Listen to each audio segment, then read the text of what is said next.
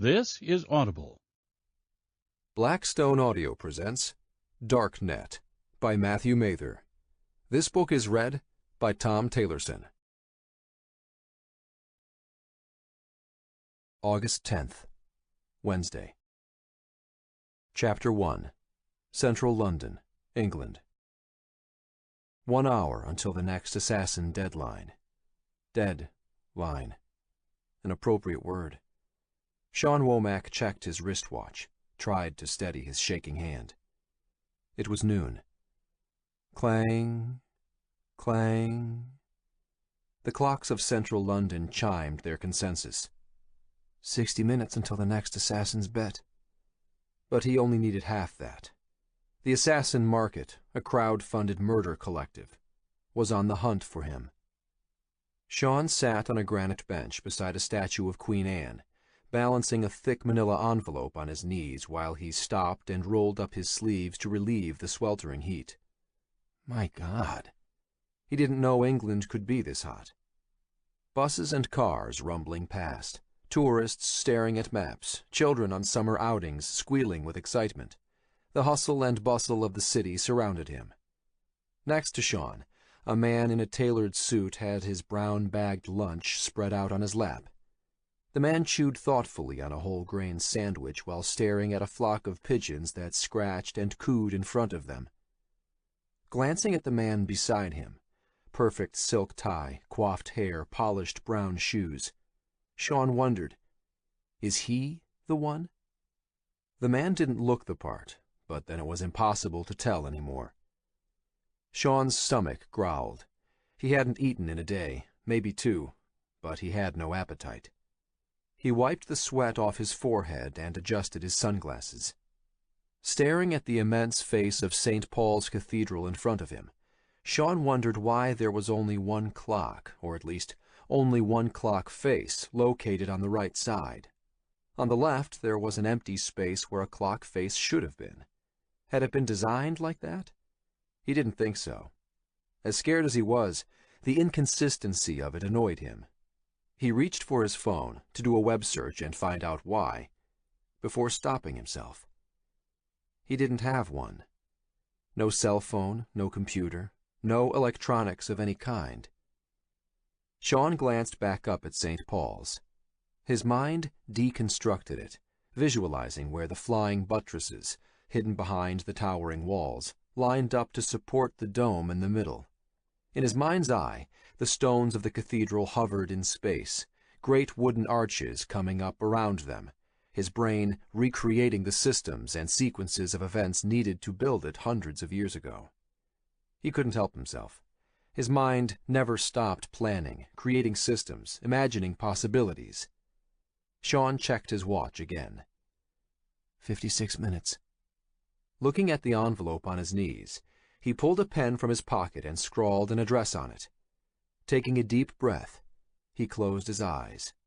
When he opened them again, he scratched out the address and wrote a different one, then pulled a scrap of paper from his pocket and scribbled something else on this and inserted it into the envelope. Satisfied, he rocked to his feet and pocketed the envelope, then walked forward to join the line of tourists going into St. Paul's. A sign on a stone box at the entrance suggested a donation of £5. Sean fished in his back pocket and stuffed his last 20s into the box. Walking inside, he followed the tourist flow and gawked up at the marble arches, the gilt frescoes of gold and blue lining the cavernous main dome, the wrought iron chandeliers dangling from vaulted ceilings. Jake would love this. They would never have even dreamed of visiting a place like this when they were kids. Every few feet, Sean stopped to glance at the entrance. Reaching the back, he stepped over the cordon rope into a corridor, then turned and ran down the passageway. The sound of his footfalls echoed off the stone walls. Reaching the end, he banged on the lever of an emergency exit. No alarm sounded.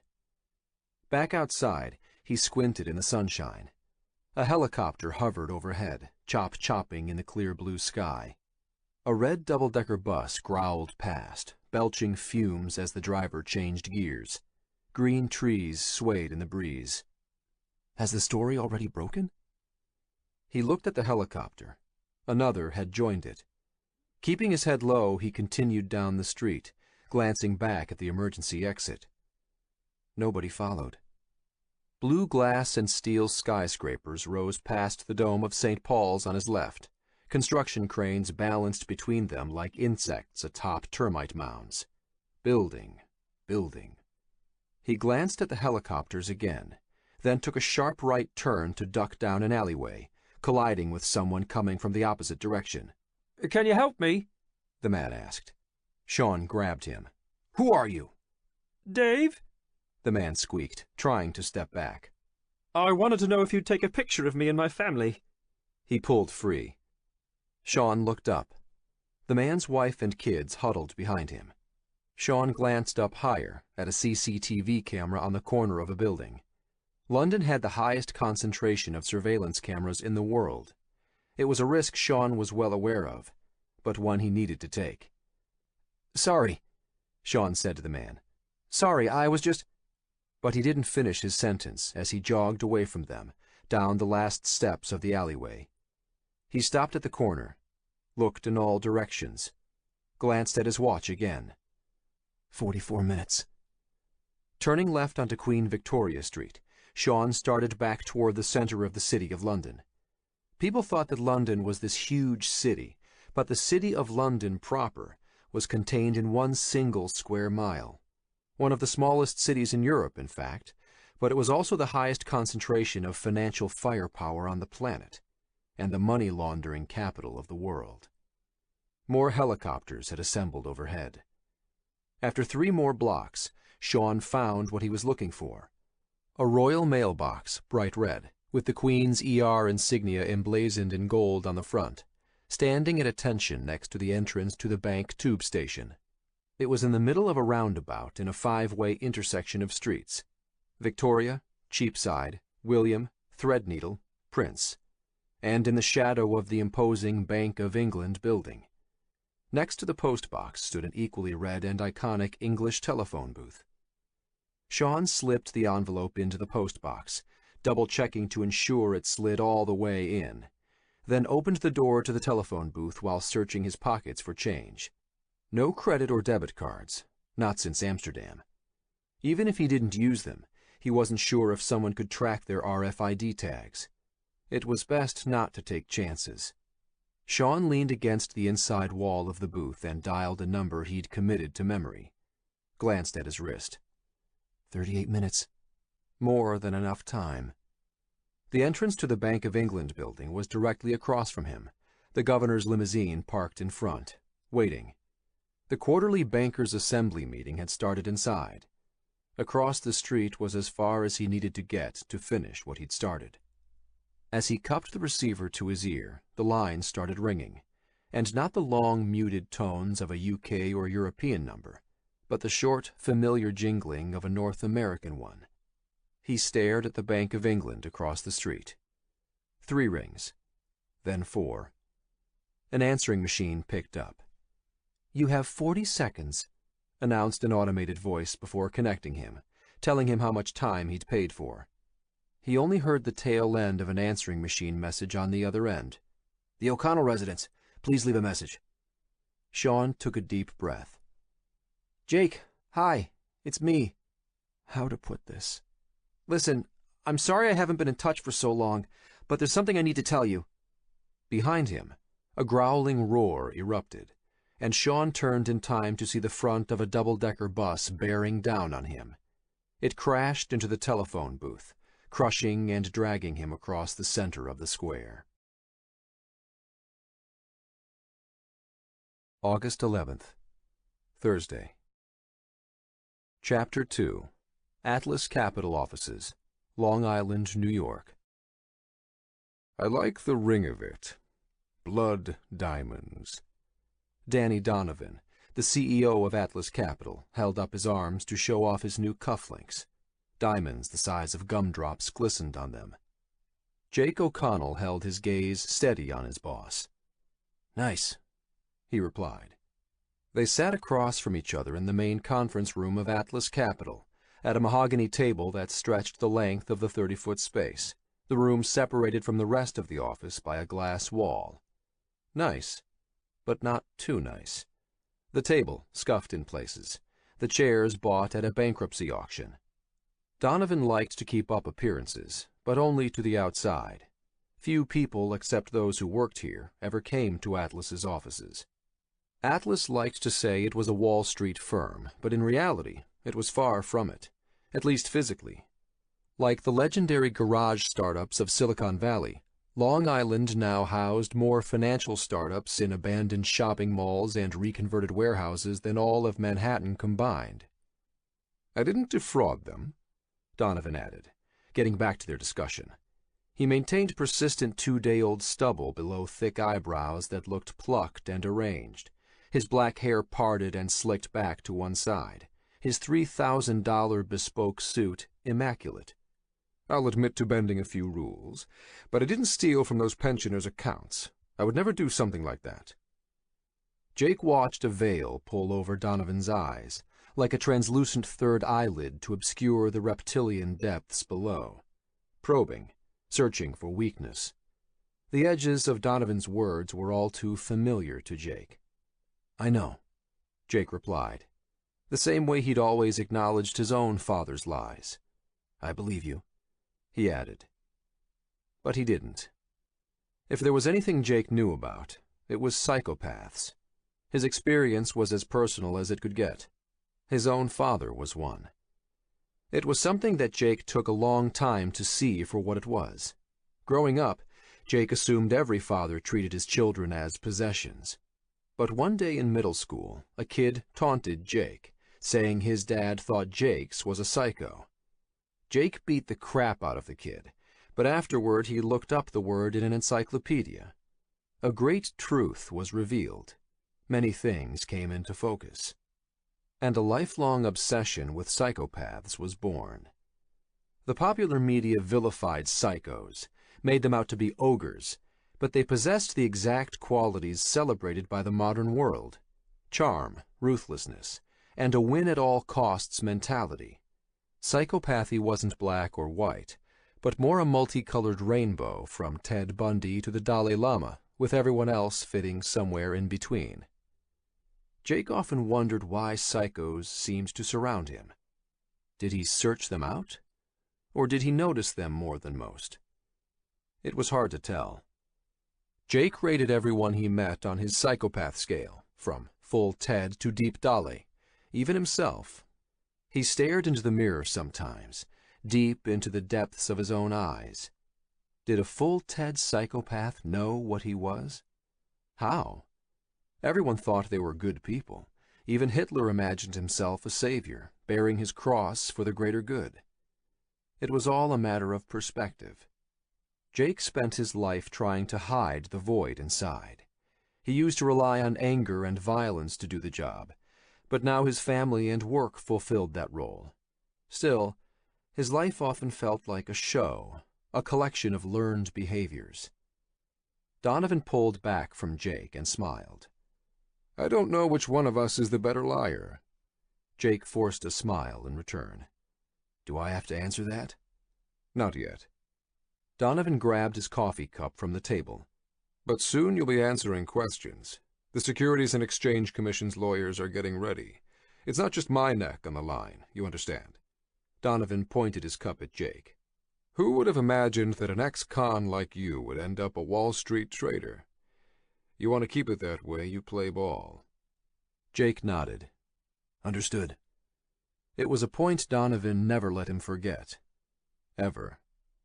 5 years ago, Sean Womack, his childhood friend, started bringing Donovan into the bar Jake managed in the meatpacking district, one of the hottest late-night party corners of Manhattan. Soaked in tequila and high on cocaine, night after night Donovan had promised to bring Jake into his new financial startup. Jake never believed it would happen, but he took to treating the guy with a few shots whenever he showed up.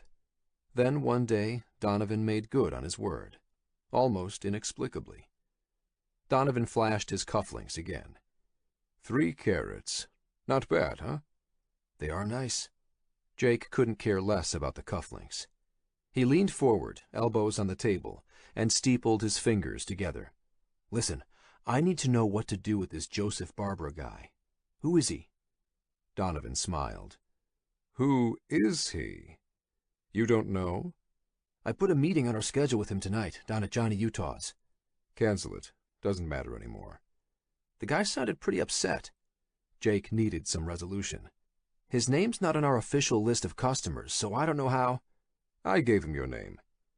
Donovan held his cufflinks up at a new angle. "You gave him my name?" What was Donovan up to? "Don't worry about it." This set alarms jangling. Donovan might have taken Jake in under his wing, but he had the uncomfortable feeling of a big brother, like the one that used to hold Jake's head under water in the bathtub when he was little. For the 100th time he felt the impulse to quit, but there was no way he could get this kind of money elsewhere. "Okay," Jake replied, unconvinced. "If you say so." He could do his own research. Just then he saw someone he wanted to talk to walking by outside. Jake excused himself to Donovan. "Just a second," as he jumped up and opened the conference room door. He stretched his hand out. "Mr. Villegas," he said, projecting his voice. Vidal Villegas, the chief operating officer of Blue Bridge Capital, turned to Jake and blinked, his watery left eye drooping from some long-ago illness. Blue Bridge was doing an audit on Atlas's accounts today. Villegas looked more clean-cut than Jake remembered, his hair thicker. They'd met a few times over the years, but Villegas was a financial superstar now, no longer the obscure university professor he used to be. Maybe he didn't remember Jake. They stared at each other. Jake's hand hovered in space between them. He was about to pull it back when Villegas finally took his hand. Yes, Mr. O'Connell, how are you?" "Good." Jake gave 2 firm shakes, then Villegas's hand slithered out of his. "Have you heard from Sean lately?" Jake asked.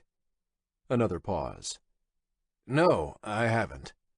Villegas flashed a weak smile. "Please, excuse me." He turned and started for the front. Another man, limping, walked beside and behind Villegas, following him. Jake watched him go. On the wall of plasma TVs lining the front of the office, Senator Russ talked on CNN. It was coverage of the presidential debate on the conflict in the Middle East. 11 weeks to go until the election, and Russ was 20 points ahead. Jake closed the door and sat back down with Donovan. "It's those bastards at Blue Bridge who are setting me up." Donovan thrust his chin at the disappearing silhouette of Villegas. "They're paying big money to back Russ in the elections. Something weird is going on there. How do you know him?" "Through Sean. You remember Sean Womack?" Donovan scowled. "Of course." "Villegas was his thesis advisor at MIT. Jake turned his Silver Eagle dollar coin over and over in his pocket. An old habit. "Villegas was Sean's thesis advisor?" Donovan hissed. "He never told me that." "You still talk to Sean?" Jake asked. He hadn't talked to his old friend himself in months, but there were more pressing issues. Jake took a deep breath. "Look, we need to talk about this SEC investigation. I want to know what I should do if they come for you. I'm worried." "Me too." Donovan sympathized. But Jake knew he wasn't. Not really. Jake had ranked Donovan a half-Ted psycho the moment he walked into Jake's bar for the first time. His well-oiled smile and piercing eyes were dead giveaways. Right now, Donovan's eyes did their best to project concern and sympathy, but Jake imagined what was going on behind them. To a psychopath, there were no dark clouds, only silver linings. There were no moral hazards, only opportunities. Even with an impending arrest and possible jail time, Donovan was probably thinking he'd get a movie deal when he got out in a few years, cement his fame as the Lion of Long Island. People saw Wall Street executives being dragged away in handcuffs after stealing the life savings of millions of retirees and asked, how could someone do something like that? When the real question was, how couldn't they? Donovan's phone buzzed. He looked at the message on it. Jake watched him clench his jaw, a vein popping out of his neck. He was only a half-Ted. He felt some stress. Donovan looked at Jake, down at the message again, then back at Jake. I need to talk to you too. Jake stared at Donovan for a long second. Anything I should be worried about? Donovan paused. This is going to sound nuts, but they have audio recordings, even video, of me saying and doing things that I didn't do. It was odd that Donovan kept insisting he was innocent. The lies were usually casual, obvious even. So why keep up the pretense? Most of the time Jake could parse what Donovan was up to, but not now. Donovan's father had been a school teacher in the Bronx, his mother a secretary. He fought his way up, graduating from Harvard on scholarship before making a rapid ascent through the ranks of J.P. Morgan, the largest investment bank on Wall Street. These were the things Jake genuinely respected him for. Hard work, coming up from the bottom, working-class roots. After only 3 years at J.P. Morgan, Donovan led a rebellion in the high-frequency trading group and dragged some of their best minds out here to Long Island for his own startup. It was a risky move that paid off. Rumor had it that Donovan cleared $200 million the year before. Between you and me, I'm no angel, Donovan continued. I've done some stuff that's a little off the books to get this place where it is. His pasted-on prep school accent was sliding into his old Bronx slang, a sure sign of agitation. I'll admit to that, but not this stuff they're trying to stick on me. He slid a memory key across the table to Jake. Put this in your pocket. Jake picked it up, held it between his fingers like it was radioactive. What the hell is it? We ain't got much time. The text I just got, they're on their way. I can't have anything to do with this. Jake put the memory key down, pushed it back across the table. I've got a family to protect. Donovan laughed. How do you think you got this job? An ominous current slid down Jake's back. Your friend Sean helped me out, so I helped him out. Hired you. Donovan pushed the memory key back to Jake. There are encryption keys on there for some locked accounts. You keep that safe. We're in this together. A commotion erupted in the front of the office. Through the smoky glass walls of the conference room, Jake saw a group of men massing at the front, one of them holding a piece of paper above his head. They wore bulletproof vests and spoke in loud voices.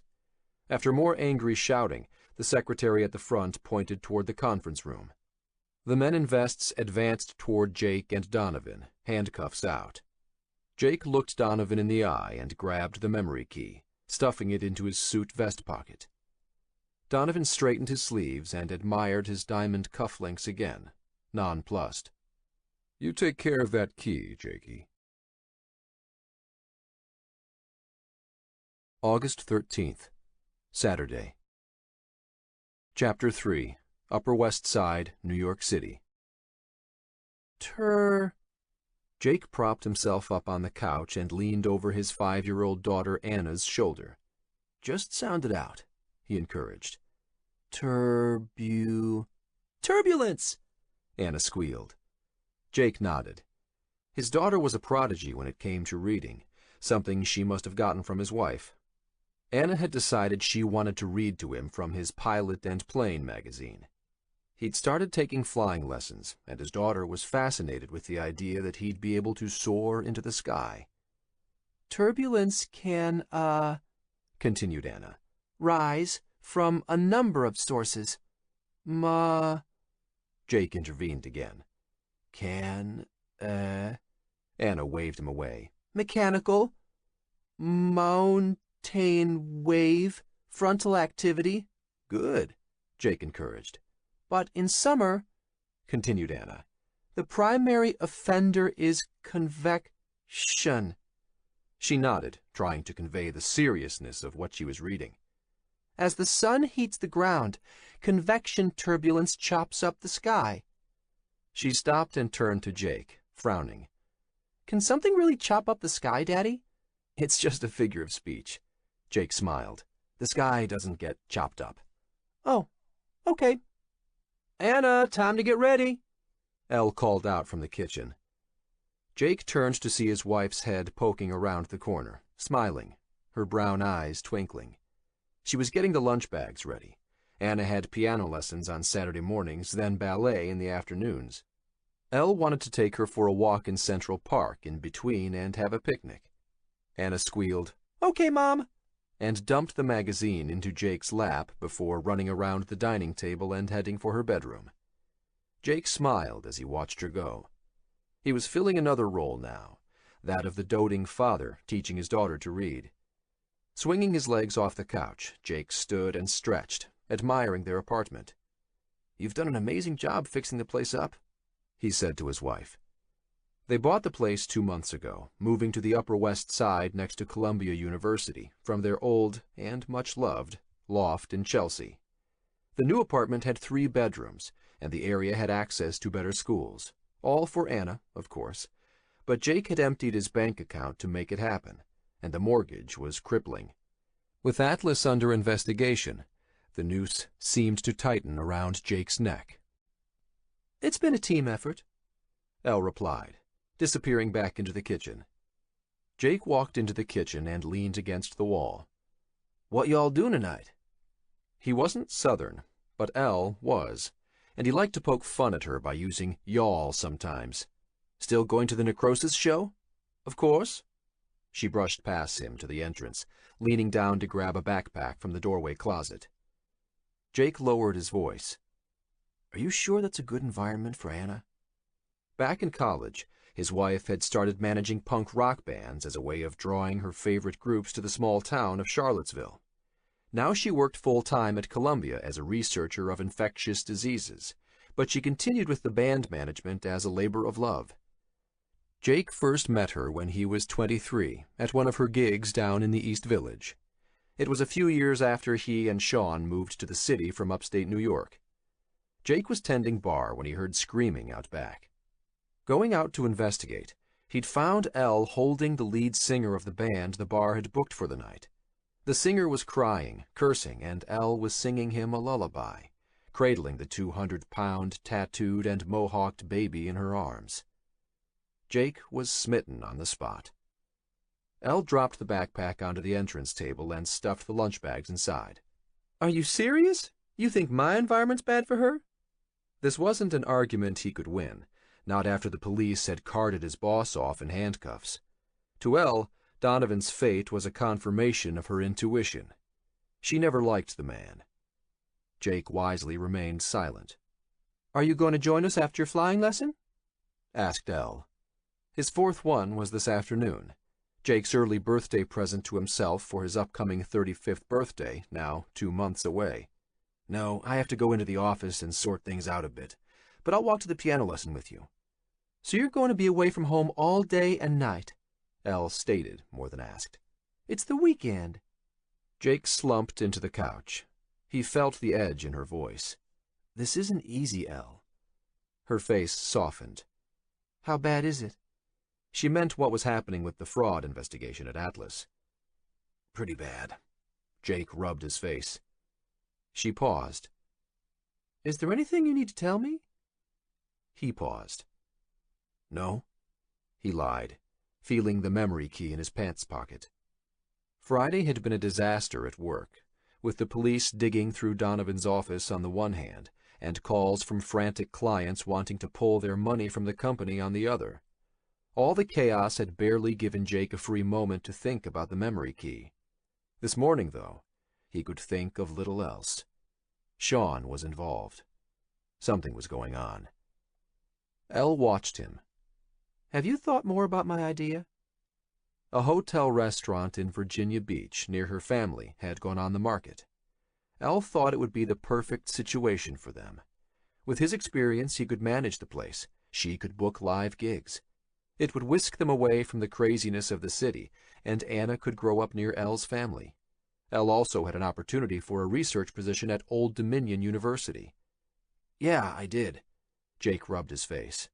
"But the timing, it's—" "Uh-huh." Elle turned, shaking her head. Jake exhaled. They needed more money before they could do something like that, even if he liked the idea. Everyone he worked with had their number, the hypothetical amount of money needed in their bank account before they could stop the madness, call it quits, and head for the beach. In all the time Jake had been in the financial world, though, no matter how much money he saw people rake in, nobody left. But he'd be different. He just needed a few more years. Jake pulled his sneakers over to put them on. Anna appeared, ready to leave, done up in a black leather coat and sunglasses with a pink beret. Kids didn't come cheap these days. She was on her phone, an old one of Jake's he'd given her as a toy, talking to one of her imaginary friends. It was a real cell phone, but not connected to the network. The phone connected to the Wi-Fi in the apartment, though, so she could play web games on it. Carrying it around made her feel like an adult. "Did you get that message from Sean?" Elle asked. Jake looked up, one sneaker half on, his heart skipping a beat. Sean left a message? There weren't any new messages on his phone or email. He knew. He'd been checking. Jake almost called Sean at 6 that morning, but Anna had already been up. "On the machine. Must have been from yesterday or the day before." Sean never left a message on their landline. Jake was surprised Sean even knew the number. He hadn't heard from his friend in 2 months, which was unusual as they normally talked every week or two. But then Sean was jetting around the world dating models and setting up banks. Jake squirmed around on the couch and grabbed the old-school answering machine they still had. He punched the message button. "You coming?" Elle asked. "Jake, hi, it's me." Sean's voice echoed from the playback. Traffic growled in the background. "Listen, I'm sorry I haven't been in touch in so long." A car honked in the pause. "But there's something I need to tell you." The recording ended with a loud crashing sound. That was odd. Jake pulled his phone out and dialed Sean's private number. It rang 4 times before going to voicemail. Jake searched his contacts and found another number for Sean, the public one for his business, and dialed that next. Elle and Anna stared at Jake from the entrance. "Are you coming?" Elle asked again, the frown on her face mirroring her impatience. Jake held up one finger. "Sorry, just a second." The number rang 3 times, and he was about to disconnect when it picked up. "Sean, you there?" Jake said into his phone. Dead silence. "Sean?" "I'm here," came a reply, slightly garbled. "How are you, Jake?" "I'm good." Jake frowned. Sean sounded weird, not like himself. "Are you okay?" "I'm fine." Another pause. "I heard Donovan was arrested." Jake turned away from his family. "Yeah," he whispered, "and he gave me something." "Oh, yeah? What?" "I don't know, but he said you made it for him." More dead space. "Jake!" Elle stamped her foot. "Are you coming?" He turned to face her, nodding. "Just 1 second." He turned back away. "Listen, Sean, can I call you back? I really need to go." 2 or 3 seconds passed before there was a reply. "Sure. And Jake?" "Don't worry about it." The line disconnected. Chapter 4. University Medical Center, Hong Kong. Mr. Yamamoto eased himself off the examining table and buttoned up his shirt. The doctor's office looked nothing like the traditional ones at home in Japan, but he preferred the clean, antiseptic feel of a Western-style executive clinic. "How are the results?" Yamamoto asked. "Perfect," the doctor replied. "You are making an excellent recovery. Just make sure to get some regular exercise." The doctor bowed and excused himself, leaving Yamamoto alone in the examining room. They spoke in English. Despite the reversion to Chinese control, Hong Kong retained a strong undercurrent of its colonial roots. Yamamoto preferred to keep referring to it as Victoria's City, something he knew irritated his Chinese counterparts, and the surprise he had in store for them today would perform even better in that capacity. But perhaps he was giving them a great gift as well. Looking at himself in the mirror, Yamamoto executed a perfect Windsor knot in his tie with practiced ease. Dusting off the shoulders of his suit jacket, he put it on before inspecting himself one last time. He felt better than he had in years. Opening the door, he strode down the corridor, flanked by his 2 bodyguards who were waiting outside. His assistant was in the reception area with a cup of jasmine tea. "Have you arranged everything?" Yamamoto asked in crisp English. It was the weekend, so arranging a meeting with the heads of several of China's largest banks was no small feat. "Yes, Chairman. We will be meeting at the head offices of Goldman Sachs." "Good." Yamamoto nodded. Neutral ground, and right next to the Bank of China complex. It was a straight shot down Victoria Road from here, past the glass canyons of the city. It was also next to Hong Kong Park. Perhaps he would take a short walk afterward. Outside, his driver stood at attention with the limo door open. Yamamoto slid into the cool interior, one bodyguard ahead of him and one behind, while his assistant opened the front door to sit beside the driver. Hong Kong had some of the worst traffic in the world, but he used this car as his traveling office. Someone was waiting inside for him, an outside consultant. Yamamoto didn't trust his own staff enough to share the details of his special project with them. No one besides Yamamoto and the consultant knew about it. The car pulled away into traffic. "Is Atlas Capital involved?" Yamamoto asked the consultant, Shen Shi Heng. Shen Shi shook his head.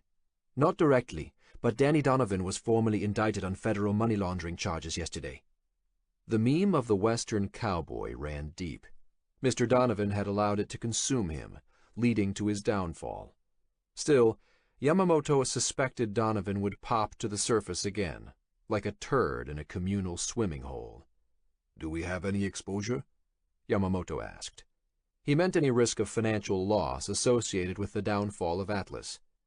"Not according to the connections I can see," Shen Shi replied. "But I haven't had a lot of time to investigate that aspect of it. Why don't you let me connect with your staff?"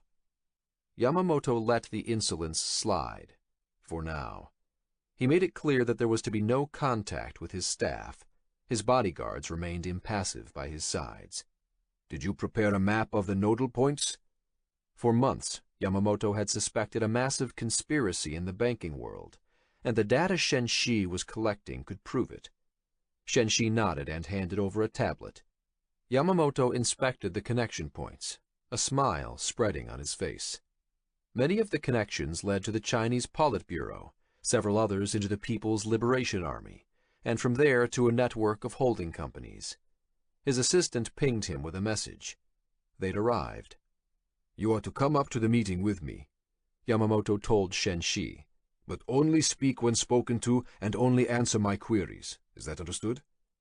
Shen Shi nodded. They exited the limo. Yamamoto stopped, again flanked by his bodyguards, to inspect the crisscross pattern of the Bank of China building beside them, and then entered the 70-story glass tower of Goldman Sachs, where he and the consultant and bodyguards were whisked to the top floor. An administrative staffer greeted and ushered them into an expansive conference room with 12-foot ceiling-to-floor glass walls. A glistening black oval table sat at the center, and seated around it were representatives of 10 of the world's largest banks. Yamamoto dispensed with pleasantries. "Gentlemen, today He stopped halfway from the doorway to the table. Why was it so hot in here?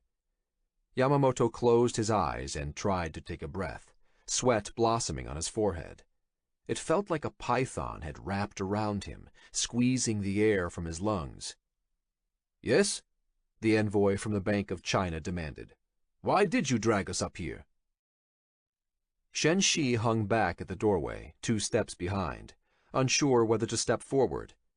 From behind him, the 2 bodyguards sprang forward to grab Yamamoto as he faltered and fell forward, gagging and convulsing. "Get a doctor!" one of them yelled into his walkie-talkie. August 15th, Monday. Chapter 5. Atlas Capital Offices, Long Island, New York. "Mr. Sinclair, I assure you that your money is safe," Jake said into the telephone. "Whatever Mr. Donovan was—" Angry shouting on the other end. Jake pulled the receiver from his ear. "Yes, I know he's the founder of Atlas," Jake continued when the yelling subsided. "But you and I have a relationship." Now came a rush of expletives. Jake cringed. I understand. I'll start the paperwork, but in a few weeks... His voice trailed away. Mr. Sinclair had already hung up.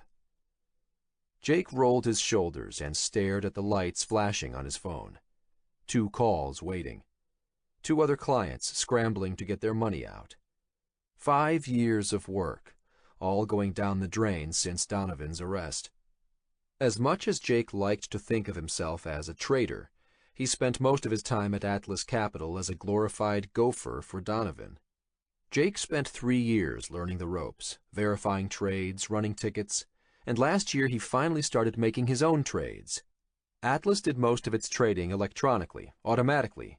Half of the money it made was through algorithms designed by the geek group in the basement.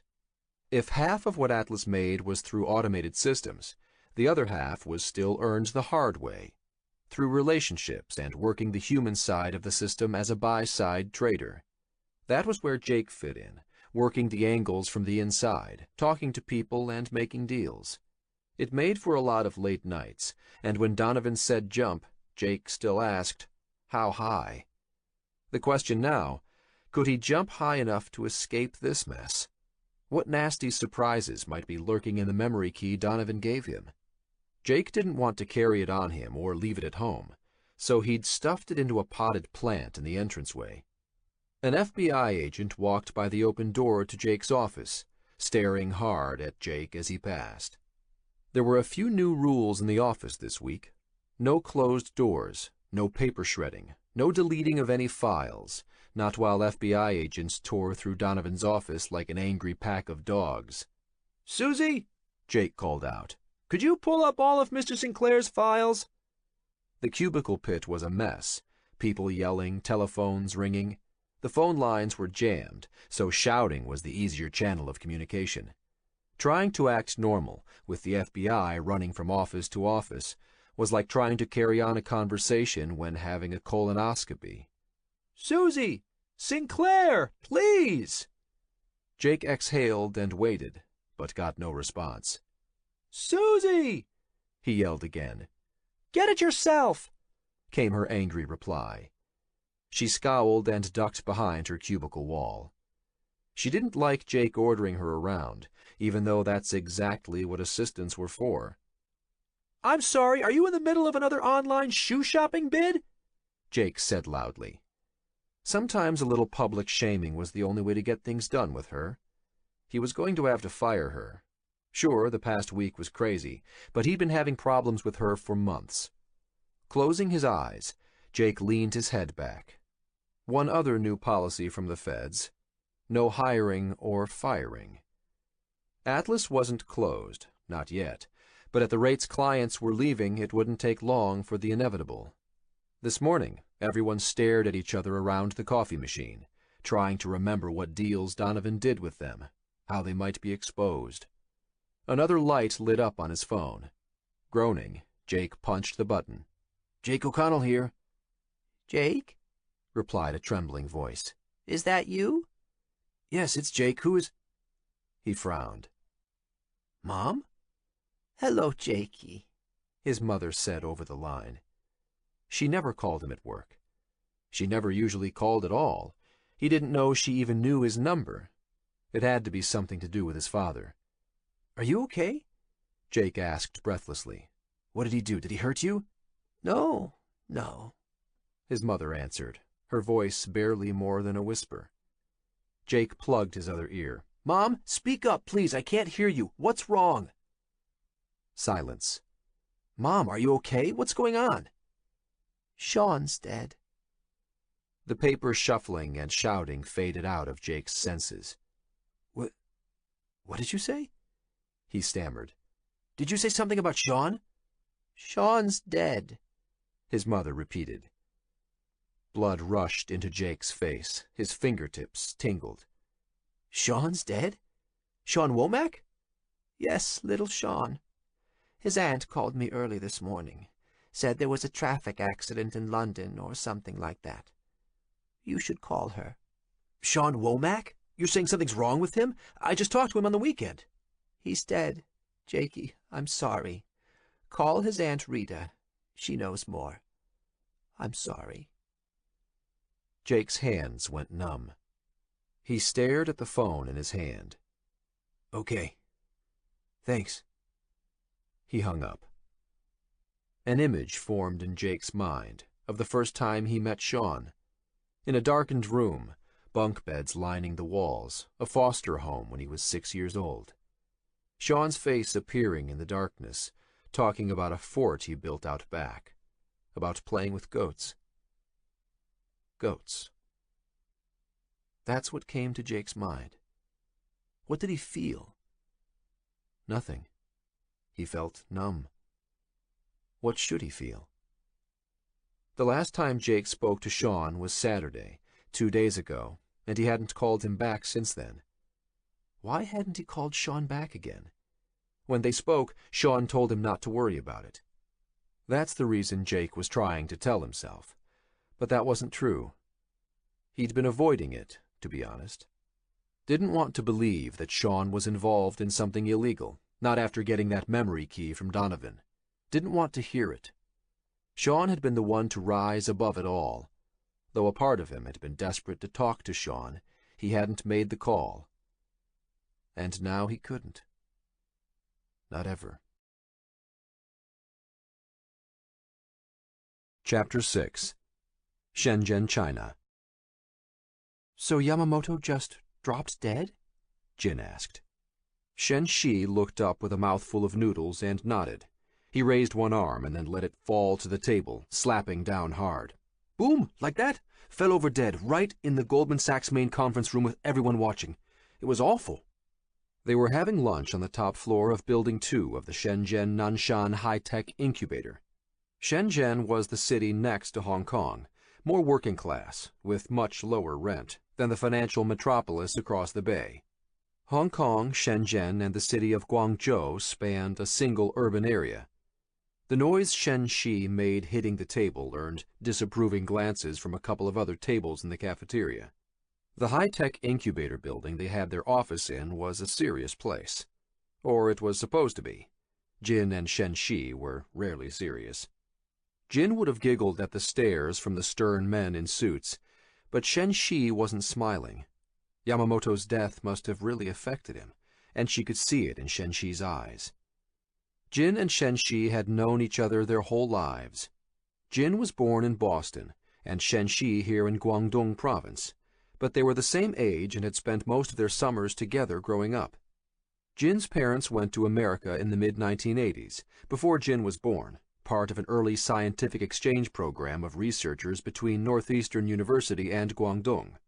It was only supposed to last a few years, but her family had stayed, becoming American citizens. When Jin was snared in a hacking investigation 4 years ago in Boston, part of a botched intrusion testing program, Shen Shi had offered to help her start a business in China. She'd jumped at the chance.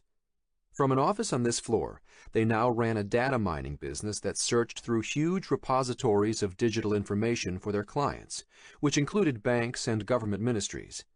Jin was more of the geek side of their team, reserved, shy, while Shen Shi was outgoing, a real go-getter businessman type.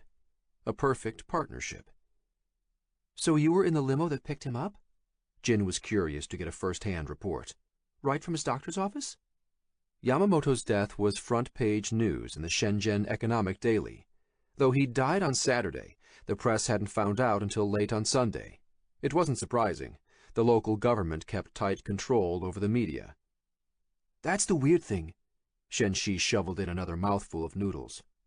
"Why would he drop dead right after getting his heart checked out?" It was common knowledge that Yamamoto, the chairman of Japan's largest financial fund, had had a heart attack the previous year. The news stories had been rife with speculation, but none had mentioned that he'd been at his doctor's office minutes before his death. "Just a coincidence," Jin offered. "I mean, it's called a heart attack for a reason." "That's what I thought, too." The way Shen Shi said it invited speculation. "Until what?" Jin asked. Shen Shi grimaced and looked out the window. "Are you okay?" Jin asked. She'd never seen her cousin like this. Distracted, distant. "It's not just Yamamoto." Shen Shi's words drifted off. "Then what is it?" Jin asked. Shen-Shi looked her in the eye and worked his mouth around as if he tasted something terrible. Sean Womack. You remember him? Sure, Jin nodded. They'd worked on contracts at the Bank of China with Sean many years before. Sean even helped her with lawyers when she was snared in the hacking investigation in Boston. He died yesterday in London. Just saw a news article today. Some random traffic accident. My God, really? I didn't tell you before, but he was the one that recommended us to Yamamoto. Jin had one hand to her mouth, still trying to process the news. She wasn't close to Sean, not in years, but still, he was a friend. It didn't surprise her that Sean had recommended them to Yamamoto.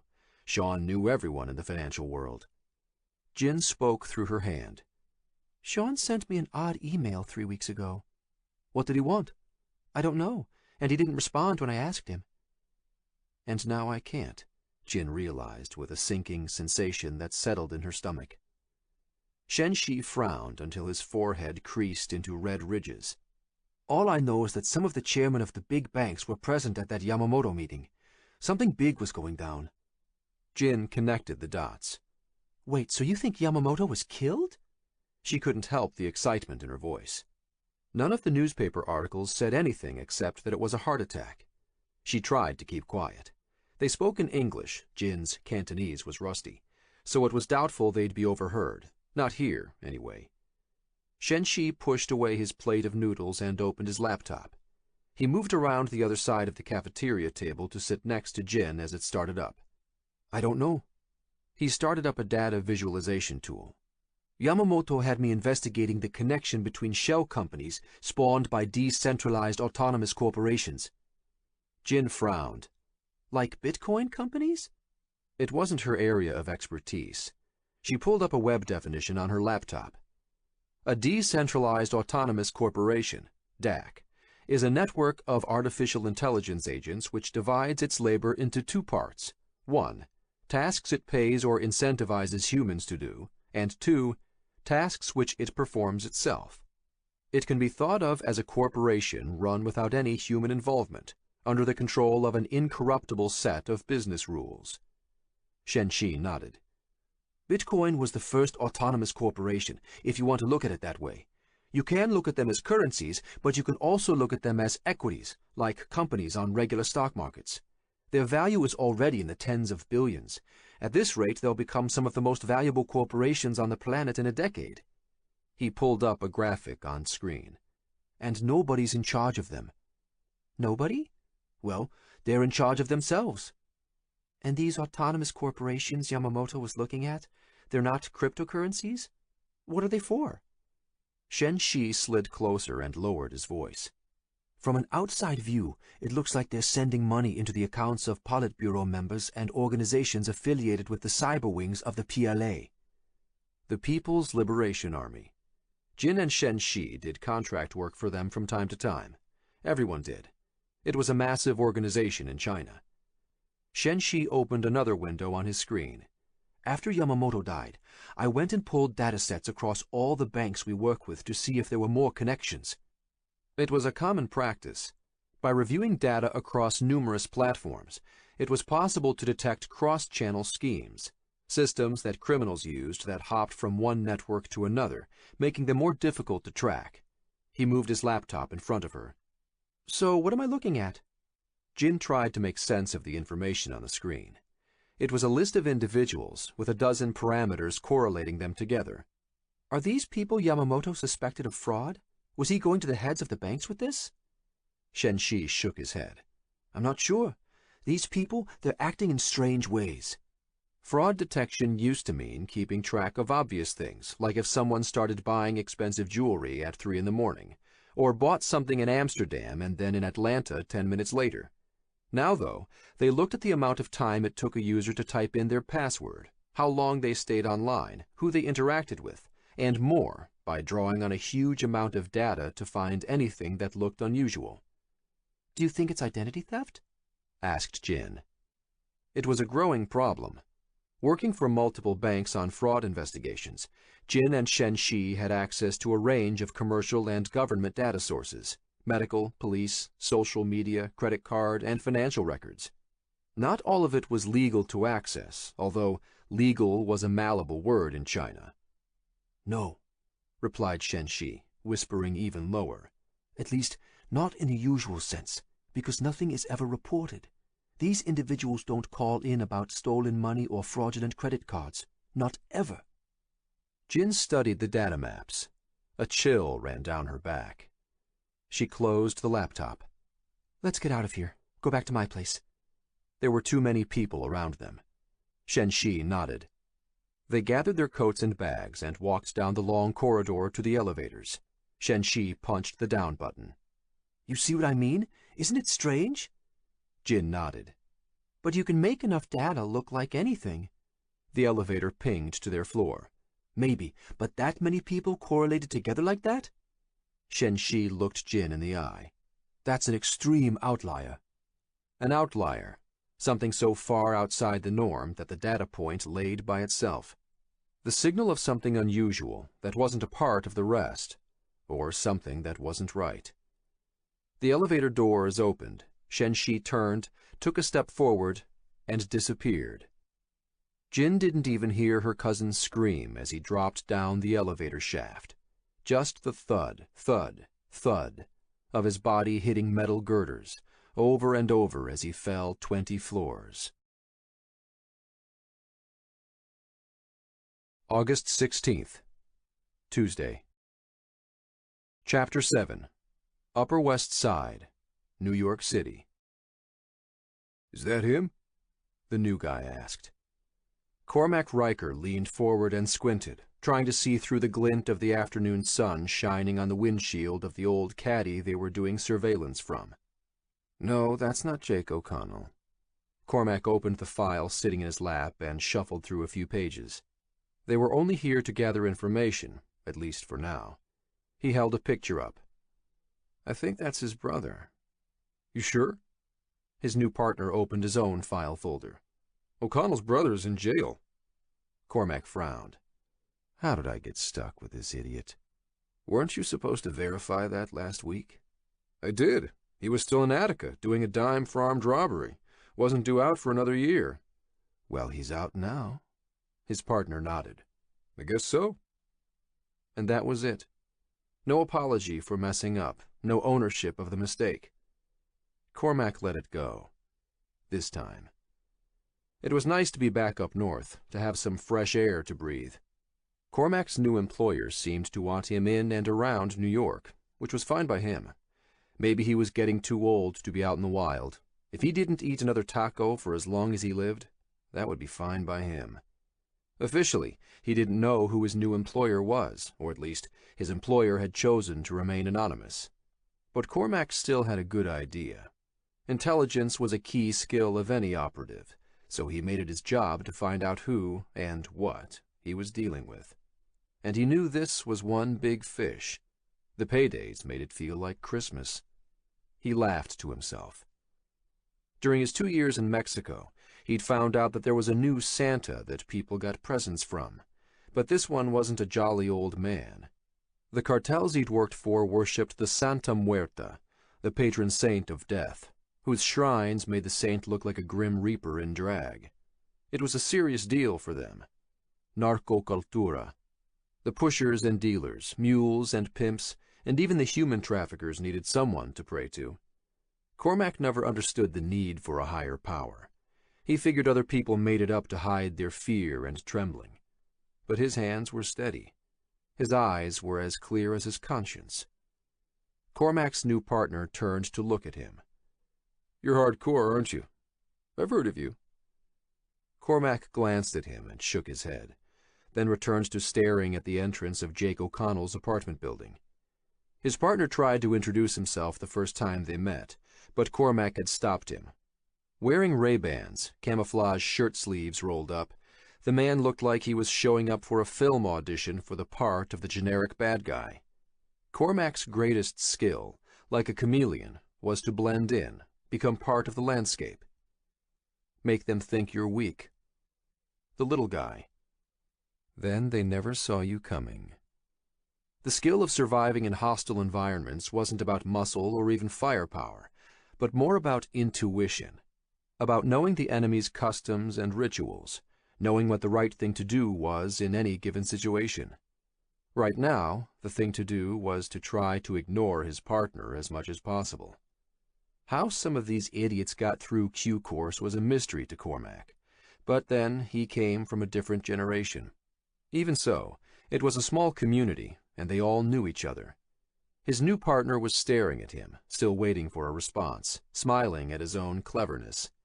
He didn't realize it, but he had just done something dangerous. "Some people call me that," Cormac replied.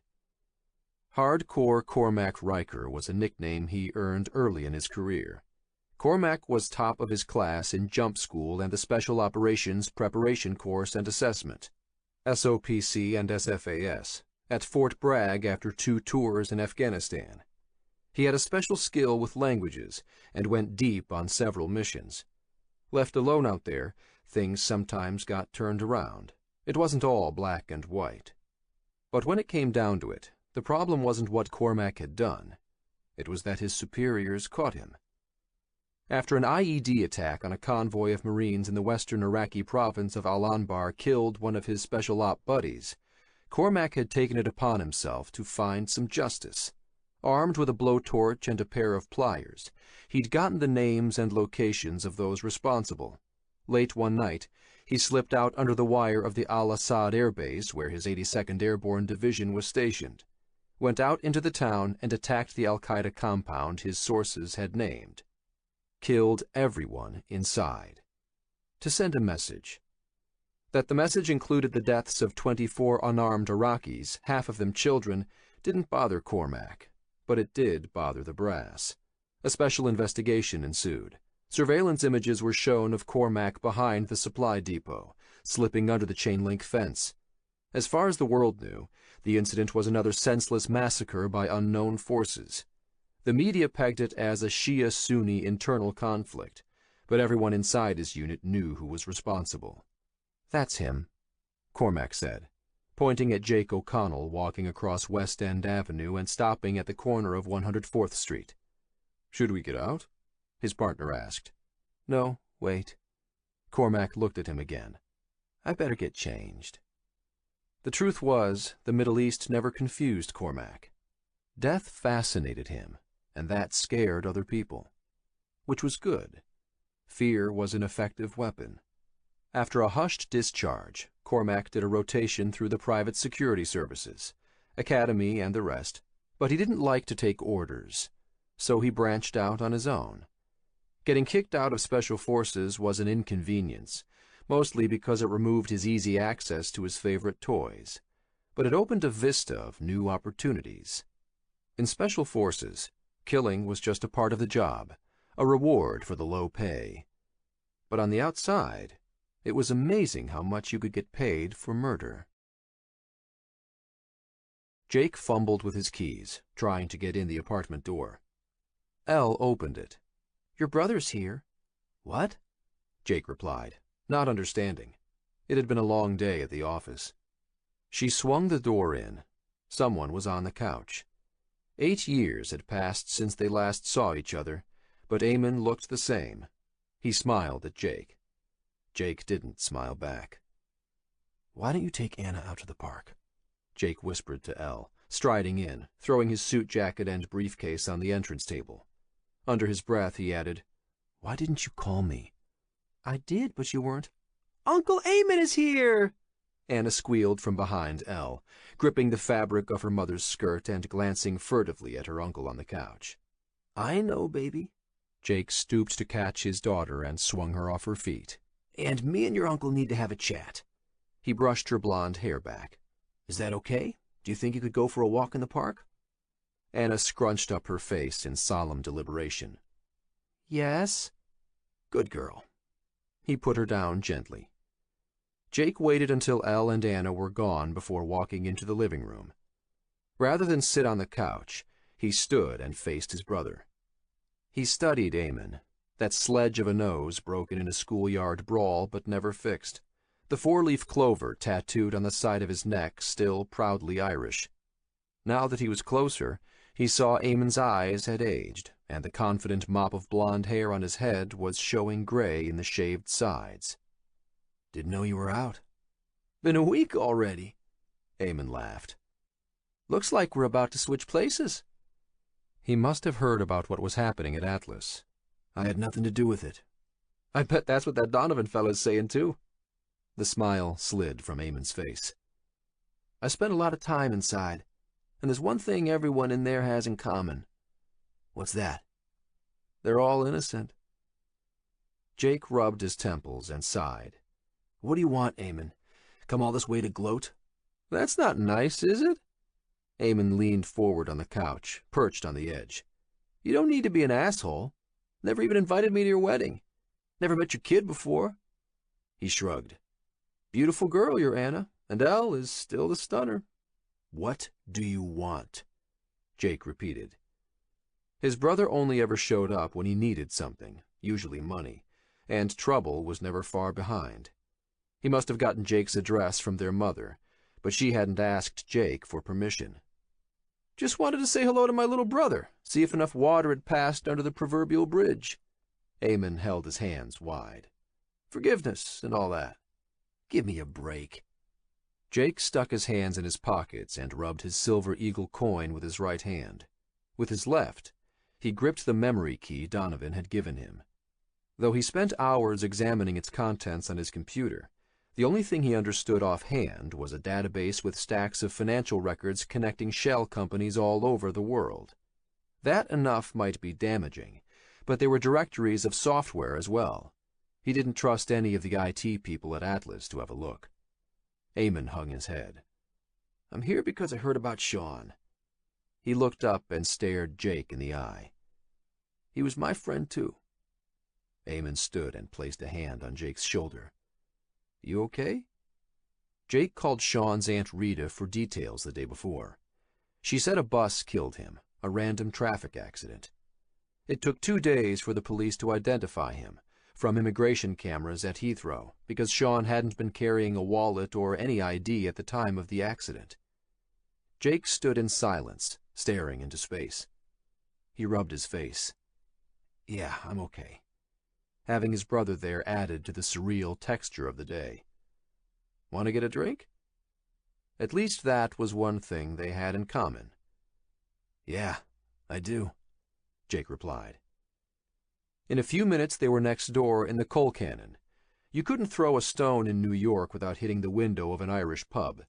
It was nearly empty, and Jake and Eamon seated themselves at the bar, ordering 2 pints of Guinness and 2 shots of Jameson whiskey. Just like old times.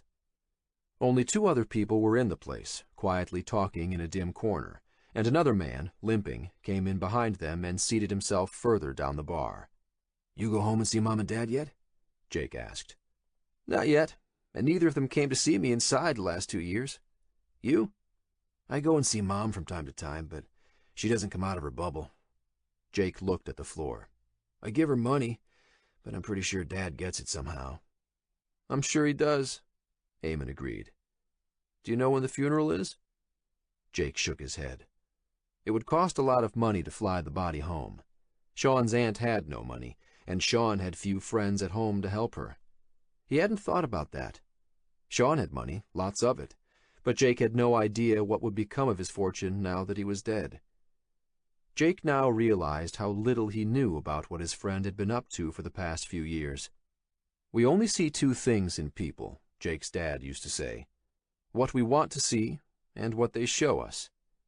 Neither was the truth, and neither seemed to sum up Sean. Eamon raised his shot glass. "A good funeral's better than a bad wedding. We should give Sean a proper send-off." "Yeah." Sean would have liked that.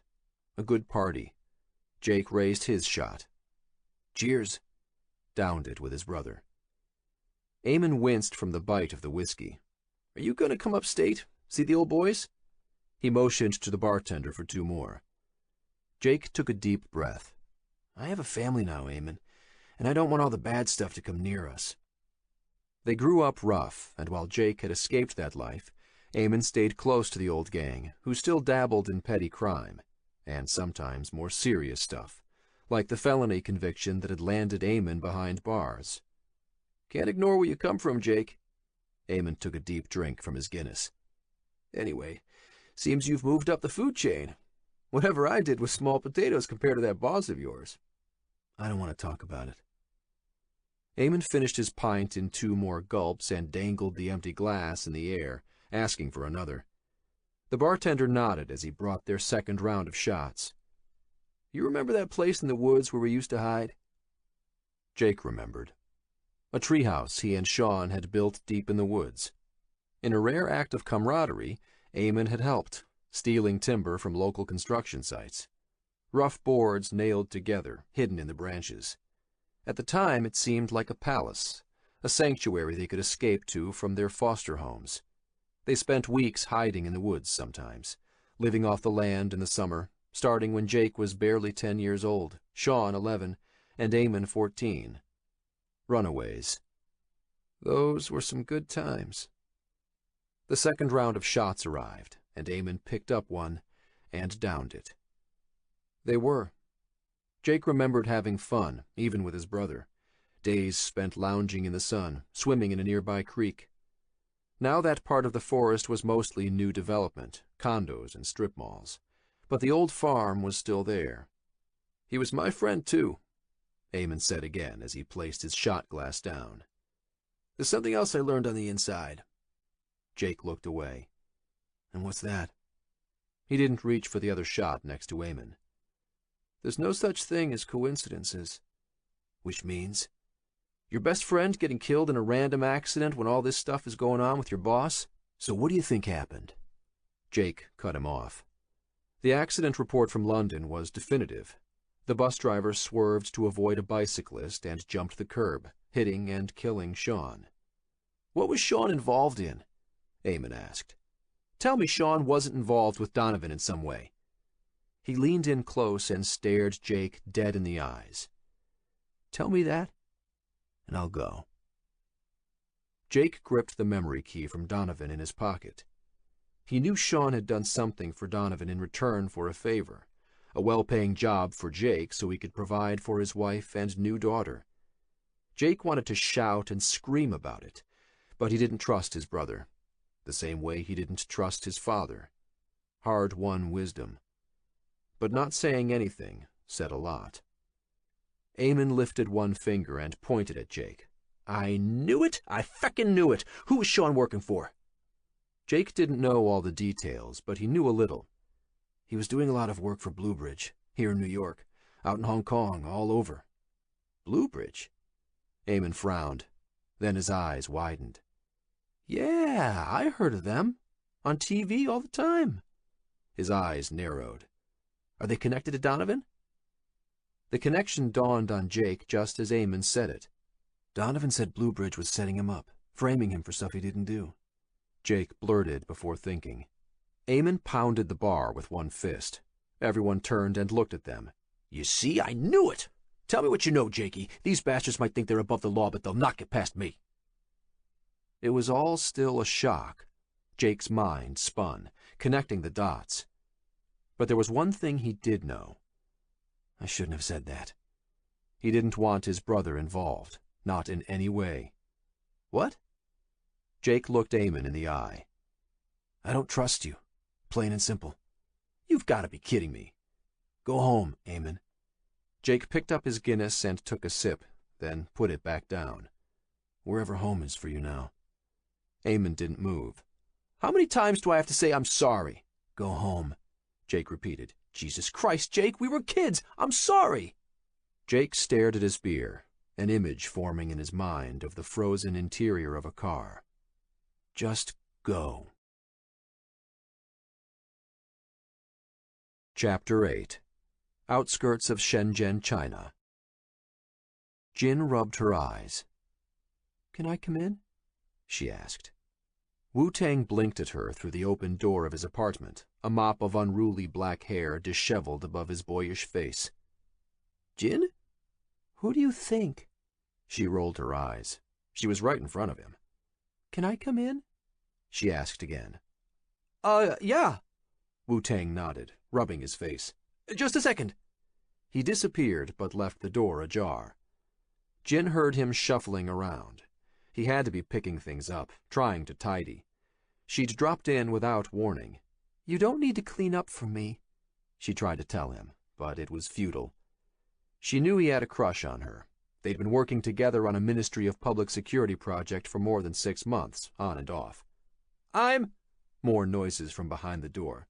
"1 second." Something crashed. Wu-Tang swore under his breath. Jin felt nervous and exposed in the hallway. She couldn't take it anymore, so she pushed the door open and stepped through. Inside, she found Wu-Tang standing with an armful of clothes. A sock fell, and he tried to grab it, but missed. A flat plasma display covered one wall of the small apartment, a first-person shooter game frozen mid-gunfire. Takeout containers covered the table in front of the couch. "Sorry for appearing out of nowhere like this." Jin bowed her head. "Go ahead, finish cleaning. I'll wait here, Wu-Tang." This wasn't his real name. It was Liu Wei, but she knew that was what all his friends called him. "Can I call you that?" Wu-Tang nodded awkwardly and ran off with the pile of clothes. "It's horrible what happened to Shen Shi. I'm so sorry." He disappeared into his bedroom with the pile of clothes. Of course everyone knew. It was all over the news. Jin was still trying to erase the image of the yawning abyss of the elevator shaft. She had almost stepped into it herself, reaching out to join Shen Shi before she managed to stop herself, her mind realizing something wasn't right. The rest was a blur. The police seemed to arrive within seconds. There was confusion over what had happened. Did he force the doors open? No. Did he jump? No, it was an accident. Did you push him? What? The terror in the back of her mind was that this wasn't an accident. Nobody knew that Shen Shi was working for Yamamoto, not even her friends, except perhaps Sean, but he was dead. It was a secret project. Nobody knew he was there when Yamamoto died, except her. But that wasn't entirely true, she realized. The heads of the banks in that room had seen Shen Shi, as well as Yamamoto's bodyguards. So some people knew Shen Shi was involved, or at least had seen his face, which was much the same thing. That room had been packed with powerful people, and one of them might have killed Yamamoto to keep him quiet. And they might have killed Shen Shi as well. Their data mining company was registered under Shen Shi's name. She didn't have a Chinese passport. So somebody investigating might not know she was involved, and nobody knew that he'd shown her the data. At least, she didn't think anyone knew. Yet. "Miss?" one of the policemen had said to her after Shen Shi's accident. "Miss Huang, we need you to come downstairs. We're going to look at the footage of the closed-circuit cameras." And that's when the terror really blossomed in her mind. The cameras. They lined the hallway leading up to the elevator. It was a new building, completely wired, completely monitored. As soon as the officers allowed her to leave, she ran to her apartment and grabbed a bag. She started up an app for the augmented reality glasses she and Shen Shi had been working on as a research project. It did real-time face recognition of the people you looked at, comparing them to scrapes of social networking sites. 90% of people in Shenzhen had social media accounts. It was a powerful way to view the people around you. After grabbing some personal things, she retreated to a cafe and sat with her back to the wall, watching the names and details of people flash in her augmented reality glasses. By cross-correlating with other databases, it pulled not just their names, but their addresses and even their occupations, compiling the information on her display. Anyone it couldn't identify was highlighted in red. She'd spent a frightening day and night watching red-haloed people come in and out of the cafe, and she couldn't stop thinking of Shen Shi's laptop the whole time. She had it, the one with the data from Yamamoto. Jin had picked it up from the table when they got up to leave, slipped it in her purse at the elevator. If somebody had been watching them, they might not have noticed, but now, after a day of investigating, it had to be obvious the laptop was missing. There was only one other person who could have it. Jin. Was it a coincidence that Shen Shi fell into an empty elevator shaft 2 days after Yamamoto's sudden death? Yamamoto had survived a previous heart attack. Perhaps a second attack had simply been a matter of time. When she looked up elevator accidents in the cafe, she found out thousands of people died that way every year. The Poka-yoke, the failsafes, should have kicked in, but it was a new building. They were already calling it a faulty systems installation in the social media feeds.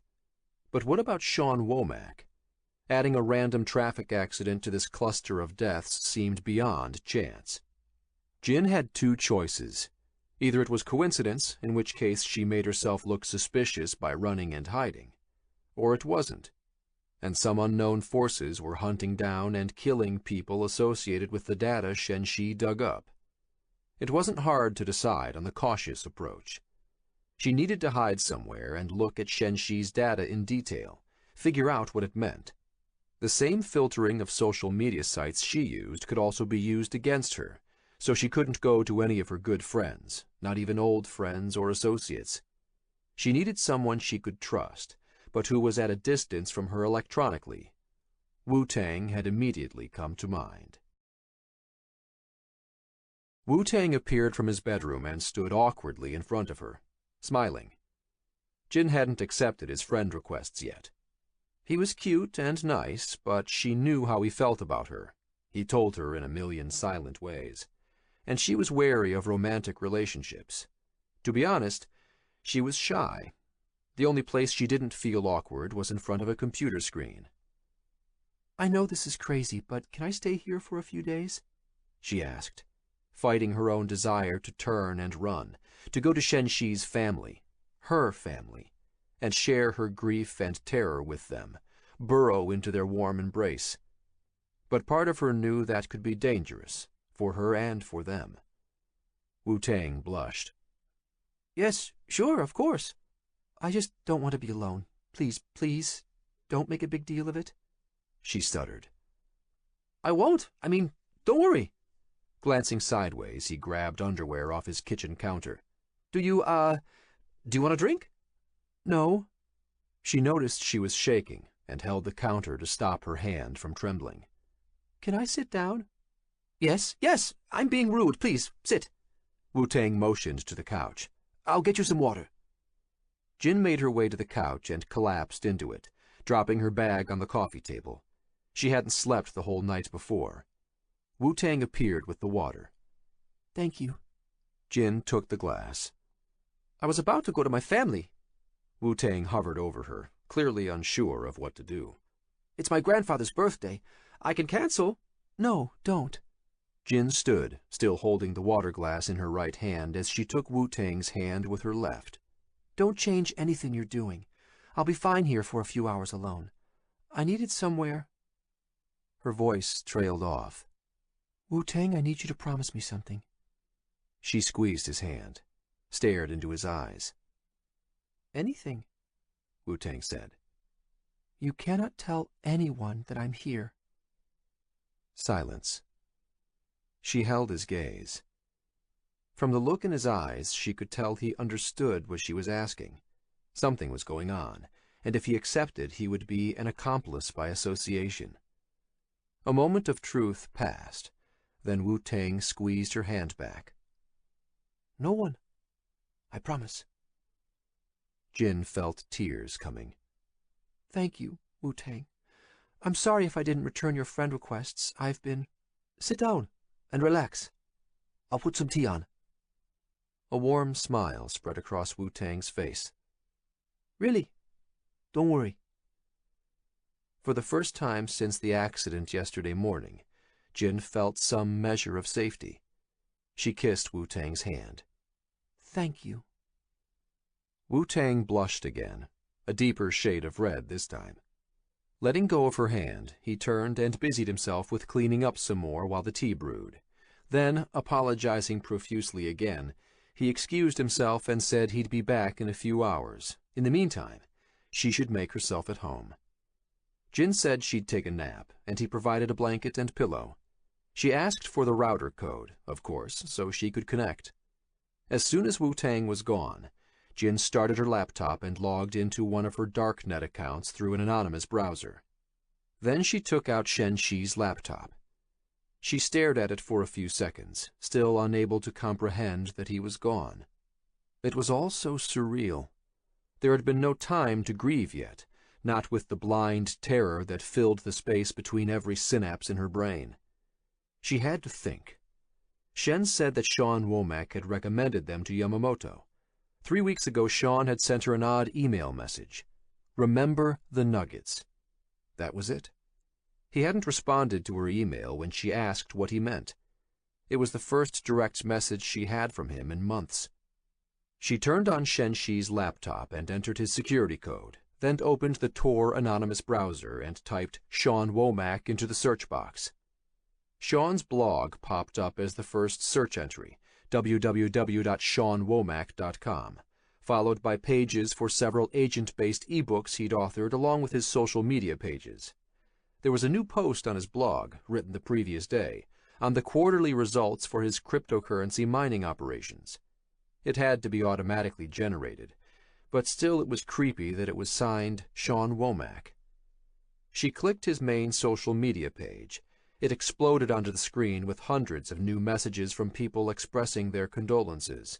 He had an app running that automatically generated responses, thanking them for thinking about his death. If she hadn't known he was dead, she might be excused for thinking he was still a busy man. Digital death followed long after physical death. She clicked on a link to a story about his accident. BBC, August 12th. A London Transit double-decker bus jumped the guardrails today, killing a tourist next to the Bank of England. The man, described as a Caucasian in his mid-30s, had no identification, and police are asking. His body hadn't been identified for 2 days, and even then there'd been no official time of death. Frowning, Jin dug through the connected news stories. Sean had always been wired, phone, tablet, smartwatch, laptop, so it seemed strange that he'd been found without any of those things. Most of the reports claimed that the driver had swerved to avoid a pedestrian.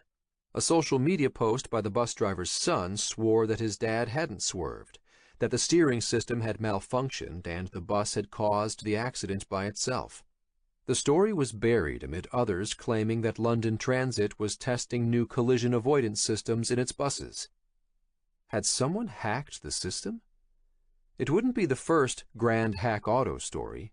She found a related story on Rolling Stone journalist Michael Hastings, who had been investigating military intelligence agencies a few years before.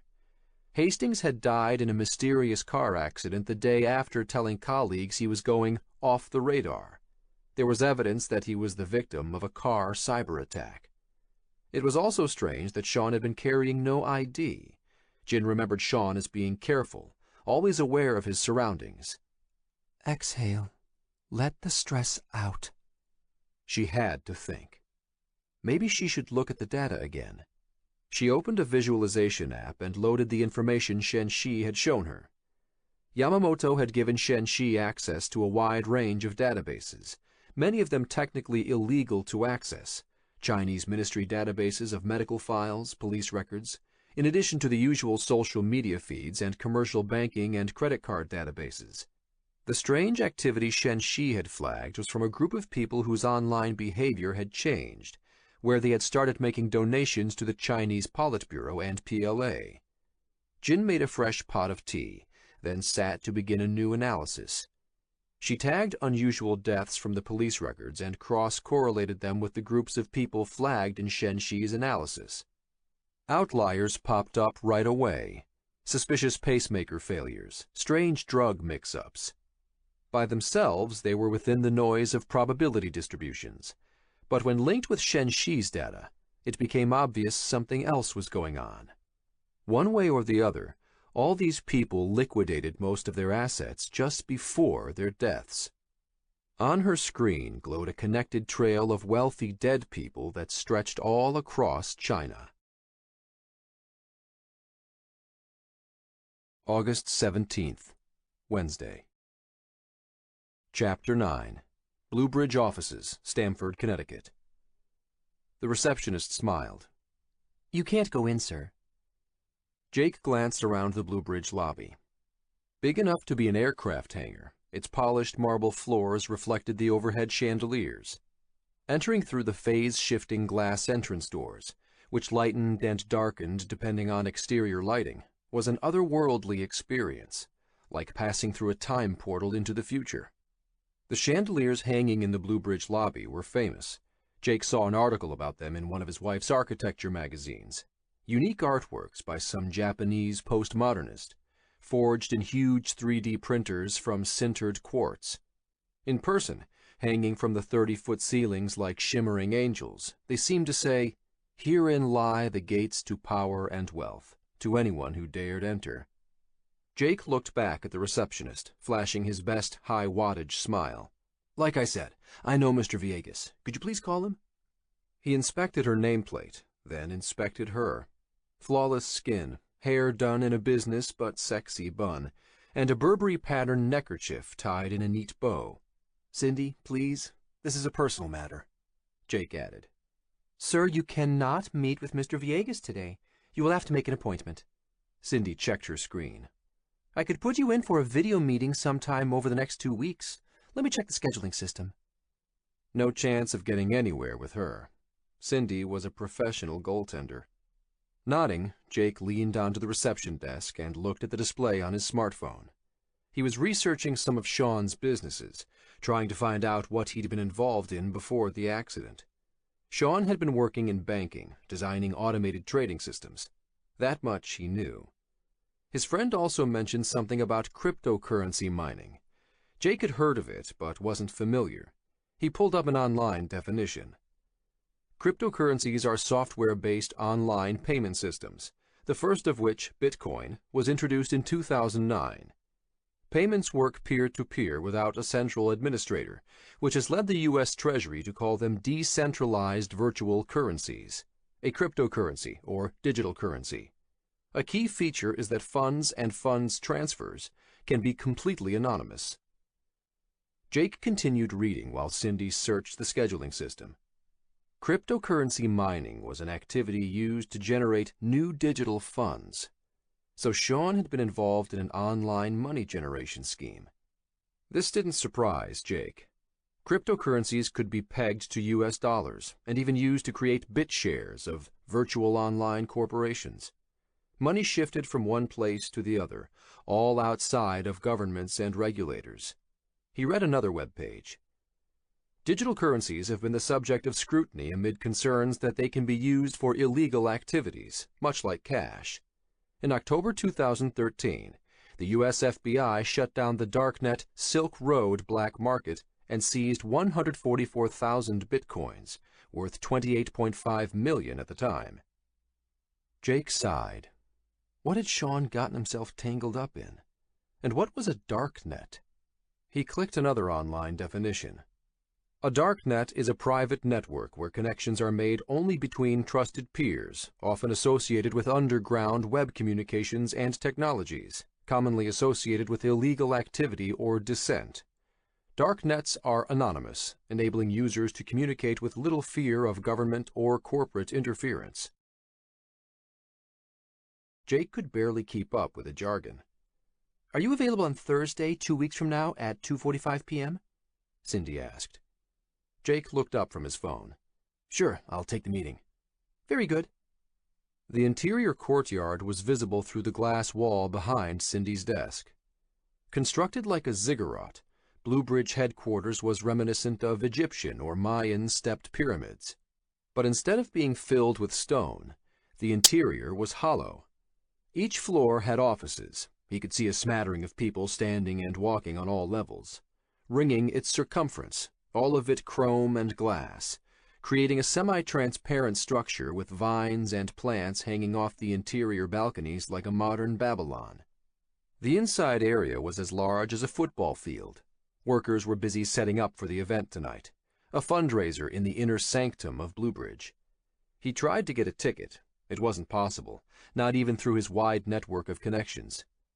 Villegas was going to be here tonight, and Jake needed to speak with him. In person. "Could you place your finger on the scanner?" Jake frowned. "Now?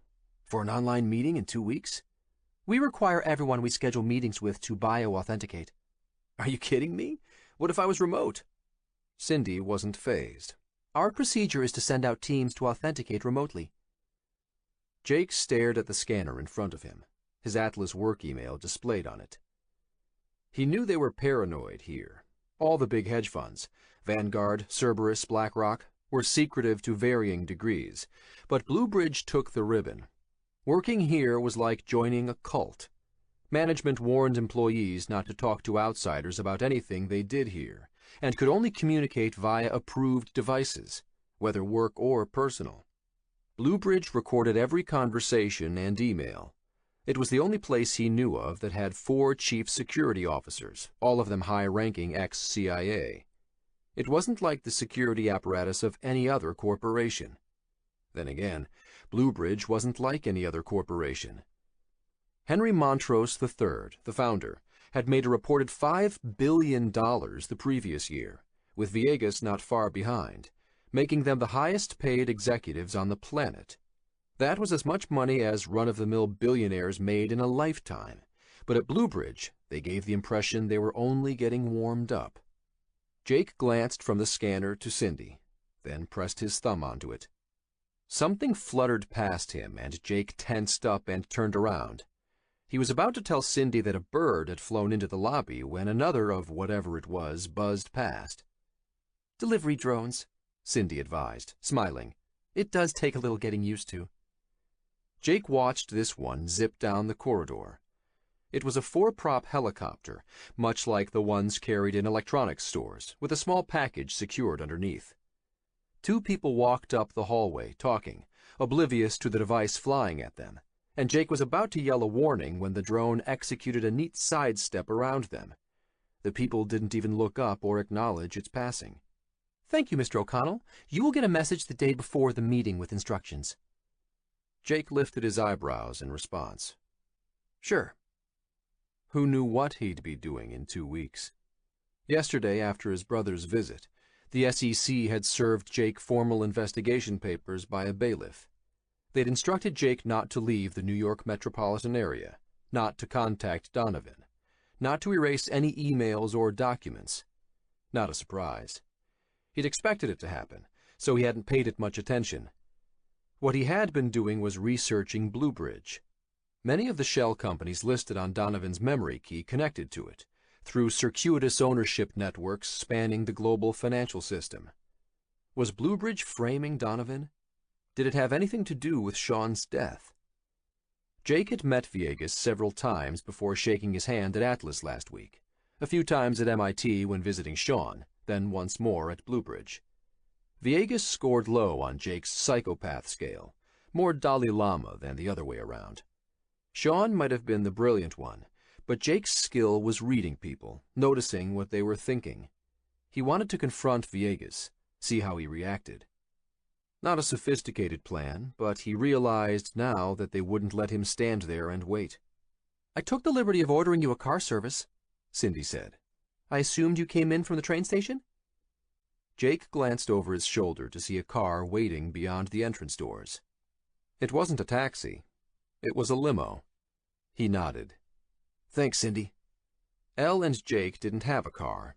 He had taken the Amtrak from Penn Station to Stamford, then a taxi to Bluebridge. Cindy must have noticed him arriving in it. Cormac watched Jake get out of the limo and walk into the station. Rolling down the window of his Buick, he used binoculars to watch Jake through the glass walls of the enclosed second-floor waiting area.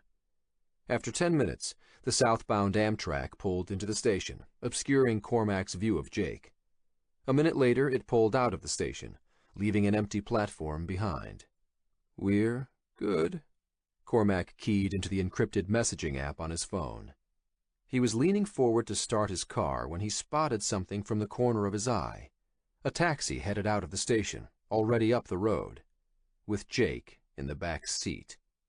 Cormac swore under his breath and dialed a number. No answer. Swearing again, he keyed another number and fired off a hurried text message. The taxi driver dropped Jake off just before the entrance to Bluebridge. As he'd waited in the train station, the anger had built inside Jake and then sparked like a rushed ignition sequence when the train pulled in. If someone here was involved in Sean's death, he had to find out. Now. He was pretty sure Villegas wasn't involved. Villegas had been Sean's friend and mentor. If Villegas saw Jake, he would give him a minute. Maybe he didn't even know Sean was dead. Going back and waiting outside the Blue Bridge entrance seemed like a workable idea. He'd spotted a coffee shop across the street and decided he could wait there until a limo or helicopter arrived. Then he could cut through the pines, past the exterior security, and try to confront Villegas. Not elegant, but better than nothing.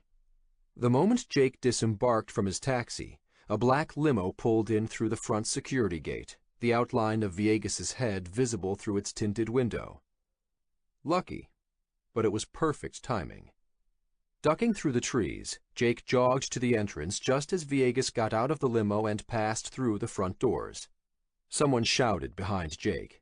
He picked up his pace, ran harder, and in a few seconds he was at the doors. They slid open before him. Cindy, the receptionist, saw him coming in and stood. "Mr. O'Connell, did you forget something?" "No, I need to use the bathroom." Cindy was already picking up her phone, probably dialing security. "Mr. O'Connell, you cannot come in here." Jake jogged past her desk and ignored her. He'd been here before with Sean, so he knew Villegas's office was to the left, past the pit of programmers on the first floor. "Mr. Villegas!" Jake called out, rounding the corner. Villegas's head turned toward him. "I'm Jake O'Connell. We met at MIT a few times and we shook hands at our office last week. I need to talk to you about Sean Womack." Jake sprinted the last few feet, then skidded to a stop, holding his hands up. He knew the guards would be on him in seconds, but he figured Villegas would at least hear him out. Villegas stared at him. "Sean Womack," Jake repeated. "You were his thesis advisor? We got together in Cambridge. He's been working with your company for the last few years." Jake took a gulp of air. "Sean was killed in London. I wanted to—" "I don't know what you're talking about." Villegas backed away. "He's over there," someone said behind Jake. "I know you were close to Sean. I want to talk to you for a minute. Just a minute, please." Villegas's eyes remained blank, frightened. "Sean Womack," Jake repeated, pleading now. Something seemed odd. Jake did a quick scan of the office space. It extended for at least 100 feet on each side, the space filled with dozens of cubicles. He remembered it as a beehive of activity when he was here before. Now it was empty.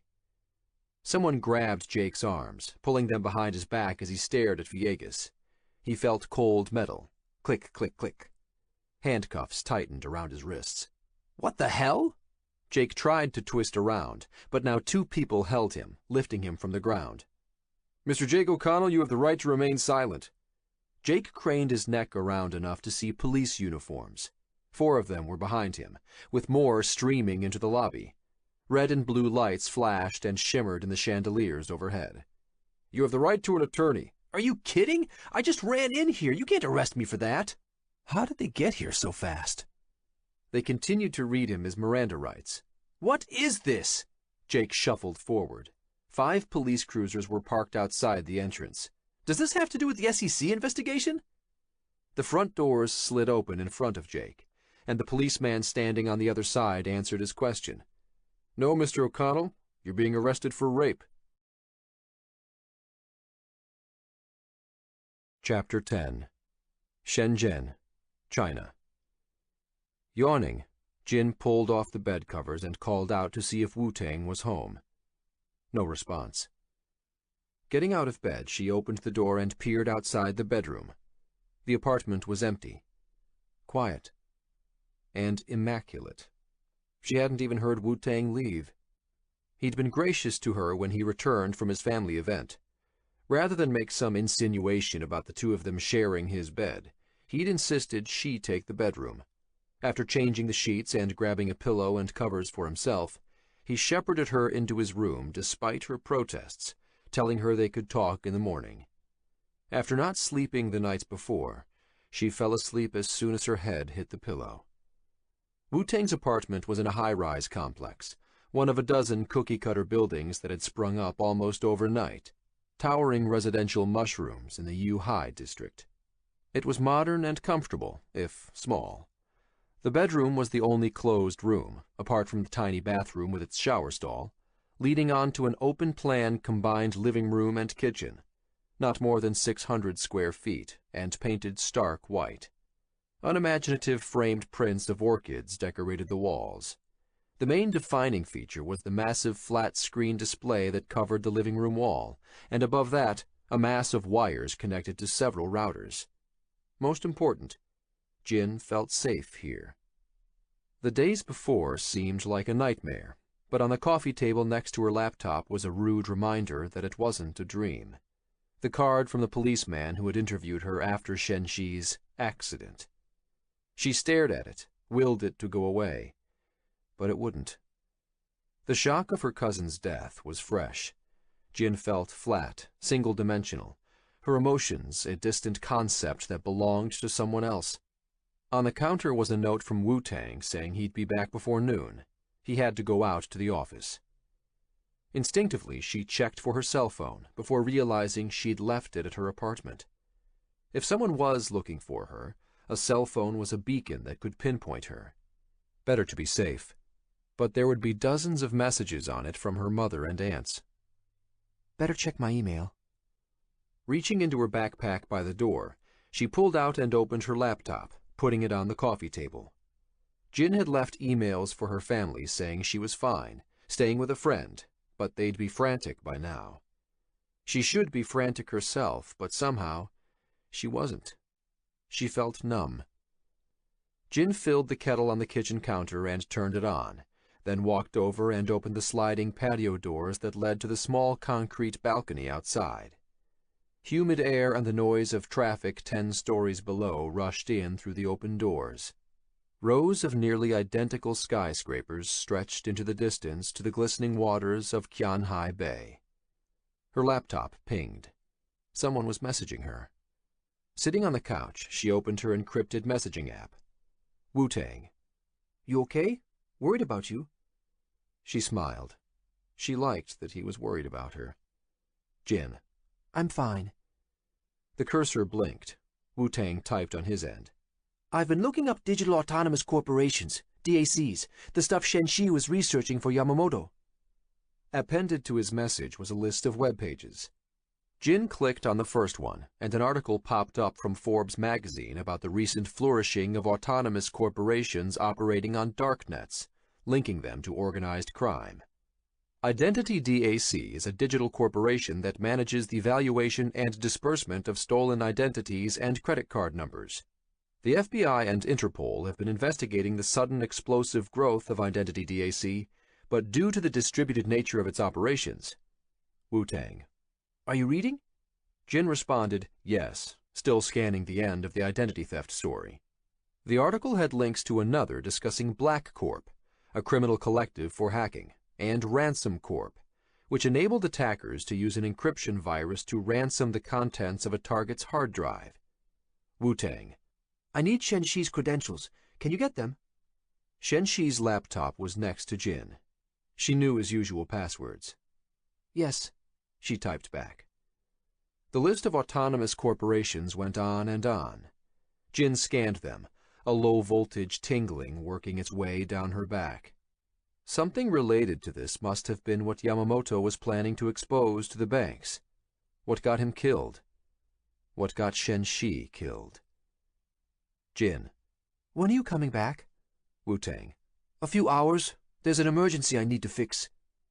The cursor blinked. She typed, Are these corporations purely digital then? No humans involved? Wu-Tang. An autonomous corporation itself is, yes, but they pay people to do work in the real world, to hack, to steal, while they carry out their programmed missions in the digital world. And under U.S. law, they have rights as people. People? Jin picked up her cup of tea and blew on it, taking a sip. Corporations counted as people? Wu-Tang. I need to log off. Find those credentials. We'll do more when I get home. Jin. Will do. See you soon.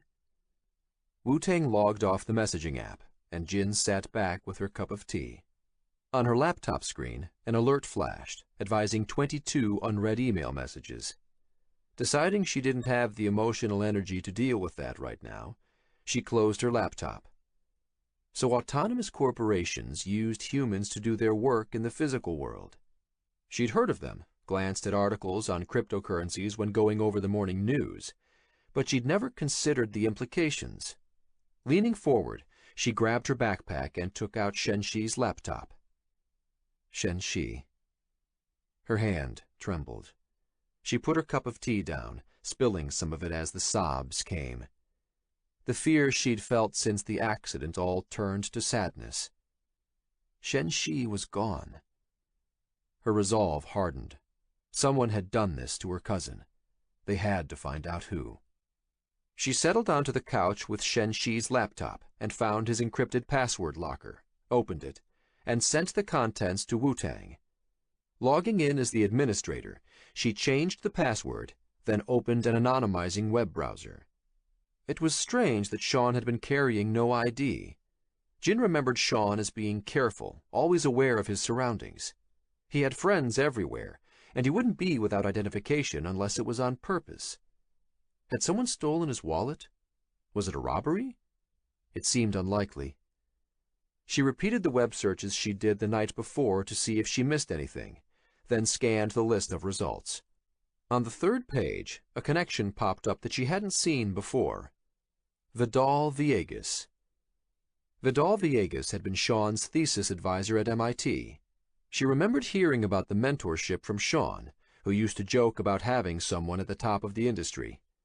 Jin pulled up more searches clustered around Villegas, author of the machine learning algorithms that she and all of her colleagues in the data business used. She found as many references to fundraising events with U.S. presidential candidate Senator Russ as she did Villegas's technical work on automated agents and data mining. A fluttering dread roiled in Jin's stomach. Villegas was now the famous co-founder of Bluebridge, the world's largest hedge fund. The strange email from Sean before he died. He'd written a single phrase in his message. Remember the nuggets. Was it a warning? A coded message? He had to be referring to the last time she'd spent time with him in person, years ago in a bar in Guangzhou. The memory stood out because he'd brought a dozen boxes of chicken nuggets to the bar with him, and within minutes, pretty young models had mobbed their table. The night had turned into an urban legend among their colleagues in the banking world. When they worked on data mining projects, they called influential outliers nuggets, little golden pieces of information that seemed to have magical properties. Remember the nuggets. She'd met Sean's friends that night in Guangzhou. What were their names? Max Lefebvre was one of them, a French-Canadian that Sean worked with, and another guy was there, Sean's best friend. Jin scrunched up her face, trying to force the name out. Jake. Jake O'Connell. She remembered him as a nice guy, good-looking, clean-cut, and nothing at all to do with the usual crowd of hangers-on that buzzed around Sean. Jin opened her social media account and typed Jake's name into its search box. Yes, they'd friended each other. Details of Jake's life spilled out on her screen. Well wishes for his daughter's birthday, location tags at restaurants around Manhattan. A life observed from a distance for the entire world to see. She opened a new search box and queried Jake's name together with Manhattan, then clicked the first story. New York, August 20th. Jake O'Connell, an executive linked to the Atlas Capital fraud investigation, was arrested on rape charges. That didn't sound like the Jake she knew. She'd only met him that one time in person, but they'd friended each other on social media and she'd followed his postings. She liked to think she was a good judge of character. But maybe she was wrong. Taking a deep breath, Jin sent an encrypted email to Jake, asking him to contact her. No other details than that. She decided to go back to the datasets she'd been looking at the night before, the trail of wealthy dead people. The big question, was it real? The problem with examining a lot of data at the same time, cross-connecting it and searching for outliers, was that eventually you'd find whatever pattern you were looking for. With enough data, you started seeing anything, like reading a medical textbook and deciding you had the symptoms of a dangerous disease when all that was happening was the regular mechanics of life. She needed a second opinion. Message. Jin to Chen. Could you have a look at something for me? Chen was a friend who she and Shen Shi had worked with on their last 2 ministry projects. Even so, she made it a policy to contact everyone through an anonymous connection. You never knew who might be tapping the data stream. She leaned forward toward the tea set. Before she could finish pouring herself a cup, the messaging app pinged. Chen. Heard about Shen. So sorry. The cursor blinked as Chen continued to type on the other end. Chen. Very weird. Jin sighed, put down her cup of tea, and replied. Jin. Yes. Chen. Are you okay? Jin. No. She waited. The cursor blinked. Chen. What can I look at for you? Uncrossing her legs from the couch, she put the laptop on the coffee table. Opening some online tools, she set up a data exchange, answering questions back and forth about what she wanted to examine. She didn't want to tell him what to look for, that might skew what he found. So she only said that there were some unusual correlations. Chen. Do you want to get lunch? Jin blinked and stared at the cursor. She could use some company. Wu-Tang wasn't going to be back for a few hours. Jin. Sure. She didn't want to say where she was staying, but she gave him the name of a noodle shop around the corner, a small one she knew to be quiet. They could discuss the results and see if Chen saw the same patterns. One click of the send button, and the data started uploading from Shen Shi's laptop into a secure cloud repository for Chen. Logging off the chat app, Jin checked the time. It was 40 minutes past 12. She needed to grab her shower. Leaving her own laptop open, she picked up Shen Shi's and deposited it into her backpack. She smiled. Wu-Tang had left towels out on top of the counter for her. Jin picked up the top towel and held it to her nose. It smelled fresh. What a sweetheart. Her laptop issued an angry ping, an urgent message alert. Still holding the towel, she leaned over the couch and squinted at the screen. It was a message from Wu-Tang. Wu-Tang. You need to look at this right now. Jin sat down, towel in her lap, and clicked the link attached to the message. A web article popped up. The Assassin Market, a crowdfunding service that enables people to anonymously contribute cryptocurrency funds toward a bounty on anyone. A kind of Kickstarter for murder, this DARKNET site has resisted multiple attempts by the CIA to bring it down as it spawns itself. Her background low-voltage dread spiked into high-voltage panic. Jin. Why are you sending me this? Wu-Tang. Sit down. Jin. I'm sitting down. The cursor blinked, then blinked some more. Jin. What's going on? Wu-Tang. Don't go anywhere. I'm on my way home. Jin. Why? Wu-Tang. I used the credentials you gave me from Shen Shi to log on to the Assassin Market the article is talking about. Jin. And? Why hadn't Shen Shi told her? Why was Wu-Tang making her wait? The next message pinged with an attachment. A spreadsheet. She double-clicked it. A list of names appeared, each with a fractional number of cryptocurrency funds, along with a dollar equivalent next to it. Wu-Tang. This is the Assassin Market hit list. $275,652 posted as bounty for the assassination of the International Monetary Fund director. $142,544 for the President of the United States. Jin scanned down the list of names, which looked like the typical crackpot. A name popped out, floating disconnected from the rest of the page. Shen Shi Heng. Recent payout, $86,544. The apartment spun and her stomach churned. She held the towel to her face, her hands shaking. There was one more name, added just that morning. Jin Huang. $103,233. Wu-Tang. I'm sure this is some sick joke. Stay there. I'm almost home. Jin snapped the laptop closed and pulled her hand away as if it was burning hot.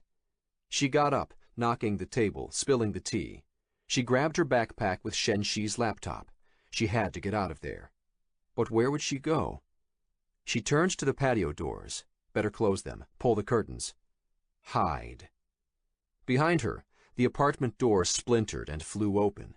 Men in head-to-foot black clothing forced their way in. Jin shrieked and dropped the towel, spinning around and crashing into the coffee table. She was still holding her backpack with the laptop. One thought filtered to the top.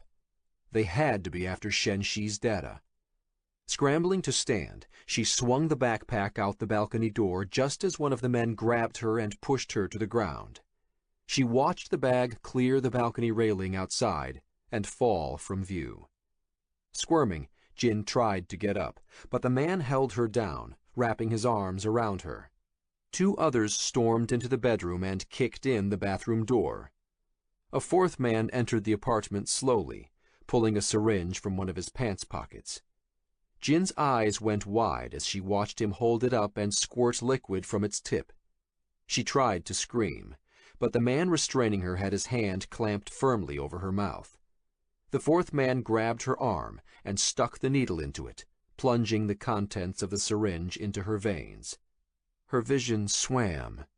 The last thing she knew was white-hot terror as nausea overcame her and blackness descended. August 18th, Thursday. Chapter 11. District Courthouse, New York City. Jake almost cried when he found Elle sitting behind his lawyer in the courtroom. The judge set a $250,000 bail, but Jake was released the moment he was shuffled back into the holding cell. He hadn't thought she'd post bail for him. Not that fast. Not for something like this. Released into her custody by the court, he followed her down the rickety wooden wheelchair ramp in front of the building. "Can I get a hot dog?" Jake asked stupidly when they passed a street vendor. He was starving, having barely eaten in the past day, but Elle didn't turn, didn't respond in any way. She walked ahead of him until she found a taxi. Once seated in the back of the cab, Jake slid closed the plastic divider between the passenger compartment and the front seat. He turned to his wife. "Thank you," he whispered. After being arrested, he used his first call on his lawyer, the second to leave a message for Elle. He'd tried her 3 more times with no luck, and she hadn't called him back. Elle stared out of her window, keeping her distance. He'd tried to reach for her hand, but she shrugged him off, clenching her jaw. "What were you doing at Blue Bridge?" she asked. "They said you tried to attack Vidal Villegas. You're lucky he didn't press more charges." She looked away. The cab accelerated and passed Canal Street. Jake looked out the window at the street vendors selling fake Gucci bags and Rolex watches. "The woman who accused me," Jake said. "Susie, my assistant. You met her at the cocktail party last Christmas. I was about to fire her." Susie's accusation was totally fabricated and inexplicable.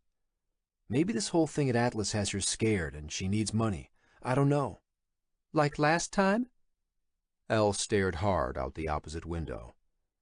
"I'm sorry, Elle. I don't know what to say. I didn't touch her, I swear. The prosecutors for the Atlas case told you to stay in New York." Elle glared straight ahead, not looking at Jake, but not looking away either. "What possessed you to go to Stamford?" Buildings and faces slid by outside the taxi window. "I think the executives at Blue Bridge were involved in Sean's death." "What happened to Sean was an accident," Elle said, still staring away from him when the taxi reached 52nd Street to begin winding its way across town. "An accident, Jake. I read the police report. You read it too." Her face softened and she turned to him. "I am truly sorry, Jake. I know how much he meant to you." A tear spilled down her cheek. "But I can't do this again. I don't know what's going on with you, but I can't do this again." "Get out of my way!" Jake yelled, pushing back the reporters and cameras. Someone must have tipped them off about his release. A trader in the middle of the Atlas scandal, arrested for sexual assault and attacking Vidal Villegas, one of the richest hedge fund managers in the world, before a fundraiser for the leading presidential candidate. It was the hottest news item of the day. "Sorry, Mr. O'Connell. Their doorman, Carl, tried to shield Elle and get them inside. A reporter shoved his way into Jake's face. "Mr. O'Connell, why were you at Bluebridge?" "No comment." Jake shoved back and ducked through the front door to their building. Carl closed it behind them, yelling, "I'll do my best to keep them out, Mr. O'Connell." Inside wasn't much better. Since their apartment was on the first floor, it was right in front of the pack of paparazzi. Even with the blinds and curtains closed, Jake felt them buzzing outside, like a high-voltage transmission line. He threw his suit jacket onto the kitchen table. He'd slept in it. "Elle, you've got to believe me. Somebody is setting me up. They must know about the dropped sexual harassment charge from a few years back, and—" He stopped mid-sentence. "What the hell is he doing here?" Jake's brother was sitting on the couch. Anna snuggled up beside him, watching cartoons on their giant flat-screen TV. Eamon smiled at Jake. "Nice to see you, too." Esmeralda, their housekeeper, appeared from the bedroom down the hallway. "Do you need me any more, Mrs. O'Connell?" "No, thank you, Esmeralda. I really appreciate you coming on such short notice." "No problem, Mrs. O'Connell." Esmeralda smiled thinly at Jake. "Glad you're home, Mr. O'Connell." She picked up her purse and jacket from the table. "Goodbye, Anna." She blew her a kiss. Elle waited until Esmeralda closed the door behind herself. "What's your brother doing here?" She threw her arms in the air. "You got thrown in jail, so I figured it might help to have someone around who knew a thing or two about it. Do you think I have any idea how to raise bail?" Jake blinked twice. I hadn't thought about it. I was so happy to see you." "You can thank him for getting you out." Elle pointed at Eamon. "I would have let you rot in there for a few more days, but Eamon insisted on getting you out." Her lips trembled. "I had to put our home up as collateral." Turning, she stormed down the hallway toward their bedroom. "Anyway, you can use the company." Jake said nothing, exhaled. Time for damage control. "Thanks for getting me out, Eamon," he said quietly. "I appreciate it." "No problem. You okay?" "More or less," Jake replied, but he felt like his life was spinning ever further out of control. Could Susie, his assistant, have really cooked up this scam for money? True, she knew Atlas was a mess, and she undoubtedly knew he was on the verge of firing her. Still, it seemed out of character for her to concoct a scheme like this. Jake took a few steps into the living room, dodging stuffed toys and Lego sculptures to sit down next to his daughter, Anna, her eyes still glued to the TV. "Daddy," she squeaked as he sat, finally peeling her attention away from the movie. She wrapped her arms around him. "I missed you," she said, looking up into his eyes. "I missed you too." She had her mother's almond eyes, Jake's mouth. There was an ache inside him, sitting here beside his soon-to-be 6-year-old daughter in the wake of a day he'd missed completely. Anna was the most perfect and beautiful thing he'd ever laid eyes on, and he felt, acutely, the loss of 1,000 precious moments with this little person who would grow up sooner than he could imagine. Did she know where her dad had been? Shame and fear snaked through Jake's gut, but Anna's eyes betrayed nothing. Leaning down, he kissed her forehead.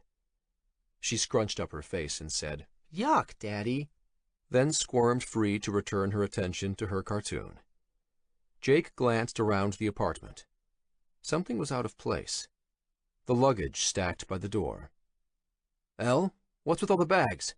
He stood. "I told you I'm not doing this again." Elle appeared through their bedroom door, scarves and shoes in hand. "I'm bringing Anna with me to my sister's in Hoboken." She swept past him and stuffed the items into one of the bags by the door. Jake felt his face flush. "I didn't do this, Elle. My assistant is setting me up. Either she wants money or something else. Donovan said Bluebridge framed him. Maybe he was right." Elle threw the last shoe she was holding toward an open bag, and it bounced off against the wall and skidded across the floor. "Why would they do that?" "I don't know." "So you expect me to take your word for it like I did last time?" She reached for a piece of paper on the entrance table, waved it in the air. "I went ahead and checked your phone records. You called this girl Susie late at night over and over." Wiping away tears, she gritted her teeth. "What do you have to say about that?" "What? Let me see that." Jake never called Susie outside of work hours. "Honey, you have to believe me." "Again?" She held the accusatory paper in front of her like a shield. The meaning of life is happiness, right, Jake? Isn't that what you told me when you asked me to marry you? You promised we would romp around the world like two kids in a playground, spreading our love. Well, you're spreading your love all right. Jake felt Anna gripping his wrist like a vice. He looked down into her frightened eyes, filled with tiny tears. Jake and Elle never fought in front of her. Elle, can we talk in our room? Jake asked, lowering his voice. Anna and I are leaving this circus, and that's final. She waved one hand toward the windows, toward the media buzzing outside. You can't split up our family, Elle, please.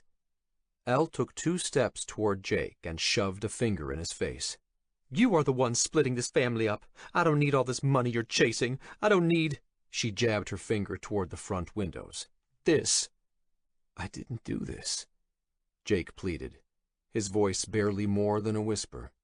I thought I knew you, but you are like your dad. Elle's voice was steadier now, but harder. You said you hated how your father gambled, yet here you are doing the same thing with stocks. You hated how he conned people, yet look at you. You see rules and laws as guidelines, not mandates. Ethics only matter if you get caught, right? Isn't that what you said about your dad? She sighed. Go look in the mirror, Jake. Please, Elle, Jake begged. Insanity is doing the same thing over and over and expecting different results. That's another of your favorite expressions. I'm through with doing the same thing. Elle took another step toward him, and he half expected a slap in the face. But instead she knelt down and picked up Anna. Come on, we're going to Auntie Julia's, she whispered to their daughter. Jake wanted to get up and block the door, pull Anna away from her, but he watched as his wife got up and walked out the door. She left the offending telephone record on the dining table. It would be better, safer, for her to be at her sister's, and for Anna to be away from the pack of reporters outside. It was the right thing to do, at least for now, and he didn't want to upset Elle more than he already had. Let her calm down. He could talk to her later in the day. Carl, the doorman, came in through the door to collect her bags. He nodded apologetically to Jake before leaving with them. Jake nodded back. What was she talking about? Did something like this happen before? Eamon asked as the door closed. Jake stared at the door. Years ago, before I started at Atlas, a girl at the bar I was managing filed a sexual harassment lawsuit against me. He grabbed the telephone record from the table and looked at it, shaking his head. The calls to Susie were on there, but he didn't make them. It was a setup. You never told me that.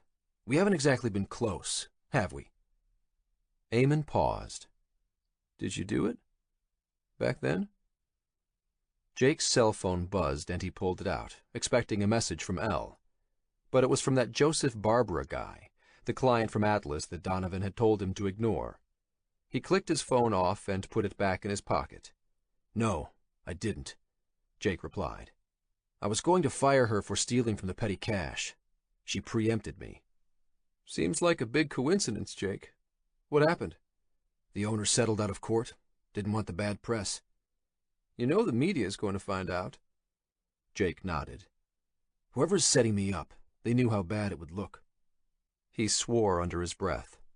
I don't blame Elle for leaving. God damn it. Someone knocked at the door. Jake swung around. It has to be Elle. He jumped at the door and pulled it open. Baby, I'm so sorry. I'm going to... But it wasn't Elle. Mr. O'Connell, said a man in a dark suit. He flashed a badge at Jake, FBI stenciled in large block letters next to it in the wallet. I wanted to introduce myself. I'm Special Agent Tolliver. Jake glanced behind him. No sign of Elle. What do you want? I've become involved in the Atlas investigation, but we're also investigating Bluebridge. A tingle in Jake's spine. Why? I work outside of the regular channels, Mr. O'Connell. A special investigative branch.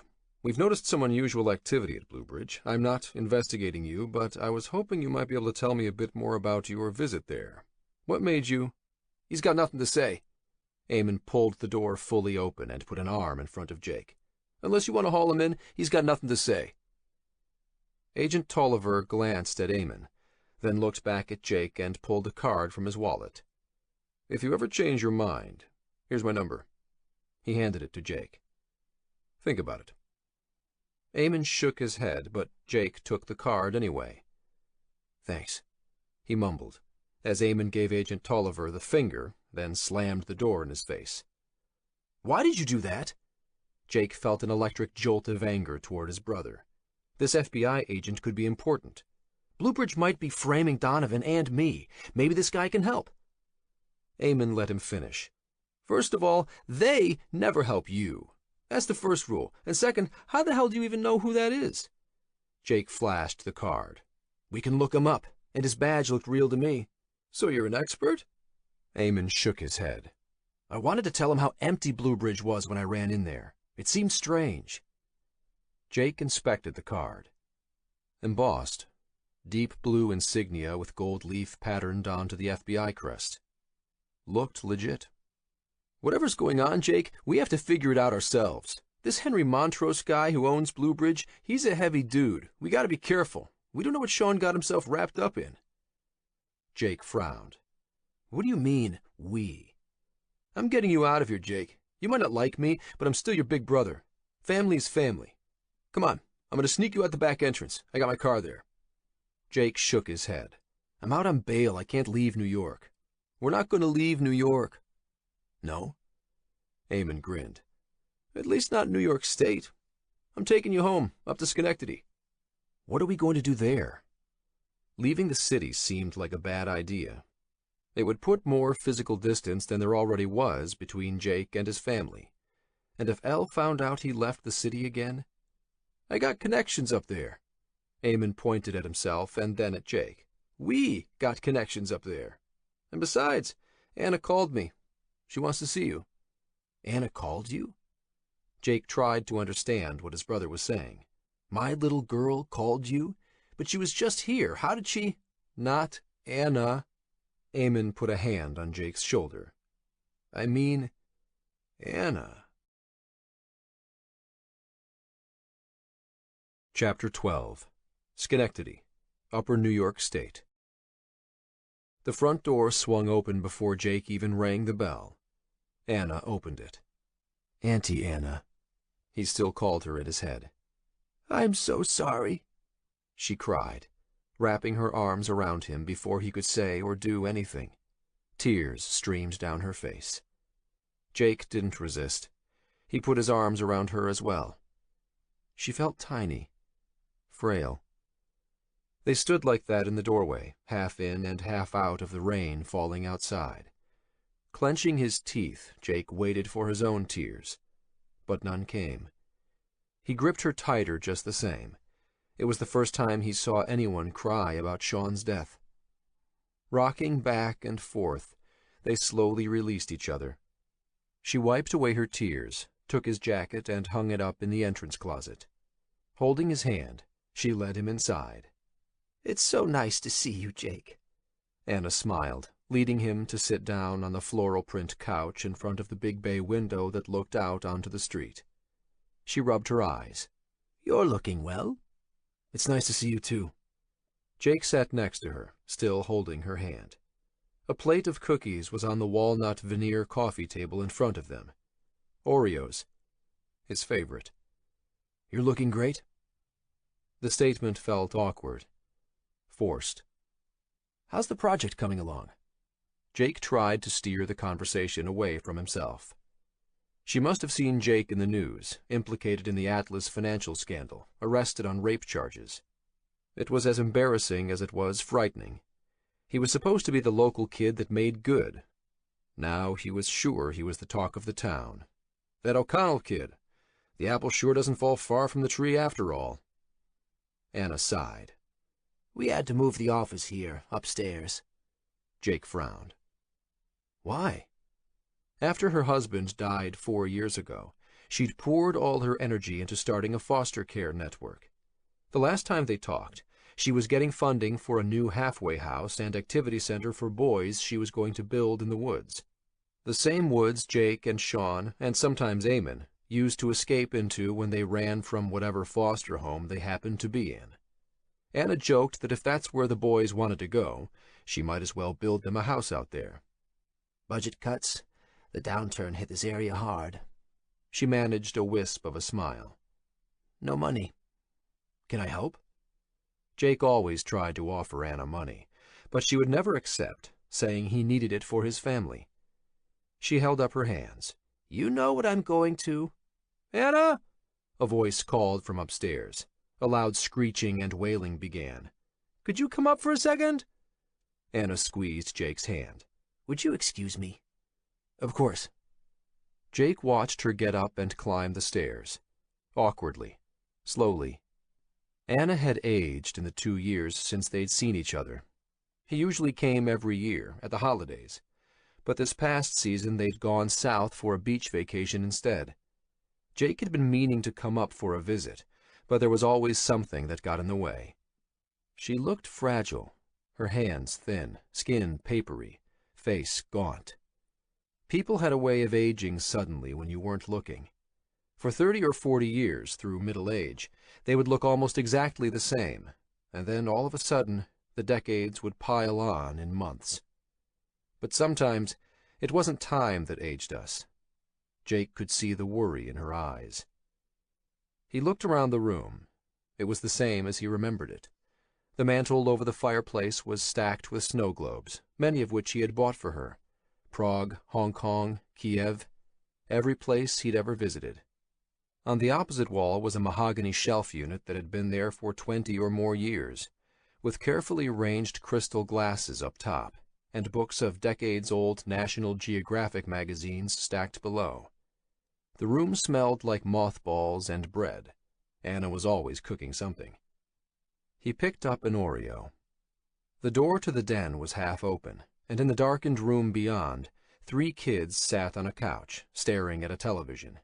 It was an old tube model TV set in a heavy wooden case. The volume was set low. The kids stared at the screen, oblivious to the world outside. He knew how they felt. He'd been one of those kids. The wailing upstairs subsided into sobs. Floorboards creaked. Do you want to go out for a walk? Anna called from the top of the stairs. It's raining. Are you made of chocolate? Jake smiled. Hadn't heard that in a while. No, I'm not. Then you won't melt. Jake took a bite of the cookie. He hadn't realized how hungry he was. He finished it and gobbled a second while he waited. Anna appeared in a windbreaker and sensible rubber boots, holding a large purse and an umbrella. Jake stood and followed her out the front, grabbing his jacket from the closet on the way out. It wasn't really raining anymore, just a light mist. His dad would have called it a Scotch mist. Pulling his baseball cap low, Jake stuck his hands into the pockets of his jeans as they walked past the beat-up Ford his brother loaned him. I didn't do those things they're saying I did. Jake realized the words sounded familiar even as he said them. Donovan said exactly the same thing to him just before they carted him off in handcuffs. Anna reached one arm around him and squeezed. I know. The woman who's accusing me, she worked for me. I was going to fire her. You don't need to explain. I believe you. Anna released him. You were always a good boy, Jake, and you've grown into a good man. She smiled at him, waiting until he saw her expression before she looked away. Thanks. It was the first time Jake heard anyone, sincerely, believe him. I don't know what to do. Your greatest strength is facing things straight on, Jake, and that's all you've got to do now. She shook one small, balled fist in the air in front of her. Have you talked to this woman? Anna might look frail, but she was tough, as hard as the times she'd lived through. I'm not allowed to. Jake dug his hands further into his pockets. He looked at the other houses on the street. Small, sagging, white clapboard siding with screened porches. This area of Schenectady hadn't been prosperous in 100 years, not since Thomas Edison had founded General Electric here in 1890 and sparked the electrification of America. Elle took Anna and went to her sister's. I'm sorry. Anna sighed, and her hands fell to her sides. But maybe that's best for now. They walked in silence. The mist progressed back into rain, and Jake pulled up the collar of his jacket. I'm worried that Sean was involved in something illegal. Jake wasn't sure how to bring it up, or if he even should. It would only get her worried, but she deserved to know. Sean had been like a son to her, as much as Jake was. I don't know exactly what, but it seems to have something to do with my boss and what's happening at Atlas. What's happening to me. Anna continued walking, methodically, staring down at her feet as she took one step and then another. That's what I thought. That's what you thought? It seemed like too much of a coincidence. Jake stopped walking. Wait, what seemed like too much of a coincidence? He pulled his hands out of his pockets and put them on Anna's shoulders, turned her to face him. A question had been nagging at him for a while, and he needed an answer. Why did you call Eamon to ask to see me? Why didn't you call me directly? Anna stared into his eyes. Because Sean told me not to.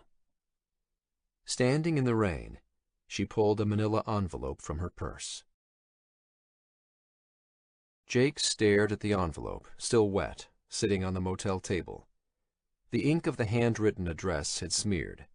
Sean had written that, probably the last thing he ever wrote, and Jake was probably one of the last people he ever spoke to. Why didn't I take 10 seconds longer? Why didn't I call him back again? Jake picked up the bottle of Jameson and poured an inch of it into a glass. Outside, the rain hammered down into the darkness. Cars rushed by on the interstate.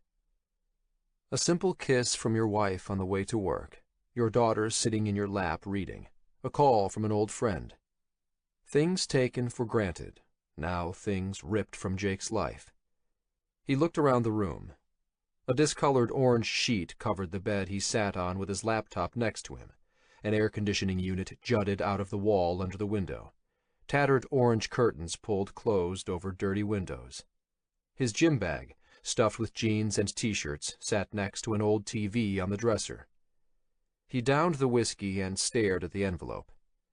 When Anna gave it to him, he wanted to rip it open. She said that Sean had inserted a note into it, telling her not to call Jake directly, to call his brother, and get Jake to meet her in person. Sean's note said it was a matter of life and death. It had become a matter of death. On the drive back from Anna's, the envelope sat beside Jake like a white-hot coal, the rain pelting on the windshield. He'd thought of stopping to open it a dozen times, but each time something had held him back. There was a kind of finality in opening the envelope. It would be the last message he would ever get from his friend. In a way, it would be the last time they would ever speak. Jake wasn't ready. There had to be answers in the envelope, answers for why his friend was dead, for why Jake was sitting by himself in this motel room. He thought of taking it to the police. Was it evidence? But he needed to find out himself first. His laptop pinged, and Jake reached over to flip it open. He'd set an alert for the start of the Bluebridge quarterly investors meeting. Viegas would be speaking. Jake wanted to see what he would say. He needed all the information about them he could get. Clicking a link generated a new window in his browser. The face of Vidal Viegas filled the screen. Viegas introduced himself, detailing the stellar returns Bluebridge earned for its investors. Jake sighed and returned his attention to the envelope. He picked it up, then reached inside to pull out another smaller envelope. Jake was written in big cursive letters on the front of it. Sean's handwriting. He looked inside the manila envelope, upended it. That was all that was inside. Taking a deep breath, he opened the second envelope. A stack of papers filled it, along with another memory key. On top was a letter addressed to Jake. Jake, if you're getting this, and you didn't know you were getting it, then something happened to me. I'm sorry, buddy. I really am. I love you, Jake. You've been more than a brother to me. Promise me that you'll have a big party for me. I will. Jake rubbed his face. And I love you too. That's why I'm dreading what I need you to do. I can't tell you more right now, but the reason will become clear. You need to get off the grid. Dump your laptop, cell phone, credit cards. Don't access any email accounts or online tools. You need to become a ghost. And you need to go to this location. The location was a set of GPS coordinates. An attached map showed it up north in Canada, past Montreal. Jake had never been that far north, but he and Sean used to go up to Montreal all the time when they were teenagers. Montreal was a bit more than 2 hours up the interstate from Schenectady. And get in touch with Dean Albany. He can help you figure out what to do. 2 things, Jake. Remember the nuggets. And the key is money in your pocket. You can't tell anyone what you're doing, nobody except Dean. Keep this secret. I can't tell you more, but the other papers in here should convince you that this is serious. Never giving up, Jake. That's your strength. I'm sorry to say that you're going to need it. That was it, besides the other papers and the memory key. Jake looked at the key, but externally it was unremarkable. Carefully, he set Sean's letter down and inspected the papers. He read the first one. It was a medical chart from Stamford Hospital. Jake scanned the document. Heart attack, a list of medications and times and activities. Scrawled at the bottom of the chart was a time of death and a doctor's signature. Jake looked at the top of the paper to find the name of the patient. He blinked. That couldn't be right. Vidal Villegas. Jake rubbed his eyes and read the document again. It seemed to be an original. The doctor's signature looked like it was written in ballpoint pen, but then Jake was no expert. On the bed beside him, in the browser window on his laptop, Vidal Villegas announced a major new acquisition in Japan through the company's Hong Kong affiliate. Jake looked back at the death certificate. It was dated over a year ago. Jake shook Villegas's hand a week ago at Atlas, and almost ran him down the day before at Bluebridge. Goosebumps prickled across Jake's arms. On the webcast, Villegas smiled and asked if anyone had any questions. August 19th, Friday. Chapter 13. Canadian Border. Name, please? The border guard asked. Mark Smith, Jake replied. Turn off the engine. The guard reached to take Jake's passport. And could you please take off your sunglasses? Sorry. At least Canadian border guards were still polite. Jake peeled his sunglasses off and smiled at the officer. He turned his ignition off. Mark Smith? Could there be a more blandly suspicious name? Is this your SUV? Yes, sir, lied Jake. The officer inspected Jake's passport, then glanced at Jake. Roll down your back windows, please. Sure. Jake fumbled with the controls. The officer looked through the windows as they rolled down. Mr. Smith, can you open the back? The officer put Jake's fake passport down and exited his inspection booth. Sure, replied Jake again, panicking this time. Where was the back door release? He ducked his head down and felt around. Don't pop the hood. For God's sake, don't pop the hood. He found a button and then checked and rechecked the symbol above it. He pulled it. The trunk hatch popped open. Thank you, God. The guard walked around the back of the car and pulled open the back gate.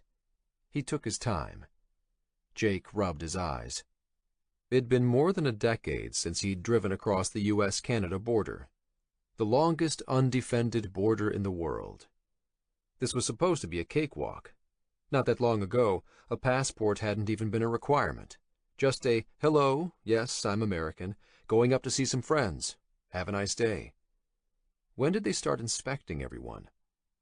Behind him, the back door slammed shut. Jake watched the guard in his rearview mirror. What's he doing? Slowly, the guard walked back to his inspection booth, in through the back door, and picked up Jake's passport. He put it on the scanner. What brings you to Canada, Mr. Smith? Jake felt his face flush. Going to see some friends for the weekend. He looked at the passport in the guard's hand. The guard nodded and looked at his computer screen. Jake's brother had gotten him the passport. He didn't know if it was fake or stolen. Maybe it had been a mistake to trust Eamon. He hadn't ever trusted him before, not really. But Jake was desperate. He tried to keep breathing normally, resisting the urge to wipe his brow. If he was caught now, it was all over. They'd see it as fleeing the country.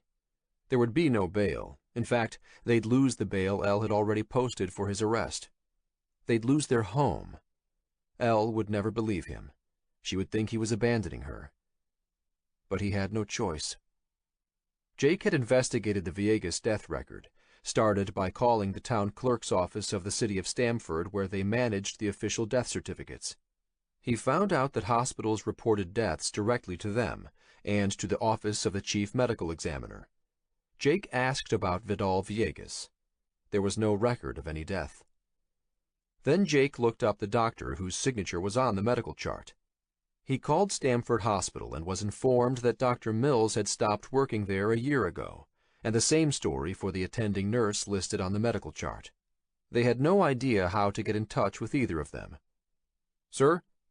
Jake looked up. The guard held the passport out, handing it back to him. "Have a nice trip, sir," he said. Jake took the passport, forced a smile, relief washing over him. "Thank you." The guard waved the next car forward. Jake started the car and pulled it into gear, then slowly accelerated. A signpost advised 100 kilometers per hour equals 60 miles per hour. All the signage was in French. He was in Quebec. The change in landscape was immediate. Before the border was all rolling hills and forests, but immediately afterward the landscape changed to farms and silos and barns. To Americans, this frontier was the northernmost point, the coldest and most inhospitable place in the country. But to Canadians, it was as southern as it got, and they crowded everything right against the border. Most Canadians lived within an hour's drive of the invisible line. Montreal, a city of 4 million people, was less than half an hour away on the main highway. But Jake wasn't going to Montreal. Technically, he wasn't even going to remain in Canada. Jake turned off the air conditioning and rolled down the windows to breathe in the Canadian air. It felt different, and it wasn't the change to bumpy, pothole-ridden roads. He'd always felt freer up here. In most of the world, there were always people around you in all directions, but not in Canada. Here you could drive an hour north and know there was open space for 3,000 miles. And that, Jake figured, must be the reason why whomever or whatever Sean wanted him to see was hiding in the north, and why he'd also told him to see Dean. Whatever was up there wanted space, to be alone, or to escape. And up here, you could really escape. Jake was a fugitive now, but with the window down and the wind in his face, he felt calm, at peace. In a way, he was still communicating with his friend. Sean had never been without a plan, some clever idea no one else had ever thought of. It suddenly felt like there was a way for Jake to fill the hole inside him rather than board it over. A purpose. He and Eamon had almost gotten into a fist fight about the trip to Canada. It wouldn't have been their first. Eamon thought he'd lost his mind for wanting to skip across the border at a time like this, that his grief over Sean had driven him crazy. Jake couldn't tell him about the envelope, of course, so he understood his reaction. But while Eamon hardly approved of the trip, he brought Jake the passport within a few hours. Just like that. Jake had called his lawyer before he left, from a payphone at the corner of the garage down the street from the motel where he was staying. He explained that he was with family upstate, said the lawyer should call his brother if he needed to get in touch. The lawyer was adamant that Jake needed to return to New York City. The cops might arrest him if they found out he'd skipped, even upstate. The lawyer added that the district attorney's office was all over Jake's case, high profile, and that the Security Exchange Commission wanted to interview him, right away.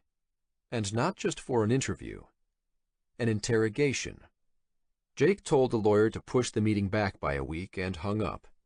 The call felt like a noose being drawn around his neck, but the next one was worse. He called Elle, knowing there was a good chance she'd pick up only because it wasn't his cell number. She did. Standing in the payphone booth that stank of urine, the plexiglass walls covered in graffiti, with traffic growling past on the interstate, Jake tried to tell his wife how much he loved her. He explained that he was going to see a friend, that it might help clear everything up. She said she was busy, then asked what the noise was. "How's Anna?" She was fine, outside, playing with her cousins. "I love you so much." She needed to go. "I didn't do this, Elle. Sean sent me a package. I have proof." There was a long pause. "What proof?" "I can't say right now, but I'm going to find out." He waited for her to hang up, his heart breaking. But then she said, "Be careful, Jake. I love you too." She started crying as she disconnected. Jake stared at the black plastic receiver in his hand for a minute before he hung it up. "I'm going to fix this, Elle. I promise." Jake couldn't help but replay the conversation repeatedly as the lush countryside slid past outside the window of the SUV. A week had passed since Sean's death in London. The trail, if there was one, was going cold. Cormac couldn't be far from Jake's position. The old man was feeding him good information. "The one with Kale?" asked the pretty girl behind the counter. She couldn't be more than 17. "Yes, the green monster," Cormac replied. "Perfect. That'll be 2 minutes." The girl returned Cormac's smile. "Do you want to pay now or later?" "Now is fine." He reached for his wallet. Cormac drove into Albany to get some decent food. The other Special Forces guys used to make fun of his fixation with health food when they returned from missions and scarfed down burgers and fries. This town was a dump, but it was better than the interstate. One of the worst things about being on the road was the junk food, and an organic smoothie was just the thing to counteract his last fast food burger meal. His partner had lost track of Jake O'Connell in New York. Cormac's employer had informed him that Jake was now in Schenectady, and maybe heading north. He must have slipped out the back with his brother and come upstate to visit his family. It made sense. Cormac wasn't happy with how easily his new partner was fooled. It was yet another sign of his unworthiness. Pulling his wallet from the breast pocket of his suit jacket, he felt his phone vibrate. Holding up one finger, he mouthed, "1 second," to the girl behind the counter and then turned around, limped back a few steps, and pulled out his phone. The encrypted messaging app lit up. O'Connell passed into Canada. Coordinates and details were appended. Cormac arched his eyebrows. He hadn't taken Jake for a runner. This was getting more interesting. Then another message pinged. New target, Maxime Lefebvre. Attached were 3 images of a man's face. Also attached was a new payment. Cormac smiled. Yes, this had become a whole lot more interesting. His phone rang. An unlisted number. Cormac answered. "Hello?" "Mr. Riker," replied a gravelly voice. It was the old man. "I trust you received my new instructions?" "Yes?" "I need to get this cleared up as soon as possible, understood? Additional bonuses for performance." A pause. "I can't stress enough how important this is, Mr. Riker." "We're clear, sir." "I have terminated your partner. His performance was insufficient." This day was getting better and better. "I'm happy to hear that. Do you have any more information for me at this time?" "More will be coming." The line disconnected. Cormac turned to the girl. "Can I get that to go?" Chapter 14. Shenzhen, China. Jin struggled, but her legs were taped to the legs of the chair she was strapped to, her hands bound painfully behind her back. The glare of a floodlight on a tripod nearly blinded her. Squinting, she could make out a camera atop it. Behind that, people shuffled in the darkness. For hours, maybe even more than a day, they'd kept her in here in darkness, tied up. The room smelled like damp concrete, her mouth pasty and filled with dust. She coughed. tried to spit. All she saw clearly was the man hulking over her, the same one who'd stuck a needle in her arm. He wound up and smacked her across the face. Pain and shock exploded through her nervous system. A voice from the darkness. Miss Huang, how does a 29-year-old girl own condos in Shenzhen and New York and afford to vacation in Dubai? She gulped 2 mouthfuls of air, steadied herself. I'm a data scientist. She coughed from the back of her throat. Data scientist? For banks, she whispered. And what do you do for these? The voice paused. Banks. Fraud detection. Jin tried to focus on something other than her throbbing face. She tasted blood. Counterparty risk management. She wasn't sure they understood, but they demanded no explanation. And who else do you work for? The state ministries. Silence for a few seconds. And then the hulking man wound up and slapped her again, harder this time, nearly knocked her and the chair over. We don't believe you, Miss Huang. Why were you logged into the assassin market? White and black spots swam in Jin's vision. She was stunned, but kept her wits. I wasn't, she stammered. That was true. She hadn't ever logged into it. Maybe Shen Shi had from one of their shared laptops. I don't know what that is, she added. Lied. Admitting anything could be deadly. She didn't know who she was dealing with, didn't know what they knew. But it didn't seem like they wanted to kill her. Not yet, anyway. You expect us to believe that? The hulking man grabbed her torn shirt and pulled her close, until her face was inches from his. Who are you working with? So far they hadn't mentioned any groups associated with the Chinese People's Liberation Army, the PLA, or its cyber divisions.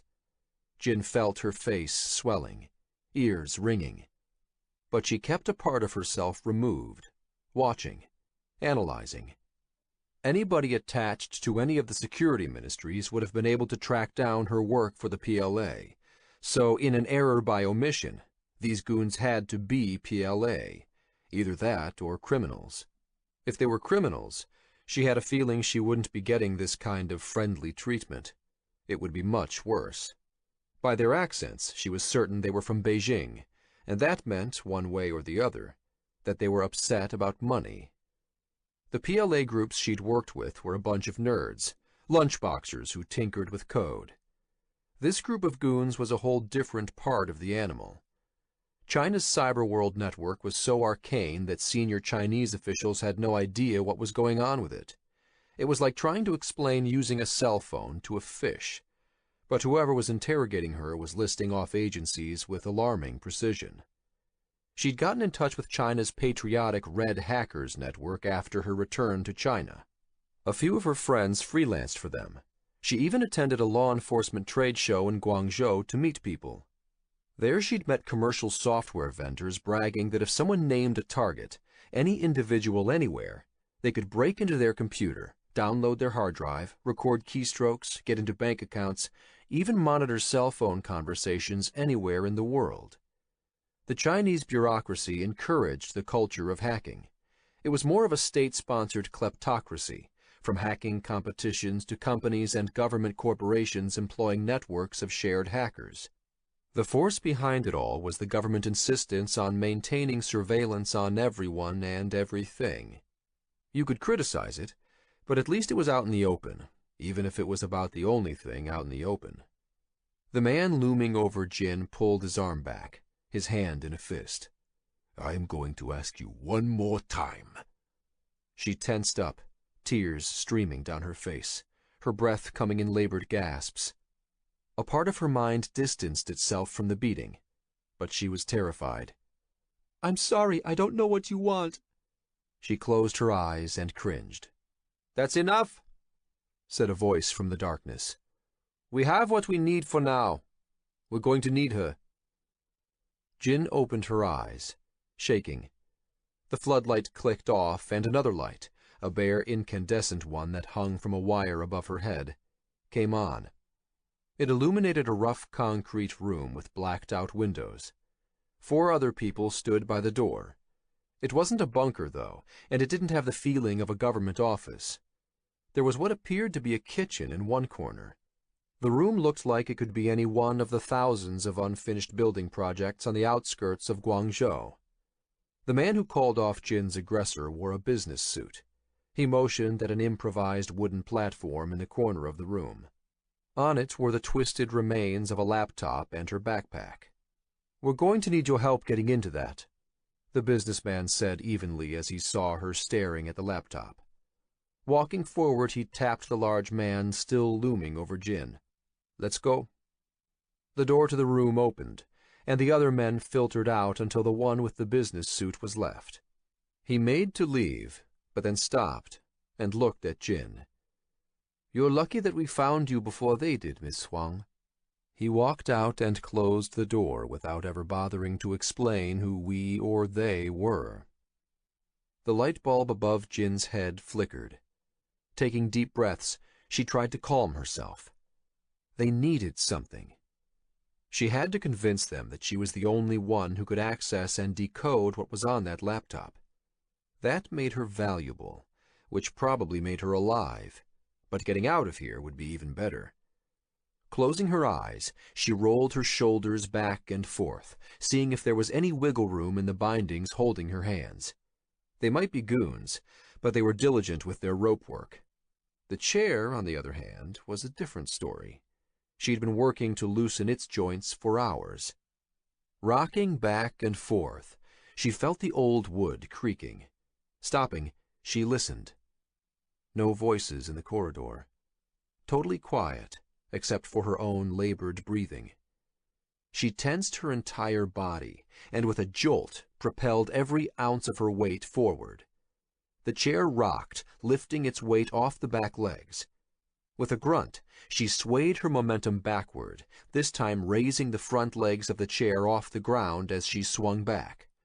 Her heart skipped a beat when the chair almost tipped over, but then it dropped back the other way. She swung all of her weight in that direction, straining her head forward. As the chair balanced on its front legs, she pushed downward with the balls of her feet, balancing the chair and herself on her toes.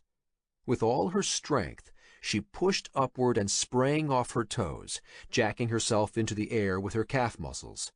The chair spun backward and sideways, and as its first leg hit the ground, Jin leaned back with all the force she could muster. The back leg splintered, cracked. Then she crashed to the ground, pain shooting through her arms and shoulders. Her face impacted the concrete floor. Hard. Gasping for air, Jin lay still on her side, electric jolts of agony lancing through her shoulders. Still no voices outside. She pulled on her arms, trying to be quiet, but weeping from the pain. She felt like she'd broken something. With a final pull, the wooden chair cracked apart, its legs and supports disintegrating from each other. Wriggling around on the floor, she separated herself from the bits of the chair and then, bending in half at the waist, pulled her bound hands underneath her feet. Using her hands, she propped herself up onto her knees and then stood unsteadily. Her hands were bound together around a strut of the chair, a splinter of which was still embedded in the knots around her wrists. She pulled this out with her teeth, and the bindings loosened. She wriggled one hand and then the other free, then leaned over and untied her feet. Panting, sweat streaming down her face. She held her breath. Any noises in the hallway? Nothing yet. Got to hurry. She glanced around the room, looking for a weapon, but realized it was futile. Even with a baseball bat, she doubted she could make a dent in the gorilla who'd attacked her, and she didn't have any idea how to use a gun. Stealth was her only weapon. She crept to the door, her stomach in her throat, the only sound her heart banging in her ears. She turned the handle, inched the door open. No voices, no sound of footsteps. She opened the door another inch with one trembling hand, peered into the hallway. Dark. Empty. Slowly, slowly, she swung the door open far enough so she could squeeze out. She had heard them turn down the hallway to her right, so she crept to the left and then started running, her feet scuffling across the dust on the unfinished concrete. At the end of the hallway was a stairwell, the doors not yet installed. She turned into it and jumped down 2 steps at a time. In a blur, she reached one landing, and then the next, one after another until she reached ground level. Stopping to catch her breath, her whole body shaking, she leaned against the bar of the door leading outside, opening it a crack. Sunlight streamed in.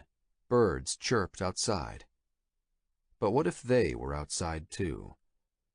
Jin pushed the door open, wide, ready to sprint, to fight, but she stopped cold. Wu-Tang? She stuttered. Wu-Tang stood in front of her, on a sheet of plywood balanced between the street curb and the emergency exit. Jin! He looked as surprised as she was. Are you with these bastards? Jin half whispered, half yelled, trying to make sense of it. She looked around. Her intuition had been right.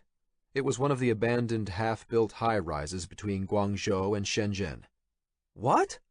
Wu-Tang took a step toward her. My God, what happened? Your face! Jin recoiled. Stay back. Down the street was a beat-up green cherry QQ hatchback, fuzzy dice hanging from the mirror.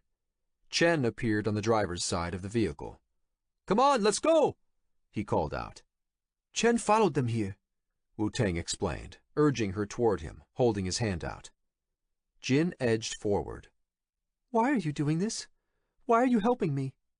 If the goons upstairs found them here, they could all be killed. Wu-Tang held an arm out. Why do you think? The way he looked at her melted Jin's heart. High above in the building, voices started shouting, echoing down the stairwell behind Jin. We have to hurry! Chen yelled from the car. More voices, outside the windows, louder this time. Jin jumped across the plywood platform and grabbed Wu-Tang's hand. They ran down the street and she jumped into the back seat of the car, Wu-Tang jumping into the front. Shouts erupted above their heads. Chen already had the car in gear and he stomped on the accelerator, peeling out in a haze of blue smoke. Chapter 15 Kahnawake Mohawk Reserve, Southern Quebec. We're 21st century Mohawk cyber warriors. Check it out. Dean Albany beamed at Jake, spreading his arms wide. Not bad for a bunch of redskins, huh? Around them, thousands of servers hummed inside sleek black cabinets. Air from the cooling fans blew a breeze into Jake's face. Fat packets of blue wiring snaked overhead. Everything was perfectly squared away, state-of-the-art. They stood in Server Room D of MIT, the Mohawk Institute of Technology, in the Kahnawake Indian Reserve, on the other side of the St. Lawrence River south of Montreal Island, about an hour north of the U.S. border. Jake smiled. Not bad.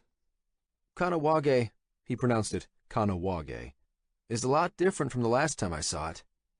He looked down at the blue slip-on booties he'd put on at the entrance, to protect the machines from dust and dirt, according to the guard. Jake hadn't seen his old friend in decades. He was glad Dean was smiling. They hadn't parted on good terms, an understatement, and Jake hadn't called ahead. Jake drove the long way up from the small border crossing, passing through farmlands swaying with corn ready for harvest, letting the smell of the air work its way into his brain to twist out half-forgotten memories of another life. Jake and Sean used to come up here as often as they could when they were teenagers. Everything was an escape back then, and now he was escaping again. When he'd arrived, he did a loop of Kahnawake to get a feel for his old stomping ground before parking. He drove up past the MIT building, along the dusty stretch of Highway 132 that snaked through the thin birch forests lining the reservation. Then he hooked back under the rusting trusses of the Messier Bridge that spanned from this side of the river to Montreal Island. There were no street addresses on the reservation. Mohawks didn't believe in owning the land. Jake showed up in the reception area of the MIT building and asked the guard if Dean was around. The guard, who didn't seem the least bit surprised at an unscheduled drop-in, told him to wait a few minutes in the lounge. Dean's smiling face had appeared moments later. Before Jake could say anything, or even explain why he'd randomly dropped in after all these years, Dean took him on a whirlwind tour of MIT. 5 server rooms now, and this whole building used to be a coat factory. Dean opened a door and stepped onto an electrostatic mat for collecting dust. He brushed back his mop of black hair. A year older than Jake, Dean was edging 40, yet he didn't have a fleck of gray. He had the aquiline nose and olive skin distinctive of the Mohawk tribe here. We're getting new customers faster than we can expand. Dean spoke in perfect English, even if this was the French province. Quebec didn't have a French quarter. 80% of the population spoke it. Many Quebecers didn't even speak English. In the middle of this French place, the Mohawks still spoke English, with one good reason being that even though they were located in Canada, the Mohawks had dual American and Canadian citizenship. They were North American citizens. Nice. Jake followed Dean into the next room, also filled with more servers. Many native Indian communities operated casinos on their land. It was a way of raising money for the community. But casinos tended to attract a certain type of person. They invited in the criminals, organized crime, prostitution, and everything else that came with it. There was only one type of casino that didn't bring people like that into the community: online casinos. In 1998, the Mohawks of Kahnawake filed paperwork to create a legal international framework for operating online gambling. They were the second jurisdiction in the world, after Antigua, to open for business as a provider of web-based casino services, and outside of the state and provincial systems, they were still the only one in North America to be legally operational. And here's why it all works. Dean tapped a door labeled Data Communications Link. We're global now. A fat data pipe running through the reservation, explained Dean, connected to the main fiber optic link that carried most of the data from eastern Canada down into the U.S., straight from Montreal to New York, then branching out into Europe and the rest of the world. That connection made it possible to handle a mind-boggling amount of business. This MIT wasn't a university. It was a technology center. Dean explained that over 300 online casinos ran out of the Kahnawake facilities, and the Mohawks now operated installations in Gibraltar, Singapore, London, Paris, all over the world. But this facility was their crown jewel, their home base on their homeland, located in the 25 square miles of the Kahnawake Mohawk tribe's land that they'd hung on to for the past 400 years. It was an unassuming crown jewel. From the outside, the MIT building was a squat cinder-block building sitting next to the Red Wolf gas station and plaza, along a mostly deserted stretch of road dotted with small shacks advertising discount cigarettes and fireworks. Dean continued with his tour. He led Jake into the UPS room. Doesn't mean United Parcel Service. He laughed. This is the battery backup, in case of any power failures. He pointed out the back door. And out there are 3 failover generators. We can keep power going for 2 days without refilling, and there's a diesel station next door too. Nice. Jake did his best to appear enthusiastic, but impatience was getting the better of him. He needed to know if Dean knew anything. Is there somewhere we can talk privately? Jake took a deep breath. I'm here illegally. You should know that first. Dean stared at Jake. Oh yeah? Because I don't need to remind you that the last time you were here, you got me thrown in jail. Jake looked around as he pushed through the swinging double doors of the Kicking Horse. Regulars were already stacked shoulder to shoulder at the bar, and the whole joint smelled of stale beer and damp carpets. At least this place hadn't changed. How did you hear about Sean's death? Trailing in behind Jake, Dean nodded at the bartender and held up 2 fingers. Through Mark. He was doing steel work on a building upstate. He led Jake to the side of the bar where their 2 Budweisers were delivered. He found out from Sean's aunt. You know the one. Jake nodded. "Can I borrow your phone? I want to check my messages." He took Sean's warning seriously, so his phone was still in Schenectady. "Sure." Dean handed him his phone, then picked up a beer. Jake dialed his own number. It would go to voicemail after 5 rings, and Jake could tap the pound key to get into his voice message system and enter his password. 1 ring, then 2. Jake took a sip from his beer, waiting for the voicemail to pick up. When someone answered. "Hey there, this is Jake." He choked on his mouthful of beer. "Hello?" Jake answered. Had someone answered his phone? "Please leave a message after the tone," continued the voice. His voice. He frowned and pulled the phone away from his ear, then typed in his password. Put the receiver back to his ear. No messages. "Everything okay?" Dean asked. Yeah. Jake stared at the phone. Was that the voice message he'd left on his system? He wasn't sure, but then again, he'd set it up years ago. He handed the phone back to Dean. "Any messages?" "None." "You okay?" "Not really." "Yeah, I'm fine." On Jake's psychopath scale, Dean barely registered. He was caring, thoughtful.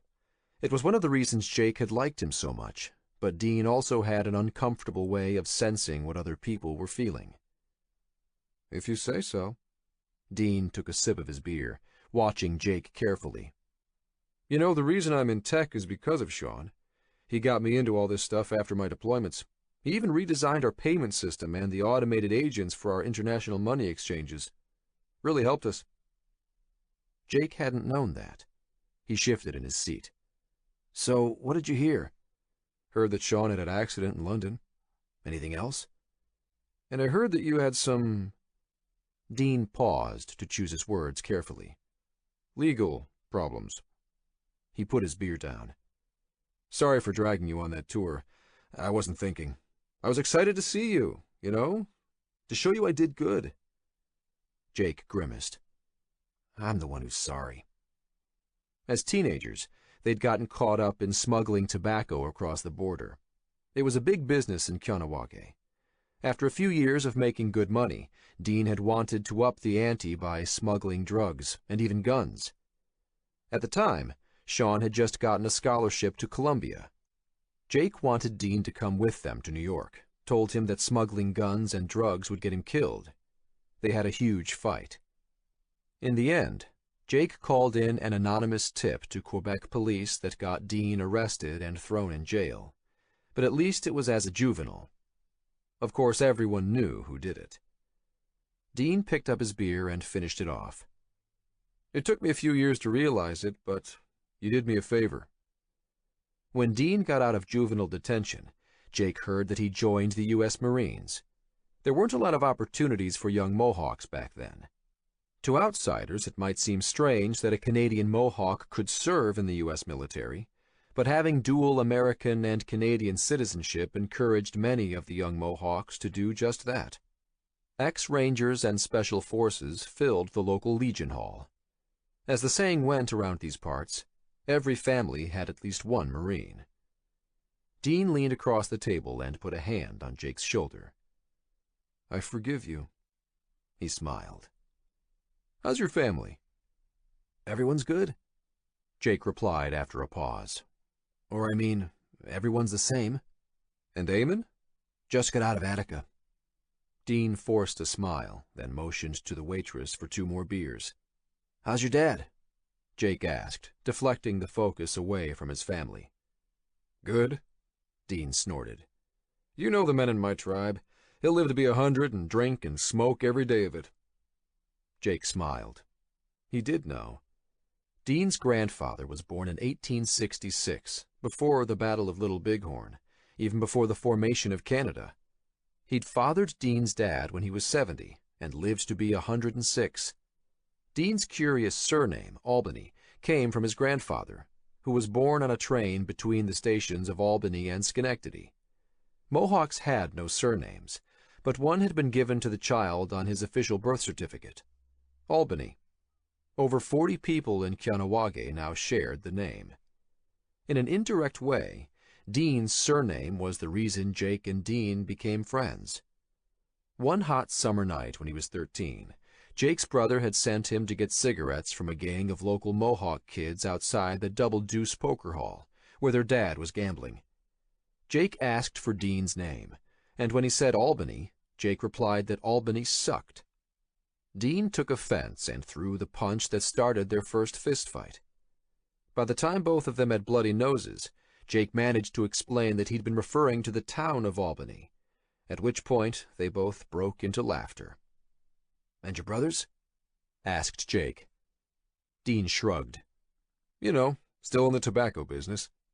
Still smuggling was the unspoken subtext.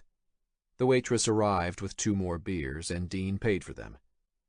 2 men came up behind Dean. One slapped him on the back. "How you boys doing?"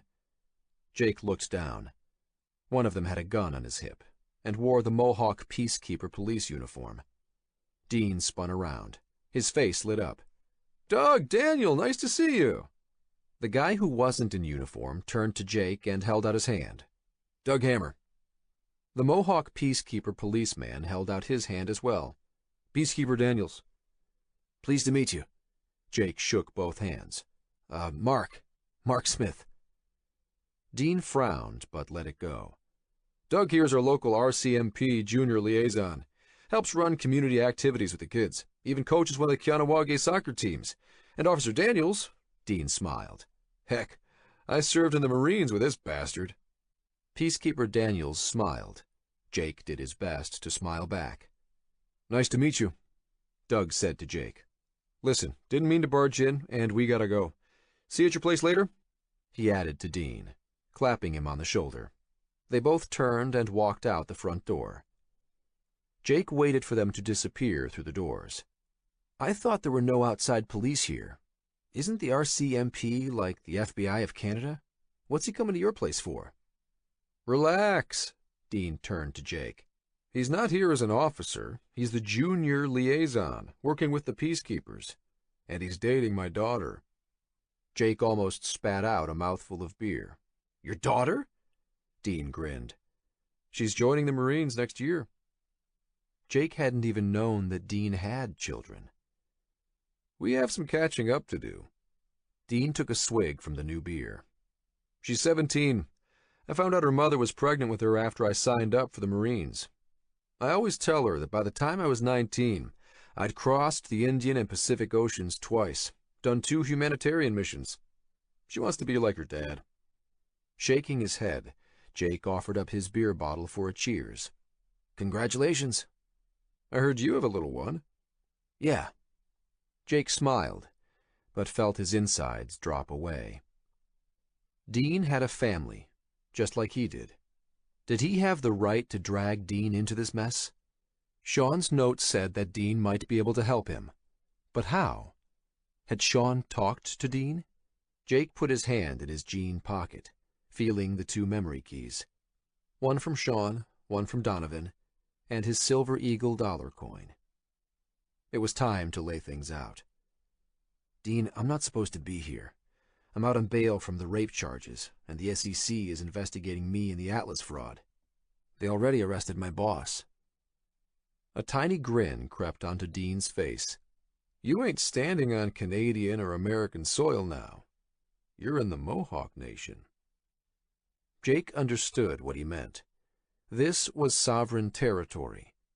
They had their own police force, the Peacekeepers, as well as their own unofficial militia, the Mohawk Warriors, to defend themselves and their land. A few years ago, the Canadian government had tried to ride roughshod over Mohawk burial grounds. Tensions escalated, leading to an armed standoff between the Mohawk warriors blocking the roads and bridges into their territory and the Canadian military. Eventually, the Mohawks had won the day. The warriors were an active and important part of the community. "Did Sean talk to you lately?" Jake asked. Dean shook his head. "Because Sean asked me to come and talk to you," Jake continued. "And he told me to go up to an address up north." "What did he want you to talk to me about?" Jake reached into his pockets and produced the 2 memory keys. I'm guessing that he knew I'd need help figuring out what's on these.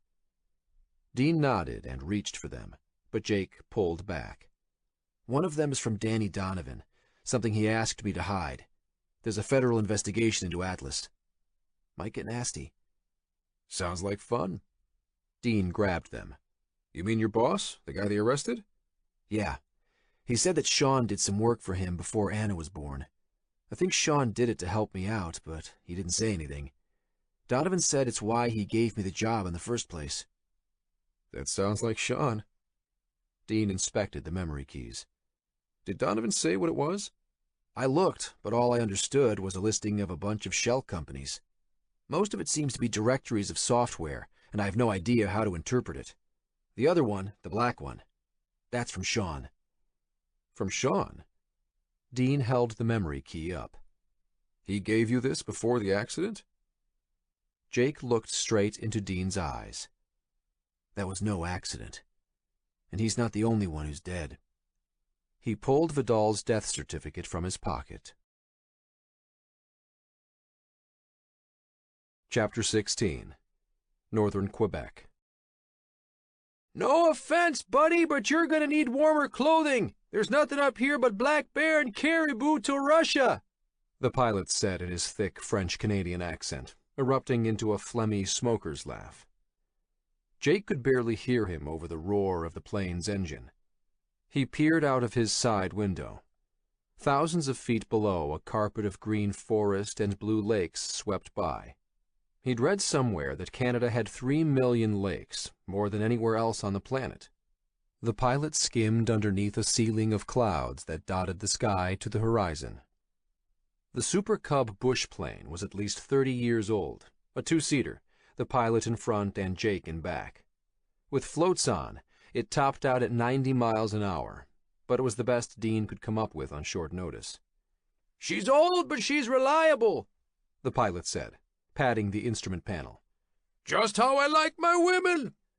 Another throaty cackle. He said something else, but Jake couldn't tell if he was speaking in English or French. Sounded like a mix. Past the red Canadians hockey team baseball cap on the pilot's head, Jake stared at a screwdriver shoved into the ignition switch, the exposed wiring wrapped together with electrical tape. Maybe this was a bad idea. The interior was bare metal and webbing, smelled of engine oil and rotten fish, not to mention the sour odor of last night's whiskey. Jake smelled the booze, had nearly been knocked over by it, the moment he opened the side door to get into the cockpit. He would have gotten right back out, but he didn't have much of a choice. This was a favor. "I fly too," Jake yelled over the engine. He tried to convince himself that he could take over if it came to it, but that was a stretch. The pilot was only half the problem. The plane was falling apart.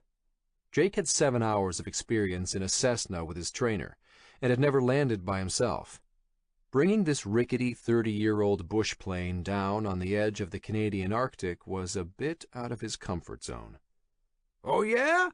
laughed the pilot. "You want to take over?" He let go of the flight stick between his legs and made as if to unbuckle his straps. "No, no!" Jake shouted, alarmed. But from the roar of laughter up front, he realized the old guy was kidding. Smiling and nodding in recognition of the joke, Jake leaned back in his seat as the pilot kept talking. Someone had once asked him where on the planet he thought the biggest herds of animals existed. Thinking of the video footage he'd seen of the massive wildebeest migrations in the African savanna, he'd made that his answer. But the correct response was Quebec. There were herds of over 1 million caribou, what people in the rest of the world called reindeer, that roamed the tundra of northern Quebec. It was another world up here. Jake was exhausted, but 3 hours of bone-jarring vibration kept him awake. That, plus his fear of the pilot passing out.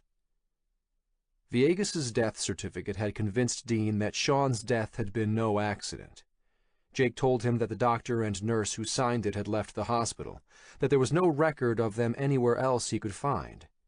The only other option was that the certificate was a fake, and if so, Why would Sean have sent Jake a package with a fake death certificate in it, telling him to go off on a wild goose chase? No, they both agreed that it was all connected. The Mohawk Nation never forgot their own, Dean had assured him. They'd find a way to help. At one of the summer powwows 20 years ago, a school bus bringing in grade school children had jumped the concrete curb of a low bridge spanning a small river leading to the event. The bus had flipped over and capsized into the water. Jake and Sean had been hiding under the bridge smoking a joint when it happened, and before he knew what he was doing, Jake had plunged into the frigid river. He and Sean pulled 7 Mohawk children out before anyone else got there, probably saved the kids' lives. The Mohawk Council had conferred status of honorary tribal members onto both of them. Still, there was a risk in getting involved, and Dean needed to get the elders' blessing to dig into it more. After a few phone calls, they'd found this bush pilot who was willing to fly him up. When Dean asked if he could reveal what he knew to the Longhouse Council, Jake hesitated, but ultimately agreed. He needed all the help he could get. After finishing up at the bar, Jake and Dean had gone back to the MIT building, where they sat together and read media reports on Bluebridge and its founders, Vidal Villegas and Henry Montrose. The men might have been partners, but Montrose was the senior one. He had to be the one pulling the strings at Bluebridge. What was Montrose up to? Had he killed Villegas, replaced him somehow? Had Sean been killed for knowing that secret? Vidal, or whoever had replaced him, was busy on a tour of the country promoting Senator Russ in the presidential campaign. The campaign donations for this year were staggering, and every industry Bluebridge was branching out into seems to be a platform piece for Russ, everything from wind turbines to the defense industry. Then again, that was business and politics as usual. The only thing that made it unusual was the death certificate of Villegas. They'd disconnected some computers from the network to look at the contents of the memory keys. Dean took a quick look at the files on the one from Donovan, which he said looked like a collection of libraries for a database engine. He promised to dig deeper. They couldn't open the one from Sean. It was encrypted, and they didn't have the code.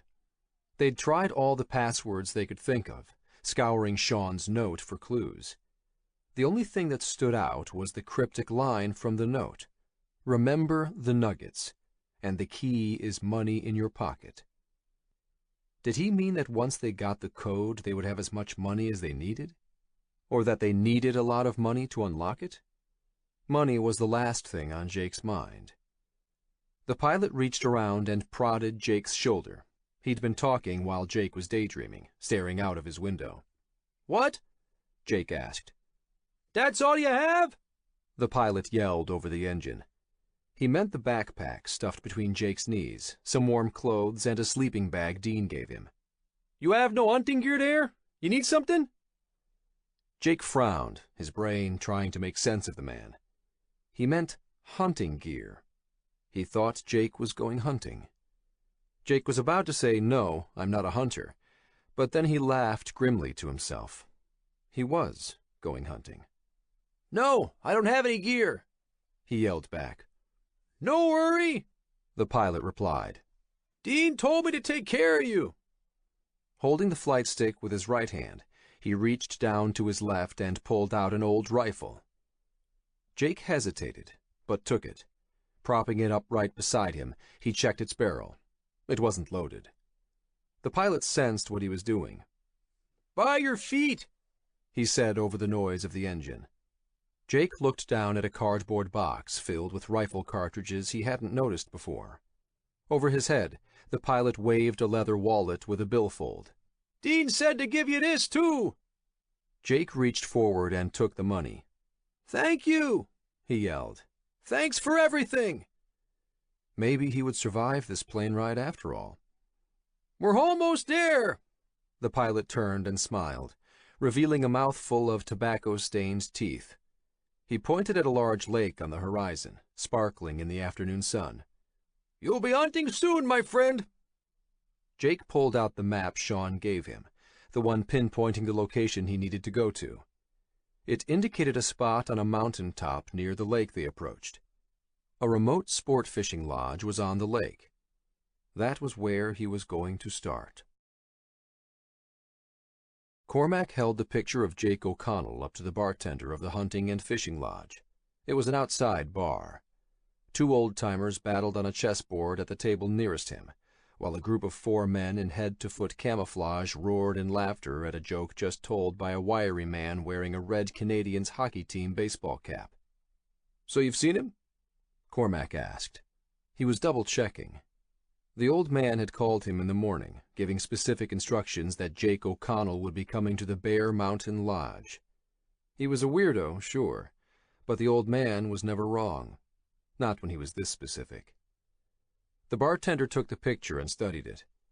"Yeah, he arrived a few hours ago. John flew him in." The bartender nodded at the wiry man in the Canadiens baseball cap. He frowned at Cormac. "I didn't know you were coming. The boss told me not to expect anybody else for the day." Cormac smiled his goofiest grin. "Sorry, getting away from the wife and all. This was a last-minute thing." He turned and inspected the man in the Canadiens baseball cap. "Nice ride." The bartender nodded at the Cessna 185 Cormac flew up in. It sat at the end of the docks next to the rusting old Super Cub and a more modern Bombardier 6-seater. As the sun set, a beautiful orange and pink sky erupted on the horizon over the mirror-still lake. Cormac made it just before dark. It took longer to rent a float plane in Montreal than he'd anticipated. No valid pilot's license under the alias he was using. But a big wad of cash could fix nearly any problem. "Is Jake staying here?" Cormac nodded at the main lodge. Frowning, the bartender shook his head. "No, he headed up Montagne d'Ours, to one of the cabins we rent up there." He pointed to the right, to a forest trail leading up a steep incline. "Bear Mountain," he repeated in English. "It's a good 2-hour hike up. All the ATVs are gone already." Right. Cormac took back the picture. "I've been trying to catch up with my buddy all day. Thought he might be staying at the main lodge tonight. You could ask Jean, he might know more." The bartender pointed at the pilot. Cormac glanced at the table of men again. Apart from them and the older-timers finishing their chess match, only 2 other men sat at the other end of the patio overlooking the lake, quietly watching the sunset. The hunting and fishing lodge looked like it could accommodate a dozen rooms. It didn't seem full, maybe 20 people, including staff. No roads in or out. "Sure, that's a good idea," Cormac replied, looking at the 3 float planes moored at the docks. Those were the only escape routes. "Your other friend got here last week," the bartender added. "Huh?" Cormac was still staring at the planes. "Your other friend, the one with the long hair?" "Long hair?" "Tall guy? Lanky?" The bartender nodded. "That's right. Your friend was asking about him." It had to be Maxime Lefebvre, the other person the old man had sent him to kill. Cormac smiled. 2 birds with 1 stone. His lucky day. Perfect. Cormac needed to cut off all escape routes and disable the planes. Or the pilots. He grinned at the bartender. "Could you give me 5 beers?" "What kind?" "Whatever they're drinking." Cormac nodded at the table where Jean sat. Jake had at least several hours on him. It didn't make any sense to try and climb up there tonight. He'd go at first light, and in the meantime he could tie up loose ends here. It might be Cormac's lucky day, but it was about to be a bad luck day for his soon-to-be best friend Jean. Dropping his bag on the counter, Cormac reached into his pocket for his wallet. "What are you hunting with that?" the bartender asked as he popped the caps off the beers. Cormac had left his bag open. He cursed to himself. It was a rare mistake, and the carbine of his sniper rifle was sticking out. Pulling it shut, he replied, "There's some big game out there," with a smile. The bartender arched his eyebrows. "Must be an American," his Gallic shrug seemed to say. He arranged the beer on a tray and followed Cormac to the table. Twilight faded into night as the moon appeared on the horizon. Jake had a headlamp, but hadn't turned it on yet. He wasn't planning to either. He slowly made his way up from the lodge, staying off the main trail as much as possible. An ATV would have been faster, but the noise would have given him away. Walking up was difficult work, and he wasn't in hiking shape. Huffing and puffing, he stopped to lean against the trunk of a birch tree. Sweat soaked him. The path followed a ridge up the side of the mountain, and from here he had a view back to the lodge. He noticed another plane had arrived when he was about halfway up the trail to the top. He wondered if anyone else was heading up here. He hoped not. Then again, he had no idea what was waiting for him at the top. As night fell, he realized how unprepared he was, how isolated he felt, and how afraid he was. Fear. Like a mouthful of nails he couldn't spit out. When he was arrested on the rape charges, he'd whiled away his time in lockup by ranking the other detainees on his psychopath scale. At least a few of them were full Teds. Only the finest of hairs separated the unsuccessful psychopaths in jail from the successful ones running Wall Street. Dazzling, super confident. Just a few of the words used to describe the predators of Wall Street. And they were the same ones used to describe psychopaths. Fear knotted Jake's stomach, and it was both unnerving and reassuring. Fear meant he wasn't a psychopath. People saw psychopaths as aberrations, examples of something gone wrong in human programming. But Jake often thought that perhaps we had it wrong. After all, you wouldn't see a psychopath panic. Maybe psychopaths were the next stage in evolution for the human species. Ruthless and fearless, they were perfectly adapted to the modern world, maybe more evolved. And maybe that was why they both fascinated and repelled Jake. Down at the lodge, he'd asked a bartender about the location indicated on his map. The bartender told him it was a cabin that the lodge rented out to hunters, that it was rented out for the season. He didn't have a name. Whoever it was, it had to be who Sean wanted Jake to meet. There was no phone in the cabin up top, no way of communicating with the lodger, and Jake had refused a guide. Said that he'd like to surprise his friend. And that was the truth. After taking the time to enjoy a burger at the lodge patio bar and call Dean from the lodge's phone, Jake trudged into the woods. Jean, the pilot, had said he was planning to stay overnight, but that he had to leave the next day around noon. Jake had assured him he'd be back, but in reality, he wasn't sure of anything. As his eyes adjusted to the darkness, he could see that the trees thinned out up ahead. A structure bordered the tree line. It had to be the Bear Mountain cabin. There weren't any lights on inside. Time to wait and see. Leaning against the tree, Jake pulled a fleece out of his backpack and put it on, shivering against the chill of the night. He sat and settled against a tree for surveillance. Shaking his head, he tried to fight his drooping eyelids. He hadn't slept in 2 days. August 20th, Saturday. Chapter 17. Lockhart Street, Hong Kong. Catcalls from throngs of partygoers echoed above the pounding music pouring in through the window of Chen's cramped apartment. Dawn painted the sky pink, but Lockhart Street in Hong Kong's Wan Chai district was still littered with people. Not quite able to shake off its history as a port of call crawling with prostitutes, the Wan Chai area was trying to transform itself with flashy new bars. But no matter how shiny the chrome at a grand opening of a new Lockhart Street nightclub, there was always an undercurrent of sleaze. Prices were cheap, half that of other areas, which drew in heavy drinkers like fat flies to hot dung. Wu-Tang and Jin sat on matching black faux leather couches that took up 2 walls of Chen's apartment's tiny living room, with an open window next to Jin. They worked on laptops balanced on their knees. Chen stood by the window and smoked. A pair of 30-inch LCD monitors packed against aging rack-mounted servers occupied the other wall of the living room.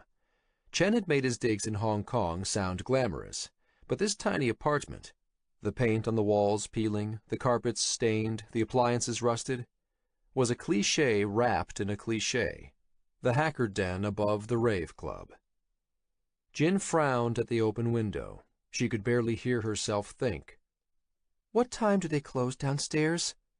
A headache pounded behind her eyes, each thump of bass from the music like a hammer strike driving a nail into her head. Her entire body hurt from the beating she'd taken, and her face was swollen. She took painkillers, but it wasn't helping. Usually 10 on weekends. Chen could see what she was thinking. Sorry, but it's cheap, and they let me pay cash. This place doesn't exist, not officially, and that's what we need right now. Jin flashed Chen a tight smile. You're right. They risked a lot by helping her. She had a hard time believing they were putting themselves in so much jeopardy for Wu-Tang's crush, but she didn't have many options. Chen flicked the butt of his cigarette out the window and slid it shut. He sat down at his workstation and opened up a search window in a browser. The closed window shook, the bass thumped through the walls. 2 days ago, when Jin was kidnapped, Chen saw the goons carry her out of Wu-Tang's apartment when he showed up to meet her at the noodle shop. He followed them and called Wu-Tang on the way. After scoping out the building for a day, they were about to try and sneak in when she suddenly appeared in front of them. After they all jumped into Chen's car, they raced downtown, then abandoned the car and jumped into a series of commuter buses, hiding themselves in the rush-hour crowds. After taking the 113 bus out to Shako Terminal, they took the ferry into Hong Kong's main port, the path of least surveillance, Chen had joked. When they arrived at Chen's place, the first thing Jin did was go back and try to log into the assassin market, but the DARKNET service had disappeared. Wu-Tang said that autonomous corporations spawned themselves, morphing into new entities and leaving their old shells behind, a tactic to evade authorities. To access it again, they'd need a new set of credentials. Even then, cracking the anonymity shield would require the resources of a government-sized organization like the NSA. The autonomous corporation wasn't about to expose any of its clients. But while Jin could no longer log into it, she could research how the assassin market operated. The information was freely available on the web. Anyone could place an initial bounty on the head of any person in the world, and others could add to that amount. Bettors placed wagers, at least 10% of the current pool, on when that person would die. When the target died, the person with the closest bet won the pool, with the time of death independently verified by media reports online. A dead pool. The idea had been around for a long time, but the assassin market was the first time an autonomous corporation was used to implement it. The CIA were investigating the DARKNET entity for several killings in the past year, but nobody had been able to shut it down. Oh boy, Chen exclaimed from his workstation. What? She had her attention on an assassin market article in Forbes magazine. Chen closed the window he had open on his screen. Nothing. This wasn't the time to be secretive. What? Jin insisted. She looked at him. I saw a news story about Shen Shi's death. Doesn't matter. Show me. Why did Chen look so awkward? Open it in our shared workspace. Chen pursed his lips and grimaced. Okay, but stay calm. He clicked a link on his screen, sending the article into the workspace they shared between their machines. A video opened on Jin's screen. It was from a security camera in the hallway when Shen Shi fell into the elevator. Jin took a sharp intake of breath, blood draining from her face. The video showed the elevator doors open, Shen Shi turning to Jin as he chatted with her. Then it looked like Jin pushed him. She reached forward as he fell into the elevator shaft, then pulled back. The headline of the news article, Jin Huang charged in brutal death at Shenzhen High-Tech Incubator. Suspect now on the run from authorities. I didn't push him. It's just the angle of that video. Jin began shaking, tears coming to her eyes. Shut that down, Wu-Ting told Chen, reaching to put an arm around Jin. I know you didn't, he whispered. The video image disappeared from their shared workspace. Tears streamed down her face. I tried to grab him. That's why I moved forward. I know, Wu-Tang repeated, squeezing her. Come on, we had to expect this. Jin nodded, wiping the tears away with the back of her hand. What do you know about spoofing? Wu-Tang asked Jin, changing the topic. Spoofing? Jin breathed in and out, still shaking. You mean like faking an email address? Yeah, but not just with email. Wu-Tang opened a web definition on his laptop screen and pointed at it. A spoofing attack is a situation in which a software program masquerades as another by falsifying information to gain an advantage. Wu-Tang's Tor browser pinged. He was in the middle of arranging a video chat session with his gamer friend Sheldon. Clicking his browser, he sent the video call to Chen's workstation so they could use one of the large monitors on the wall. Chen clicked the monitor on. We think someone's spoofing people, and I mean really spoofing people. A window sprang open on screen labeled Sheldon. Really spoofing people? Jin tried to erase the image of Shen Shi falling into the elevator shaft from her mind. And by that you mean? What he's talking about, came a voice from the computer speakers, is that software doesn't just masquerade as another computer, but masquerades as a person. Wu-Tang pointed one hand at the computer screen and the other at Jin and Chen. I'd like to introduce you to Sheldon. This is the guy I was talking about on the ferry, the expert in artificial intelligence. A pleasure to meet you. The image on screen stabilized into a thin, boyish face with shaggy blonde hair above day-old stubble. Chen nodded hello at the camera on top of the screen. So you're the chatbot expert? Wu-Tang nodded. He's the reigning Loebner Prize winner. He was the first guy to beat the Turing test. He narrowed his eyes. Or I mean, to write an automated agent that beat the Turing test. The Turing test? Jin asked. You mean convincing people that a machine they're chatting with is a person? On screen, Sheldon raised his hands. It was a watered-down version of the test. I only convinced 11 of the 30 judges, and I gamed it by making my chatbot a 13-year-old. When Jin didn't respond, he added, I mean, my chatbot didn't need to be a genius or anything. Bots have been tricking people for a long time. Love bots and online dating chat rooms have been fooling people into thinking they're real humans for years. He still beat the Turing test for the first time. Wu-Tang turned to Jin. This guy's famous. So you think someone is spoofing people? Jin pulled her mind fully into the conversation. Like identity theft? Sheldon's head nodded on screen. Taken to the next level. Like the attacker that does a network analysis of your social media and figures out who your best friends are, then spoofs emails from them to you, starts a dialogue. The best hacking is done through social engineering. Social engineering? You mean using social interactions to extract information? Sheldon nodded. I did a statistical analysis of the data Chen shared with me. He looked away and fiddled with something on his side. And it seems you have a sophisticated bot masquerading as a human in those communications. Usually this kind of attack requires human intervention, but in this case, it's being done by a machine. Tables and graphs replaced Sheldon's image. Jin looked at Chen, who shrugged. She hadn't told him he could share the data from Shenshi's laptop, but then again, desperate times called for desperate measures. So you're saying that someone is using a fancy chatbot to extract information from people? She asked. In a nutshell, yes. Sheldon paused. And it's linked to the identity theft ring Shenshi investigated for Yamamoto. Was that why they were killed? Had he been on the verge of exposing a hacking scheme the PLA used to steal money? But if they were the ones responsible for killing Yamamoto and Shenshi to hide their plan, why didn't they kill her? Why kidnap her and ask her questions? Also, she could imagine the PLA doing away with Chinese citizens, but killing a foreign national like Yamamoto, the head of Japan's largest financial fund? The repercussions seemed too risky. But maybe, if it was for enough. How much money are we talking? Impossible to estimate, but a lot. Sheldon shook his head, then started nodding. A whole lot. So this chatbot is messaging and emailing people, making them think that it's a person? Not just that it's any person, but a specific person, Sheldon pointed out. Whoever is running this, they amass enough information about someone to mimic them. And not only through email, I think this thing is making telephone calls too.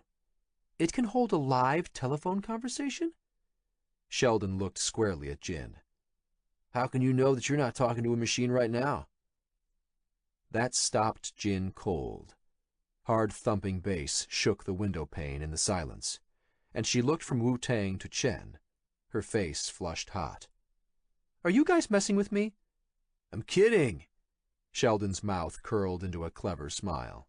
But the tech has been evolving for a long time. Machines write most of the breaking news stories we read now. There are even competitions for machine-written fiction and music composition. It's never been a question of if this would happen, Chen said, but a question of when. A few things are kind of odd, Sheldon added. It's strange that this is happening in China, in Chinese. Advanced chatbots usually come in English. No offense, but it's what all the top geeks speak. The PLA's cyber division is spending billions on advanced research, Chen pointed out. Maybe they leapfrogged. They're well-funded. Maybe. Sheldon didn't look convinced. But this goes way beyond your soup and nuts stuff. And right after the social engineering attack starts, this thing seems to replace all communications from that person. Sheldon clasped both hands together. It's as if the person targeted by the attack disappears. He pulled his hands apart. After the machine takes over. Chapter 18.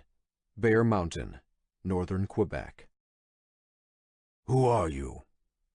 What? Jake mumbled. Who are you?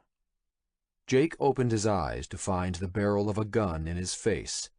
He recoiled and banged his head against the tree behind him. Cursing, Jake put his hands down to steady himself. He must have fallen asleep. The grass was wet with dew, the sun already climbing over the clouds on the horizon. Sunrise from the top of Bear Mountain was beautiful, or it would be if he didn't have a gun pointed at his head. Keep your hands where I can see them, the grizzled voice instructed.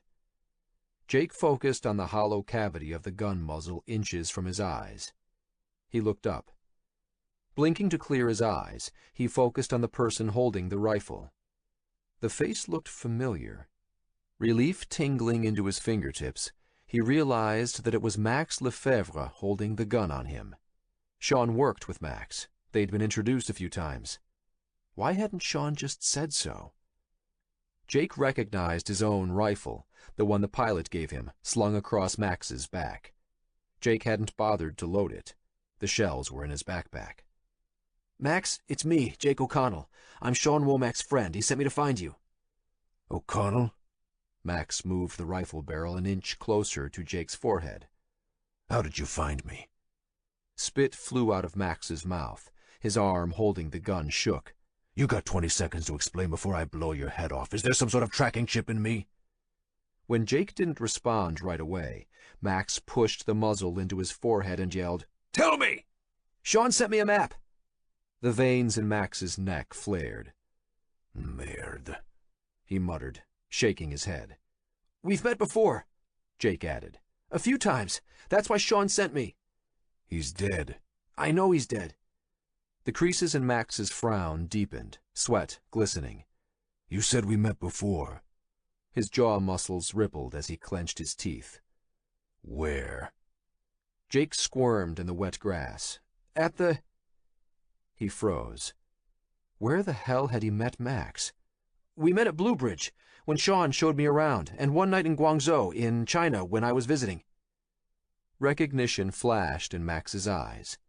He pulled the gun barrel a few inches back from Jake's head. So tell me about the nuggets. Nuggets? Jake's mind was blank. What the hell did he mean? Nuggets, Max insisted. You got 10 seconds to tell me about nuggets. He pushed the gun barrel back into Jake's forehead. 1, 2, 3. I don't know what you're talking about. Was this some code? And then the light dawned. Remember the nuggets. 5, 6. You mean when Sean bought those chicken nuggets? The night in Guangzhou, instead of buying girls drinks, Sean brought boxes of chicken nuggets. Not everyone wanted drinks, but everyone needed food, he'd reasoned. Typical Sean logic. The barrel lifted away from Jake's head.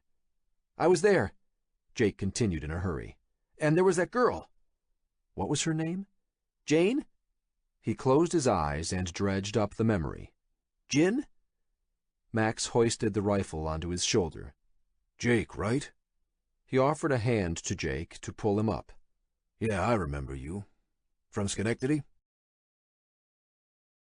Jake watched Max make his way around the windows of the cabin, peering out into the forest, his rifle still in hand while Jake's was slung across his back.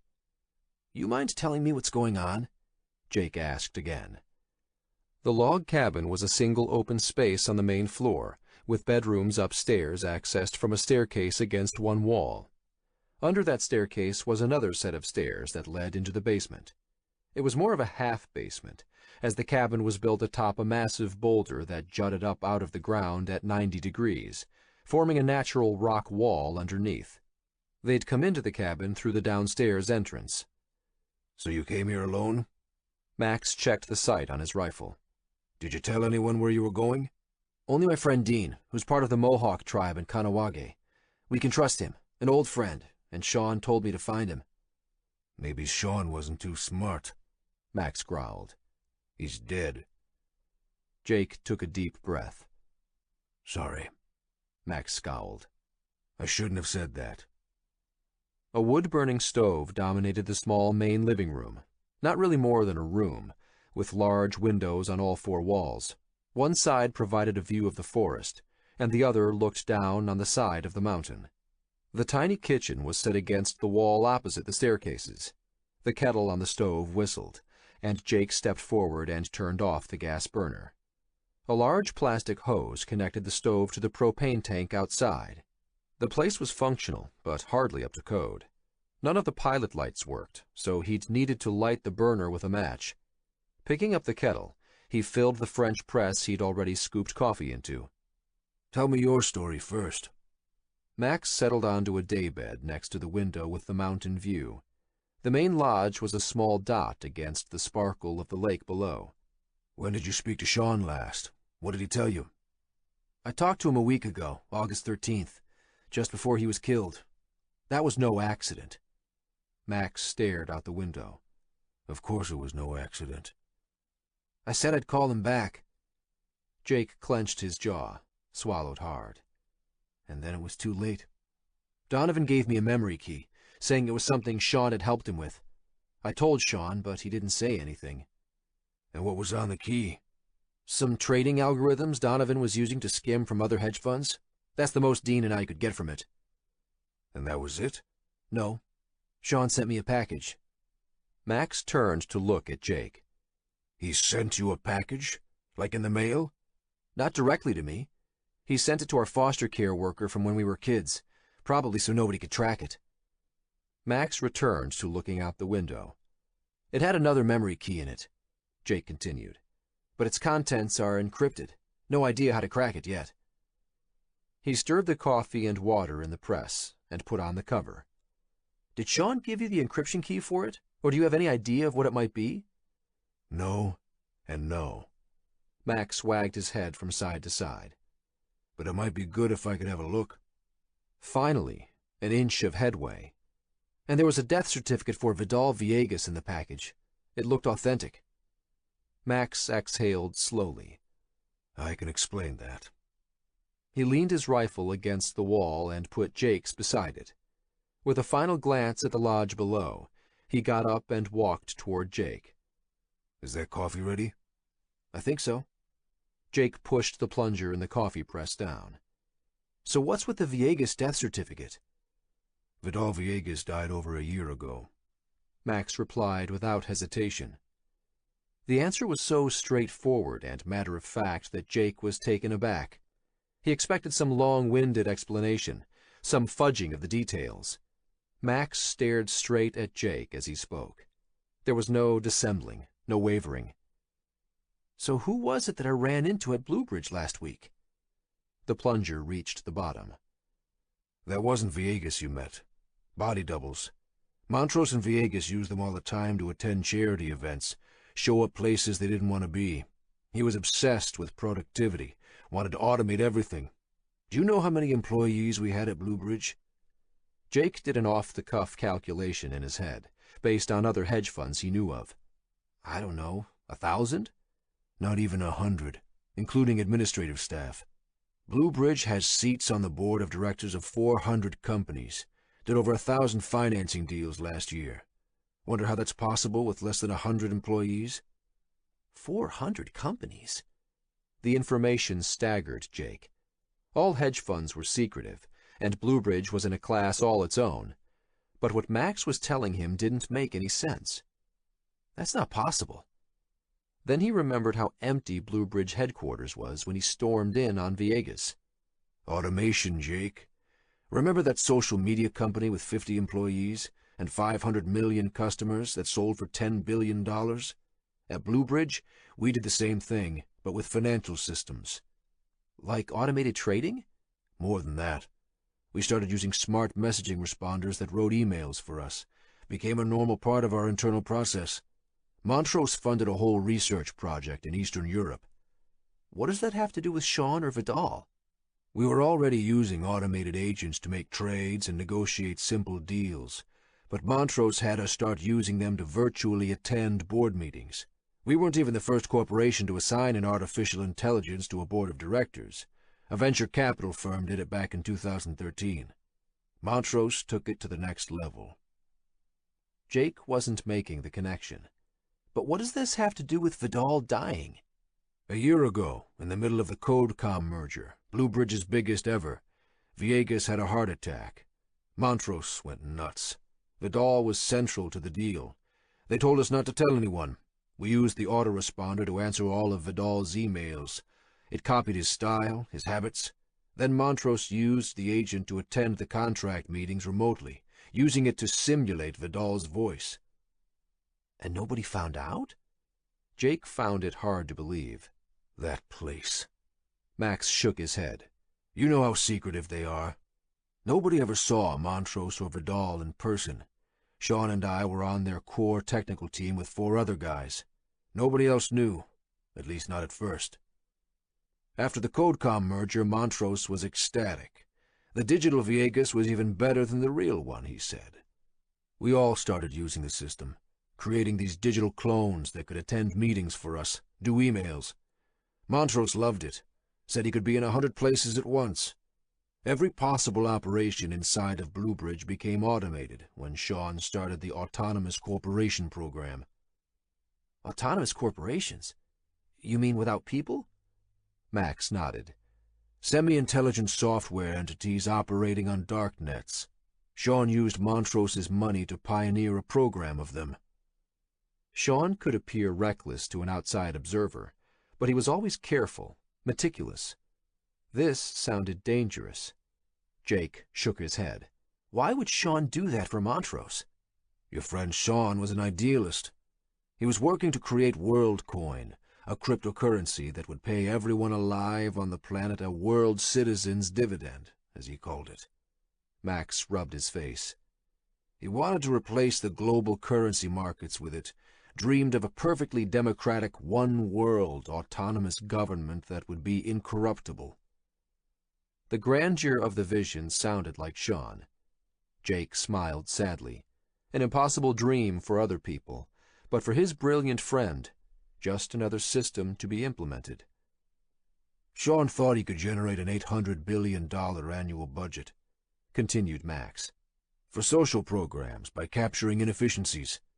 He saw what we were doing at Bluebridge as a first stepping stone to his grand plan for solving the world's problems. Jake tried to absorb what Max was telling him. And this was all done at Bluebridge? We took a lot of off-the-shelf tech and wired it together. Autonomous trading agents, chatbots, natural language recognition, machine vision. Montrose had more money than God. By the time Sean was finished with Bluebridge, you'd think there were 2,000 people working at the company. And Montrose cooked the books to make it look like there were. The shareholders loved it. Everyone knew something odd was going on, but nobody wanted to know the details. The pieces were fitting together. Tens of billions of dollars were at stake. So Viegas died and Montrose covered it up. And now Montrose is trying to cover his tracks, take everything for himself? Greed made sense. From his time on Wall Street, he knew it had no bounds. I don't know for sure. I know that people at Blue Bridge started disappearing. At first, Montrose paid the programmers to stay quiet. Then some of them left, one by one. I tried to contact them, but they went off-grid. Paid to stay dark? Maybe. Maybe. Maybe worse. Max went back to the window and peered down at the lodge again. I don't know. Something dawned on Jake. You keep talking about Montrose in the past tense. I don't think you get it. It's not Montrose who killed Sean. Not directly, anyway. Who did then? Not who, Max said slowly, but what. Much easier to get a machine to do something illegal than do it yourself. You're one step removed, like those high-frequency traders using machines to front-run for them. At the core of Blue Bridge is the capitalization system. It figures out what will make the most money for shareholders. It makes trades, hires and fires, negotiates deals. He paused. Engages in contracts. And Sean didn't like the turn his grand dream had taken. He was about to blow the lid off. So you're saying Sean was killed because he was going to expose Montrose and Blue Bridge? Max nodded and shrugged at the same time. I got the hell out of there. We built a bridge from the digital to the real world, from the machine world of bits and bytes to our world of flesh and blood. The Blue Bridge network doesn't see a difference between the two, and it certainly hasn't been trained in ethics, or not the sort you'd agree with. Can't we expose Montrose? Shut it down? I still don't think you understand what's happened. Max walked back to the window. I think Montrose is gone. The only thing left in charge of Blue Bridge is Blue Bridge itself. Jake stared at Max, waited for some telltale smirk, a shrug that hinted Max was guessing. But Max stared back at him without blinking or wavering. If anything, his face hardened. A tingling sensation crept from Jake's scalp, down his back and out to his fingertips. I'm being hunted by a machine. Chapter 19. Bear Mountain, northern Quebec. More coffee? Max asked. Jake shook his head. Another cup and I'll explode. Max seemed to drink a cup every 10 minutes, his nervous energy filling the room. Jake expected this wasn't unusual behavior for him. He saw why Max had gotten along with Sean.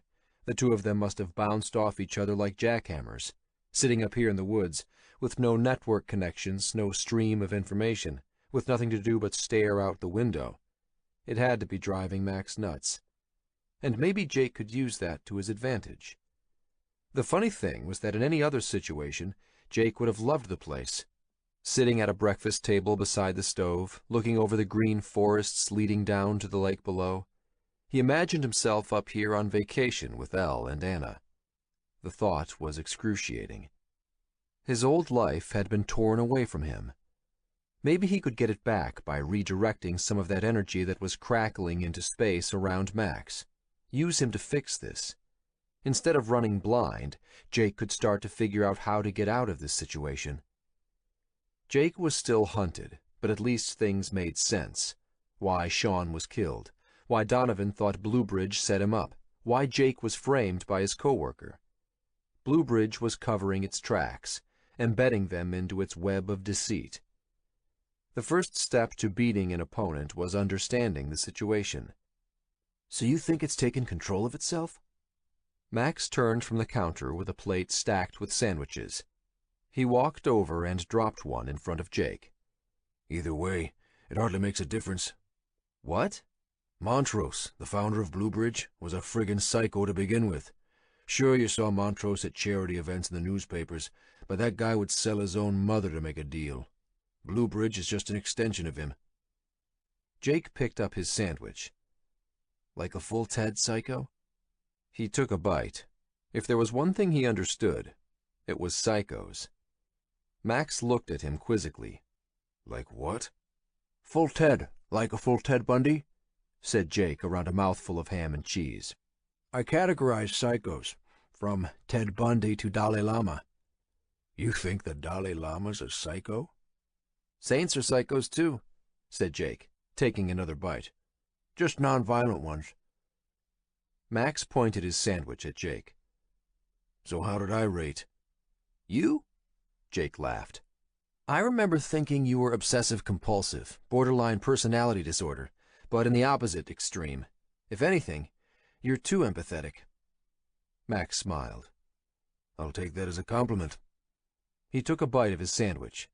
Montrose played dirty, and would find any way to gain an advantage over an opponent in a deal.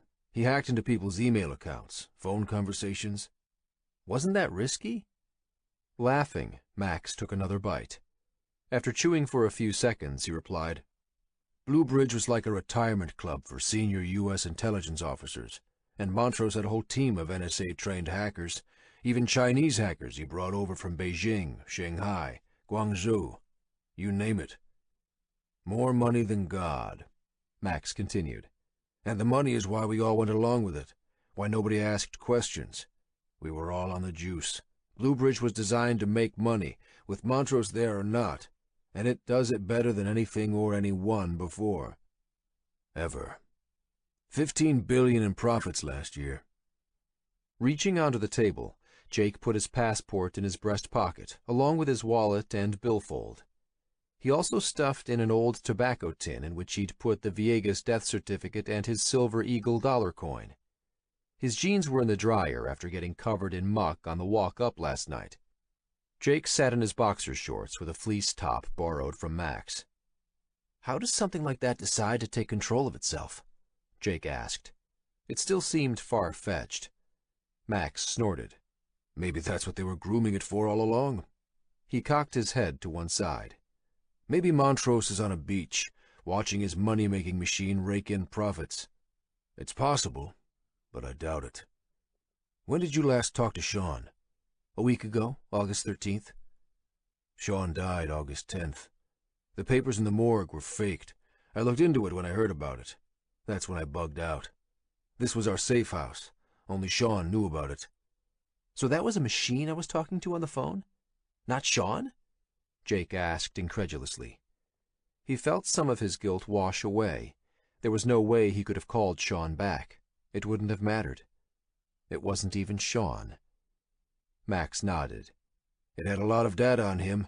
I couldn't even tell if I was talking to it or Sean when he called me. Wait, you talked to the machine when it was impersonating Sean? Max laughed, his mouth full of sandwich. Weren't you listening?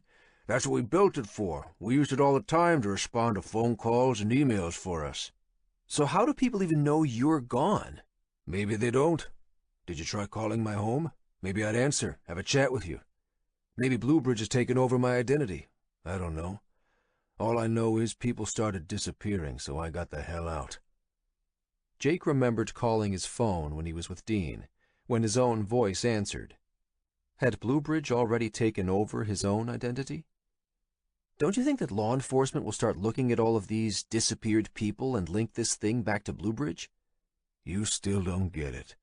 Max shook his head.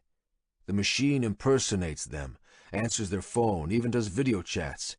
It's just that you can't meet them in person. It comes up with clever explanations of why they had to leave, take a job somewhere else. Max paused and let this settle into Jake's head before dropping the next bomb. Directly or indirectly, Blue Bridge now controls a good chunk of the U.S. economy. Like I said, it had directorships on over 400 major corporations when I bugged out. So this thing is sitting in on hundreds of board meetings? Jake asked.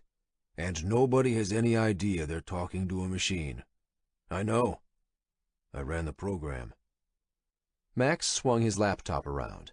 On the screen was a story about Senator Russ. Standing behind him in the picture was Vidal Viegas's body double. And now Blue Bridge is busy buying itself a presidential election. And your plan was to run away? It was working until you showed up. Max fixed Jake with a steady gaze. Looks like you're already running away yourself. Jake clenched his jaw, his stomach tightening. I'm out here trying to protect my family, and that includes finding out what happened to Sean. Max waved one hand in the air, as if shooing away a fly. So now you know. Leave me alone. You can't outrun this, Max. Jake pointed at the image of Vidal Viegas's body double on the laptop screen. Whatever or whoever this is, it's going to catch up, no matter where you go. Are you going to hide forever? We have to stop it. Stop it! Max laughed. This thing is hundreds of billions of dollars, whole governments in its back pocket. He held his arms wide. You're wanted by a half-dozen federal agencies, on the run in a foreign country, and we're stuck in a cabin on the edge of nowhere. I doubt we could scrounge up $50 between the two of us. How do you propose we fight back? We have information. Jake looked directly into Max's eyes. And you, he pointed at Max, have a responsibility. You let this genie out of the bottle, we need to put it back in. Can you at least walk me through ways we could stop it? Max glared at Jake, but then lowered his head. Tabarnak, he muttered under his breath, shaking his head. Putting the last half of his sandwich on the counter, he paced over to the window. After a moment of silence, he turned back and faced Jake. Okay, if you could somehow get Montrose-level access, we could gain access to the core Blue Bridge system, but containing the eel's nest of autonomous corporations that it's let loose. Can you log in? Hack it? Jake asked. Could it be that easy? Max laughed. You have no idea how many layers of security surround that thing. I don't have access anymore, and I doubt you could hack it. At least it was a start. Jake put his sandwich down. But if we could... Then maybe reinitialize with older copies of the core. Even if you got access, it's a self-healing system. Unless you get it to want you in charge. Say, if you had something it needed. Want us in charge? Max shrugged. I'm thinking out loud. I don't have all the answers, but... A grin spread across his face. I did steal a copy of the old Blue Bridge core before I bugged out. He motioned upstairs. Jake saw the gears start to turn in Max's head. Just like Sean. Jake knew the look in Max's eyes. He'd seen the same expression on his friend Sean so many times before. The lure of an impossible problem that needed to be solved. Now it was a question of feeding the fire. What else? What else do we need to think about? Jake encouraged. If we go back into the world, a big problem is going to be the assassin markets. Assassin markets? It was the first time Jake heard the term. Crowdsourced darknets that Blue Bridge uses to put bounties on the heads of people it wants gone. Max frowned at Jake. You really don't know what you've gotten yourself into, do you? But maybe we can try and... In mid-sentence, Max's forehead exploded in a red mist, spattering blood and brain fragments across the table between them. Jake stood, trying to understand what was happening, when something punched him hard in the chest and sent him crashing onto the floor. Jake and Sean coasted to a stop on their bikes. My dad says I'm weak, 14-year-old Jake said as they leaned the bikes against a lamppost. Jake shook from the beating his brother gave him, fresh purple and red bruises rising on his arms and face. He'd managed to connect a few punches of his own. Even when he knew there was no chance of winning, Jake never went down easy. Touching his face tenderly, he felt his lip. Swollen. He couldn't go to school like this. A cold wind blew autumn leaves across empty streets. Jake and Sean sat side by side on a bus stop bench, next to a garbage can overflowing with empty fast food wrappers and beer cans. Half of the buildings around them were derelict. Jake wondered for the 100th time how this dump was the capital of New York, and not the glamorous city of the same name south of them. It was only a bit more than 100 miles away, but it might as well have been 1,000,000. Never giving up, Jake. That's your gift. You never give up. Sean lit a cigarette and offered it to Jake. You know this place was once the center of the universe?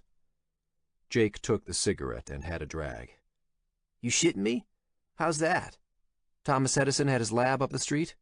Invented half of everything that makes the world today. People used to travel from all over the world to come here. Not anymore. Jake laughed. Know what that is? Sean pointed to a low red brick building across from them. Jake shrugged and took a puff from the cigarette. He coughed, and Sean smiled at him. The place his friend pointed at was one he'd seen 1,000 times before, wedged between a mini-mart and a high-rise apartment block. Nondescript, without any signs announcing what was inside. He'd never given it a second glance. Sean pulled a plastic bag from his pocket and picked through the garbage, pulling out the bottles and cans they could return for nickels and dimes, dropping the rest around the garbage can. It's a nuclear submarine control center. A what? Jake took another drag from the smoke and offered it to Sean, who shook his head. A control center for the U.S. Navy's fleet of nuclear submarines. Jake shivered and took another pull from the cigarette, feeling the burn of it in his throat. It made him feel ill, but then it was something. Better than nothing. Really? Yeah. Sean pulled out a few more cans, rummaging deeper. They stuck it here 'cause it's a low-income area, if that makes any sense. Grimacing, he pulled his hand out of the garbage and wiped off something slimy on the inside of the can. Jake decided the cigarette was making him feel sicker than it was worth. He offered it to Sean again. What's your point? Sean dropped the bag of cans onto a nearby bench and took the cigarette. That sometimes there's hidden power right under our noses? He took a drag. You're not weak, Jake. You're like that building. Maybe not everyone sees it, but there's a hidden power in you. You're just saying that. Jake looked away, over at the hills that seemed to encircle and trap him in this place. You're the smart one. You're getting out of this shithole. That thing your dad calls weakness? Sean tapped Jake's chest. It's the opposite. And you shouldn't focus on money. Easy for you to say. You're going to get into college, make a bunch of dough, and forget me in this place forever. That's not true. And you're smart, too. You made me your friend, right? Jake laughed. Right. Sean produced something from his pocket and held it up. I got something for you. He handed it to Jake. Jake took it. It was a coin, huge, 2 inches across. That's a 1957 Silver Eagle dollar coin. Probably worth $50. My gift to you. Seriously? Jake turned the coin over and over. Now, you'll always have money in your pocket, Jake. Chapter 20. Lockhart Street, Hong Kong. Jin opened the bag of food Chen brought into the apartment for dinner. Shanghai noodles again? She picked out a container. I feel fat just looking at it. Jin and Wu-Tang had resumed their positions on the couches, with Chen hovering in front of his workstation, cigarette in mouth, and Sheldon's face smiling on one of the computer monitors. Wu-Tang leaned in for a container, grabbing some chopsticks. You need to eat fat. Maybe you do. Jin dropped her noodle container on the table. Not that hungry. They'd hit a brick wall in their data sifting. They could see the money flowing from the identity theft internally in China, but they couldn't see where the outside influx of cash was coming from. It was as if a financial firewall had been erected. Jin shook her head and stared out the window at Lockhart Street. In the bright light of day, the street below the apartment looked so different. At night it was dark, dangerous, pulsating with life. In the day, it was a dirty side street in the middle of the Hong Kong skyscrapers. So you're saying that my list of wealthy dead people is linked to the autonomous corporations Shenxi investigated? Jin asked Sheldon. Beyond a doubt. Sheldon nodded. These autonomous corporations are interacting with one another. The ones doing identity theft connect to the ones setting up assassinations, all of them intertwined into the cryptocurrency payment systems. And do you think they can really spoof people? They can fool people into believing they're someone they're not? Over the phone, even over a video link, you can access voice and data files for anyone. Intelligence agencies have data taps on all the big carriers. Thousands of hours of conversations and all your emails are there for the taking. Collect enough data, and you can spoof anyone, like creating a new copy of them. Takes a lot of money, Wu-Tang added. The question is where all the money is coming from. And why? Chen took a puff from his cigarette, leaning over the window to blow the smoke out. Sheldon nodded on screen. And why? Yes, that is a good question. They'd scoured Shenxi's databases for evidence of the autonomous corporation's handiwork.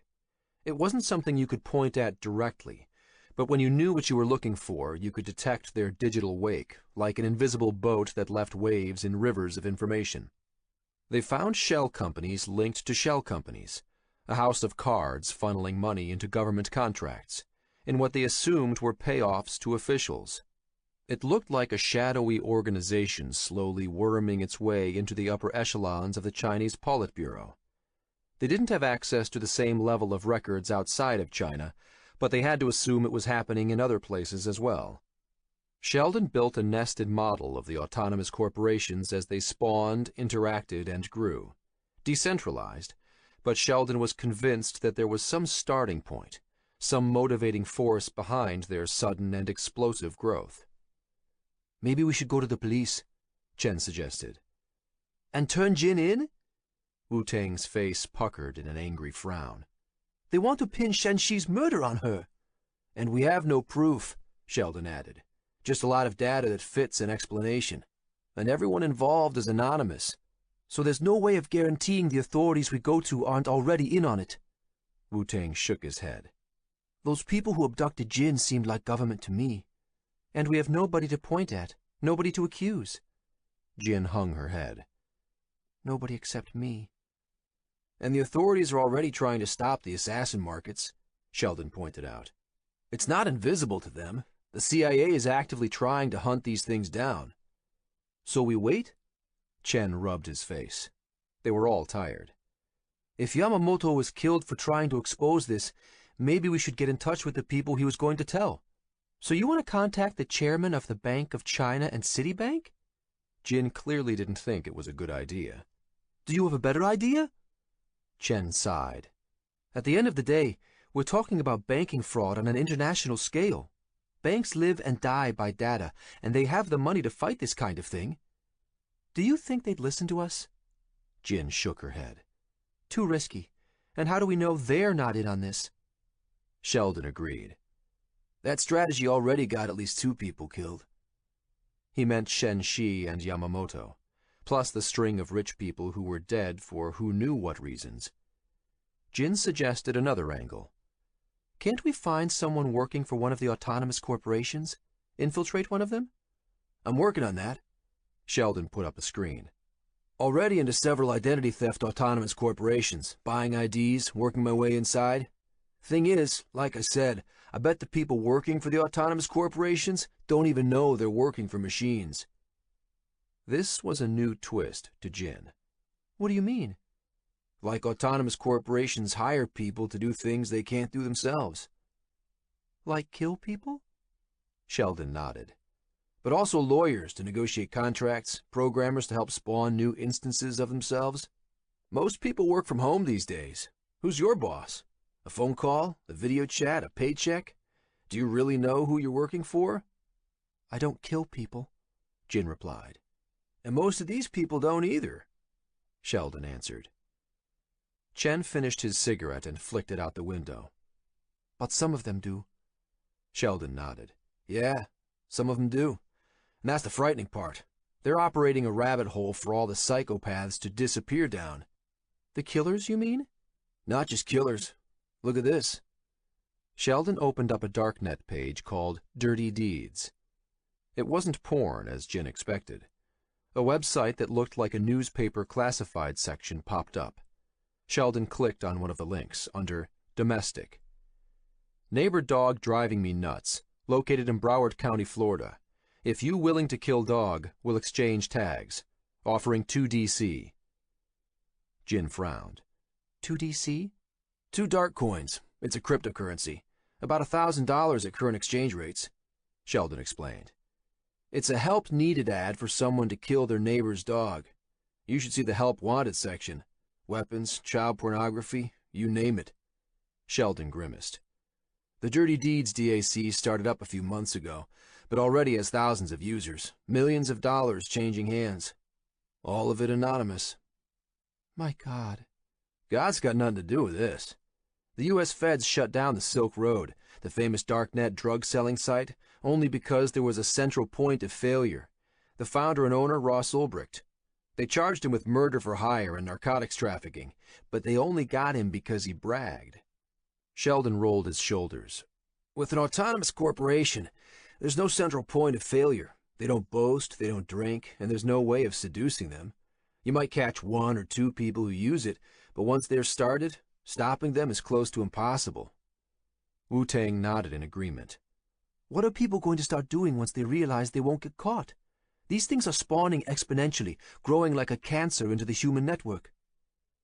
The shrieks and cries of partygoers outside the windows took on a more sinister note to Jin's ear. Outside, somewhere in that crowd, there might be people hunting other people, on missions directed by machines. Despite the heat, she shivered.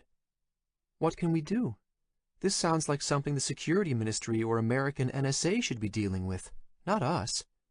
I agree, but this isn't going away, and Jin's name probably hasn't disappeared from that assassin market, Sheldon observed. Whatever Yamamoto found hit a nerve. We're right at the tip of the spike. Something is funding these things with a huge influx of cash. Wu-Tang reached over to squeeze Jin's hand. We need to get your name off that list, and we need to get you out of here. You're an American citizen, so we should get you on American soil. You think I'd be safer there? Jin didn't feel like she'd be safe anywhere. The assassin markets didn't recognize international boundaries. Safer than here? Wu-Tang rubbed his eyes. I'm being serious. Your family is there. Maybe they could help. Maybe, but my mother's on her way here. The funeral for Shen Shi was planned for Saturday. Her mother was on her way to China now. And I need to find out who killed my cousin. Jin had emailed her family using an anonymized connection to her webmail, told her she had nothing to do with Shen Shi's death. Her mother was frantic. She'd been trying to reach her for days. Police were calling, reporters, all kinds of people. It shook Jin to realize that whoever was following her knew how to reach her family. She had to stay away from them, and there was no way she could attend Shen Shi's funeral. Then we have to move forward. Sheldon paused on screen to stare at the 3 of them. Everyone nodded. I doubt this list of wealthy dead people is confined to China, Jin said. And I bet that wasn't the PLA that kidnapped me. Then who do you think it was? Asked Chen. I don't know. It doesn't fit. Jin rubbed her eyes. She was exhausted and frightened, for herself and her family. I think we should look into the Sean Womack connection more. He was really close to someone I met once. Who? Sheldon asked. Jake O'Connell. He lives in Manhattan. If Sean knew anything, I'm sure he told Jake. And look at this. On their shared workspace, Jin opened a link to a story about Jake. New York, August 17th. Atlas executive Jake O'Connell storms Bluebridge headquarters, accosts founder Vidal Viegas. The same day as Jake stormed Bluebridge, he was arrested on rape charges. Why did Jake try to get to Viegas? Jin asked the group. And Viegas was Sean's thesis advisor at MIT. And check this out.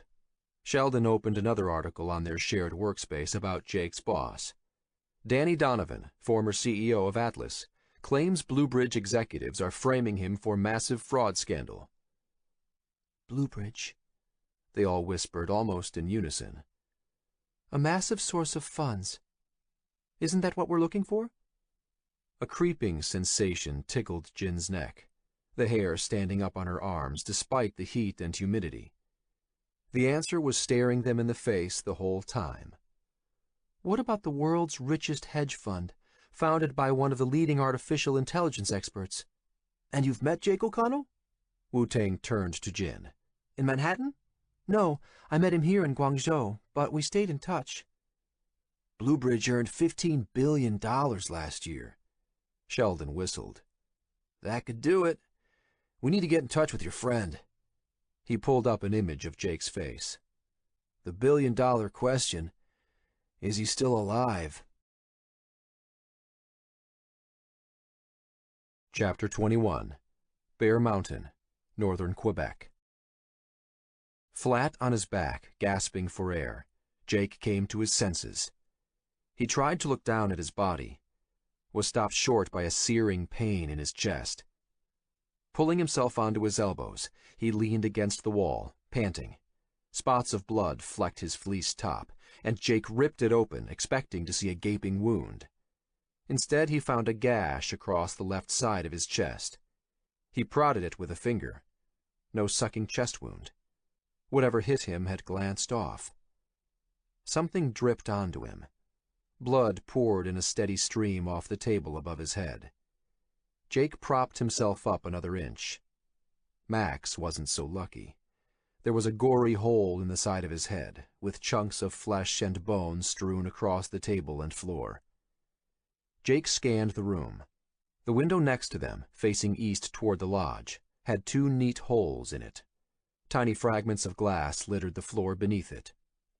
A sniper. What had Max said about assassin markets? Jake braced himself up higher. The pain in his chest was so intense he could barely breathe. Must have broken a rib. Before, the danger had all seemed abstract, one step removed despite his arrest. Though he suspected someone had killed Sean, a part of him hadn't been quite convinced. Now the prospect of imminent death was close. Someone was trying to kill him. Now. White-hot fear wrapped its fist around his brain. "Push it away, don't panic," he told himself. Their attacker must think he killed them both. Jake went down like a sack of potatoes. The sniper would be waiting and watching. Glancing over at the kitchen countertop, a large knife handle stuck out of a butcher's block. Across the room, the 2 rifles rested against the window where Max left them. He didn't know if Max's gun was loaded. His backpack was in the entranceway downstairs, and he knew there were bullets in there. Jake knew a thing or two about guns. He had learned to use them as a teenager. But did he stand a chance at winning a firefight with a trained assassin? He could barely breathe through the pain and panic. On the counter next to the knife block was a pack of matches, and next to it was a bottle of lighter fluid. At eye level, the rubber hose stuck out of the back of the stove. An idea flashed into his mind. Reaching onto the countertop, he pulled the knife from the butcher's block and sat upright. Leaning over, he hacked at the rubber hose, managing to cut through it in 3 hard swipes. A blast of propane whooshed out, filling his nostrils with the smell of rotten eggs. Gagging, he grabbed the matches and lighter fluid from the counter and crawled to the basement door on the other side. Over his shoulder, he glanced at the rifles at the window. Too risky. He paused, then glanced at the stairs leading up to the bedroom. Max had a copy of the Blue Bridge core up there, but going up would expose him. Swearing under his breath, he dismissed the idea. Someone was here to kill him. That trumped everything else. Inching the basement door open, he slithered through it and knelt on the stairs, grabbing a pair of sneakers and closing the door behind him. He crept down in the semi-darkness, gasping for air as pain lanced through his chest. He pulled a tarp over himself and crouched against a pile of wood in the corner, away from the stairs. And waited. The killer would come and check, wouldn't he? This was the only entrance into the cabin. What if there was more than one attacker? Did assassins come in pairs? Jake calmed his breathing. Quiet. Stay quiet. His pulse banged in his ears. His chest burned. Grabbing a rag from the side of the woodpile, he soaked it in lighter fluid and balled it up. His hands were soaked as well, so he wrapped the rag in another, first using the clean one to wipe his hands. It was the best he could do. He checked his watch. 1:10. His legs ached. He checked his watch again. 1:11. Calm. He saw the downstairs door through a hole in the tarp. 1:14. Was there a candle burning upstairs? Jake couldn't remember. 1:16. What was taking so long? The downstairs door finally creaked open, spilling light into the half-basement against the rock wall. Someone stepped into the doorway, a gun in his hand. The man scanned the basement, then looked up the staircase. Jake couldn't see him clearly. The man entered and started up the stairs, gun pointed forward, limping slightly. At the top of the stairs, the door creaked open. Shaking, Jake slid out from under the tarp and struck a match, igniting the rag soaked in lighter fluid. Stepping out from under the stairs, he tossed the burning rag through the open door up top and sprinted for the door. "Shit!" Jake heard behind him, but he didn't stop moving. He ducked and crashed through the door. A whomping concussion flattened him. A massive explosion shattered the cabin above his head. The heat seared Jake. Glass and fragments of wood showered down all around him. Catching the smell of burning hair, he rolled onto the grass out front, trying to put out any flames. As the roar subsided, Jake sprang to his feet. Smoke poured out of the shattered windows above him. Staggering, he jogged over to where Max had parked an ATV, then jumped on and started it up, jamming it into gear and skidding down the trail in a spray of gravel and dirt. "Don't shoot me in the back, please, don't shoot me in the back." Jake struggled to stay on top of the ATV, adrenaline the only thing keeping him upright. The trail was steep and littered with rocks and tree stumps. It was more of a hiking trail than a road. Somehow he managed to keep from spilling over as he made his way down, but as the lodge came in view from behind the trees, he lost his balance and jumped off. Jake danced into the underbrush while the ATV rolled and crashed down the trail. "Hey, buddy, you okay?" It was a hunter, staring wide-eyed at Jake. 4 of them ran up the trail, with more coming behind. They must have heard the explosion. "I'm fine." Jake stepped across the pine needles and out of the trees, still dressed in his boxer shorts and the fleece. "What happened up here?" asked the hunter. "I don't know." Jake stepped onto the trail. He recognized them from the night before. They'd been sitting at the bar at the lodge, drinking. "I was out taking a leak and, whoosh, the friggin' cabin exploded. I got the hell out of there." "You're bleeding." Jake glanced at his shirt. A dark stain spread all across his left side. "You should get down to the lodge. I think there is a medical tech on staff," the hunter said, offering a hand to help Jake. "I'm fine. I can get down myself." Jake shrugged him off. "But could you go up and check on my friend? I'm worried he might not have made it out." The hunter retreated, frowning and looking up the trail. Jake stepped toward the 4 men, and 3 of them stepped back, giving him space to pass. "You sure?" The hunter and his friends watched Jake. One of them held a phone. The 4th hunter didn't move, but stared right at Jake. He looked scared. Why would he be scared? Jake noticed the rifle in the 4th man's hands. The man raised it. Reacting without thinking, Jake lunged forward and grabbed the muzzle of the 4th man's rifle as it fired, the crack of the bullet deafening his left ear. The other hunters all hit the ground, one of them swearing, "What the hell?" as he jumped into the pine needles at the side of the trail. The speed of Jake's reactions surprised the shooter, so Jake managed to wrench the rifle from his hands. In one smooth motion, he grabbed the stock and brought it up, crunching the weapon into the man's chin. The guy dropped to the ground like a sack of wet cement. Panting, Jake stepped over the man, pointing the gun at his head. His face was a mass of blood where Jake hit him, not moving. Swinging the gun around, Jake turned his attention to the other 3 men.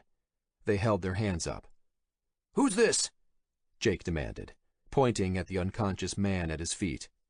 We don't know," said the first hunter, the one who'd tried to help Jake. "He hopped a ride on the float plane with our group yesterday. Said it was a last-minute thing." Jake's head rang. He pointed the rifle at the hunter. "You never met him before that?" The hunter trembled, his hands held high.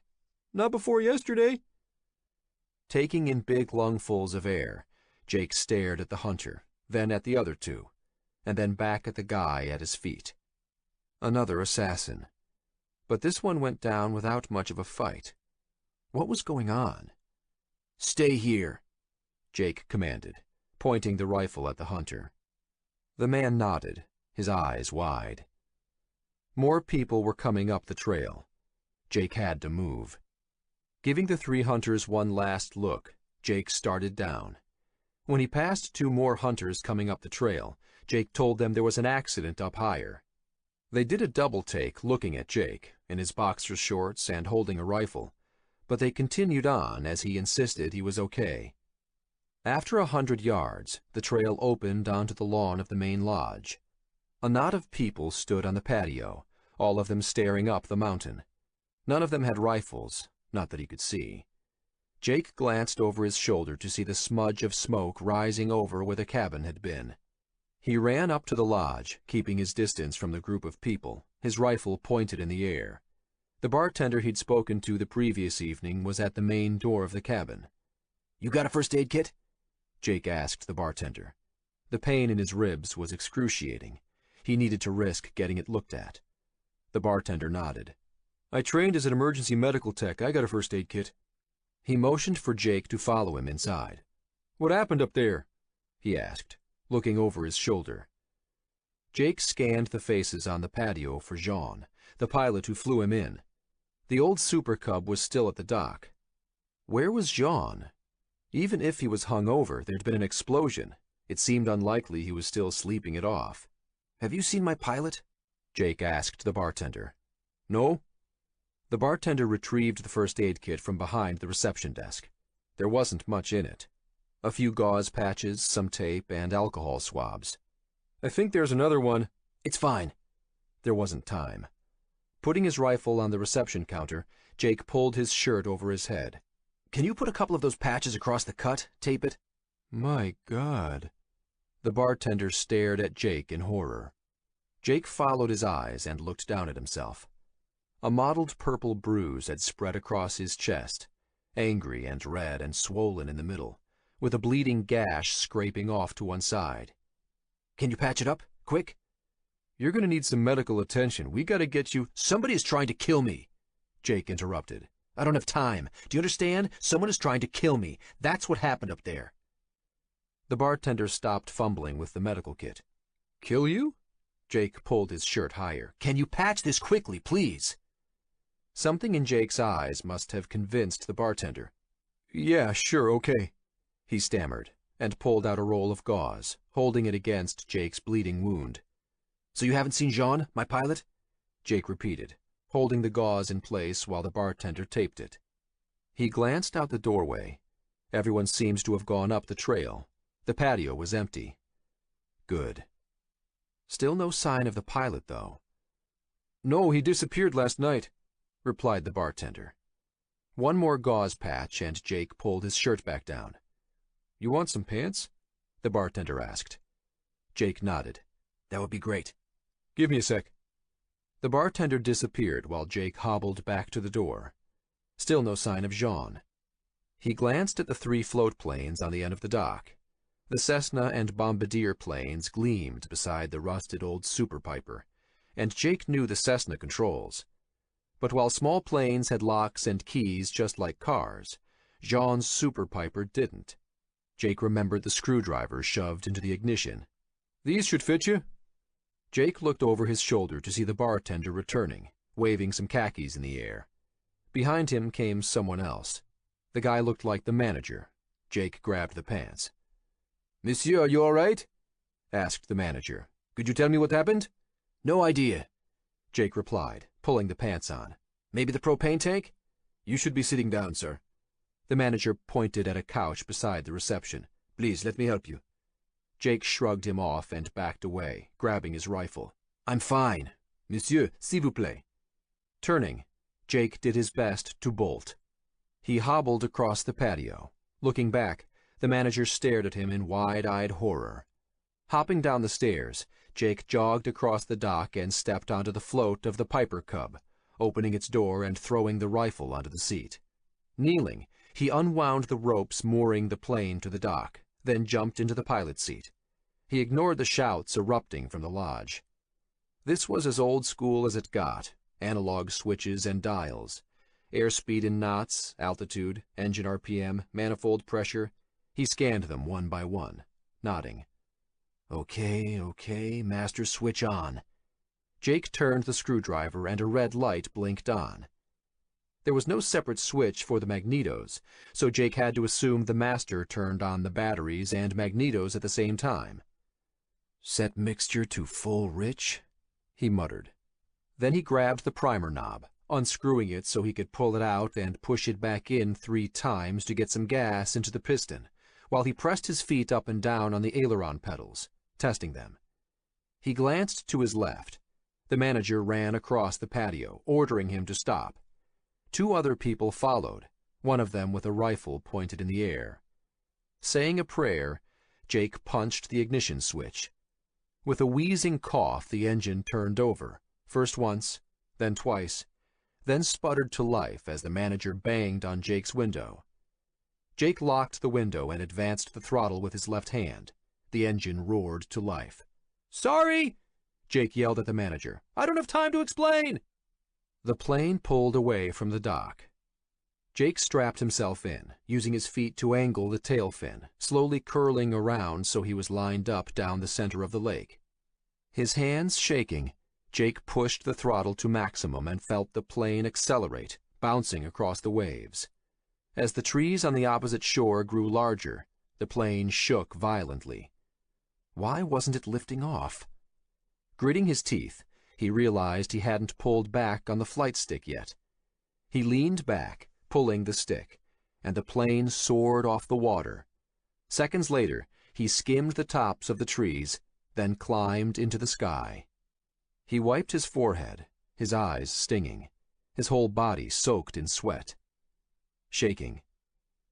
The only digital device on the dashboard was an old GPS unit screwed onto it, its fat satellite antenna sticking up. Reaching forward, he clicked it on, and the screen flickered. An image appeared in black and white. It worked. Jake checked the maps. He knew the closest populated area was Lac Saint-Jean, about 100 miles due east. It was a huge lake, 20 miles across. Even he could land on that. Or crash land, anyway. Climbing and swinging away from the sun, Jake relaxed. What the hell had happened back there? Holding the flight stick between his knees, he inspected the angry red and purple welt on his chest. He noticed his fleece top had a hole through it, right through the left breast pocket. Opening the pocket, he discovered the tobacco tin, which had been ripped apart. Had it deflected the bullet? No. It was his Silver Eagle dollar coin, nearly 2 inches in diameter, dented off-center. It had been inside the tobacco tin with the documents he'd stowed in there. Together with his wallet and passport, it had been enough to absorb and deflect the bullet, giving him a chest wound instead of a stopped heart. The Silver Eagle from Sean had saved his life. Money in his pocket. Money in his pocket. The clue Sean had left in his note. That had to be it. The key code had to be something to do with his Silver Eagle coin. Jake put it into his pants pocket. He had other things to worry about right now. How did the assassins find him at Bear Mountain? He hadn't told anyone but Dean he was coming up here. What was he going to do now? Minutes ago, Max was explaining how they might disable the system. Now Max was dead, and Jake had incinerated the copy of the Bluebridge core. The engine sputtered and coughed. Jake blinked and pulled himself back to reality. He checked the gauges. The manifold pressure was good, oil pressure fine, but something was wrong. The engine coughed again and whined. Jake scanned the dials and switches desperately. There was one gauge at 0. The gas. The engine sputtered a few more times before going silent. You can't be serious. Horrified, Jake watched as the propeller blade froze to a stop in front of him. In his rush, he hadn't checked the gas. Hadn't thought to. The tank had been half full when Jean landed the plane. Jake had been watching it yesterday. Somebody must have emptied it last night. But right now, the how or why didn't matter. Landing. How do I land this thing? The only thing he remembered was that he had to lower the flaps, get the airspeed down as low as possible. Wind whistled across the airframe as the plane dropped from the sky. Chapter 22. Second Circuit Court of Appeals Building, New York City. There better be a damn good reason for this, Judge Danforth fumed as he strode down the marble main corridor of the New York Second Circuit Court of Appeals Building.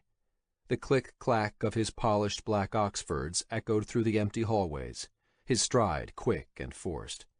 He hoped it conveyed his displeasure to the knot of suited lawyers waiting outside his chambers up ahead. This might be the circuit court, but he had a busy schedule.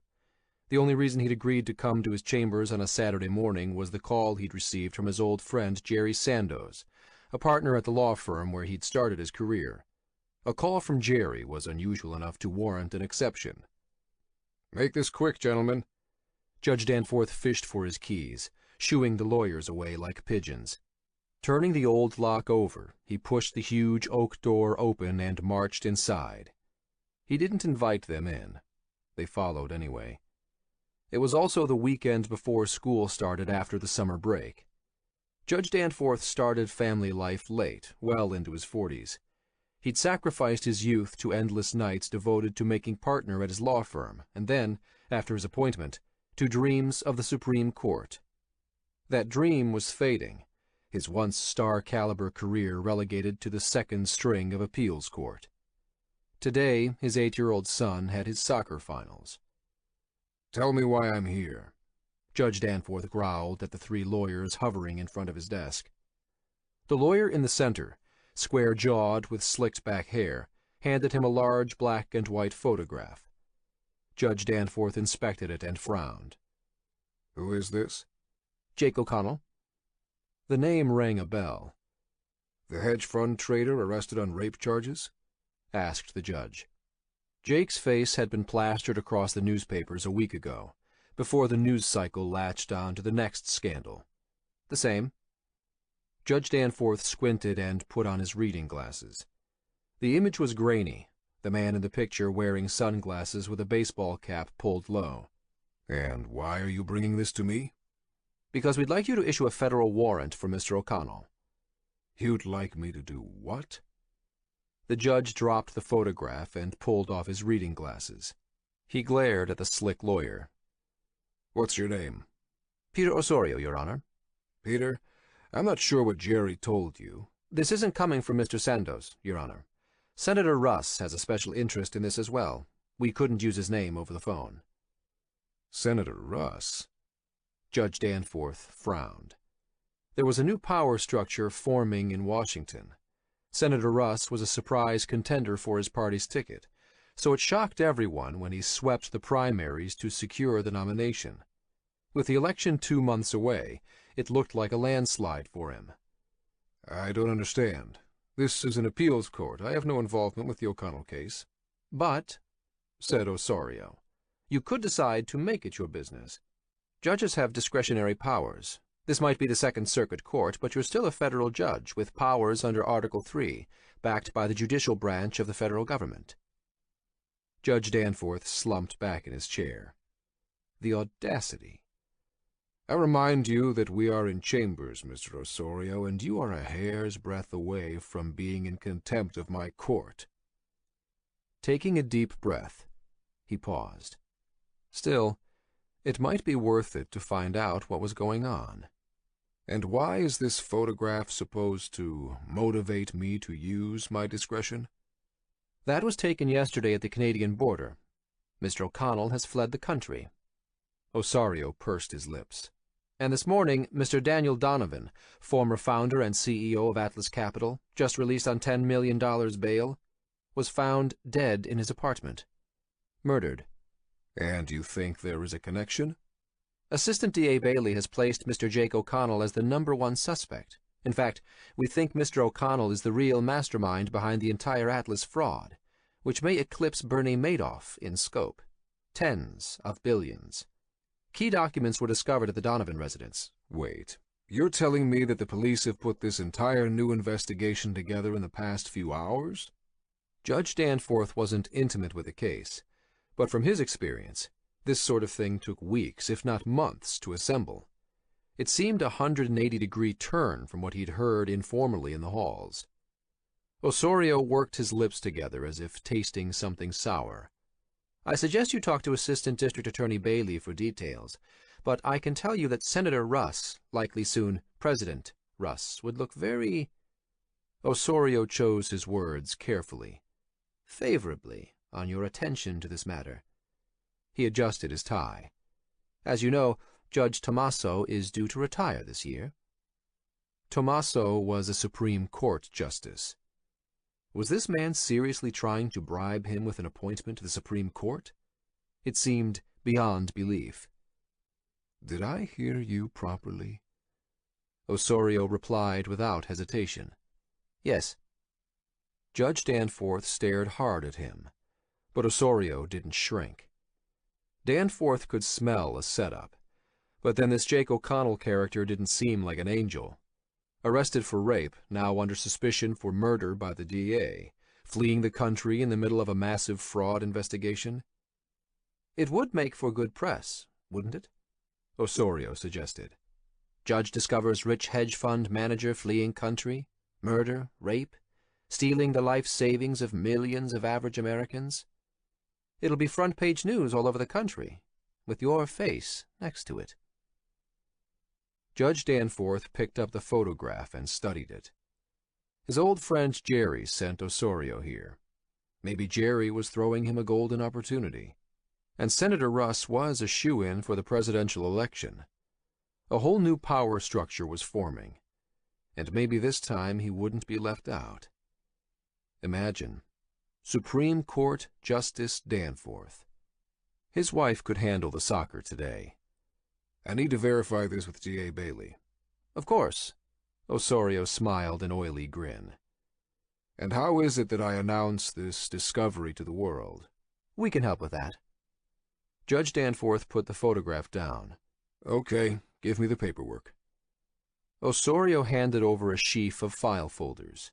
Judge Danforth reached to take them, but Osorio held on to them. Two more things. First, we need you to issue a federal arrest warrant for Mr. O'Connell's wife, Elle O'Connor, and his brother, Eamon. We believe they're involved. A bit outside the box, but possible. And the second thing? Judge Danforth held on to one end of the sheaf of file folders, while Osorio gripped the other. We need a ruling that the Kanawage Commission is in violation of federal gaming regulations, and also violates interstate money laundering and tobacco and firearms statutes. The what? Judge Danforth had no idea what Osorio was talking about. Kanawage. Osorio spelled it out for him. It's a Mohawk reservation in Canada. Judge Danforth let go of the files. Canada is a little outside of my jurisdiction. Osorio waggled the file folders, encouraging Judge Danforth to take them again. It comes under the Indian Act, which treats Native Americans as North American citizens in cooperation with Canada. It's federal in jurisdiction, and add to that firearms smuggling, this will come under anti-terrorism regulations of the DHS. We believe they're harboring Mr. O'Connell. Judge Danforth leaned forward and took the file folders. I'll see what I can do. Osorio gave a fawning nod. Good. Sign the federal warrant for O'Connell right now. It's all prepared in the top file. With that, we'll coordinate with Canadian authorities, with the FBI and CIA, and set an international warrant through Interpol. He won't slip through, Judge. This time tomorrow, Mr. Jake O'Connell will be public enemy number 1.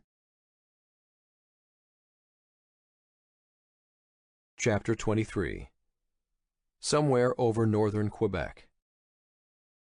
Where was he? Jake checked the altimeter. 4,400 feet. So he had some height to play with. He needed to find water. Fast. 3 million lakes in Canada, but out the window of the Super Cub, only endless greenery undulated in waves to the horizon.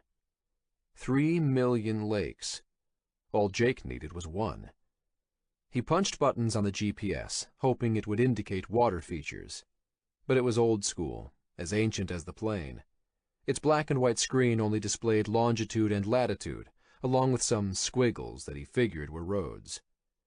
Airspeed 68 knots. A gust of wind rocked the plane, and Jake fought to keep it level. He tried to remember what the stall speed of a Cessna was. 50 knots? No idea what it might be for this bag of bolts. Better keep the nose down, the airspeed up. He had no idea how the pontoon floats might be affecting the trim, the stall speed. The flight stick between his legs felt like it was stuck in molasses, and he heaved it back and forth as gusts tried to push the plane over. 3,200 feet. The carpet of rolling green gained some definition. Treetops, boulders. He dropped like a stone. Below him, a huge basin, ringed by rolling mountaintops. He sailed straight at the top of the closest peak. Jake gritted his teeth. Oh boy. This was going to be close. Reflexively, Jake pulled back on the stick, raising the nose of the plane, but he quickly corrected, eased the nose down. The trees on the peak ahead of him grew in size. He saw branches, leaves. A gust rattled the plane. God damn it! At the last second, he pulled back, bobbing the Super Cub up a few feet, the pontoons scraping through the topmost branches into the clear space beyond. A few thousand feet of open air greeted Jake on the other side, the forest retreating below him as he cleared the peak. And there, a twinkling blue at the base of the mountain. A lake. His lake. Thank you, God, Jake gasped. I can make that.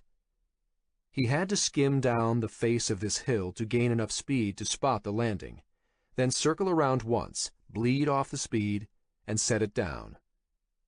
Easy.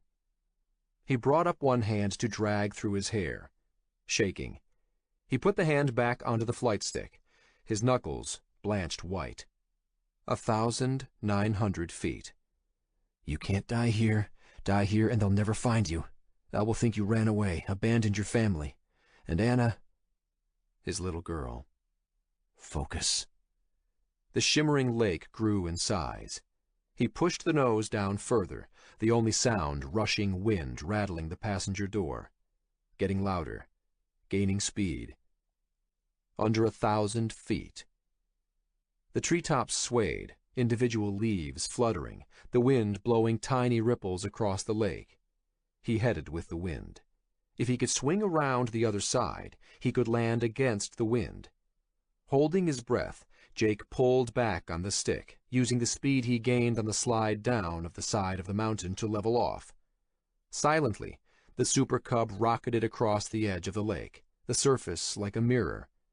Jake turned the stick, pushing the plane into a banked turn, slowed from 70 to 60 knots. Come on, he urged between gritted teeth. The plane lost more speed than Jake had anticipated. There wasn't enough height to circle around. What next? Flaps. He brought one shaking hand up to the dashboard. There it was, the Johnson bar that controlled the flaps. How much? 10 degrees? 20? He grabbed it, pulled it out, and then forced it all the way down. 30 degrees. He wanted to bring off as much speed as possible before he hit the water. High in his banking turn, he stared out his side window at the edge of the lake.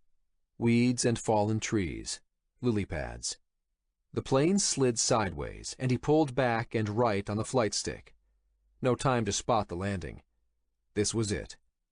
He knew he had to get the nose down again, then swoop toward the surface and pull back, skim the top of the water and feather the backs of the pontoons onto it.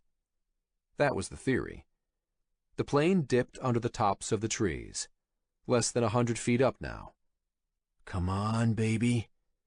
Jake pulled back on the stick, but not too much. He didn't want to stall 50 feet in the air. But he miscalculated. In the last instant, the shimmering top of the water rushed at him. The still lake water was transparent. He'd been looking through it, at the bottom of the lake. Realizing his mistake, Jake hauled the stick back, pulling the nose up enough to avert the disaster of crashing headlong into the water. The front left pontoon hit the water first, the impact bouncing the left side up. Jake's face slammed into the dashboard. For a moment, he thought he'd get another chance at landing, but the plane slipped sideways, bobbing up in the air. He pulled the stick right, but it didn't respond. Not aerodynamic anymore. Now he was joyriding in a metal can. The Super Cub tipped sickeningly. The next impact wasn't as forgiving as the first. A screeching roar erupted as the Super Cub slammed into the still water, tearing the metal airframe apart. Jake flipped over, his knees slamming into the side of the compartment. Another terrific crash, and his head slammed into the side window, cracking the glass. Then silence and cold. Jake coughed. Water rushed into the passenger compartment. He was upside down and sinking. Shoving his hands above his head, he strained in his seat and took a deep breath, pushing his head above the cold water as he submerged. Junk from the cockpit rushed in brownish water around him. Jake fumbled with the seatbelt, felt his fingers against the clasp. Water gushed up his nose and he gagged, letting out a mouthful of precious air. The plane, inverted, sank into the depths of the lake. Pressure needled his eardrums. The seatbelt clasp opened. Jake pirouetted in the tiny compartment, grabbed the door release handle, pushed it open, and swam outward, then upward. Sunlight streamed down through the water. In 3 strokes, Jake broke the surface, gasping for air with burning lungs. Pain sliced through his chest. Pulling his fleece top off, he swam for the shore. It wasn't far, 200 feet, but it felt like a mile. Jake pulled himself through the lily pads and collapsed into the weeds on the shore. August 21st, Sunday. Chapter 24, Lockhart Street, Hong Kong. Almost 2 days stuck in this apartment. Jin needed out. The noise in the streets outside was working its way into a frenzy again. The now familiar thumping bass came up through the apartment's floor, through Jin's feet and into her bones, shaking her brain. The walls felt like they were closing in, the air being sucked from her lungs. She looked out the window at the crowds of people weaving in the streets. How much she'd give to be one of them, careless, unaware. She gritted her teeth and returned her attention to her laptop screen. "Where's Wu-Tang?" Chen asked from his workstation, leaning back in his chair with an unlit cigarette dangling from his mouth. Wu-Tang went out to get dinner for them over an hour ago. Chen had given up on data diving and wanted to get out of the apartment to stretch his legs. Jin couldn't blame him. "I have no idea." They had a rule, at least 2 people in the apartment at all times, which in effect meant at least one of the guys was with Jin. There was no way she was going to expose herself out there. "You can go out if you want," she added. "I'll wait a bit more." Chen opened his laptop. "So you really think Bluebridge is behind this?" "I don't know." It was still a guess. She'd been trying to unravel Bluebridge's tentacles. Not easy. While it was the largest hedge fund in the world, Bluebridge was still a private corporation. It didn't divulge much and remained as opaque as possible. The world was a big place, though, and there were a lot of connection points if you burrowed deep enough. "The partners of Bluebridge have senior board positions at hundreds of major corporations around the world," Jin said after a minute of silence. "That makes Bluebridge connected into every financial and government system on the planet." She was mining the reporting structures of stock markets, drilling into their shareholding and reporting disclosures. Bluebridge controlled hundreds of shells, which in turn invested in thousands of other companies, all focused on defense and military. She'd watched Vidal Villegas in webcasts, talking this up as the next big growth industry after a recent slump. "Somehow," Jin continued, "Villegas and Montrose are appearing at multiple, simultaneous meetings and never ceding voting control to a proxy." She brought up a graphic illustrating the timing of shareholder and board meetings. It seemed beyond possible that a blue-chip firm like Bluebridge was caught up in a hacking and identity theft ring. But Jin couldn't be the only one to notice that Bluebridge executives attended meetings at the same time in different places. One thing's for sure, Jin added. the partners of Bluebridge are buying their way into a political party. She brought up an image of Vidal Villegas with Senator Russ on stage at a fundraising event. Chen was nonplussed. So what? People are buying elections everywhere. Everywhere. The word stuck in Jin's mind. People left data trails behind them like vapor trails behind jets, a cloud of bits and bytes that followed them everywhere. Cell phone location records, credit card purchases, social media postings, web browsing history. Pull enough of it together, and you could almost read someone's mind. You could almost become them. What were these partners at Bluebridge up to? Were they buying political influence on both sides of the fence, even masquerading as dead Chinese nationals? If so, this went beyond simple corporate espionage. This was political espionage. Why would they risk it? Then another thought. Why stop there? Why stop at China and America? Bluebridge had holdings all around the world. She glanced at her monitor again, at the image of Vidal Villegas standing next to Senator Russ. With American elections less than 2 months away, Senator Russ was the landslide favorite. Bluebridge was about to gain access to the most powerful economic and political platform in the world. She stared at the image of Villegas on the screen. Was it the face of a megalomaniac? Your friend Jake? Chen said, interrupting Jin's daydreaming. What about him? She turned around. No sign of Jake yet. Nothing in the news or social media. Jin feared the worst. The light from Chen's laptop screen illuminated his face in a ghostly view. It was getting dark out. He's been indicted on federal U.S. charges for conspiracy to commit fraud, international money laundering, and Denny Donovan, the CEO of Atlas, was murdered yesterday. Looks like Jake skipped bail. He's on the run. How did you find out? I have some friends in the NYPD. It just came up. How did he have connections in the NYPD? He hadn't mentioned that before. Any hits on him yet? Chen asked. Jin glanced at her laptop screen. She set up her facial recognition system to scan social media and photo-sharing websites to search for Jake O'Connell, programmed it to center on people in New York and fan outward from there. There were no alerts. Nothing yet. If he was still alive, there was a good chance that they'd find Jake before any authorities did. Live data mining on the open web wasn't something the police were good at yet. An alert sounded on Jin's laptop, and she flinched. An urgent incoming message from Sheldon. Clicking the link, his face popped up on the large wall monitor beside Chen. You guys need to get out of there, Sheldon said immediately, his eyes wide. What's wrong? Jin tensed, her face flushing. I got access to the Asian market again. Sheldon looked at Jin. The pool on you just doubled. Someone added another $100,000 bet for 6 a.m. tomorrow morning. Jin shot to her feet. What? Now there was a time? Less than 12 hours away? Are you sure? Sheldon clenched his jaw. The dead pool bet doubles if you die at exactly 6. Jin began shaking. Can you get in? Change it? I can't do anything. I just have access. Sheldon looked at Chen. And you're on there now, too. The cigarette fell out of Chen's mouth. That's not possible.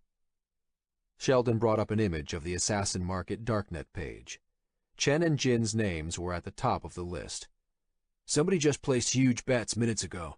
They must know where you are. That's not possible. Chen mumbled again. That can't be possible. What do we do? Jin asked Sheldon. Is Wu-Tang on the list? Sheldon shook his head. Just you two. $500,000 together. I need to leave. Chen was already at the entrance to the apartment. No! Jin jumped toward him. Don't leave me here alone. But he opened the door and jumped out. Jin ran to the door in time to see him disappearing down the staircase. She thought of chasing him, but closed the door instead. She needed to think. Another ping. She looked at the couch. It was her laptop. Breathing heavy, her head spun, her skin crawled. Less than 12 hours to live. Somebody had to know they were here. Should she run? But how? And where to? And where was Wu-Tang? Her computer pinged again. Shaking, she walked over and opened it. A message popped up. The social media monitoring tool had a hit on Jake O'Connell. So he was alive. What was he doing? She stared at the image, a photograph of him in boxer shorts and ragged fleece top holding a rifle, surrounded by trees. The social media post it came from was tagged in Canada. The door opened. Chen, don't run out like that, Jin said, turning. But it was Wu-Tang. Where have you been? She almost yelled at him. What's wrong? Wu-Tang asked, frowning. What happened? He dropped a box of noodles and set of chopsticks in front of her. The assassin market. They know where we are. Chen's been added to the hit list, Jin said breathlessly. We need to leave. Chen just ran out. Did you see him? No. Wu-Tang shook his head. The news didn't seem to surprise him. Are you okay? Keep calm. Sit down. Eat something. We'll figure this out. How could he be so calm? And we just got a hit on Jake O'Connell in Canada. Not knowing what else to do, she sat down and opened the noodle container. With shaking hands, she unwrapped the chopsticks and stuffed in a mouthful of noodles and chewed. Wu-Tang stood and watched her eat. Why are you standing like that? She asked. I'm sorry. Sorry for what? Wu-Tang leaned down and took the noodle container away from her. Behind him, the door swung open and 2 other men entered the room. Men who were much larger than Wu-Tang. Jin's heart hammered in her chest. What have you done? Chapter 25. Kahnawake Indian Reserve, Quebec. Drums echoed over the waters. Not so long ago, the sound of the drums struck fear into the hearts of the people on the other side of the river, a signal that the war canoes were coming. Now the sound was mournful, echoes of a great nation corralled into reservations, but still proud. Echoes of a proud nation, proclaimed signs spray-painted onto concrete bridge pylons on the route leading into the reservation. It was the end of summer powwow in Kahnawake.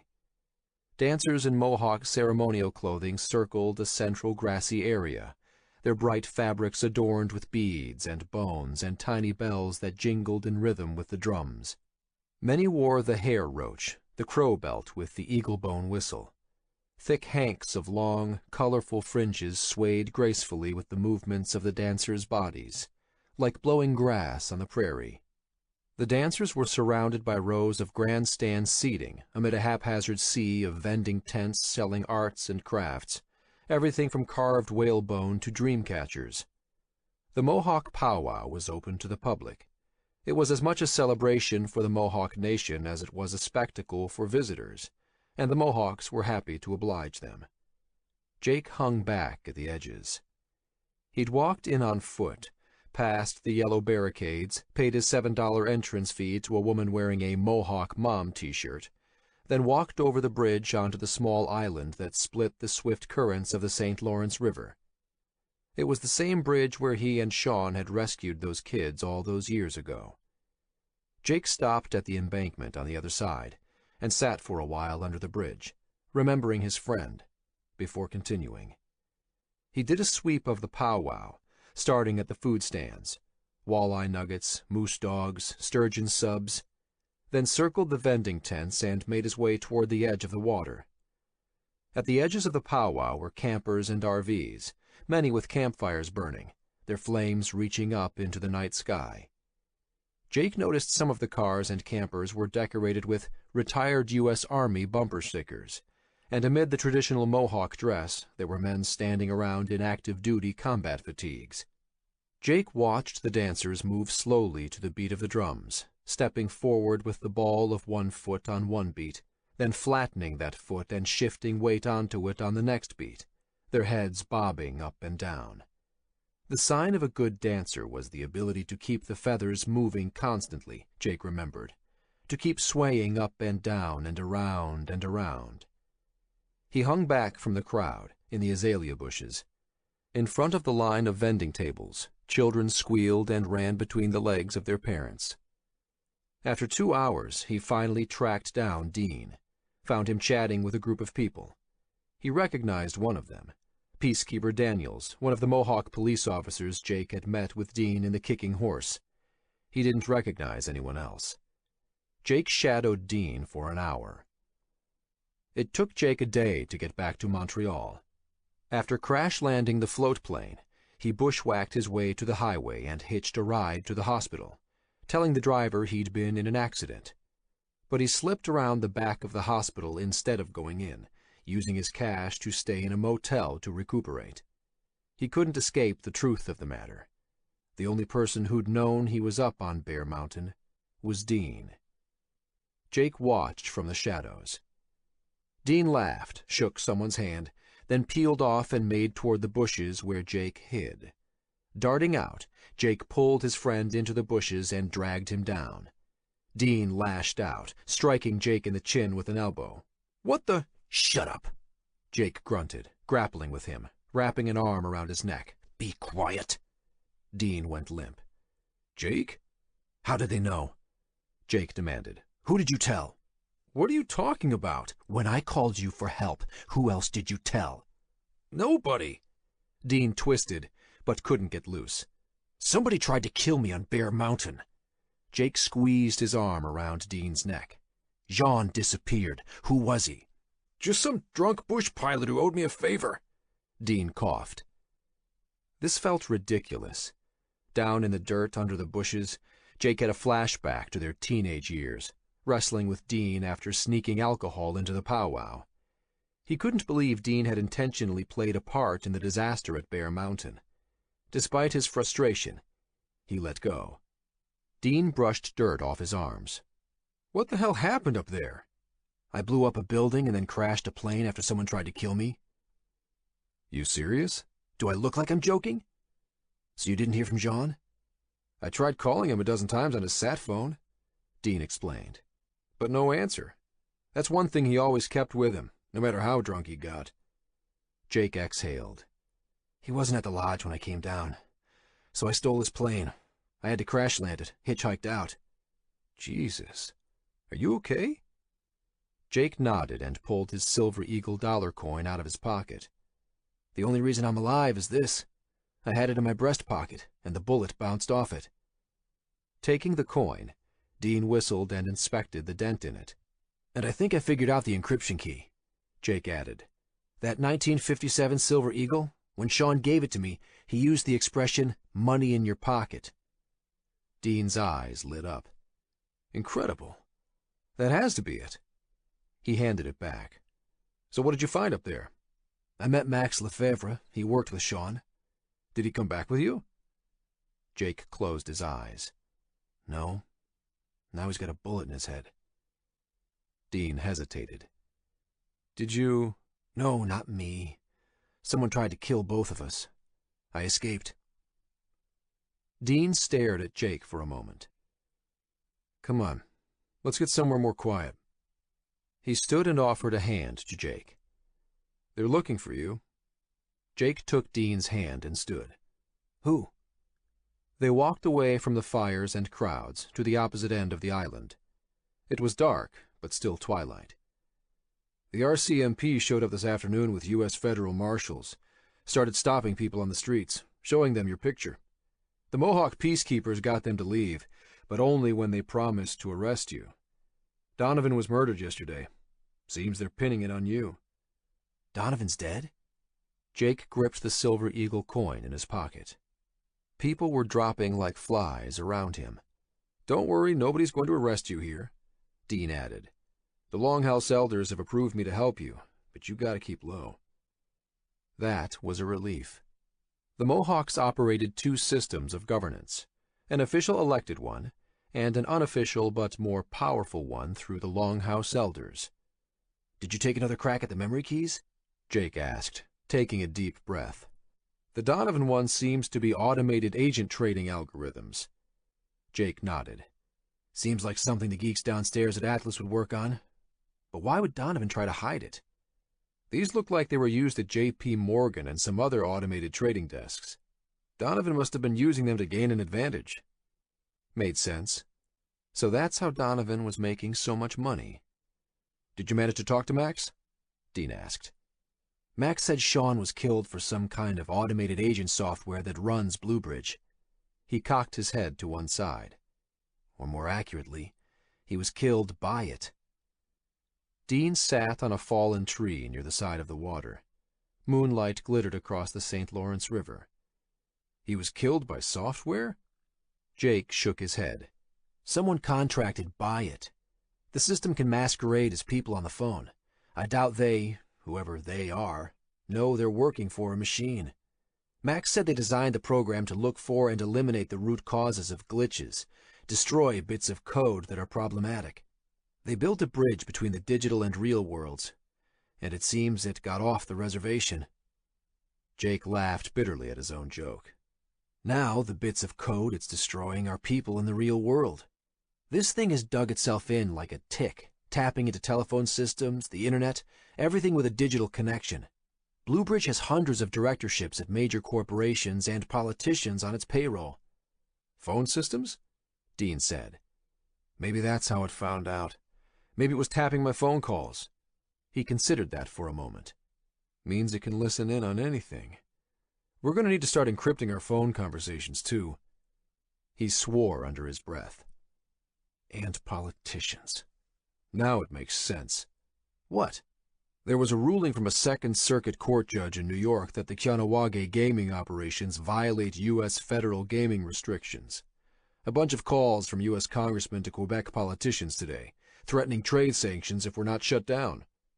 So Bluebridge knows I'm here? Who did you tell? Nobody. Jake closed his eyes. Had he told his brother Eamon? No.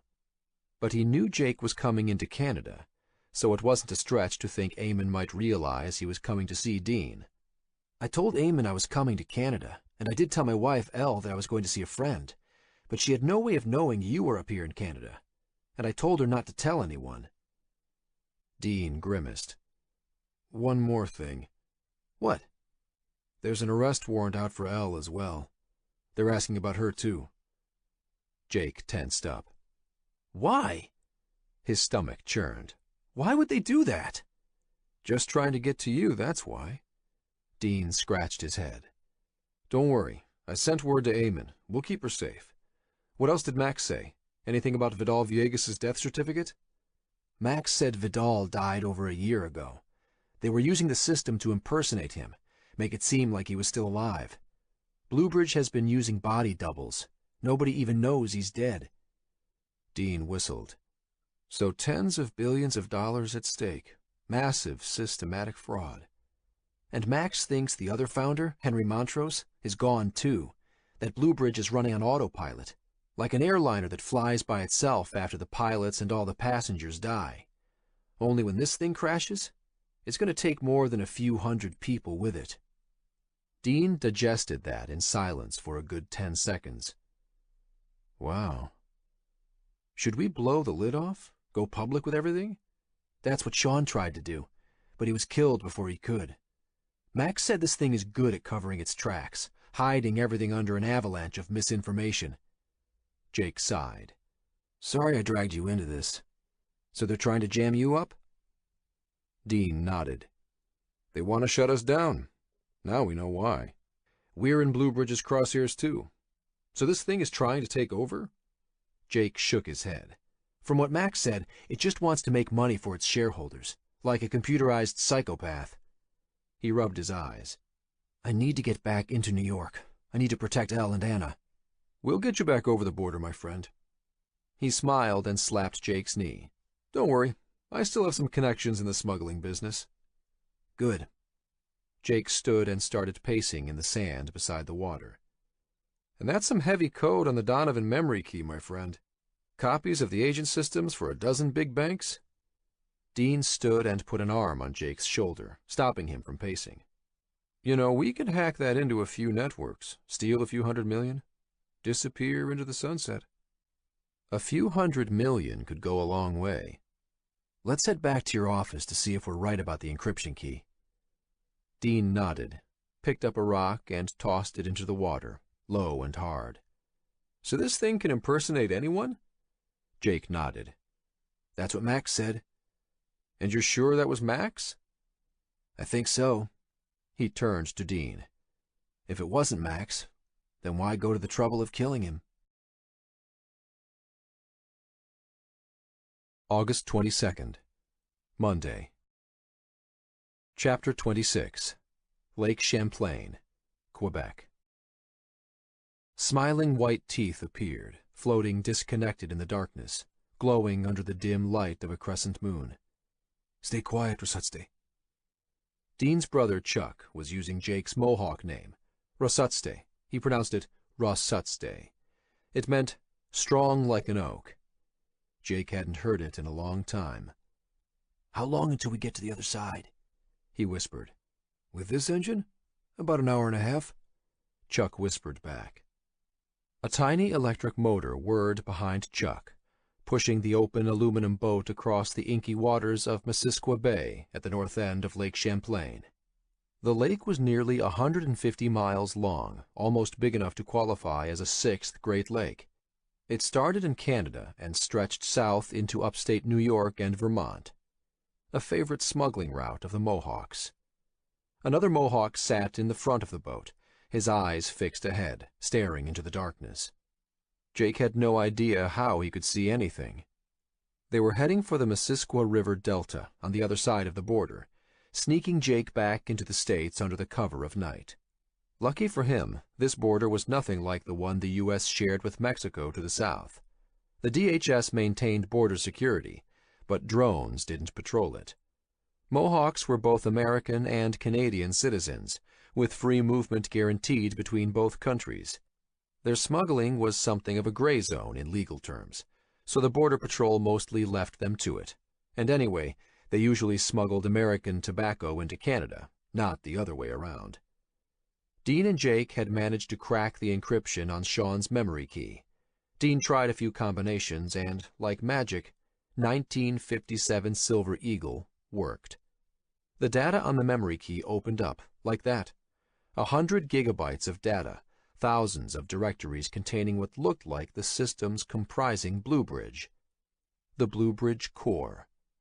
Max would have known what to do with it. But Max was gone, and Dean could only guess what it was they had in their hands. They had no idea what to do with it. Not yet. Sit back and relax, Rosutste. Enjoy the ride. Chuck laughed, putting an arm on Jake's shoulder. Look up at the stars. Play with your new toys. Jake nodded and settled into his seat. Chuck was referring to the VoIP phones Dean had given Jake, phones with end-to-end encryption that didn't send voice data over the regular networks. If someone were listening in over regular landline and cellular carriers, this would solve that problem. At least, Dean had assured him it would. Dean also gave Jake a voice scrambler that he could use if he needed to communicate over landlines or from a payphone. Dean sent someone ahead to find Jake's brother in Albany. Jake still wasn't sure where exactly they were going, but he had to put his faith in someone. 2 phones sat in Jake's lap, one for himself, one for his brother, along with the secure phone numbers for Dean and Chuck. Dean also created a set of one-time pads, a stack of sticky notes, each page with a single random number on it. He gave one to Jake and kept the matching one for himself. He said verifying the codes each time would be a good way of securing a connection. As an added precaution, they decided to always inquire about personal details, things only they would know about each other, or things they'd discussed the last time they saw each other in person. Anything suspicious would be a warning flag. It was about 1 in the morning. Sleep came the instant Jake closed his eyes. Someone tapped Jake on the shoulder. "Time to get up," said the voice. It was Chuck, his broad smile glowing again, but this time in the glare of headlights. The boat was run aground, and a pickup truck faced them, its engine running. "We found your brother," Chuck said, helping to pull Jake up. Jake clambered out of the boat and onto dry ground. We passed the border? Yes, sir. Chuck smiled. You'll be going with Matt and Frank. He motioned to two men standing beside the pickup. Mohawks. You can trust them. Jake thanked Chuck and trudged to the truck, shaking hands with Matt and Frank. They offered him the back seat, which he gratefully accepted. Waving to Chuck, he sank into his seat, buckling himself in. By the time the truck turned and started crunching up the gravel road leading down to the water, Jake was asleep again. Wake up. Hey, mister, wake up. Jake opened his eyes. It took him a few seconds to reintegrate his senses. Where was he? The rumble of the road reminded him. His senses sharpened, adrenaline flooding his bloodstream. He jumped up. Is everything okay?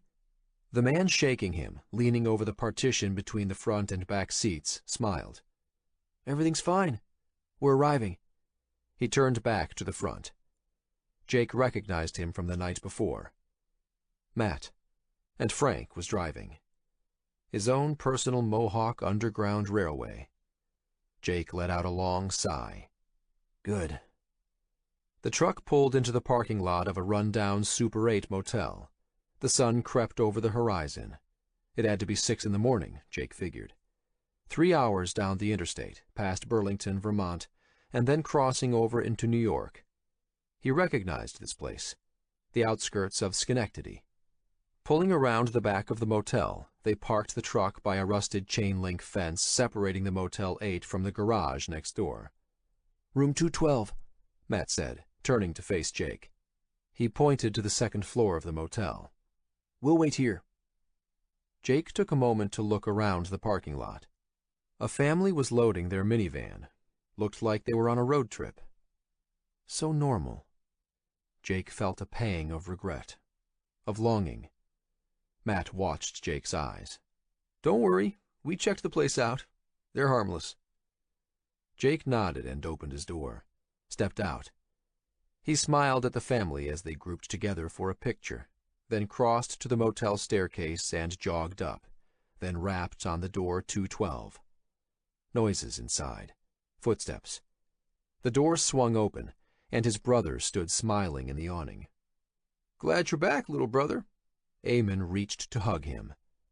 But someone else was waiting behind him. Elle, his wife.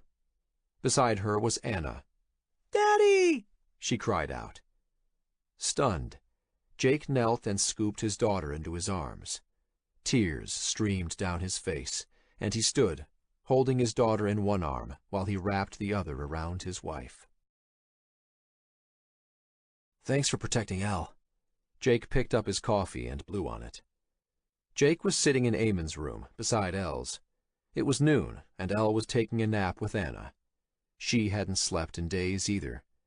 The second Eamon found out there was an arrest warrant for Elle, he sent one of his guys to collect her from his sister's place in Hoboken. A bottle of beer sat on a table between Jake and his brother. Eamon picked it up. Eamon still had no idea what was really going on. Dean's guys had found him and told him Jake was coming back, but they'd said little more than that. Jake made a snap decision. He needed his brother's help. It was time to trust him. So he explained everything, the package from Sean, what Max had told him. So what did you tell Elle? Eamon asked. I told her that Sean sent me information, that Blue Bridge Corporation killed him for it, and are framing me to keep me quiet. I showed her the Villegas death certificate. After he showed her that, her doubts had evaporated. Having her back on his side felt like a boulder was lifted off his chest. Jake leaned his plastic chair back against the peeling wallpaper of the motel room. He tested his left rib cage. Each breath was painful work, his chest a swollen black mess. It wasn't his only injury. He'd suffered cuts and scrapes from jumping off the ATV, and his left knee was tender from crash-landing the plane. He was lucky to be alive. More than lucky. Eamon raised his eyebrows. Did you tell her the part about it being a machine taking over? He took a swig from his beer. Not yet. Jake looked out the window at a dumpster beneath them. The sun was high in the sky now, and the heat was coming too. A wind sprang up, warning of rain from black clouds on the horizon. I don't know. I wasn't expecting to see her. Sounds like you don't believe it yourself. Eamon took another swig of beer. Jake rubbed the stubble on his face. Maybe I don't.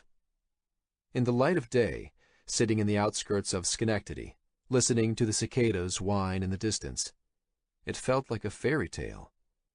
Right now, he needed Elle to believe him. They've issued a federal arrest warrant for you, for me, even for Elle. That Second Circuit Court judge has us in his sights, little brother. Eamon took another drink from his bottle. You think I don't know that? So what's your plan? Are we going to blow the cover off? That had been Jake's plan. To get back in the country, show up for court, then email the New York Times with all the information he had. Something like that.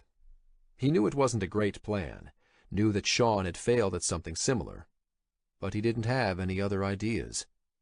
Now, with the federal arrest warrant and murder charge, cops might be as likely to shoot him as arrest him. Maybe that was the plan.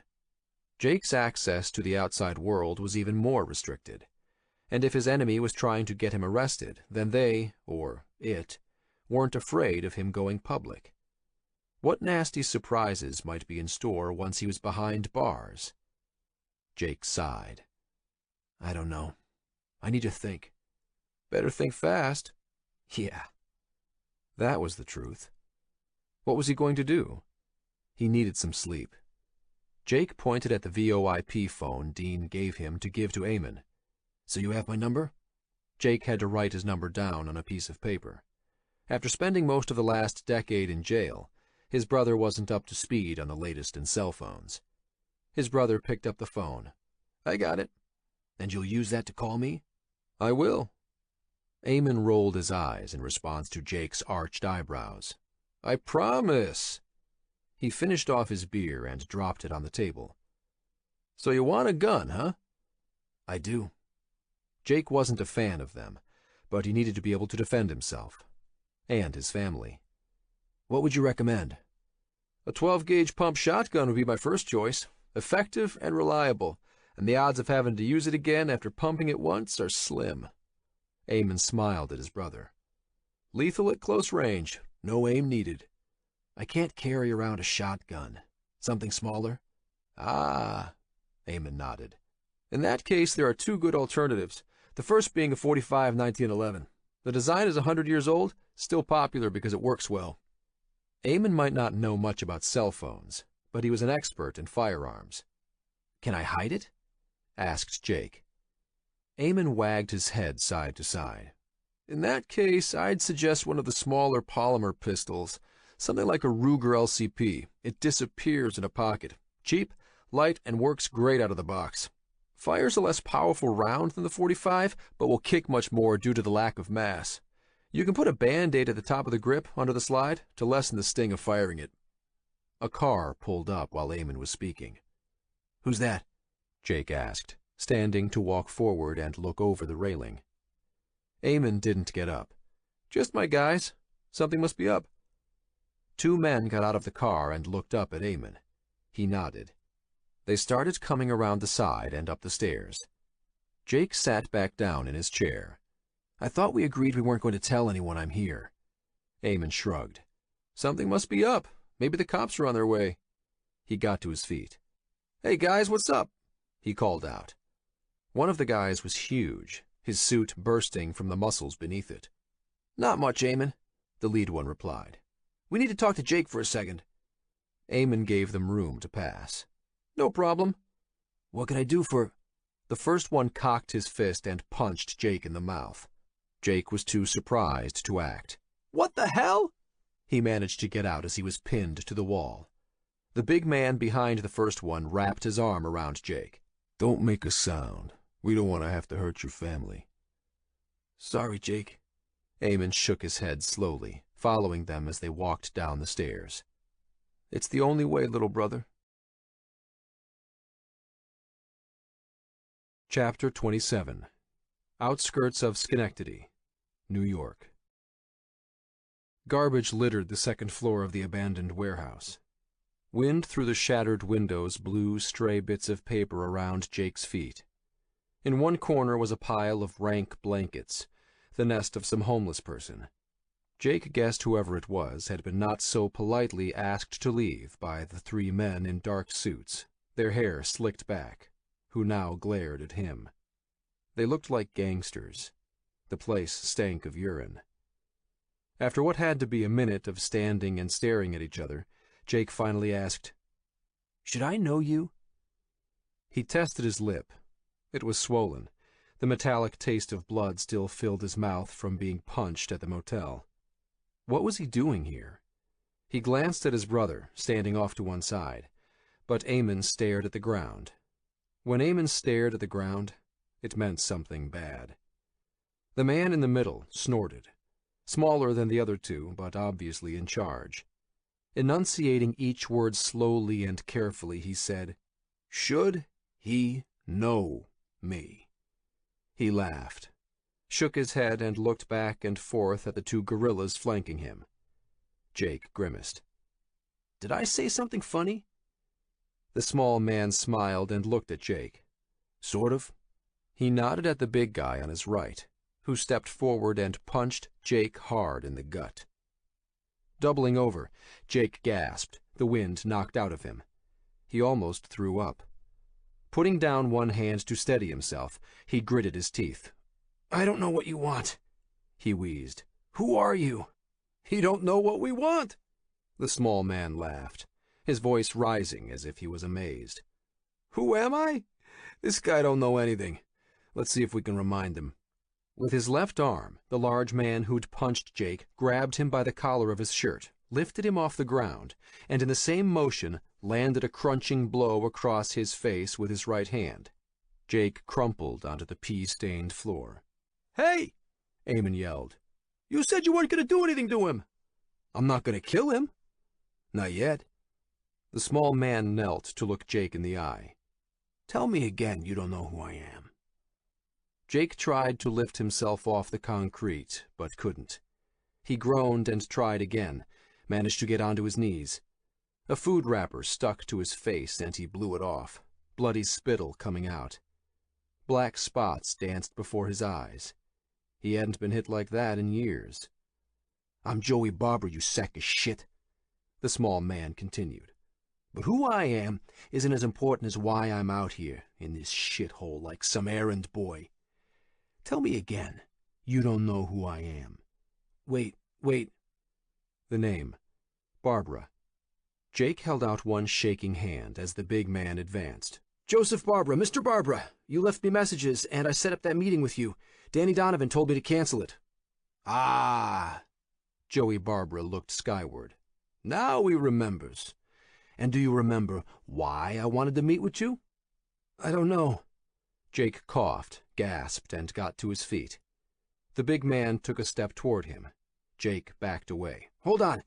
Because he owes you money?" "Very good," Joey Barbara snorted. "And not just me. You and your buddy Donovan said it was a no-lose deal. Your words." What did he mean, my words? "Donovan was my boss. I just worked for him." But his confusion transformed into a cold jolt in his stomach, as he suddenly understood what was going on. "Whatever happened, I wasn't a part of it." Joey shook his head. "Hit him again." The big man nodded and raised a fist. This time Jake knew it was coming. He shifted his weight onto the balls of his feet and ducked underneath the blow. Bending his knees, he exploded upward with an uppercut that caught the big man square on the chin. The big man staggered back, shocked, and reached under his jacket. Jake glimpsed an oversized handgun under the suit, but Joey Barbara held out a hand, stopping the big man from pulling out his weapon. "I told you, we haven't spoken before," Jake insisted. "This guy, I can't believe this guy." Joey Barbara stared at Jake. "Is there something wrong in your head? We've spoken on the phone at least a dozen times. We even did one of those frickin' video chats that you Wall Street guys love." Jake shifted his stance, one foot forward and one back, centering his weight. Fighting was like riding a bike for Jake. Maybe he hadn't done it in years, but it came back fast. Mr. Barbara, you've been taken in by a scam. The same people who are framing me. Framing you? You some angel, huh? Sticking it to your office girls, and I seen the fraud indictments. You're a slime ball. Joey Barbara shook his head in disgust. And they call us organized crime. The real organized crime happens on Wall Street. Stealing from pensioners, stealing my hard-earned money. He straightened his tie. Anyway, I don't give a shit about that. What I want, what I need, is my money back. It was futile to try to deny anything. Jake needed information. How much? 50 million? Maybe that's chicken feed to you, but I'll tell you who doesn't think so. It was all I could do to keep the Rizzutos from whacking you up in Montreal. I know you went up there. He nodded at Eamon. The 5 families, my friend. The Chicago outfit, the A-team, they're all breathing down my friggin' neck. The A-team? Was this some twisted joke? The Clerkenwell crime syndicate out of London, Eamon whispered. Tommy and Eamon Adams, the Adams family, the A-team. Shut up. Joey Barbara spat at Eamon. Me and your brother are talking. He paused to smooth down the lapels of his suit. I told you, we don't lose money. So I don't care how you do it, but you get that money out of Atlas Capital and back into my hands. Jake wasn't going to repeat that he'd never spoken to him before, so he tried another tack. If you hadn't noticed, I have a federal warrant out for my arrest. It's a bit difficult for me to operate right now. Do I look like I care? Joey Barbara held open the palms of his hands to Jake. I wouldn't normally do this, but that nice family of yours, you want them to remain a nice family, right? It was rhetorical. Me? Maybe I'd just kill you, but these people I work with? Well, we don't want to go there, Jake. Get our money, and you better not get arrested before you do. With a flick of his chin, Joey Barbara indicated that it was time to leave. The 2 bodyguards retreated to wing their boss. They walked to the stairwell in formation. Joey paused before the open doorway, then turned to look at Jake. That federal arrest warrant? That's the least of your problems, my friend. Jake slumped against the wall. Tell me something I don't know. Chapter 28. Central Pier Complex, Hong Kong. Where are we going? Jin gasped. It had to be well past 5 in the morning. The assassin bet was in less than an hour.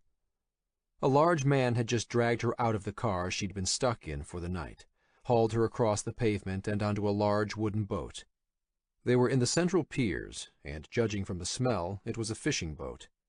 Red and white netting covered the floor, dotted with bright orange floats. Above her, in the pre-dawn twilight, she recognized the glass and metal tower of the financial center. Wu-Tang sat in front of her, silent, a grim look on his face. The race across Hong Kong seemed like a frenzied dream now.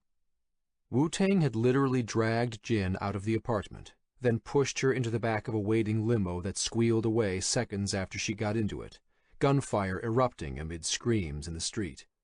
Wu-Tang rode in the front, leaving her alone with the 2 thick and thuggish men in the back, who pulled a black hood over her head. They'd locked her in the car, left her there for hours.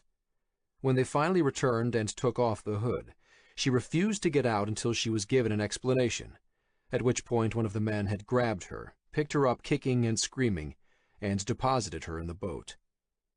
The man who carried her down the docks reappeared from the main cabin. He glanced up at the buildings lining the piers, squinting, then nodded at Wu-Tang, and disappeared. The engines of the boat fired up, and Jin felt the vibrations rising up through the floor and bench, moving into her body. The look in Wu-Tang's eyes. Something was wrong. Had he been forced into this? She grabbed his hand. Who are these men? Wu-Tang shook his head.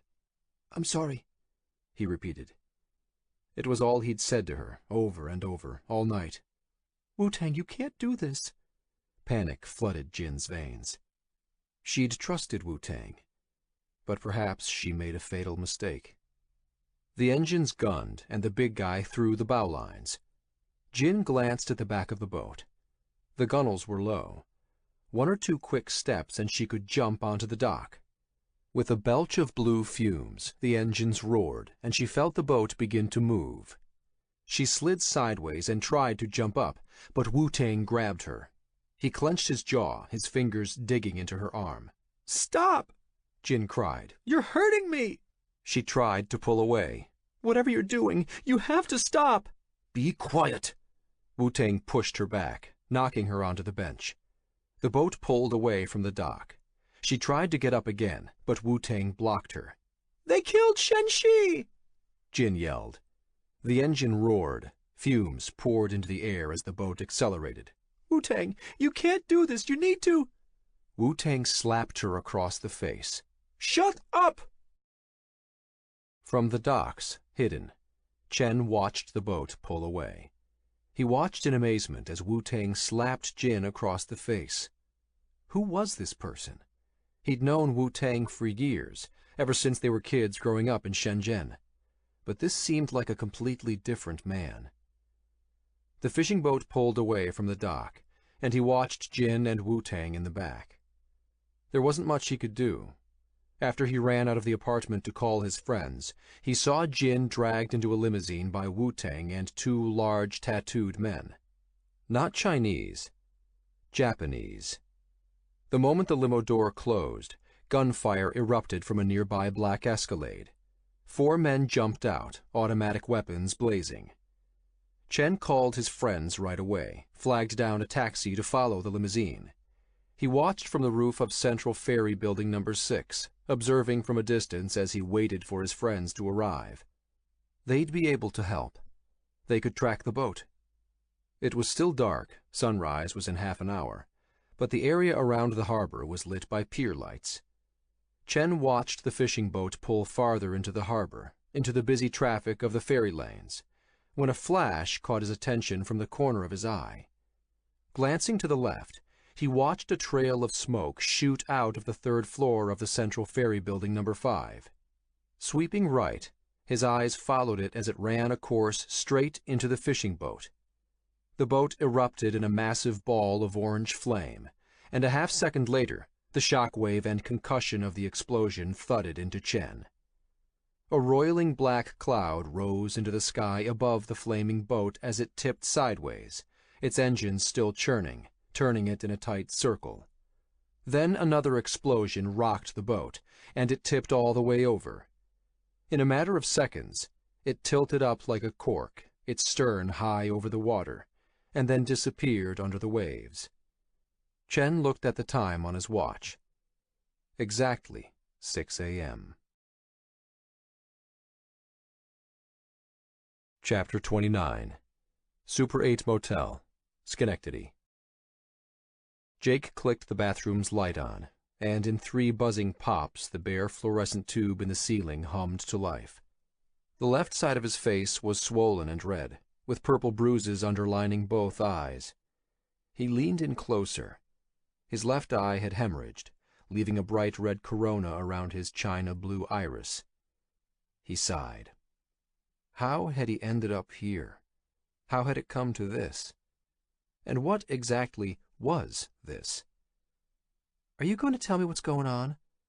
Elle asked. She sat at the small table in front of the air conditioning unit at the front of the motel room, playing solitaire. The curtains were pulled closed. They had 2 connecting rooms, one for sleeping and one they used for meeting. Anna was asleep in the other room. "Did Eamon do that to you?" She'd roused from her nap only to discover Jake was gone again. Eamon's guys had assured her everything was okay, but then Jake returned with fresh bruises and cuts. Elle freaked out, but she gave him some space when he said he didn't want to talk about it. Let him sleep for a few hours. Now she needed answers. "No, Eamon didn't do this," Jake replied half-truthfully. Out of the corner of his eye, he saw her put her cards down. "Jake, I know you O'Connell men love the tough guy routine, but please." Jake turned on the hot and cold faucets together.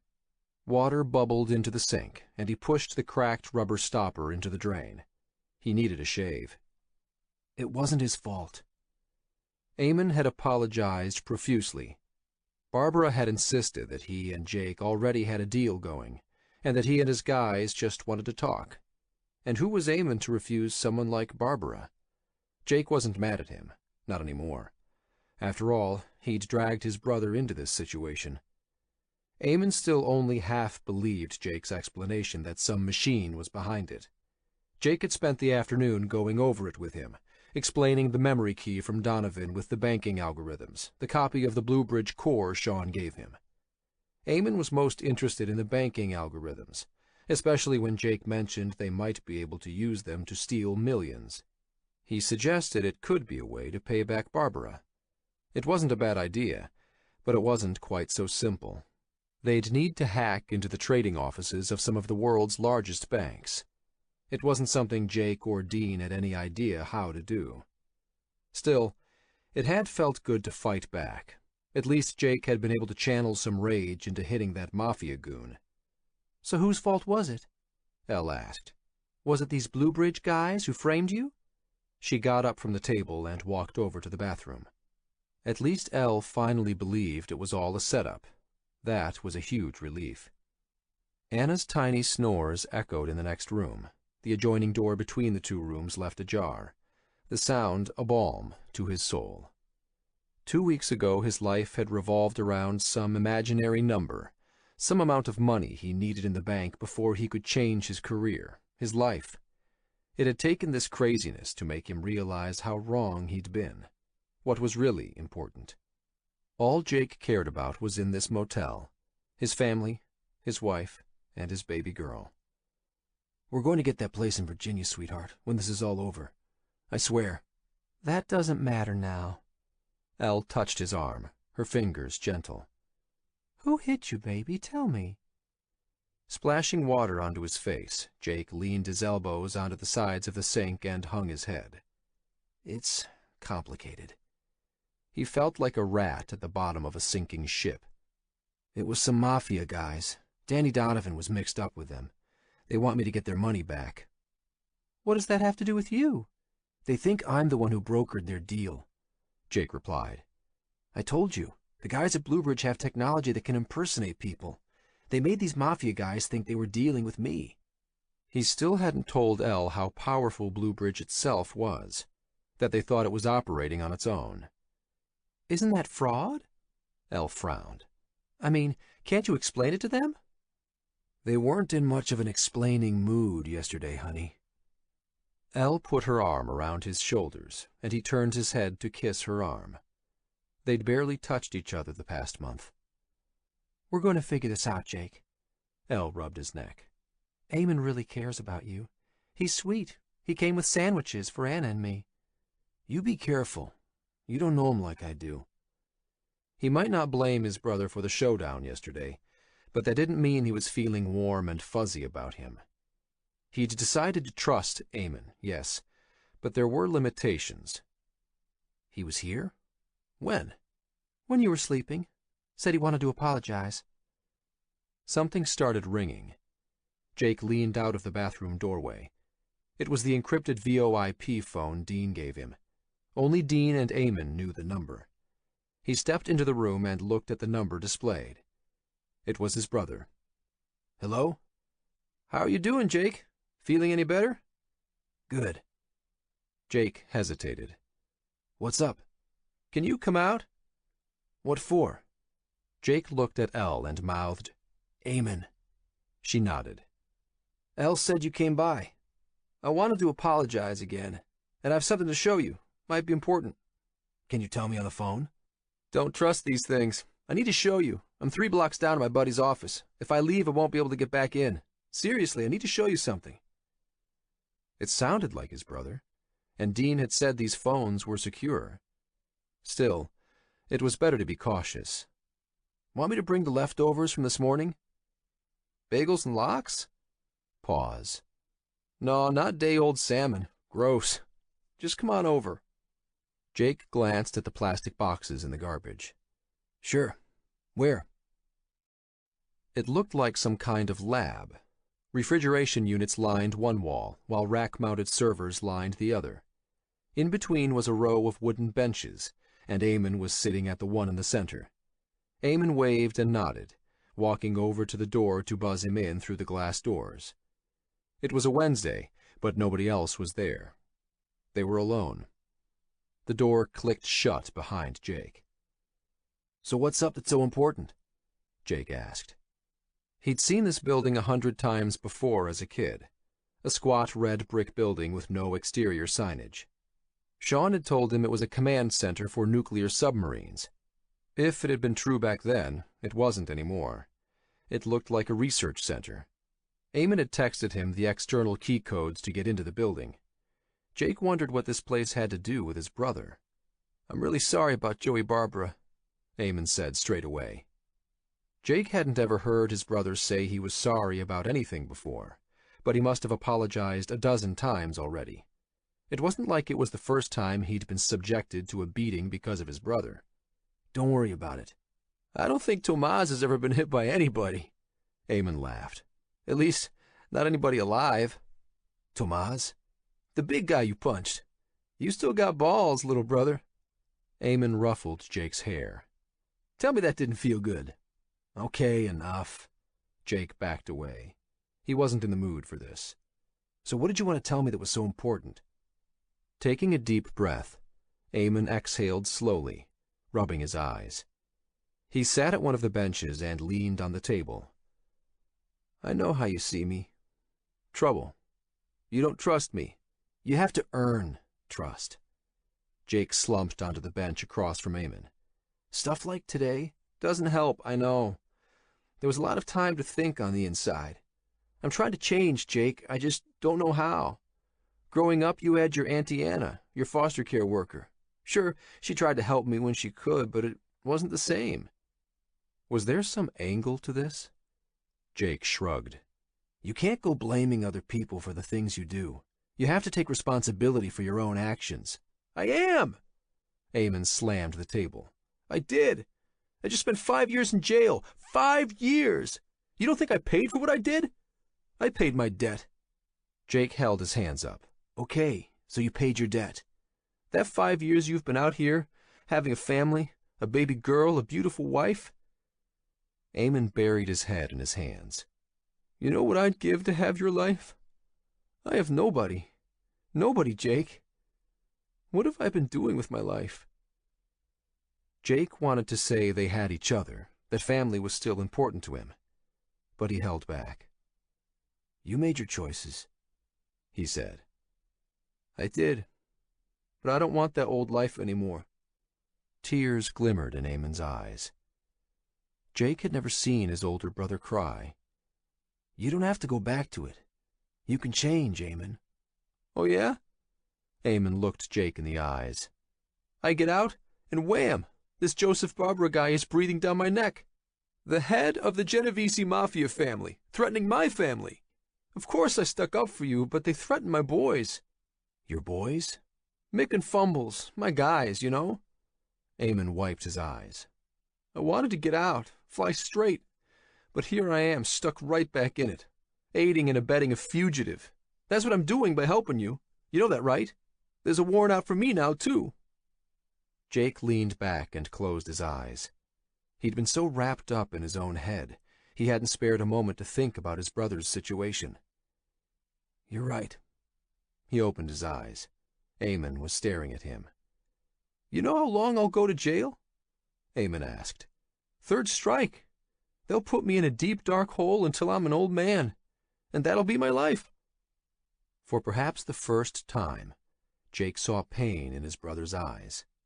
"You don't have to help me, Eamon. I appreciate it, but maybe it would be better." "No way." Eamon shook his head. "No way I'm giving up on my little brother." He pointed his index finger at Jake. "I'm sorry for everything, but you're still my brother, and this time I'm going to do right by you. We're going to fix this, Jake." He pointed his finger at the table. "But when we're done, I'm leaving all this behind." "Okay," Jake whispered. He wasn't used to having his brothers stick up for him. It was a new feeling. He liked it. And Jake believed Eamon, believed the sincerity in his eyes. "Okay. Thank you. Now," he glanced around the office. "What is this place?" "What's what place?" Jake fished in his pocket for the VoIP cell phone to call Dean. This place. Why did you ask me to come here?" "I didn't ask you to come here." Eamon frowned.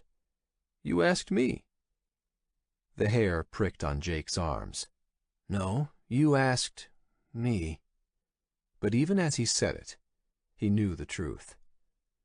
It was the machine. Bluebridge. Why hadn't he asked more personal questions? Used the one-time pad Dean had sent? A part of him hadn't really believed that this thing could fool him, successfully masquerade as someone he knew. Now he believed. But now might be too late. The realization dawned on Eamon at the same time. He swore under his breath, his eyes wide. Jake ran to the door, pulled on it. Locked. He hit the door buzzer, but it was no good. Started banging against the glass, grabbing a chair and pounding with it. The plexiglass was at least 2 inches thick. Unbreakable. What kind of lab was this? As if answering his question, an electronic voice said, "Please exit the building. A level 3 biological outbreak has been detected. You have 60 seconds before decontamination." The lights dimmed and klaxons sounded. "Warning. The doors will lock in 60 seconds and biological sanitation will begin. This is lethal to all life forms. Please vacate the premises."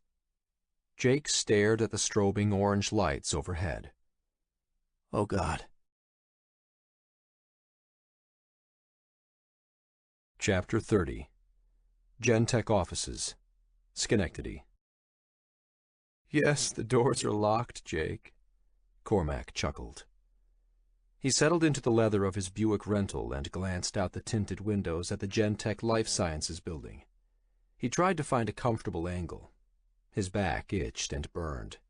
Cradling his hardened and rubberized laptop on the steering wheel, he got ready for the end of the show. Sirens wailed from the building. One of Eamon O'Connell's guys, the one who'd dropped him off, exited his car, gun out, clearly wondering what the heck was going on. In 10 minutes, the place would be swarming with police and fire engines. But in 1 minute, Jake O'Connell and his brother would be dead. On the laptop's screen, Cormac watched as Jake and Eamon stared dumbfounded at the alarms and flashing lights above and around them. It was a grainy black and white surveillance camera feed from inside. Cormac smiled. "What now, Jake?" he whispered. On cue, Jake picked up a chair and started bashing it against the plexiglass wall. "Nope, that's not going to work," Cormac sniggered, munching on a handful of freeze-dried green beans. 50 seconds, Jake." Beside Jake, Eamon pulled out his gun. Cormac watched, smiling. "Bullet resistant." Then Jake did something Cormac hadn't expected. Jake turned away from the plexiglass walls, toward the server racks on the other side of the room. Shaking his head, he took the gun from Eamon and pointed it in the other direction. They walked off camera. Cormac tried to swivel the camera around, but he could only catch the edge of them. Cormac put down the green beans. "What are you up to?" The gun discharged 6 times. Jake fired at the ceiling, and then the brothers started pulling on something. Cormac sat upright. 20 seconds, Mr. O'Connell." Jake and Eamon disappeared from the screen. Right on time, the image on screen hazed over with the biological decontaminant, as the room was flooded with a lethal dose of toxins. Cormac flipped his laptop closed and looked at the building. Was it over? Cormac watched the seconds and minutes tick by. Next to the building, Eamon O'Connell's guy stared at the door. A distant whine of fire engines. Cormac started his engine and was putting the car in gear when 2 figures staggered out of the building's fire exit. "I don't believe it," muttered Cormac. It was Jake and Eamon. Cormac watched wide-eyed as they jogged to the waiting car and got inside. Finishing putting his car into gear, Cormac put his foot down and started off. They must have climbed out through the ventilation. It was the only way. He had to hand it to him. This Jake kid was resourceful, kept a cool head, even after Cormac killed those pilots back at Bear Mountain, even emptied the fuel from the airplanes. Jake had found a way to escape. He was determined, never gave up. so Cormac wasn't really that surprised he found a way out this time as well. But it wasn't Cormac's idea. Cormac had warned his employer that a stunt like this would create too many loose ends, but the old man wanted it to look like an accident. Cormac's employer had wanted it to look like Jake was breaking into Gentech when something went wrong. The fact that it was a company owned by Bluebridge wasn't lost on Cormac. Cormac scratched his neck and grimaced, his fingers testing underneath the bandage. This whole thing was getting a little too odd. Cormac had never worked for an employer like this one. The old man would call him at all hours with questions and asking opinions. Sometimes the questions were complex, but often they were banal, obvious. What did it mean, the old man had asked the day before, when a reporter said the president's policy on the Middle East was designed to split Islamists into dozens of splinter groups? Cormac had explained that it was a joke, sarcasm, that they were making fun of a policy that seemed designed to make the situation worse. But the old man didn't get sarcasm, seemed crippled by a literal mind. An old baby. It sounded odd, but that's the image that formed in his head when he talked to the old man, like he was talking to a 70-year-old baby, and that's how it felt, like somehow he was babysitting. Strange. But as long as it paid well, strange didn't bother Cormac. One thing that did bother him was that his client was getting more desperate. When he started out with him a year ago, the jobs had been surgical in their precision, but things were getting messy. Cormac had seen it before, knew when it was time to get out. The old man on the phone never sounded the least bit desperate, though, which meant it was time to get out. But not quite yet. Cormac was happy Jake wormed his way out of this one. It wasn't often, but sometimes a job got personal. It cost a huge amount of money to keep what had happened in Canada quiet. Cormac's own money. He rubbed the bandage on his neck again, the topmost plaster on the second-degree burns covering half his back.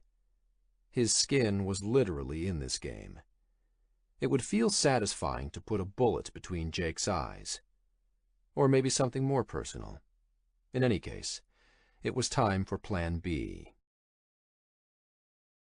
Jake slammed the door to the motel room shut behind him and Eamon. Elle was sitting on the bed waiting for them. "Shh! Anna's asleep," she scolded, pointing to the door to the adjoining room. Outside the windows, fire engines wailed over the warble of police sirens. Looking at Eamon and Jake with their backs to the wall, she added, "Is that for us?" Jake pulled his VoIP phone out of his pocket and started dialing Dean's number. "No." Eamon pushed the blinds open an inch, peered out. "We gotta get out of here, though, and fast. Can we trust them?" Jake motioned at Eamon's buddies, who stood outside on the balcony. "Of course," Eamon replied. "You know Mick and Fumbles, they're my guys from the neighborhood. We're family. You can trust them with your life." Jake nodded. "You'd better be sure of that." Dean picked up on the first ring. Jake hit the speakerphone button. In front of him he had the one-time pad Dean gave him. 621, he said aloud. A pause on the other end. 898, Dean's voice responded. Jake checked his pad. 898 was the correct sequence. "Jake?" Dean said over the phone. "Everything okay?" A police siren howled outside, so close it sounded like it was in the parking lot. Jake tensed, his hand gripping the phone. The siren deepened in tone and grew softer, the police cruiser moving away. "Why did we get into a fight when we met?" Jake asked, still cautious. Pause. "Because my name was Albany? You hated Albany. Still hate Albany." Eamon looked at Jake, who shrugged. "And what's the only thing I hated more?" There was no pause this time. "Your dad." Satisfied it was Dean, Jake growled, "I thought you said these phones were secure. I was almost killed again, my brother too this time." Elle put one hand to her mouth. "You didn't tell me that." Dean swore quietly on his end. "I wanted to talk to you about that. When you met Max, you said he mentioned something called the assassin market. I looked it up. This thing is real." Jake stopped pacing. "So what is it?" An assassination website with bounties placed on people's heads. And I'm on it? I don't know, Dean replied. I haven't been able to find it or log in, but it explains a few things. Okay, but right now I need to understand what happened. Jake started pacing again. Eamon says I called him, but I didn't, and he called me on the VoIP phone, except it wasn't really him. What the hell, Dean? Either Dean's security didn't work, or Dean was really in on this somehow. You got a call from this thing pretending to be your brother? Dean asked. Yeah, and it came from the phone number you gave me for my brother's VoIP phone. I checked when the call came in. Let me think, Dean replied. In the silence of the room, the sirens outside seemed louder. More fire engines and police were arriving. They were at risk of being evacuated, if nothing else. Think faster, Eamon demanded, looking out past the curtains again. The only way it could have spoofed the call is if it somehow found the numbers for those phones, Dean said. Those are encrypted, so there's no other way to get in once a connection is made. Did you use the security precautions like we talked about, to make sure your brother was your brother? More or less, Jake replied. I asked what we had for breakfast in the hotel room. Did you use a one-time pad? No. Jake rubbed his eyes with one hand. I didn't. This is for real, guys, Dean said quietly on the phone. You gotta take this security seriously. How the hell did it find out so quickly? Jake fumed. This thing seemed supernatural in its abilities. How could they beat something that knew everything? Do you have any computers, any other cell phones in the motel? Dean asked.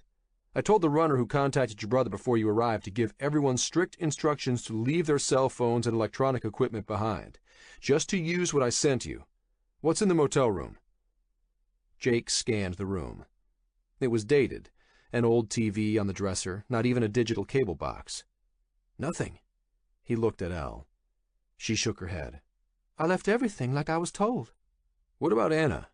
Dean said over the phone. Does she have an iPad, any gadgets, toys? Elle shook her head again. No, nothing. Her eyes went wide. Oh my God. Jake stared at her. What? That phone we gave Anna for Christmas, your old cell phone? She likes to carry it around, you remember, like she's a big girl? Elle's hands came to her mouth. She was walking around, talking on it, telling me she was chatting with her friend. I thought it was an imaginary friend. You know how she is. Elle stood straight up and jumped 2 steps to the adjoining door, cracking it open. Anna? Anna? Jake called out. Could you come in here? No response. Elle swung the door open. Anna? She yelled, stepping into the room. Anna! Jake said again, louder. He glanced at Eamon, and both of them rushed into the next room. Anna! Screeched Elle, already on her knees, looking under the bed.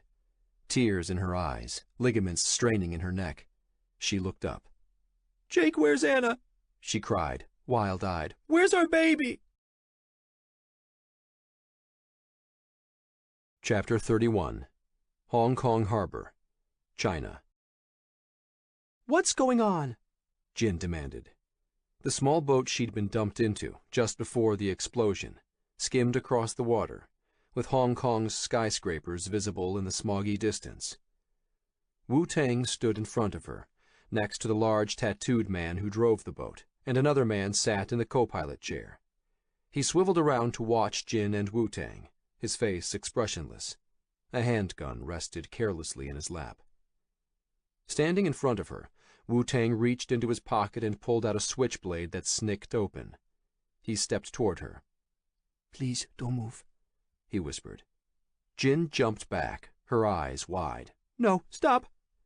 In one motion, Wu-Tang leaned over and cut something from the back of her shirt. Putting the switchblade away and raising his hands in surrender, he backed away slowly. Sorry, this was the only way. Only way for what?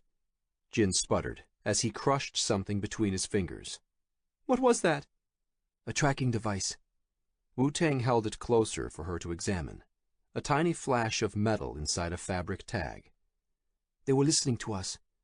Sorry for hitting you. It was the only way to get us out of there. He sat opposite her and threw the crumpled bug overboard. Chen was a plant for the group that kidnapped you. We had to make it look convincing. The bow hit a large wave, sending a shock of spray into the air that rained down on them. Jin wiped the salt water from her face. Make what look convincing? Your death? Wu-Tang cocked his head to one side. And mine. Had to remove us as a threat vector, at least for a while. He flicked his chin at the man driving the boat. Were the ones that placed the big bets on the assassin market for you and Chen. What? Jin pushed away from him. Why? I found out that Chen's mother is sick, dying. He needed quick money. I hacked into his crypto accounts and found huge deposits. Jin wanted to get up and smack Wu-Tang across the face. He'd scared her to death. She'd been kidnapped twice in a week, and the second time hadn't been any better than the first. But her escape from that abandoned apartment building had seemed a little too easy, not to mention the convenient fact that they'd been left alone in Hong Kong for a few days. So Chen was an informant? All that time in his apartment had been a play to extract information? She revealed everything to Chen. But not quite everything. The hit on the social media monitoring system, Jake O'Connell. He was alive. On the other hand, who the hell was Wu-Tang? Or this new version of Wu-Tang? She'd always had the impression he was a shy programmer nerd. Kidnapping her and staging an explosion, faking their deaths, removing threat vectors? And who are these guys? Jin demanded. Your triad gangbanger buddies? She had to admit, even though anger felt white-hot inside her as she glared at him, he did seem tougher, more dangerous, more exciting, and relief at not being dead washed through her. Not triad, Wu-Tang replied. These are Yakuza. Yakuza? Japanese organized crime. Jin frowned. What are they doing here? And how on earth did he know them? She'd heard stories about the Yakuza, some brutal, but also how they were the first ones to bring relief after earthquakes and tsunami. It started with Yamamoto, remember? He was head of Japan's largest hedge fund. So he was in with gangsters? Not exactly. Wu-Tang pointed at the seat beside her. Could he sit there? And Jin nodded. He stepped over, slid in beside her. Now he wouldn't have to yell over the engine. Have you heard of Sokaya? Jin shook her head. She felt Wu-Tang's warmth and inched closer. It's the name for the large-scale institutionalized bribery practiced by the Yakuza in Japan. They buy shares in a publicly listed company, then start digging up dirt on the company leadership. After that, it's a case of give us money or we'll show up at meetings and embarrass you. Wu-Tang looked up and then back at her. It's sort of a way of keeping management honest. To combat it, Japanese companies tend to hold all their shareholder meetings on the same day. Over 90% of the Tokyo Stock Exchange do it. Holding all their meetings on the same day made it difficult for the gangsters to be everywhere at once. And what does that have to do with anything? Last year, the Yakuza bosses noticed a drop-off in business. Someone was muscling in on their territory. Someone who was able to attend a lot of shareholder and board meetings at the same time. Jin connected the dots. Bluebridge. We think so. Seems to be connected to something called Inform DAC, an autonomous corporation that pays people to supply compromising information on senior executives. Yamamoto must have figured it out, like the Yakuza did. Bluebridge executives were attending dozens of meetings, some simultaneously, using it to control Japanese businesses. So this chatbot software is spoofing Bluebridge executives? Wu-Tang shook his head. We think the chatbot technology comes from Bluebridge. Looks like they're purposely using it to mimic their executives. Not an obvious case of fraud, as they could argue they were attending the meetings by proxy. But it would be enough for Yamamoto to want to take it to the heads of the banks. And the fact that this was corrupting senior Chinese and Japanese officials? Wu-Tang nodded. And so they killed him. That's right. The Yakuza were tracking Yamamoto. They wanted to find out who was stealing their business, and how and why. When he was killed, they shadowed Shenshi, found you. They knew that the state's security ministry had planted Chen. They were watching him, so they knew when to capture you. So you're not Yakuza? Jin asked. Wu-Tang laughed. Me? Yakuza? Are you kidding? No. By the time they grabbed me on the street, I'd already figured out Chen was dirty. I was getting ready to escape with you. They came up with this plan, said we had to make it look convincing. Jin smiled. Her little bubble burst. She liked imagining Wu-Tang as a secret agent gangster. So where are we going now? They want to stop whoever or whatever is cutting in on their business. They want us to stop it. Jin moved another inch closer to Wu-Tang. Us? She asked, shivering. Us. Wu-Tang smiled and put an arm around her. They cleared the harbor, and the tattooed man glanced over his shoulder at them, smiling, the rising sun glinting off his gold-capped front teeth. Turning back to the front, he slid the speedboat's throttle forward and the engine roared, the acceleration pushing them back into their seats. The boat rocketed off across the water, skipping over the waves into the sunrise over the South China Sea. August 23rd, Tuesday. Chapter 32, Super 8 Motel, Schenectady. Good afternoon, Bluebridge Corporation. How may I help you? It sounded like Cindy, the receptionist Jake had encountered when he stormed the Bluebridge offices less than a week ago. Jake's phone was wired into the laptop Dean gave him, which was bouncing his call through a dozen anonymous connection points over the net. Dean had set it up remotely. "I'd like to speak to Mr. Henry Montrose." Jake grunted, trying to keep his voice even. Mr. Montrose isn't in the office today, came Cindy's sing-song voice. Can I take a message? No. Jake's voice went up an octave. "I need to speak to him immediately." I'm sorry, but who is this? "He knows who this is," Jake barked. Jake paced back and forth, a wire stretching from the VoIP phone in his hand to the laptop perched on top of the TV. He glanced at Elle sitting on the foot of the bed next to Eamon, his brother's arm around her. She trembled, her eyes bloodshot and full of tears. Jake felt empty, no fear anymore, not for himself. Except maybe it wasn't emptiness he felt. Rage filled him. Another pause on the other end. Excuse me, sir, he knows who this is? Who is this? "Listen, Cindy, get that goddamn piece of—" Click, click. Mr. Jake O'Connell? This was it. This had to be the machine. "Where's my daughter?" Jake screamed into the phone, spitting onto the handset as he held it in front of him. He put his ear back to the phone. "Mr. O'Connell, this is the New York Police Department, Special Investigative Division," came a calm voice after a few seconds of airtime.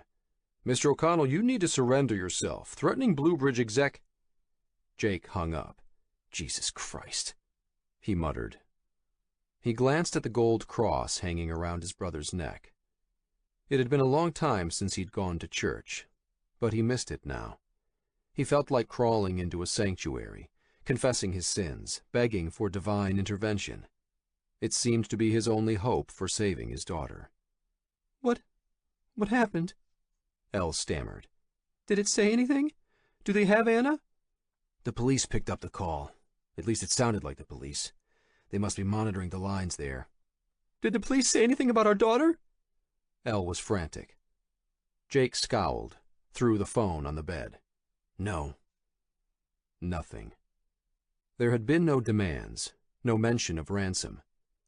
They'd torn through the rooms looking for Anna, or any sign of where she might be, until Mick, one of Eamon's guys, came in and asked what was going on. They said Anna was gone. He smiled and told them she'd gone downstairs to meet Jake. Mick's smile faded when he noticed Jake, glaring at him from the back of the room. Jake had grabbed Mick by the throat and pinned him to the wall. They got the full story. When Anna went outside, Mick asked her what she was doing. She told him her dad was on the phone, and he wanted her to go down to the lobby. This was before Jake and Eamon returned. She handed the cell to Mick, who talked to both Jake and Eamon. They said they were downstairs, that all Mick had to do was make sure she got down the stairs okay. Mick had been in tears, not understanding what happened.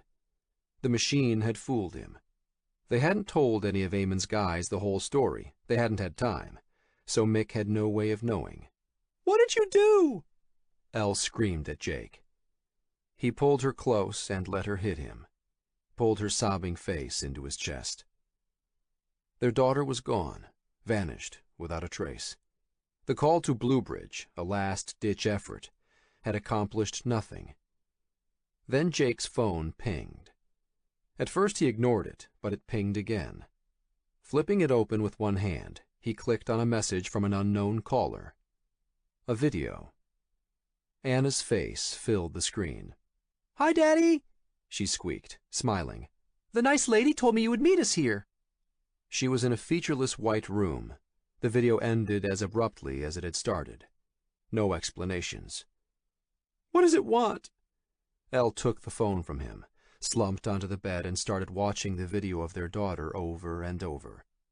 Jake finally explained that they thought it might be a machine that was hunting them, a machine running a human network. Why hadn't he told her everything immediately? Half-truths were as damning as lies. In the end, she hadn't much cared. She wanted her daughter back. There were no demands, but Jake could guess what it wanted. "It wants what Sean sent to me in that package." The copy of the Bluebridge core, with the banking algorithms from Donovan and Viegas's death certificate, made for some damning evidence. They just had to do something with it. "Can't we give it to them? Or it?" Elle asked. "You're risking your life, our daughter's life." She didn't need to tell him. The thought kept drilling its way deeper into his head.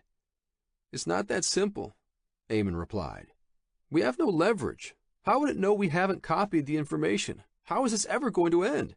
"Our daughter has been stolen," Elle cried. "Can't we call the police? We need to do something. Anything." "You want to call the police?" Eamon shook his head. "Bring them here? We'll all be thrown into jail. And if we're thrown in jail, no way we can avoid Joey Barbara's guys." "That doesn't matter anymore," Elle said quietly. "We just need to get Anna back."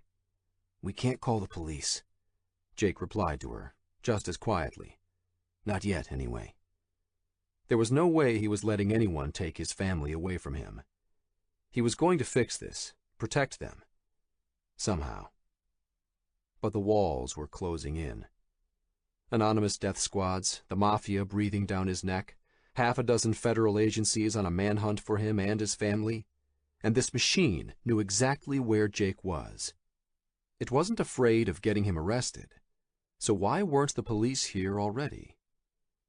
Jake felt like he was stuck in a mirror maze, herded, prodded, and corralled between the fences to the slaughterhouse, pushed deeper and deeper into a labyrinth with only one exit.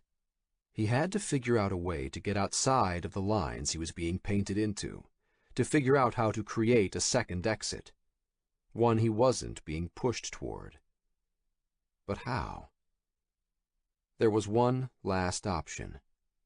He went to the backpack Eamon had brought for him from the old motel and fished into a side pocket, produced a card. He'd managed to hold on to it throughout all his misadventures. "I'm going to call this guy. We need help." Eamon stared at the card, frowning, until he recognized it. It was the business card FBI Special Agent Tolliver had given Jake back at the house. "You're going to call the feds? They're hunting for you. You're going to call them?" "This guy, Tolliver, you remember? He came to my house before this whole thing really kicked off. Said he was investigating Bluebridge. Said he was operating outside of normal channels." Jake threw his hands wide. "You have any better ideas? Christ, Jake, that's playing into their hands." Eamon pointed at his own chest. "You've already got all the FBI you need right here." "What?" "Foreign-born Irish, Jake. We got connections. We can handle this." Jake stopped pacing. "What, are you and Mick and Fumbles out there?" He pointed to the front door. "Going to fight some global artificial intelligence? It's probably staring down at us from space right now, eyeballing us from some freaking satellite." "This thing isn't God, Jake. It can't have all the angles covered." Eamon scowled at the FBI card in Jake's hand. "I don't know if it's smart to get in touch with people who are already hunting for you." His shoulders sagged. "I'm trying, Jake. I'm sorry about everything. The guys, they didn't know." "I know." Jake's face softened. "Look, you can help by taking Elle up north into Canada." Jake fended off objections from Elle. "Kahnawake has more ex-Rangers and Special Forces Marines than Fort Bragg. Get up there and keep her safe." "What are you going to do?" "I'm going to get in touch with this guy. I'll use the voice scrambler Dean gave me. Arrange a meeting somewhere in public. Make a deal. I've met him. I know his face. What kind of deal? Elle asked. We have the Vidal Viegas death certificate. We have a copy of the Blue Bridge core and the trading algorithms. I know this FBI guy will want all of that. I'm not going north, Elle said quietly. Baby, it's too dangerous. You can't come with me. I'm staying here. You go meet that agent, but I'm staying here until we find Anna. Elle, you can't stay here. What are you going to do? I'm with Elle. Eamon walked up beside her, put a hand on her shoulder. This is our town, Jake. We grew up here. If anyone can find Anna, maybe me and the guys can. Jake closed his eyes, gritted his teeth. I can't risk losing you, Elle. I'll get her back. I'll make a deal. I can't abandon Anna, Elle whispered. She gripped Eamon's hand on her shoulder. Jake stared at his wife, exhaled. It wasn't an argument he could win. But we have to leave this motel. It knows we're here. The longer we wait, the more we're sitting ducks. All this time, he'd been back on his heels, reacting. It was time to fight back. And if I end up playing into its hands, then we're no worse off. Jake looked into Elle's eyes. If I disappear, give them everything. Do anything it takes to get Anna back. He turned to his brother. I'm trusting you, Eamon. The words came surprisingly easily. Eamon's jaw muscles rippled. I got this, little brother. His eyes glistened. I got this. Maybe you're thinking the wrong way, Elle said, breaking the moment between the brothers. Jake turned to her. How so? This thing wants money, right? That's what you said it was programmed for? That's what Max said. So hit it where it hurts. Take its money away. What do you mean? Of all of them, Elle was by far the smartest. She often had insights that Jake had a hard time seeing. He'd learned long ago to listen to her instincts. I don't know. Elle rocked back and forth. I'm just saying that's what is at the root of this. Money. Maybe, Jake admitted. And maybe this FBI guy can help us with that. Eamon peered back through the curtains. Come on. We gotta go. August 24th, Wednesday. Chapter 33, Downtown Albany. Agent Tolliver? Said a clipped electronic voice. I have information for you. Who is this? Agent Tolliver replied. Do you have an encrypted line you can call me from? Said the electronic voice. A pause. Yes? What number should I call? Jake cleared his throat and looked around. The closest person was 100 feet away, entering a convenience store. He was on a small side street at the end of Main Street in downtown Albany. He held the voice changer, a small electronic device Dean had given him, up to his mouth. Jake found it ironic that to evade a machine, he had to sound like one. Speaking one digit at a time, he gave the agent the number for a new VoIP phone Dean sent down the night before. He hung up the receiver of the payphone and slipped the voice changer into his pocket. Glancing around again, he made sure nobody was watching. Nobody was. He crossed the street to a small park, his hand on the phone in his pocket, waiting for the return call. The trees around the park swayed. A storm was coming. The day before, they'd driven all over Schenectady and Albany, ducking into buildings, switching cars, splitting up, doing anything they could to lose a possible tail. Jake had a hard time believing they could evade whatever or whoever was following them, but at least they'd made it difficult. They spent the night in the car, on the run, ditched all of their possessions, all except for the phone. Elle wouldn't part with it, no matter what. Every 2 hours, a new 5-second video clip of Anna was sent, playing with toys, smiling at the camera. Later in the night, they were images of her asleep on a cot. Elle clutched the phone in her hand, wouldn't let anyone else touch it. Each time it vibrated, signaling a new message, she started sobbing, and then she'd play the new video clip over and over. All Jake could do was sit beside her and hold her tight. In the small hours of morning, Jake said goodbye to Elle. It was one of the hardest things he'd ever done, but he knew it would be best, and least dangerous, for them to split up. Dean had someone come down to bring them new electronic communication gear, more security-hardened, with stricter instructions. Jake had a protocol to follow when Special Agent Tolliver called him back. The situation up in Kianawage was degrading fast. The Canadian authorities had stepped up the pressure, insisting that an audit team be allowed to inspect the Mohawks' gambling operation, a thinly disguised tactic. The Mohawks refused entry to any outside police forces or inspectors. Dean didn't think it would escalate, but that could change, especially if Bluebridge suspected that Dean was the one holding its critical data. Jake sat on a bench in the park.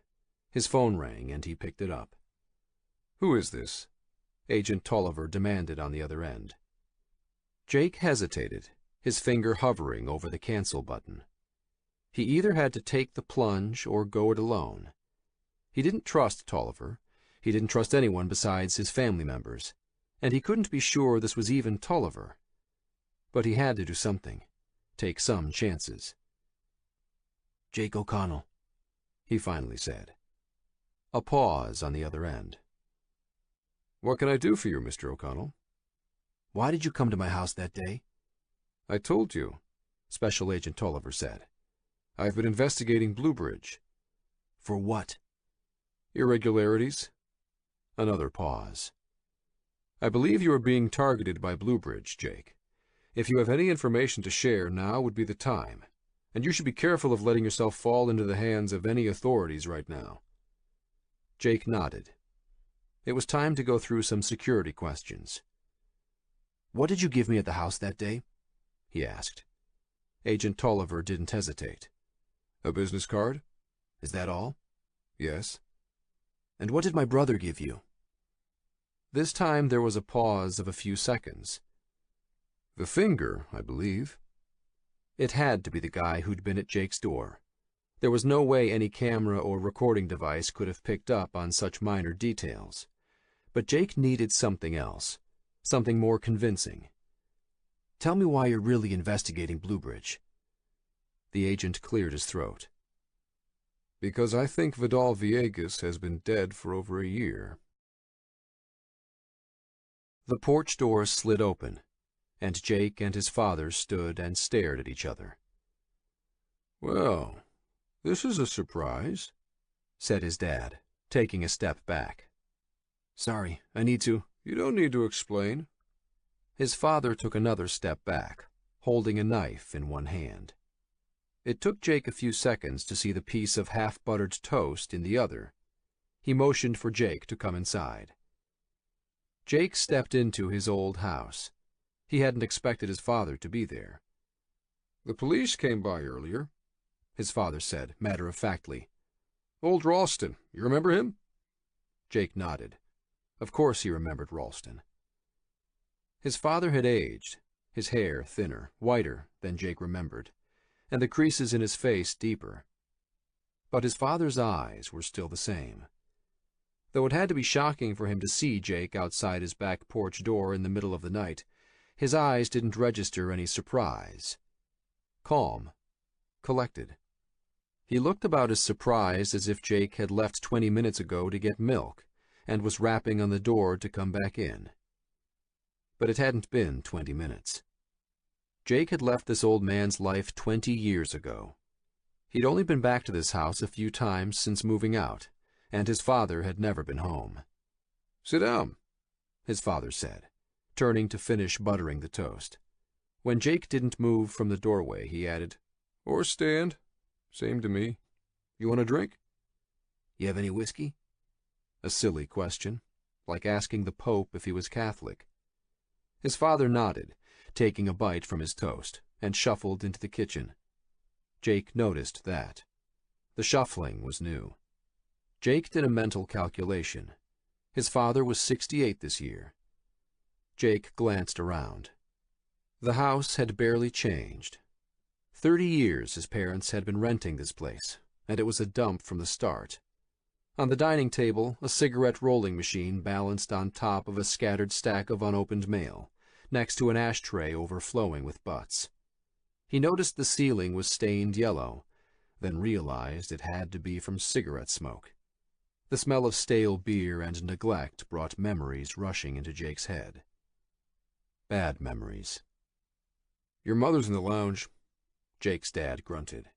He leaned over, opened the cupboard doors under the sink. Jake nodded and took 2 steps forward, craning his neck to look around the corner. The lounge. A fancy word for a television room. Some murder mystery played on the TV. To be honest, the room wasn't even about the television.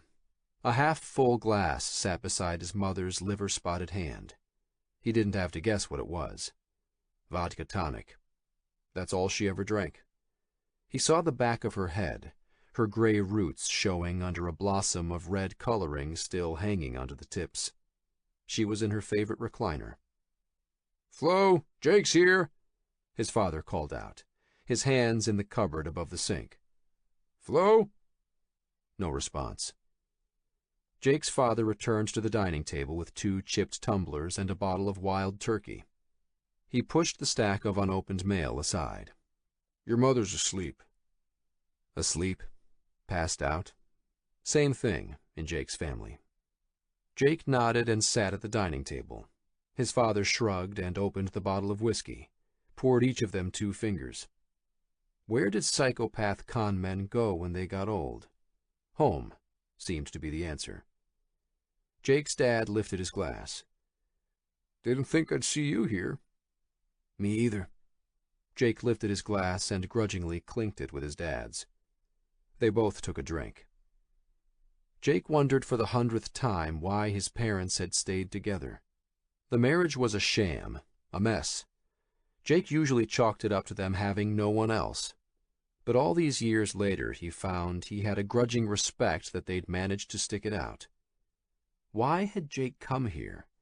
He wasn't entirely sure. It was dangerous, an obvious place for someone to look for him. Jake had driven by a few times, his head down, and looked around. An hour ago he'd been tossing and turning in a cheap motel bed. Some instinct had pulled him out of bed, sent him out into the night. But maybe this had been a mistake. "You know, Jake, I'm sorry for everything that happened. I wasn't a good father. I know that. What happened that night..." His dad paused to finish his drink. "That was terrible. I was drunk. I'm sorry." Jake stared at his dad. "I almost froze to death. You almost killed me." But it was the first time his father had apologized, the first time he'd even acknowledged it.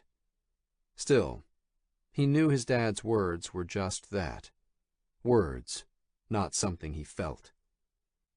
"I didn't come here for an apology. I wanted to say goodbye to Mom." He thought about telling his father that Anna had been kidnapped, but he couldn't stomach it, couldn't stand the thought of watching the empty black pools of his father's eyes, the awkward pause while the mind behind those eyes tried to think of what to say, how to react. "Goodbye." Jake's dad took a drink, the creases in his face deepening. "You want to say goodbye? Where are you going?" Nowhere. Jake had arranged to meet Agent Tulliver the next day, but he wasn't going to tell his dad that. Just away. One way or the other, Jake's chances weren't good. He'd picked the most public place he could think of, Rockefeller Center. He would be going alone. Eamon and Ellie were searching for Anna, but nothing so far. They'd even asked Joey Barber's people if they knew anything, but they'd denied any involvement. "I'm glad you showed up," Jake's dad nodded. "I know I've been a terrible father, but I'm proud of you." Again, just words. If someone asked him, Jake would say he didn't care what his father said. Not now, not ever. But deep down, in some valley in his soul, the words felt nice to hear. The most painful thing was to be ignored, which was what his dad had always done to him. Funny that his dad would say these words now, when Jake was indicted for fraud, wanted for rape and murder. I mean, the way you got yourself a Wall Street job, his father clarified. He picked up the wild turkey. You want some more? He asked as he poured another few fingers into his own glass. No thanks. Even now, Jake's father's eyes were calculating, looking for the angles. The police had an arrest warrant for Jake for fraud. Maybe there was some way to get some of Jake's cash. Or maybe he could turn Jake in, call the cops, get into the morning papers. There had to be a reward, right? I could help you, his father said. Here it comes. Jake rolled his eyes and finished his drink. And how could you help me? Jake's father shrugged. Not sure. You might be able to use an old con man like me, one way or another. The world might be all computers and webs now. He waved his drink in the air. But in the end, it's still people, and people trust people. He took another sip of his drink. I'm good with people. You know that. Good at fooling them, stealing from them. But this was beyond what a small-time grifter could imagine or manage. I don't think so. You remember when we sold those Bibles? His dad asked. I remember. Jake shook his head and looked down at the table. Smiled. He'd forgotten about that, or tried to forget. When he was about 10 years old, somehow his dad had gotten his hands on a shipment of Bibles that had been printed wrong. The printer had inked only one side of each page. Thousands of them bound up like that, with only one side of each page printed. Jake's dad slapped the table. He liked a good laugh. That was a great idea, no? Junk. That's what most people would have thought of those Bibles. But not Jake's dad. To him, it was a gold mine. Jake's dad had dumped the whole pile of them in their backyard, covered them with a tarp. He and Jake had gone door to door, selling them as Bible workbooks. You read one page, then did your best to fill in the next blank page. It was a test for the truly faithful, his dad had explained, over and over, to anyone in the neighborhood who would listen. They'd made a bundle. Jake looked up from the table and into his dad's eyes. That was his dad. No gray clouds, only silver linings. Jake was sure his dad qualified as a 3/4 Ted psychopath, but he wasn't a violent one. Maybe Jake had to look at the silver linings, too. He put his drink down. I'm going to say bye to Mom, okay? His father nodded. You remember, this old man's got some tricks up his sleeve. You call me if you need me. Jake stood. Need him? He'd never needed his father, but Jake knew that was a lie even as he tried to sell it to himself. He shook his dad's proffered hand. Goodbye, Connor. Jake always used his father's name, Connor. The locals called him Putty, but Jake never used this nickname. Never called him Dad either. Goodbye, son. They let go of their handshake, but didn't embrace. You remember what O'Connell means, you hear me? Jake nodded. Strong like a wolf was its Gaelic meaning. I know. It was the one thing his dad had drilled into his head when he was a kid. Connor pointed a shaking old finger at Jake. And aimed you after your granddad, you know. That old bastard never went down without a fight. You won't either, you hear me? I hear you, Jake replied. Pinned to the side of a kitchen cupboard right next to Jake were some postcards. Jake recognized them. Taking a closer look, he noticed there was a stack of them, dog-eared, and stuck onto a nail in the side of the cabinet. The postcards he used to send to his mother on his travels. She'd kept them all. It was the first time he'd noticed. Walking into the lounge, Jake grabbed the remote and turned the TV off. The house fell silent. Leaning down, he kissed his mother's forehead. Goodbye, Mom. Jake left through the back door and jumped through the bushes, then skirted Old Man Henderson's house. He'd parked the beat-up Ford Taurus his brother had given him in the street behind the house. It was past midnight, so he could catch a few hours' sleep in the back of the car, then get up and drive into New York at dawn. Even if the authorities caught him, even if Tolliver wasn't on the level, he would be no worse off. He'd spill everything he knew, beg them to start searching for his daughter. Dean would make public everything they knew, send emails to all the news outlets, broadcast it over the internet. He had a hard time imagining how Bluebridge could contain that, but maybe it could. Jake would end up in jail, undoubtedly, or worse. But the most important concern was getting things in motion to find Anna. His only shot, his only wild card, was that Tolliver was the real thing. So he had to risk it. "Hold her right there!" a voice shouted in the darkness. Floodlights clicked on, and Jake held up one hand, blinded. He stopped cold. Fear swept through him like a wave, from his fingertips to scalp, and he resisted the urge to bolt. Squinting, he tried to see who it was. Was he surrounded? "Don't move!" the voice commanded. "I'll shoot! I swear to God!"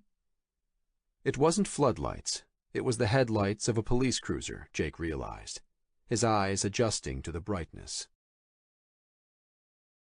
In the view from the police dashboard camera, a grainy black and white video, Sheriff Ralston leaned against the open door of his police cruiser, his gun pointed at Jake O'Connell.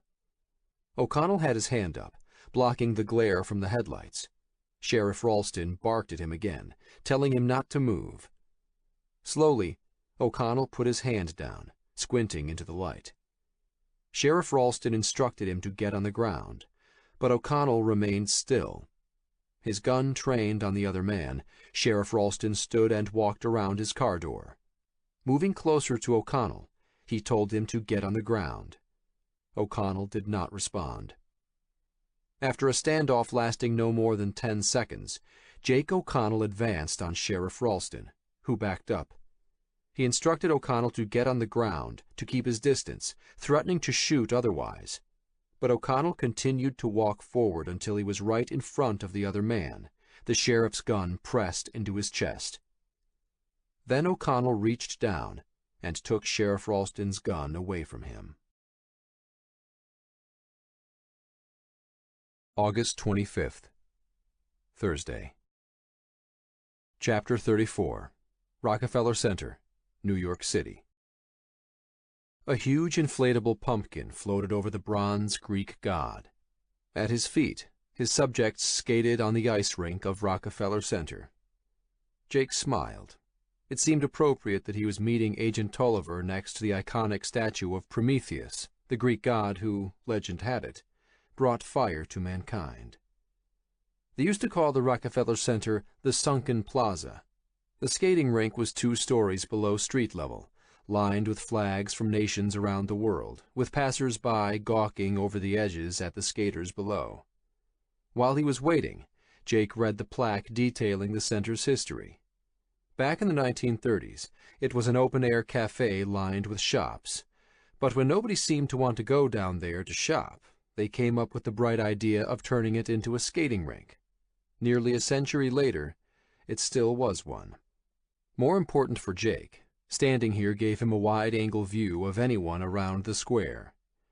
He'd arranged to meet Agent Tolliver on the viewing platform at the south end of the skating rink, 1 level down from street level, but still 1 level up from the ground.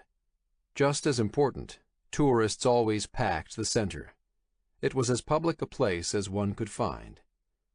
The exposure was dangerous, though. Jake had a bounty on his head, but he had to take the chance. Meeting somewhere private would entail a whole other set of complications. Acting quickly was the only thing on Jake's side. Though meeting next to the statue of Prometheus seemed appropriate, the giant orange pumpkin seemed out of place. It hovered over the spot where the famous Rockefeller Christmas tree would stand, blazing in its glory, in a few months. It was only August 25th, but the retailers were already gearing up for Halloween. The tourists didn't seem to care. Christmas tree or giant pumpkin, people taking pictures filled the place. Jake checked his phone. Nearly 2 o'clock. the prearranged time for his meeting with Agent Tolliver. Jake had arrived early, before 8, when the plaza was still empty. He spent the time scouting, sitting at a cafe across the street, then down in the Rockefeller Cafe, getting a good idea of the ways in and out, watching for anything, or anyone, suspicious. Now Jake watched the viewing platform from across the square. He'd asked Tolliver to wear a Boston Red Sox baseball cap. Another sleepless night. After disarming Sheriff Ralston, Jake had tied him to a tree and then hid the police cruiser in the woods down the road. Adrenaline competed with exhaustion, and only one thought hammered through his head. Where's Anna? He continued to check in with Elle every 2 hours. New video clips of their daughter were being sent in like clockwork, but without any demands. Torture wasn't a strong enough word. A scrolling news display hung on the side of the Rockefeller building directly in front of Jake. He tried to focus on the platform above the rink, waiting for that red baseball cap, when something caught his eye. "Bluebridge acquires Japan's largest hedge fund," announced the news display. Jake clenched his jaw. Even while it hunted him, this bastard thing was still ringing in deals and racking up profits. The next news item described a terrorist attack in Hong Kong harbor, something about a rocket-propelled grenade destroying a fishing trawler 2 days before. There. A red flash in the crowd. Jake glanced down from the news display. On the platform, a red baseball cap appeared. Jake fished out the old binoculars he'd taken from home, the ones he used to take out camping with Sean years ago. He focused them on the person with the baseball cap, and the image of Agent Tolliver came into sharp relief. He stared directly back, and Jake involuntarily retreated a step. Agent Tolliver looked away after a second. "Can you take our picture?" Jake spun around. "What?" "Can you take our picture?" repeated a man standing next to Jake. Jake stammered. "No, sorry, I'm late." He held up his hands and walked away from the perplexed-looking family. Glancing back at the platform, Tolliver was still there. Jake started around the plaza and tried not to stare. What was the procedure for something like this? Should he wait to see what the other guy did? But Jake was tired of waiting. It was him. Jake was sure of it. The agent who'd come to his apartment when Eamon was there. The same blue eyes, the same gaunt face. Either it was him, or someone who looked exactly like him. Was it possible for Bluebridge to come up with a body double that quickly, in less than 24 hours? He fought the feeling that he was dealing with something supernatural. He had to be pragmatic, take some calculated risks. Anna's life depended on him. "Tolliver!" Jake called out from the top of the stairs leading down to the rink. Agent Tolliver turned around. He nodded. "Jake?" That was definitely the guy Jake had met at his apartment. Glancing back and forth, Jake tensed up, waited for yelling to start, for the sound of sirens, for someone to tackle him to the ground, or for the impact of a sniper's bullet. "I came alone, as we agreed," Agent Tolliver said, still standing at the railing. He looked as nervous as Jake felt. "Can I come up?" Agent Tolliver asked. Jake nodded, and Agent Tolliver walked up the stairs, took something out of the pocket of his trench coat. Jake expected a gun, a taser, some sort of weapon. Not an iPhone.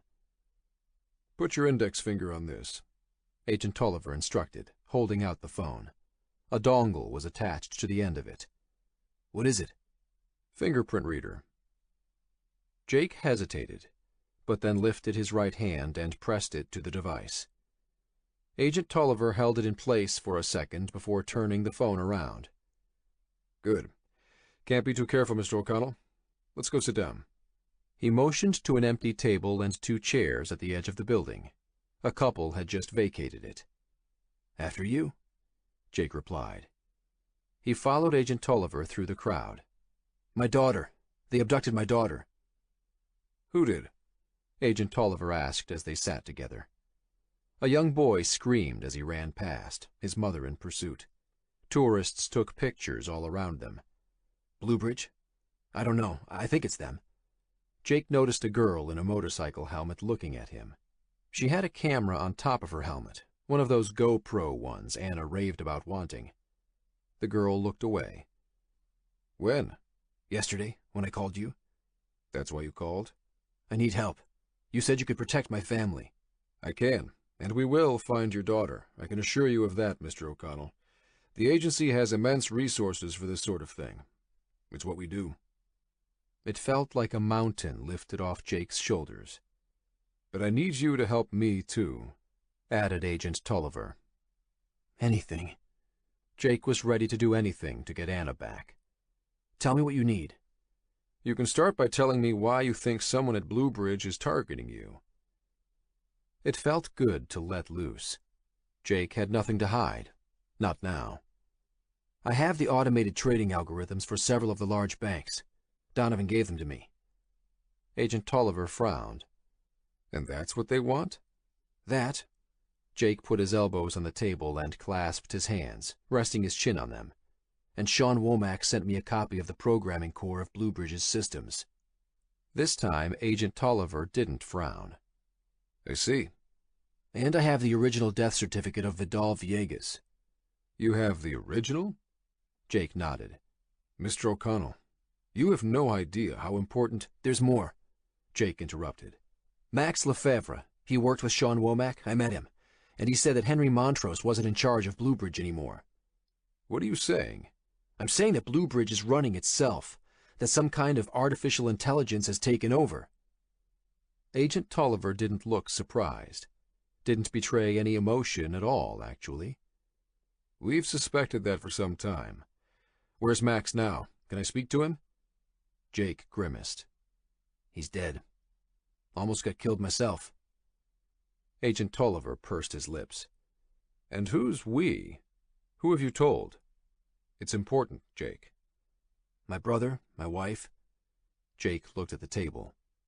Dean? Dean? Who's Dean? He's with the Kahnawake Mohawks in Canada. Runs a data center up there. And he has the information Sean gave you? This was going a little too fast for comfort.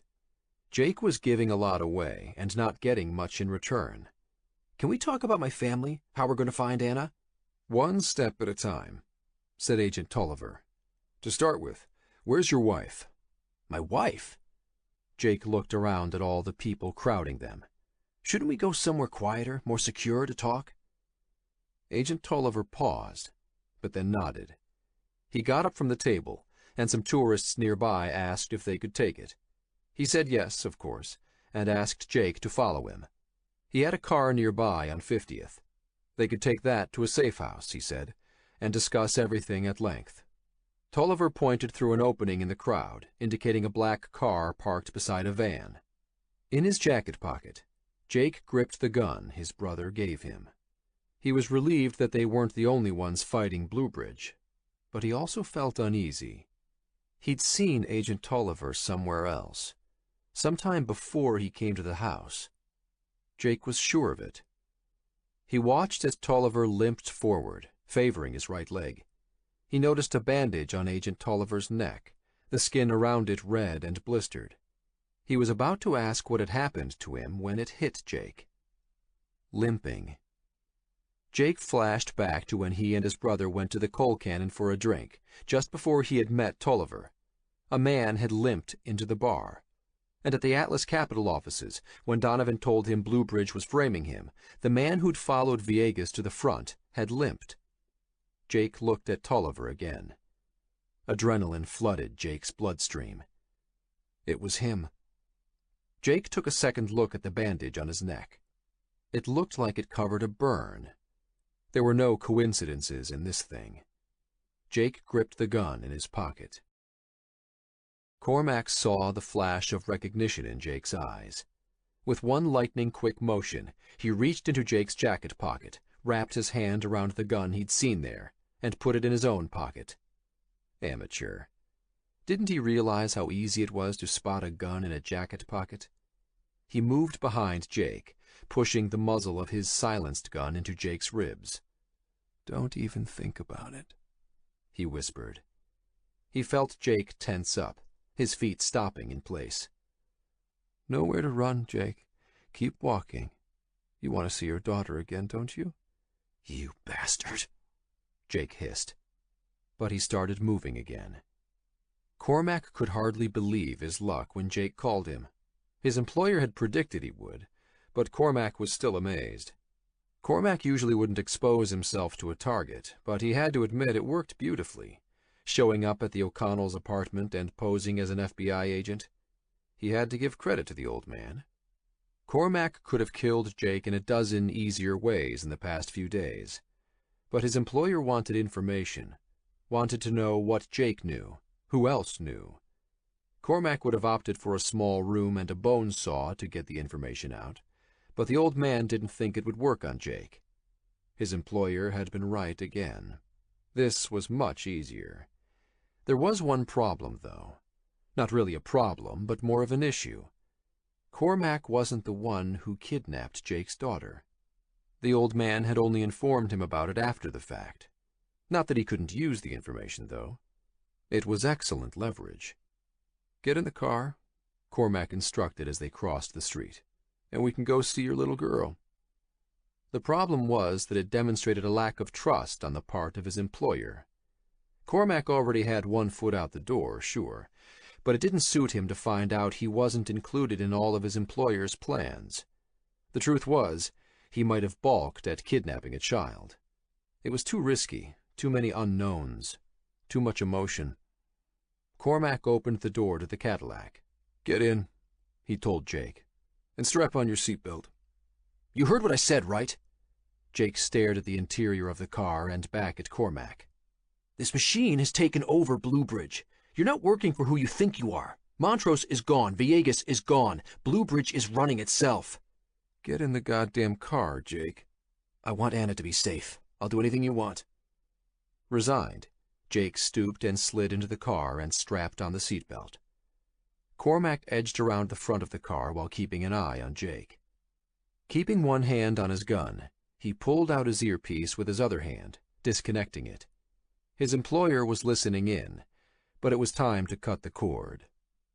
So Jake's friends had the automated trading algorithms for major banks, even a copy of the Bluebridge core? That sounded like it could be worth a lot of money. He looked at Jake through the open window of the driver's side of the Cadillac. Was Cormac being set up somehow? He didn't like the feel of this anymore. What Jake told him made sense. It was hard to believe, sure, but all the pieces fit together. Those strange questions from the old man, the calls made late at night. "For God's sake," Jake said from inside. "You're working for a machine." Cormac looked Jake square in the eye. "No, I'm not. Everything I've told you is true." Jake was quick, but naive. "I know I'm not working for a machine," Cormac said. He stood and backed up a step. "Because I'm working for money." Time to tie up loose ends. "Jake, I've got some good news and some bad news. The good news is, I didn't take your daughter." Cormac pulled out his gun and pointed it at Jake, the muzzle of its silencer 3 feet from Jake's head. Point-blank range, and Jake was strapped into his seat. There was no way Cormac was going to miss this time. "The bad news is, I'm going to take your life." Cormac started to squeeze the trigger. A loud whining noise sounded to his right. He had just enough time to glance sideways before something crashed into him, sending him flying into the back of the van in front of him. "What just happened?" Jake ripped off his seatbelt and jumped out of the Cadillac. Already a crowd of people ran over. Agent Tolliver was splayed out on the pavement in the middle of 50th Street, beside the van in front of the Cadillac. Someone on a dirt bike had rammed into him. The bike and driver were in a pile next to the van. Jake couldn't see the gun. He looked at the driver of the dirt bike. It was the same girl he'd seen in the plaza, the one with the camera on top of her helmet. She got up unsteadily, shaking her head, and leaned down to pick up her bike. She looked at Jake. "Come on!" she yelled. "Let's get out of here!" Jake glanced left and right. Was she talking to him? "Jake!" she urged. "Let's go!" She pulled off her helmet and stared at him. It took Jake a second to recognize her.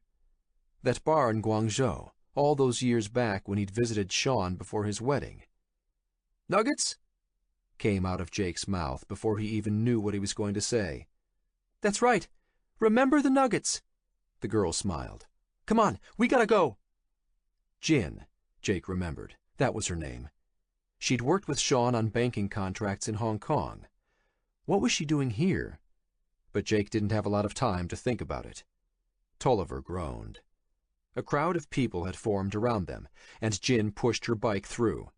From the corner of his eye, Jake saw NYPD officers run across Rockefeller Plaza, heading in their direction. "Come on!" Jin jumped on her bike, kicking down on the starter. Its engine fired up and she revved it, starting down the street against the traffic. People yelled at her to stop. Glancing at Tolliver on the ground, Jake watched him open his eyes. He got up onto his elbows and looked around. Jake realized he was searching for his gun. Something buzzed by Jake's ear, followed by the loud crack of a rifle shot. The marble facade of the building behind Jake exploded in a shower of fragments. He ducked down. Somebody was shooting at him. Somebody besides Tolliver. The people who'd gathered around started yelling and screaming, some running, some falling to the ground. Turning on his heel, Jake took off toward Jin. Another crack of a rifle shot. Sprinting, Jake wound his way through the cars and jumped on the back of Jin's dirt bike. She gunned the throttle, and they peeled out onto Fifth Avenue, skidding around the corner. Chapter 35. Two Bridges Housing Project, New York City. "Who's this?" Jake asked. He was still shaking. He'd been brought to an empty apartment, about 10 floors up in the Two Bridges housing projects in Lower Manhattan. The view out of one of the windows was the Brooklyn Bridge. They were so close he saw people chatting in their cars as they waited in the rush-hour traffic. From the other set of windows, there was a view of a windowless, monolithic 40-story building with Verizon stenciled near its top. A young man helped Jin clean a nasty scrape on her left shoulder. The way he fussed over her, it was clear he was more than a friend. The guy put down his tube of antiseptic cream and turned to Jake, outstretching his hand. "My friends call me Wu-Tang." Jake shook his hand. "I'm Jake." "We know who you are," said another young man, entering the empty living room of the high-rise apartment. He put out his hand. "My name's Sheldon. And you're the expert in artificial intelligence?" Jake said, reaching to shake his hand as well. Jin had filled him in a little on the subway ride over. She'd flown in from Hong Kong the previous day, specifically to find him, but she hadn't explained the details yet. "That's right." Sheldon wagged his head back and forth. "Well, chatbots and automated agents, that sort of thing, but close enough." "He was the first person to beat the Turing test," Wu-Tang said, turning his attention back to Jin's shoulder, carefully applying a bandage. "Or, I mean, the first person to build a chatbot that beat the Turing test a couple of years back." The Turing test? Jake had heard Sean talk about it once. "A way to test if something is a person or not?" "Sort of." Sheldon sat in front of 3 large flat-screen displays arranged on a long table along one wall of the living room. Below the table was a mass of wiring, several desktop computer boxes and routers, and an assortment of other flashing equipment. Apart from 4 folding chairs, it was the only furniture in the room. It smelled like a fresh coat of white paint was just applied to the walls. Jake looked down at the scuffed parquet wooden floors. Events had taken a bizarre turn. An hour before, Jake thought he was about to ensure his family's security, have the FBI start searching for his little girl. Now his life hinged on 3 hipster kids in an empty apartment overlooking NYPD headquarters. After knocking Tolliver down, they'd torn down Fifth Avenue, winding through the traffic on the bike. They dumped it in Union Square, then melted into the crowd and ducked into the subway station.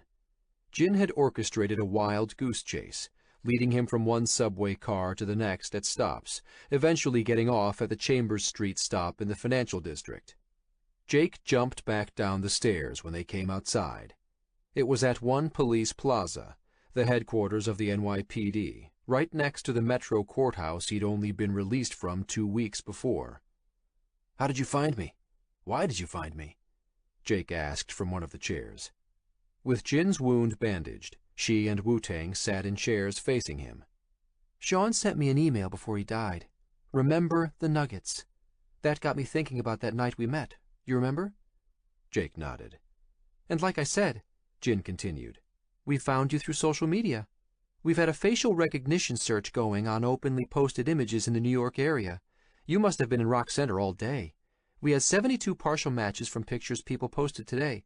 It's why I went there looking for you." "And how do you know that guy was—" Jake searched for the right word. "A bad guy?"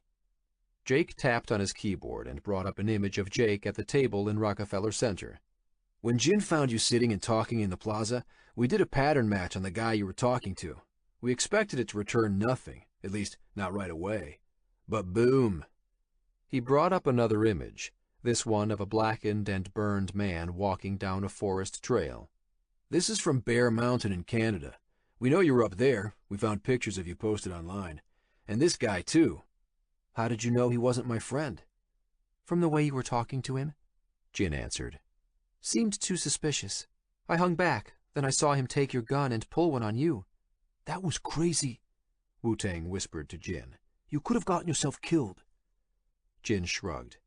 "I didn't think. I just reacted." "Thank you," Jake added softly. "That was brave." "And that is one very bad dude," Sheldon said, bringing up more images. "I've done more searches on him in the past hour. His real name is Cormac Riker. He's ex-Special Forces, and there are rumors of discharge for the Al Anbar incident." He brought up images of a newspaper article. It was undeniably him. "Went into private security for a while, then disappeared off the map.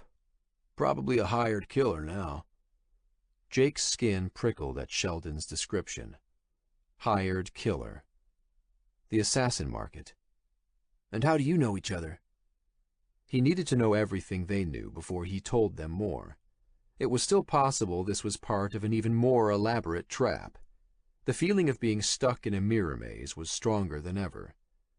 Who to trust? An hour ago he'd put all his trust into Agent Tolliver, who was apparently an assassin, Cormac Riker. Should he trust these kids? Sean had trusted Jin, and she'd saved Jake's life. That he was sure of. "We're friends." Jin adjusted herself on her white chair while Wu-Tang packed up the first aid supplies. "But I only met Sheldon in person yesterday when we flew into New York after one of our gang turned out to be a plant for the Chinese army, or some splinter group." "The Chinese army?" Jin nodded. "We discovered evidence of a hacking program that was spoofing people, a network of digital corporations linked to the assassin market." "Not just spoofing," Wu-Tang added. "Masquerading as people in phone calls, infiltrating the human network, impersonating Chinese officials, buying political influence. At first we thought it was a program of the PLA Cyber Division, but now—" His voice trailed off. Obviously he wasn't sure how much he should say either. So it was happening in China as well. "And that's why you came to find me?"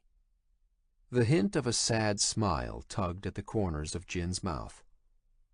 "I like you, Jake. I know we only met once, but I followed your social media. Felt like I knew you. That's why I had a feeling you were being set up. But that's not why we're here." "Then why?" Jin looked Jake straight in the eye. "Because whoever is behind this, they killed my cousin to cover it up." Jake returned her stare. "They killed my friend Sean." "I know. Sean was my friend, too," Jin said softly. "I don't have time for this." Jake got up and stared out of the front windows, at the NYPD headquarters across the street. "I need to do something. They've got my daughter." "Who does?" Jin asked.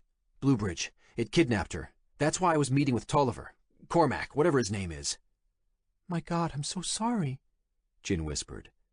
"We had no idea. Why did they kidnap her?" "To stop me." "From what?" "I don't know!" Jake slammed the window. "No demands, no ransom. They just took her." He turned to them. "Why did you drag me here?" It didn't seem like the best place to hide out. Exposed, up in the air. Only 2 central elevators and a staircase down on this wing. Not many ways in or out. Jake felt trapped. Because of that, Sheldon pointed out the front windows at the windowless tower before them. And what's that? Intergate Manhattan, the biggest high-rise data center in the world. The entire facility is within the perimeter of one police plaza, guarded by NYPD and Homeland Security. Bluebridge leases the top 10 stories, nearly 500,000 square feet of server space. There are a couple of city blocks of computers up there. We want to know what it's being used for. Jake had a pretty good idea. That was Bluebridge. It had to be its brain. And it helps to be close to it? What were these guys planning on doing? Scaling its walls in the dead of night? I've got some equipment inside Intergate, and Sheldon pointed to a mass of gear piled near the corner of the room, partially hidden under a paint-speckled bedsheet. We're sniffing the microwave transmissions from the building. He cocked his head to one side. At least, we're trying. Those 5-degree beam-width dishes there? He pointed at a collection of covered circular objects fixed to the side of the windowless building. Can be heard across a diameter of 88 feet at this distance. We're at the edge of that here. They're using standard point-to-point tunneling protocol with WPA encryption on the data.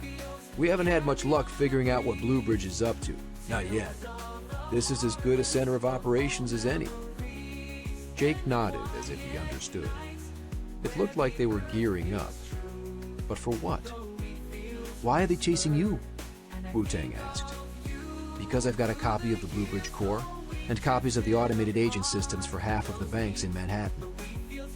Sheldon whistled. That would be worth chasing? But that's not the real reason. Jake stared at them. You don't know, do you? What? Jin asked. Vidal Villegas has been dead for more than a year. Sheldon didn't look the least bit surprised. So that's why Montrose is spoofing him? He's taking over Bluebridge for himself? That makes sense. Jake shook his head. Not Montrose.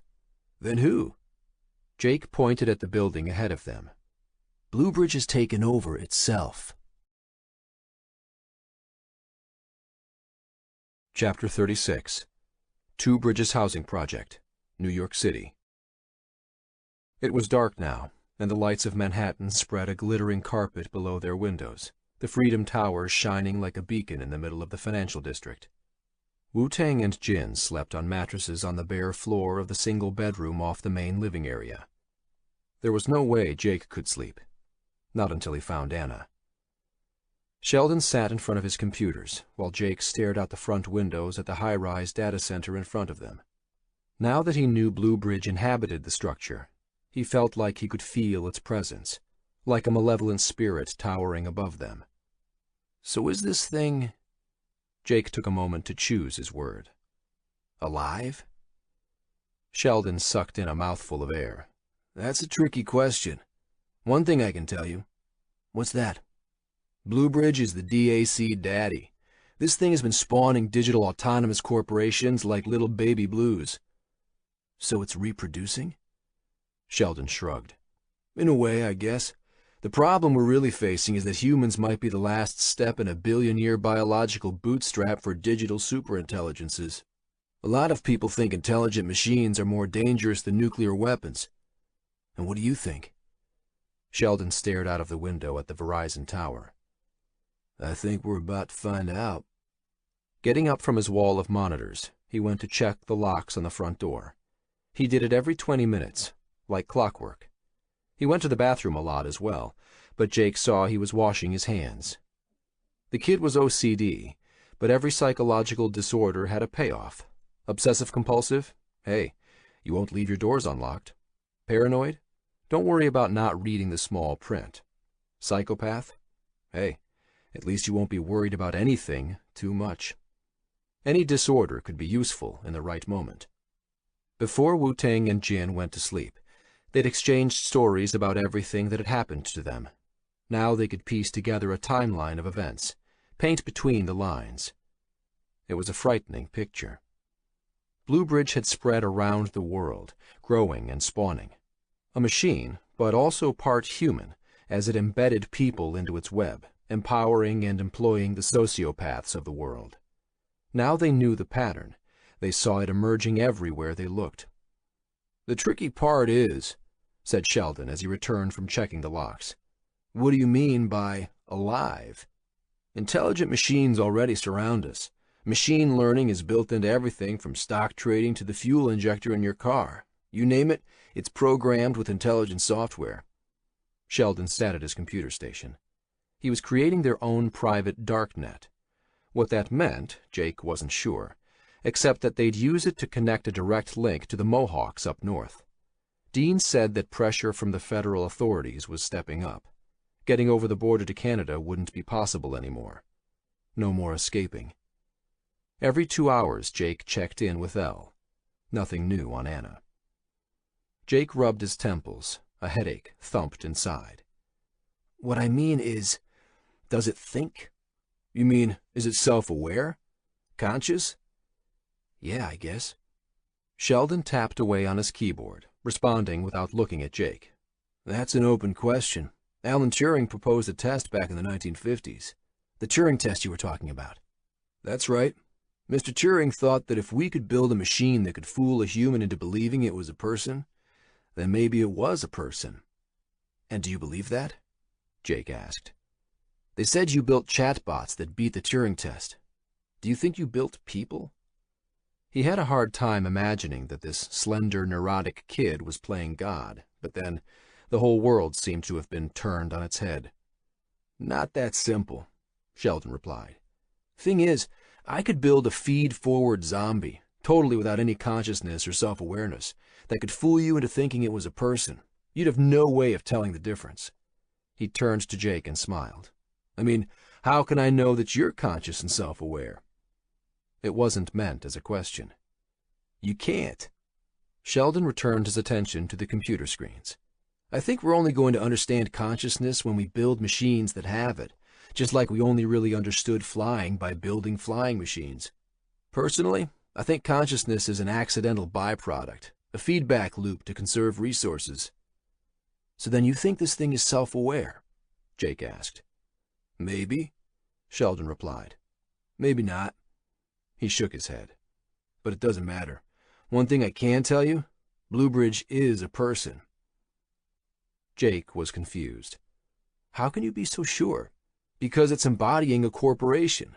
Bluebridge is an incorporated entity under Delaware law, and this thing is Bluebridge. You can get hung up on self-awareness, but what really matters is that a corporation is a person." Sheldon scowled. "And a dangerous one." "I realize that." "No, I don't think you do. When a human person kills someone, they get prosecuted, thrown in jail. Guess what happens when a legal person in the form of a corporation kills someone?" Jake didn't hazard a guess. "They pay money," Sheldon continued. "That's pretty much what happens. When a corporation kills people, it pays fines. Ironic, isn't it? Pure capitalism taken to a new level." Jin appeared from the bedroom, stretching. "So if Bluebridge is a person, then what sort of person is it?" Jake mused, leaning back in his chair. "If we did a personality test," Jin replied, coming to sit down with them, "my guess is it would come up as a psychopath." Jake hadn't expected an answer to his question, but it made sense. Max said the same thing just before he died. Psychopaths were something Jake had experience with, something he understood. "Careful," Sheldon said to Jin. "Don't go anthropomorphizing." "Meaning?" asked Jake. "Greek. To make something in our human image. Like when you imagine God, you think of a grandfather in the sky, but that's not God. God is indescribable, like these new machine intelligences are to us. You can't think of it in human terms. It doesn't have an ego. It doesn't want to dominate the herd and gain power." Sheldon turned to Jake. "And you can't think of it as evil. We do that, and we'll never figure out how to take it down." Sheldon pressed his hands together, as if he were praying. "The problem is, when we moved from rule-based systems to machines that learned from statistical inferences based on huge data sets, we opened Pandora's box. They don't operate according to rules anymore. Not rules we understand." Jake got up from his chair, The pressure built inside his head. "You're giving me a headache, you know that?" He was tired of discussing philosophical points. "I don't care what it is. I want my daughter back." There were still some things he didn't understand.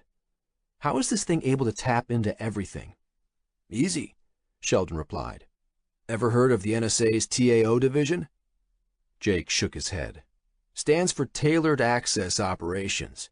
This branch of the U.S. government has a secret product catalog for ways to snoop and break into anything. Monitor mobile phones, get into your computer to look at your screen, log your keyboard strokes. I bet Blue Bridge has its own TAO catalog on speed dial." Jake pointed at the building in front of them.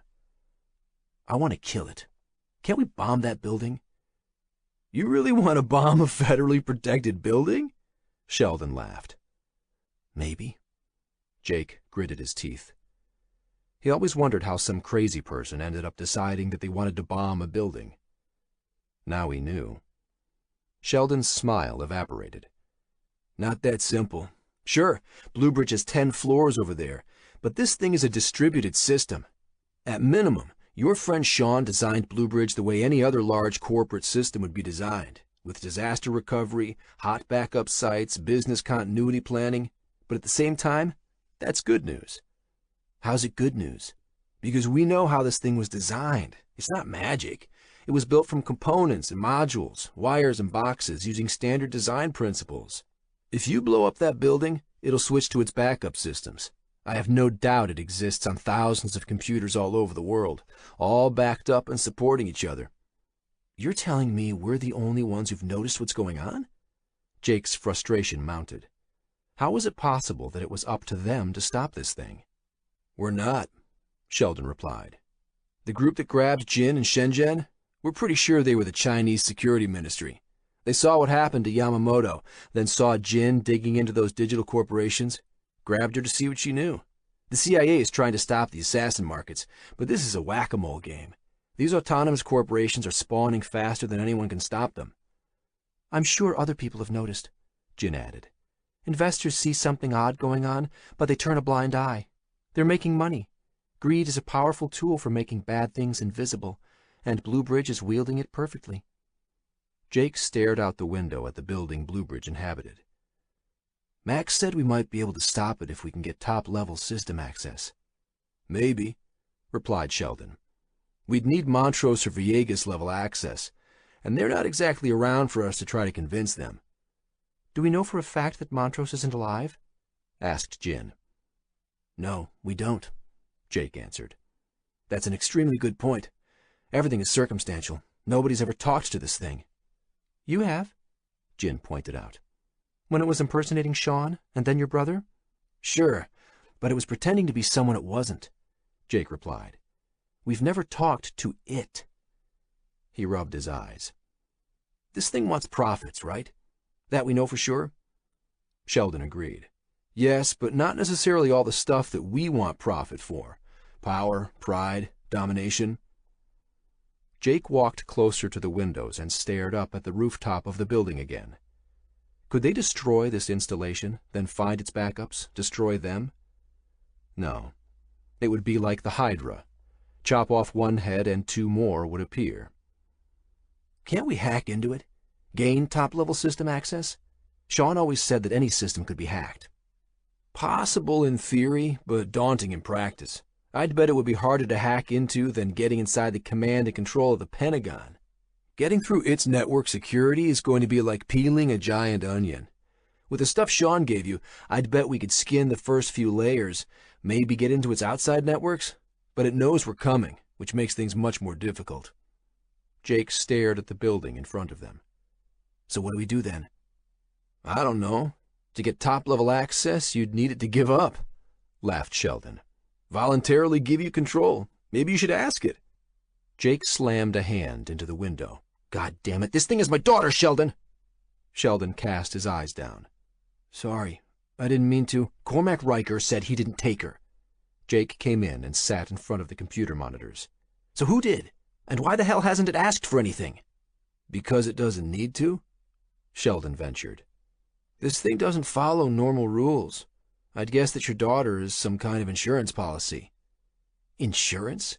Like if you blow the lid, if you attack it, it can get you to recant, spin a believable story of deniability. I don't know. But as long as it thinks you value your daughter above all else, it has leverage. Then what's it waiting for? For this, Jin answered. She pulled up an image of Senator Russ, who was now going into the final legs of the presidential election. 8 weeks and Bluebridge will have bought its way into the White House. After that, it'll creep into every corner of the government from top down. And not just here. Wu-Tang appeared from the bedroom, rubbing his eyes. This thing is corrupting governments all over the planet. So how do we fight back? Jin pointed at Wu-Tang and Jin. You guys were smuggled in by the Yakuza. He pointed at Sheldon. This guy builds chatbots. He pointed at himself. I'm being hunted by the Mafia and half a dozen federal agencies. Actually, you made the top of the FBI's 10 most wanted list this morning. Sheldon pointed to a web page he brought up. Jake's name and face were at number 1. That's not helping, Jin whispered. Sorry. Sheldon closed the browser window. I'll finish getting our video link with Dean and Elle up. He shrugged in apology and buried his nose back in his work. Maybe we should use those automated trading algorithms Donovan gave you, Jin suggested. Steal some money from the big banks, pay off the Mafia, then give Bluebridge what it wants, the copy of the core. Promise not to make any noise, beg for your daughter back. Jake shook his head. No, it'll never stop. He was getting to know this thing. The outline of an idea formed. Wait, do you think you could use those trading algorithms? Jin nodded. We'd need to hack into some of the trading centers of the largest banks in Manhattan, but I know my way around. I could figure out a way. Jake turned to Sheldon. And do you think you understand some of the code Sean gave us, the Bluebridge core? Could we get it running ourselves? Sheldon stopped typing. Maybe. We'd need an entire data center, fat pipes into the internet. He frowned. And it would have to be somewhere you could defend physically. Like I said, this thing knows we're coming for it. Let me worry about that. What are you thinking? Sheldon asked. You said it, Sheldon. This thing doesn't have an ego. It doesn't want power or revenge. It wants money. That's exactly what Elle told me. He laughed and then turned to Jin. Remember the nuggets. That's what Sean told you, right? Jin's eyes were wide with curiosity. She didn't know where he was going with this. What? Sean said you need to look beyond what you think someone wants. If you do that, you're projecting, exactly like Sheldon said. We need to get to what it's really after. Jake stood and grabbed Jin's arm. Nuggets. That's what this thing wants. Nuggets. Jin exchanged glances with Sheldon and Wu-Tang, all of whom looked at Jake like he'd lost it. Maybe you should sit down. The 3 screens in front of them lit up, casting the 4 of them in a soft glow. Dean appeared on one screen, and Elle on another. Ah, my video link is up. Sheldon turned their audio feeds on. Jake, is everything okay? Elle asked through the video link. Everything is fine, Jake replied, nodding at Dean and Elle on the 2 screens. I know what we need to do. August 26th, Friday. Chapter 37, Kahnawake Indian Reserve, Quebec. Dean rubbed his eyes, and despite the fear gnawing in the pit of his stomach, he yawned. I sure hope you know what you're doing, he said to Sheldon over the video connection. Me too, Sheldon replied. Between arguing over Jake's idea and starting the work to implement it, it had been a long night. Locked inside, Dean had little sense of time, but from the way his body was waking up, he guessed it was mid-morning. The small hours were the worst, when his mind screamed for sleep, his eyes drooping. But when he stayed up all night, the fog had usually worn off by noon, his body accepting that sleep would come in the next cycle. Dean hadn't told his body yet that it wouldn't get sleep the next night either. The link room in the Mohawk Institute of Technology, the corridor between server rooms C and D, was usually empty, with nothing inside except the LCD panels fixed to the cinder block walls, waiting for customers who needed to plug in and connect to the network. Now it was full of equipment. Dean's technicians had worked all night to wire up a new server farm here. This was going to be the command and control center of their operation. He'd also cleared off everything from the servers in Section A through C, sending out terse emails to inform his online casino customers of the temporary interruption in service. He rerouted most of the service through the Mohawk data centers in Gibraltar, Singapore, and London, but it was still a breach of their SLAs, service level agreements. The penalties were piling on fast. But if this didn't work, then it wouldn't matter. Nothing would. In the parlance of his casino clients, they were going all in. Dean had initialized an instance of the Bluebridge system core on a cluster of servers in server room A. He'd created a private cloud, disconnecting all outside lines except for one, the blue Cat5 cable snaking under his chair. This was plugged into a single machine hosting a dedicated VPN channel to Sheldon in New York. "You sure this is secure?" Dean asked. "Nothing's secure," Sheldon replied. "But it's as good as we're going to get. Stop worrying so much." "Easy for you to say," Dean muttered. Sheldon wasn't sitting on top of this powder keg. Dean watched the Bluebridge system develop on his private cloud of 200 servers. It would outgrow server room A in the next hour. It started with 100 gigabytes, but Bluebridge was a learning system, and Sheldon was busy feeding it. Except this wasn't Bluebridge.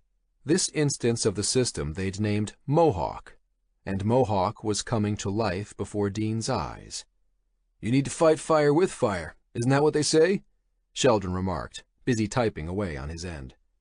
"They, whoever they are, have never sat in this chair." Dean did some quick calculations on a piece of scrap paper. By the end of the day, Mohawk would occupy his entire data center. Fighting fire with fire sounded like a recipe for all-out escalation warfare. Jin appeared over Sheldon's shoulder in the video feed. Sun Tzu said that if you use fire in battle, you better make sure that you're not flammable yourself. "It's feeling pretty damn hot already over on this end," grumbled Dean. Sheldon laughed. "I guess we'll find out which proverb wins soon enough." A ringing sound startled Dean, who at first thought some alarm had been triggered. When he realized it was the front desk downstairs, he punched the answer button on the VoIP application on his laptop screen. "Doug Hammer is here to see you," came Angela's voice, the security guard at the entrance. 623, she added. Dean had given her a one-time pad, told her to keep it in her purse and keep it secret. He hadn't told her why, but she trusted that he had a good reason. He pulled out the matching pad from his pocket and peeled off the top sticker. 623, it read. It was his jury-rigged method of trying to manually ensure secure communications. Doug Hammer was the junior RCMP liaison dating his daughter. Nice guy. But Dean was a little busy. "Can you tell him I'm not available?" Dean replied, pulling up the video feed from the camera in the front office. It was Doug, all right, standing in jeans and a black and red checkered lumberjack coat, staring up at the camera. "He says it's urgent and it'll only take 5 minutes. Dean sighed, stretching his neck back. "Sure, I'll be out in a second."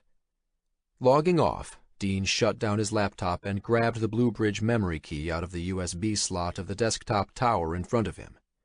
After flashing his badge past the RFID sensor and keying his thumb onto the biometric sensor, he opened the door to the link room and walked out, heading down the corridor. Doug seemed like a nice guy. He was 3 years older than Dean's daughter, but Dean was okay with it. He hadn't seen Doug since that time with Jake in the Kicking Horse Saloon. No sign of him at their last family barbecue, but Dean hadn't asked his daughter why. Figured Doug was busy. Having a future RCMP officer in the family wouldn't be such a bad thing. He opened the door to the waiting room with a smile on his face. "Doug, nice to see—" "Don't move!" A man in an expensive-looking suit held a gun level with Dean's eyes. 2 more heavy-set men in suits stood behind him, flanking Doug, while a 4th jumped forward to prop open the door Dean came through. "What is this, Doug?" Dean sputtered. The man who jumped for the door secured it and turned to Dean, grabbing his arms. Dean felt the cold metal of handcuffs against his skin, and then the click-click-click of them ratcheting shut. The man in front of Dean holstered his weapon. "You can't arrest me!" Dean stared at Doug in disbelief as he was shoved forward. The RCMP had no jurisdiction here. "I'm sorry, Dean, I had no choice," Doug replied, his face beet red. "These guys, they're—" "This isn't an arrest," said the man who'd pulled the gun on Dean. "I believe you'd call this a rendition." "For what?" The man shrugged. "Weapons smuggling, racketeering, harboring terrorists, take your pick." He turned to the two men at the door. "Take him outside, get him in the car. We're going into the server rooms." They shoved Dean forward again, and he cursed, "Get your goddamn hands off me!" One more push, and he was out the door, blinking in the morning sunshine. A black Cadillac was parked in the gravel out front. But that wasn't the only vehicle out there. Parked on each side of the Cadillac were dark blue Dodge Chargers with Peacekeepers stenciled in red across their sides. Mohawk Peacekeeper Officer Daniels sat on the hood of one of the cruisers, smiling. "What do you think you're doing?" he asked the men holding Dean's arms. "Get out of our way!" barked one of the men behind Dean. From behind the police cruisers, 5 men in camouflage stood, black masks over their faces, holding large assault rifles. "I don't think so," Peacekeeper Daniels replied. The door behind Dean opened, and the man who'd pushed the gun in his face came flying out, tripping down the stairs into the gravel to thud against the door of the Cadillac. More men in camouflage poured in through the door. They must have come in through the back entrance. They pushed the men in suits down the stairs and surrounded them. Daniels smiled at Dean, who was still handcuffed on the landing. "Guess it's time to call up the Mohawk Warriors, eh?" Chapter 38. Little Italy, New York City. Jake stared up into the rain, tipping his umbrella sideways to see the street sign. This was it. Mulberry Street. He looked up and down Canal Street to his left and right. Even in the rain, the street vendors were still out, hawking their fakes. Jake came on foot through Chinatown. It wasn't more than a 10-minute walk from the Two Bridges apartment complex. Nobody took pictures in the rain. His umbrella concealed his face, so it was safer than risking the subway or getting in a taxi. And it was good to get some fresh air. A call came in from Dean before Jake left. Some kind of federal U.S. agents had tried to raid the MIT building and arrest him. The Mohawk Peacekeepers had politely showed them, from behind assault rifles, to the edge of the reservation. Dean said the DHS had stepped up border security and started drone flights over the reservation. Eamon and Elle checked in every few hours with updates. They were scouring the Albany and Schenectady area, targeting property lists that Gin had generated of buildings owned by Bluebridge or one of its affiliates. It was a formidable task. There were hundreds of buildings on the list. What did Bluebridge want? Was it hoping he'd stay still, not react? How was that possible? Then again, the thing was a machine. Maybe it didn't understand the implications of what it was doing, didn't consider the emotional reaction it was provoking. But maybe it did. Jake hadn't slept, had barely eaten. All he could think about was Anna. Sheldon was working at trying to track down the source of the anonymous messages, the videos of Anna delivered every 2 hours without fail. She looked happy enough, and at least they knew she was alive, assuming that was really Anna in those images. It was something nobody said, but everyone knew. The federal agents, drones, the DHS, Jake's topping the FBI's 10 most wanted list. Bluebridge was bringing the full weight of the United States government to bear. The gloves were off, which meant Bluebridge saw them as a serious threat. There was no way out but to move forward. Pulling up the lapels on his jacket, Jake hunched over and jogged across Canal Street, splashing through puddles. He turned into Little Italy. In less than a week, the San Gennaro Festival would begin, the colorful celebration of the patron saint of Naples Little Italy held each fall. Already the decorations were up, the red, white, and green arches stretching over Mulberry Street into the rainy distance, lined with Italian flags. Jake made it a tradition to bring Anna here each year. She loved the lights, the excitement. Thinking of Anna felt like ice poured into his veins. Where was she? He hoped to God she was all right. "I'm coming, baby," he said to himself. I'm coming as fast as I can. A gold cross was affixed to the wall between two shops, and Jake muttered a prayer as he passed, his knuckles white around the umbrella's handle. Was he doing the right thing? Maybe he should try to steal the money for Joey Barbara using the bank algorithms, pay him off that way. But what were the chances he could get away with that, with all the attention already focused on him? Even so, some part of him felt it was the better bet, but he couldn't let himself go down that road. Bluebridge was a problem that wouldn't go away. Fear knotted in his stomach. What did it feel like when a psychopath made a decision? Did they rationalize their choices like he was doing? If Bluebridge effectively won the American presidency, as it was on its way to doing, it would become impossible to defeat. And if it still had Anna then, there might be no way of getting her back. They still didn't know what happened to set this in motion. Had Montrose seen his creation as some sort of ultimate hedge against death? People like him were so obsessed with themselves that it wasn't death that they feared the most, but being forgotten. Had this been his way of extending his digital life beyond his physical death? Were they fighting what amounted to a digital ghost? Jake watched the addresses as he walked. He stopped. 132 Mulberry Street, the address scrawled on the piece of paper in his hand. He expected some hole in the wall, a dingy basement bar or dimly lit Italian restaurant with stained glass windows. Instead, he found himself staring through the polished windows of the Cannoli King, brightly lit rows of fresh pastries beckoning him inside. Opening the door, Jake made for the counter to ask for Joey Barbara. A waiter in a bright white apron headed him off, squinted at Jake, and then flicked his chin toward a set of stairs at the back. Jake arched his eyebrows and then pointed at the stairs. There? A sign hung across the stairs, "This section closed." The waiter nodded. Jake walked to the back, past the only other people in the place, a couple making eyes at each other. They didn't notice Jake. Shaking the rain off his umbrella, he jogged up the stairs, two at a time. "Ah, Mr. O'Connell," Joey Barbara announced as Jake cleared the last steps of the curving staircase. The short man sat alone in the middle of the top floor of the shop, a half-dozen rows of straight tabletops to each side of him. A hand shot out and stopped Jake. It was Tomas, the big guy Jake had punched in the abandoned warehouse. Jake tensed, waiting for a blow. But Tomas grinned menacingly and patted him down. "Can't be too careful." Joey Barbara waved Jake over to sit with him. He looked out the windows. "Nothing better than a cannoli and espresso on a rainy afternoon." A half-eaten pastry sat on a plate in front of him. "You want one?" Jake approached cautiously. "Sure, why not?" If Barbara wanted to kill him, there were easier ways than poisoning. "Sit, sit," Joey Barbara commanded as Jake hovered. "You know, next week they have a cannoli eating competition here to kick off the San Gennaro Festival."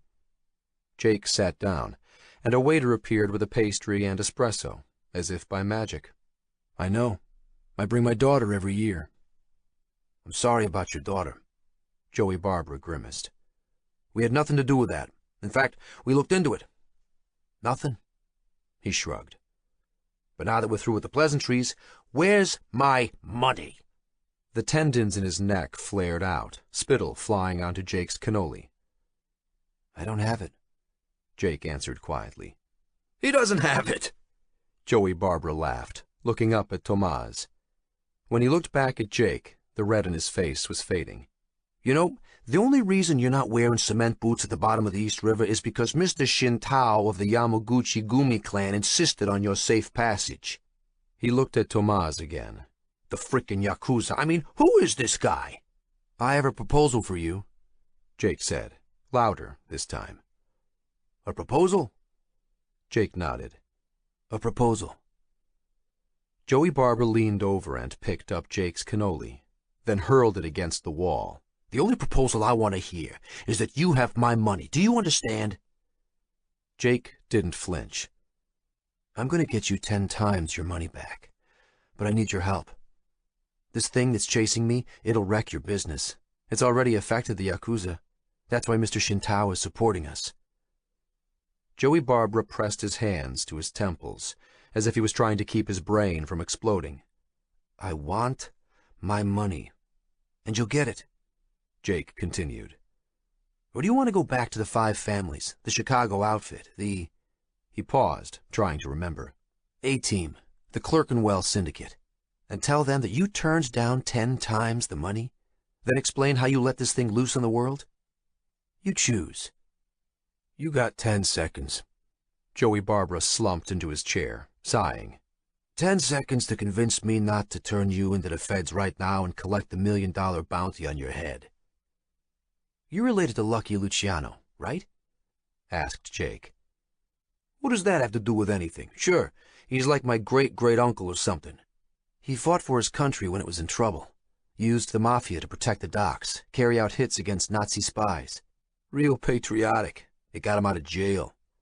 So what, you want protection from something? Sort of.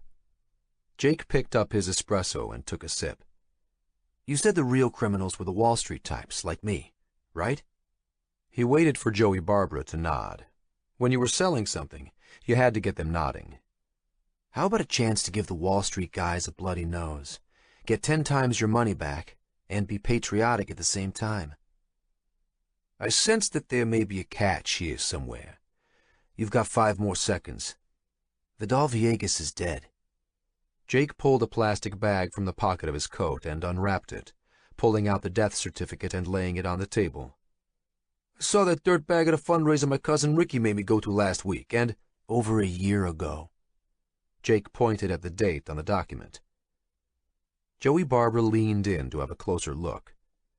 That's just a piece of paper. It is, but it's the first page of a book. You trying to be clever? Jake leaned back in his chair. Do you like ghost stories, Mr. Barbara? August 29th, Monday. Chapter 39, Financial District, New York City. Chase Rockwell stared out the 7th-floor window wall of his corner office, the rain clouds at eye level. As the head of the private client division of one of Manhattan's largest banks, his office befitted his position. 1,000 square feet of open space, the walls adorned with Renoir and Degas, with his desk and the attending chairs tucked away at one end. The voluminous empty space, some of Manhattan's most expensive per square foot, said what was needed without a word being uttered. When he looked down at the people hurrying by on the streets below, they were like ants at his feet. Situations like this needed to be handled with care, with his personal deft touch. As few people as possible involved, but as many as required if blame had to be shifted. It was a fine line, one he'd carved many times before to skate past anti-laundering regulations while still respecting his bank's internal controls, and always ensuring his actions were within the range of reasonable deniability. The Senate Subcommittee of the Office of the Comptroller of Currency flagged $60 trillion in suspicious transactions this year, over 30,000 accounts that they were looking into. Chase knew. He'd personally picked the financial lobbyists who worked with them. The Financial Roundtable had 5 lobbyists for every member of Congress, and they made sure the subcommittee made it their job to check each and every suspicious transaction, no matter how obscure. $60 trillion made for a lot of transactions to wade through. Sure, every now and then a bank would get caught in illegal activity, lose a few accounts, or have to close an offshore subsidiary. But the government had to find something from time to time. Otherwise, it would be too suspicious. Acceptable losses, just like drug runners who knew a certain percentage of their shipments would be caught. But 90% still made it through. It was just business. Even if Chase got jammed up, there would never be more than a slap on the wrist. Before moving into this position, his previous bank had been caught red-handed laundering money for the Mexican and Colombian cartels, setting up banks in the Caymans with hundreds of billions in deposits but without even one employee or a physical office. The fees they'd generated from the cartels were astronomical. Even after they were caught, the fines the government imposed amounted to less than 2% of the profits for that year. They didn't even have to admit to any wrongdoing, even though they acknowledged breaching the Bank Secrecy Act. No charges were ever laid. "Too big to indict" were the words the New York Times used to describe what had happened. Not Chase's words, but he liked them. He kept the Times article in his desk drawer, took it out from time to time, and smiled. The government was pragmatic. That was the truth. Organized crime was an integral part of modern democracies, their illicit earnings enabling them to win transportation and construction contracts by lowering their bid prices. In a way, organized crime helped subsidize the infrastructure of the nation. Sometimes organized crime even helped save banks. Back in 2008, money from organized crime was the only liquid investment capital available to many banks when the legal financial system went into cardiac arrest. Chase liked to think of organized crime as the secondary system, the shadow market that helped support the world from below. You had to be pragmatic about it. Chase liked the word pragmatic. He used it a lot. The Mexican and Colombian cartels were fading in importance, however, and most of them had already chosen their favored bankers. It was time to look to growth, to new markets and the Eastern Europeans, newly minted EU members with strong organized crime networks that spanned the Eastern and Western worlds, were the future. The Albanian Mafia, the Shqiptare, was a hybrid organization, incorporating both criminal and political wings. Chase liked that. Very pragmatic. They also dominated the world trade in illegal organs. In polite company, Chase would frown and say how disgusting it was. But to be honest, he might need a new liver one day. This was a good contact to have. The door to his office opened. "Mr. Luca is here," announced his secretary. Chase let his widest and warmest smile spread across his face. "Ah, Mr. Luca! A real pleasure." He strode across his office, hand out. A stooped old man stepped through his door, his hair disheveled, his suit wrinkled. Yes, yes," the old man muttered, waving away Chase's offered hand. Chase's secretary closed the door behind the old man, pausing to glance at Chase. Chase nodded at her, his lips pressed together. "Close the door and mind your own business," his answering glare said. Chase dropped his hand, smoothing it on the leg of his $3,000 bespoke St. Laurie's suit. "This way," he said, indicating the chairs at the other end of his office. The old man ambled forward, grumbling something in a language Chase didn't understand. He assumed it was Albanian. He watched the old man. Was this really the head of one of the most violent criminal organizations on the planet? Chase wondered how many people this old man had killed, but he had a hard time fitting that image onto the broken wreck shuffling across his carpet. Then again, when people looked at Chase in his fine suits and polished shoes, they couldn't imagine the monster lurking behind the Windsor knot. He shrugged and walked past the old man to sit on the front of his desk. "Would you like some coffee?" Chase asked. "A bottle of water, perhaps?" Lucas settled into the chair and groaned. "No, something stronger. Whiskey?" "Of course." Chase hit his intercom button. "Micah, please bring in the Abelur and 2 tumblers of ice." "No ice," grumbled the old man as Chase closed the connection. "You come with some excellent personal introductions, Mr. Luca." The day before, senior people in the Genovese family had contacted Chase's assistance, leading to a conversation with Mr. Joey Barbara himself. Mr. Luca sighed loudly and looked up at Chase with watery blue eyes. "My family needs a safe place to invest some funds." "Of course." The far door opened and Micah appeared with a tray. She walked over and deposited the 40-year-old single malt scotch in tumblers, offering to pour them each a glass. Chase held up 2 fingers. She poured them and quickly left, closing the door behind herself. "I understand, Mr. Luca, and I have a lot of experience in this, and I can guarantee we can accommodate you with few questions asked." Chase handed one of the tumblers to Mr. Luca. "Guzur," he toasted. He'd looked up the Albanian word for cheers. Jake's father, Connor, stared at the smug expression on Chase Rockwell's face and lifted his glass of whiskey. "Cheers," he replied, and drank it down in one gulp. Jake hadn't mentioned anything about not getting a drink on his rounds. Free 40-year-old scotch was a nice bonus. "More?" Chase Rockwell asked. Connor nodded. "Da." He wasn't sure if that was Albanian, but he was pretty sure Chase would be equally clueless. Chase poured more scotch, half filling the tumbler this time. Connor smiled. Chase thought he was a trout chasing a fat fly. Time to reel him in. "I can only make a small deposit to begin with," Connor said, taking another gulp from his glass. "But I can assure you, more is coming." He did his best to ape a Russian accent. He wouldn't win any Oscars, but then, this wasn't the most discerning audience. "Do you have any idea how much?" Chase asked. It would help in deciding how to structure, well, how we would handle this arrangement. "I have the information, but I cannot give this to you. Not yet." They stared at each other. "Any information you share with me, it would—" "Young man, you will do as I ask, yes?" Connor saw the flash in Chase's eyes, a fleeting glimpse of the demon that raged behind this suited patsy. He knew it well. He could recognize things in the way people walked, whether someone was weak. It was fun to target someone more challenging.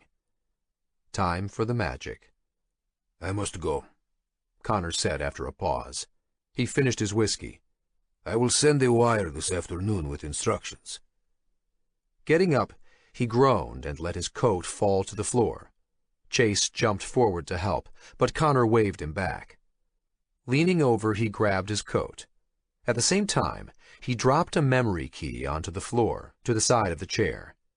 He straightened up. "Thank you, Mr. Rockwell," Connor said, extending his hand. Chase's eye flickered down. Chase saw the memory key, but was choosing not to say anything. Chase took Connor's hand. "A pleasure, Mr. Luca." Connor turned and made for the door, smiling. He had 5 more appointments, 5 more whiskeys waiting for him. Chapter 40. Two Bridges Housing Project, New York City. 4 for 4, baby! Sheldon whooped, turning from his computer screens to high-five Jake. Your old man is a friggin' genius at this. Back in the apartment overlooking the Brooklyn Bridge, Jake stood and watched while Sheldon worked his machines. The once pristine space was now strewn with take-out containers and cans of Coke. Jake smiled wryly. It was the first time he'd heard anyone say anything nice about his father. He would never have considered using his dad for this, but Eamon had convinced Jake to give the old man a chance. Yeah, he is good at fooling people. Beautiful, Sheldon added, turning back to his computer monitors. We're already getting pingbacks. Our Trojan is in at Commerce Bank. He grabbed a piece of pizza. Like I told you, the higher you go in the executive food chain, the less they think the rules apply to them. How many times do you think these guys have been drilled by their security group? Do not stick a memory key from an unknown source into your computer. Jake played along. How many? 1,000,000 times? But drop the right lure in front of their noses, and whammo!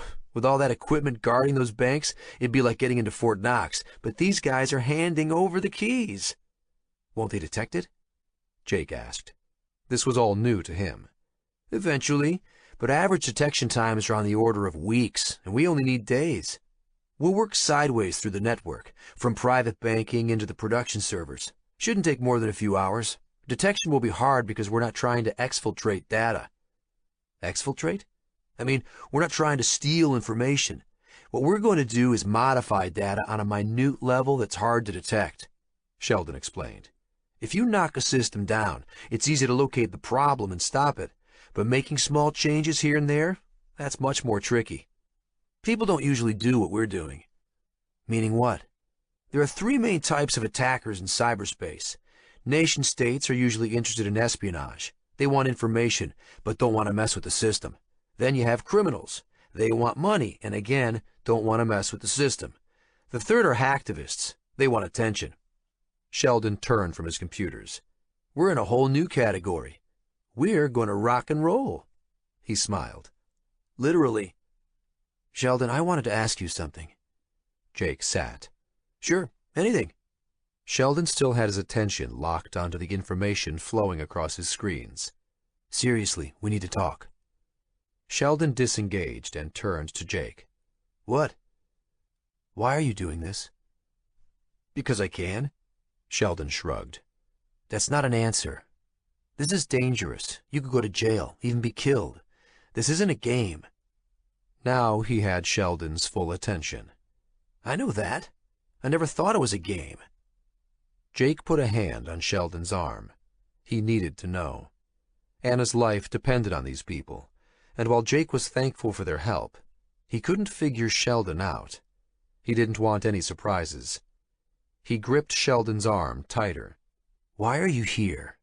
Jin's life is threatened. Her cousin was murdered, and I understand why Wu-Tang is here by her side. Me? I'm trying to save my little girl's life, figure out what happened to my friend. Sheldon tried to pull away, but Jake held on to him. What, so now you think I have some hidden motive? I don't know, Sheldon. You tell me. Did he want access to the Bluebridge systems? They didn't need a loose cannon, especially one as bright and technically competent as Sheldon. Okay, let go. Sheldon pulled his arm free and rubbed it. I want to do my part, you know? No, I don't know. Jake shook his head. Explain it to me.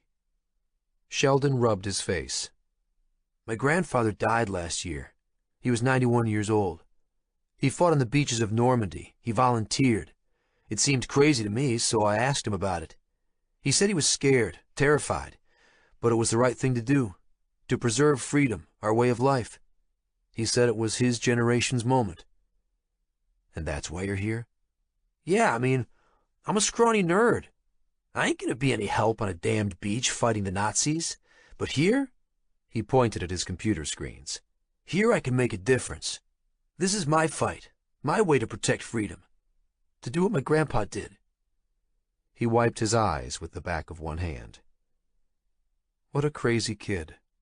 A crazy, good kid. Okay, Sheldon. Sorry. I needed to know. You're brave. Your granddad would be proud. Thanks. Sheldon's face lit up. His computer pinged. Hey, can everyone get in here? He called out, returning his attention to his monitors. Because our DARKNET meet and greet session is on. 8 video windows opened, spread across the 3 LCD panels in front of Jake and Sheldon. A face appeared in each of the windows, showing an array of young men and women. Wu-Tang and Jin walked over from the kitchen, containers of noodles in their hands. Jin had been quiet all day. Her cousin Shen Shi's funeral was tomorrow, and she was still the main suspect in his death. Jake, Jin, Wu-Tang, I'd like to introduce you to our group of 8, Sheldon said, bowing to the images on screen. They smiled back. Are you guys some kind of famous hacker network? Jake asked. Maybe soon, Sheldon laughed. But I made up the name last night. Your friend Joey Barber was helpful in getting us connected. Let me introduce you. He pointed to a dark-skinned boy with a wide face. That is Mr. Imran Zakev of Cybervore, famous for the ID theft of 1 billion passwords last year. The boy smiled on screen and waved. He didn't look more than 19. 1 billion passwords? Jake whispered to Sheldon. They're a Russian mob hacker collective based in Omsk, a small town between Mongolia and Kazakhstan. Sheldon whispered back. We want to crack ID theft rings? They're the guys. He pointed to the person next to Imran and raised his voice. And next we have Sasha of Telsa team in Serbia.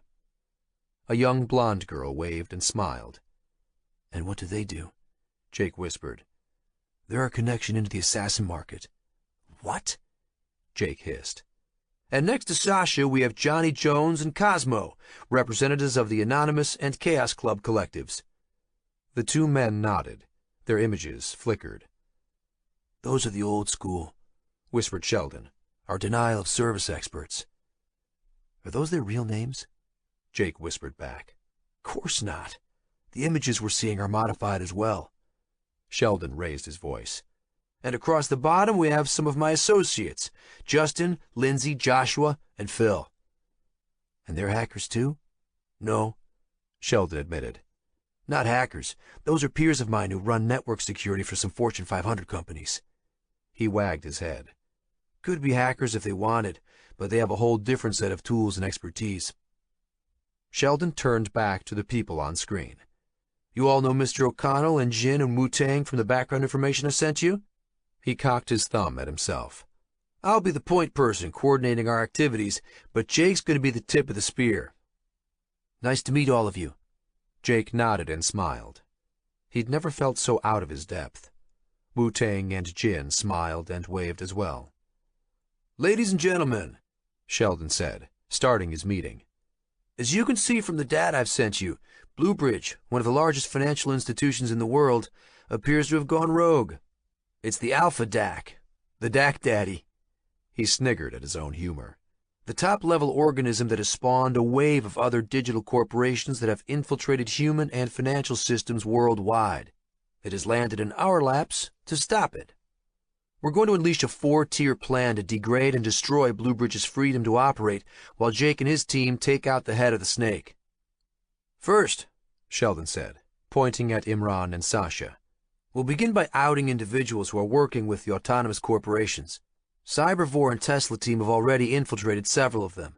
We're going to offer up the names of these individuals to authorities.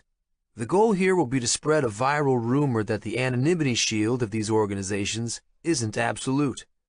The CIA and NSA are already hot on the heels of these things, added Wu-Tang. We're going to start drip-feeding them what we know. Turn up the heat. Sheldon nodded.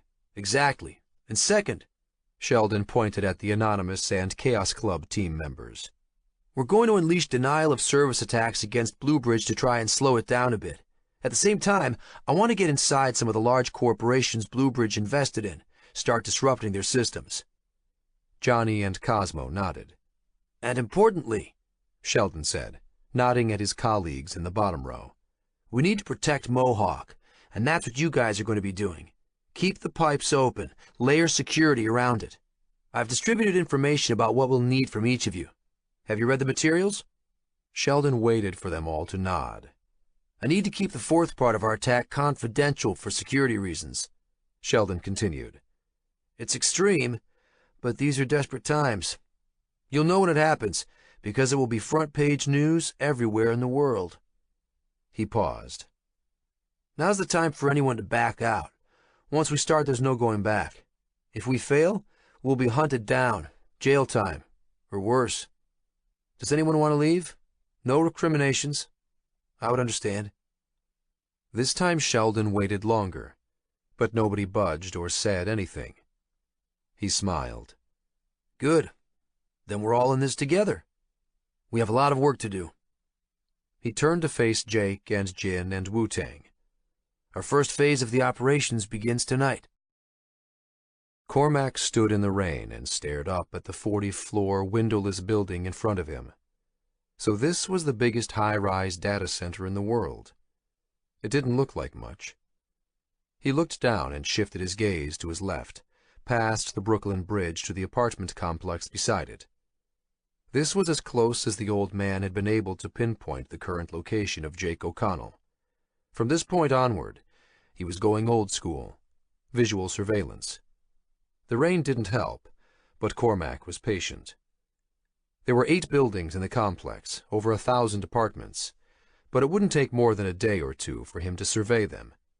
Jake would need food, which meant deliveries of some sort, and Cormac knew what his girlfriend looked like, the one who'd rammed him with her bike at Rockefeller Center. And his employer had added a new target, Liu Wei. Apparently his friends called him Wu-Tang. Cormac's dance card was full up, but this would be it, at least for this employer. A few days ago, Cormac received a message about the Assassin Market, a digital corporation operating on the DARKNET. It let people anonymously contribute cryptocurrency toward financing a hit on anyone in the world. Cryptocurrency. It was a strange new world. He'd almost dismissed the idea out of hand, but it attracted him. Operating independently, no boss, just the job. He would be like a force of nature, ridding the world of people who'd earned public ire. Already there was a healthy list, starting with prominent bankers. The top-paying jobs were in the hundreds of thousands of dollars. Yes, after this, he was going fully independent. Finishing this job had become a point of professional pride. There was no way he was going to let Jake O'Connell get the better of him. Was it anger that fueled him? Maybe, if he had to be honest. Burned and bruised, he was going to be the laughing stock of his small group of peers if he stepped away. What was Jake up to? Cormac didn't really care. All he cared about was ending him. He stared up at the windows of the apartments, their tiny lights glittering in the rain. One of them held his prize. August 30th, Tuesday. Chapter 41. MSNBC Newsroom, New York City. "Are you serious?" Bill Waiters asked his junior White House correspondent. "It's happening right now," Dan Rogers blurted back, his eyes wide. He'd only been on the new post for a few weeks, and the senior correspondent was on vacation. It was supposed to be a quiet week. "The White House has been attacked," repeated Bill, still trying to comprehend what Dan was telling him. Dan nodded, his face white. "The vice president has been killed." A crowd of people gathered around them in Dan's cubicle in the MSNBC Dayside newsroom. He pointed at his computer screen. "I was talking to Jill Strasberg, the White House communications director, on a Skype link." "I know who she is." Bill waved over the rest of his staff. "Is anyone else seeing anything?" "Nothing. Not a peep on the other channels," replied his head of programming from the back of the crowd. "They're still on the Luxembourg story, just like us." In the background, Bill heard his MSNBC anchor talking about the flash crash in the European markets the previous day, an incident centering in Luxembourg. It had wiped out billions of dollars, sending ripples through the financial systems worldwide. The markets were limping to a close on the other side of the pond. Was it possible they had the first lead on this? An exclusive breaking story on maybe the biggest event since Pearl Harbor? Bill's hand shook as he raised it over his head. "Everyone, get on this now. Start cueing the teleprompters." He turned back to Dan. Before they went live, he had to get further confirmation. "Can you get Jill back on?" "I think so." Dan hit the video call button on his screen. After 2 rings, it picked up. Jill Strasberg's face filled the screen. "Bill, is that you?" she asked. "It's me." Bill pushed Dan aside. He'd known Jill for years. She was the godmother of 2 of his kids. "What the hell happened? Are you all right?" "I'm okay," Jill replied in a shaky voice. "We're locked down in the White House bunker. The attackers have cut down all the regular communications channels, so we had to go back up on the commercial networks. This channel is encrypted, right?" Bill turned and looked at his staff members, most of them with blank expressions on their faces. One of the technicians in the crowd around the cubicle shrugged yes, he thought so. Bill turned back to Jill. "Yes." He could see other White House staffers he recognized milling around in the background, one of them nodding at Bill as he passed. "What can we do?" he asked Jill. "The president wants to go live, wants to address the nation." Jill swung the camera around, and right beside her was the president, busy getting mic'd up. He glanced directly into the camera, nodded at Bill. Jill swung the camera around. "Can you do it, Bill?" This was unbelievable. "Bill, we got a hit on the AP Newswire, reporting some kind of smoke and strange activity at the White House," said a voice from over top of the cubicles. "A buzz is starting in social media, but still nothing on any of the other networks." Clenching his jaw, Bill Waiters made the most important decision of his career. This was the moment he'd been waiting for all his life.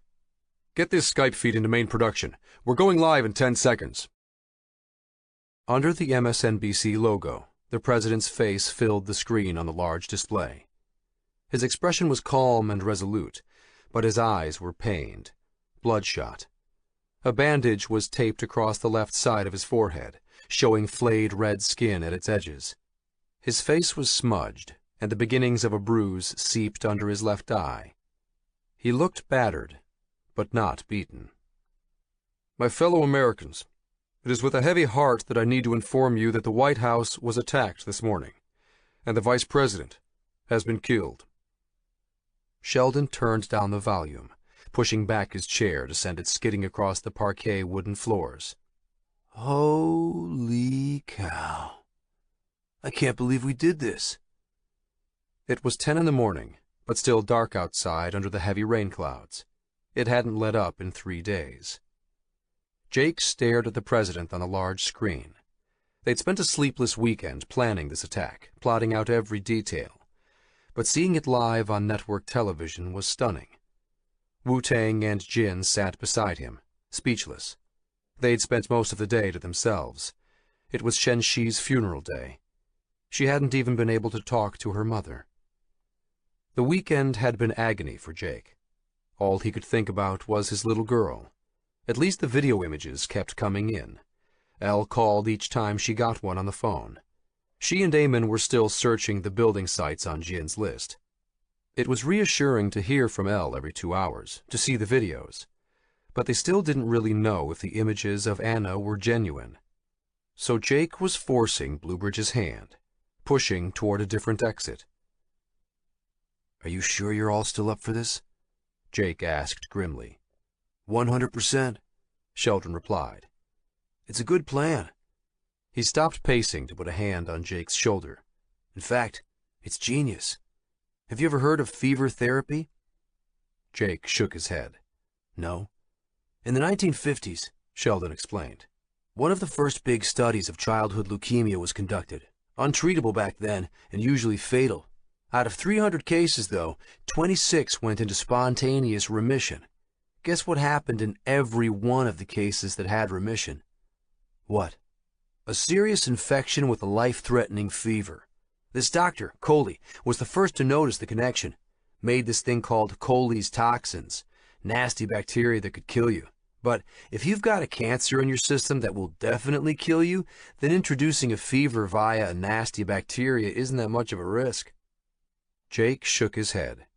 Sheldon was always going off on tangents, but he had to give it to him. The kid was a genius.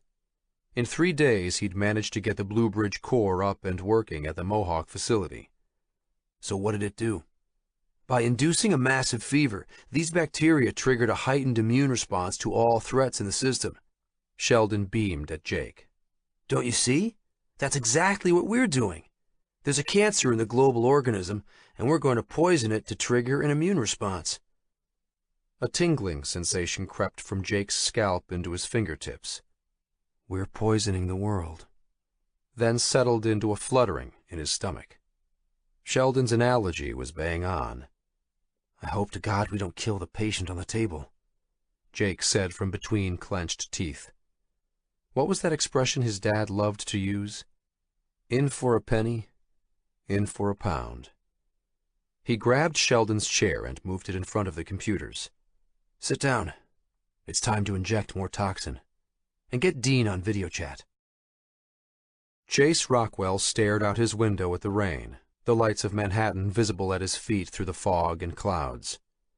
The excitement of the other day, meeting the disheveled patriarch of the Albanian mafia, and then reading the memory key the old man had dropped, which detailed his assets and holdings, had been replaced with a frenzy of conflicting news stories erupting across the world's media outlets.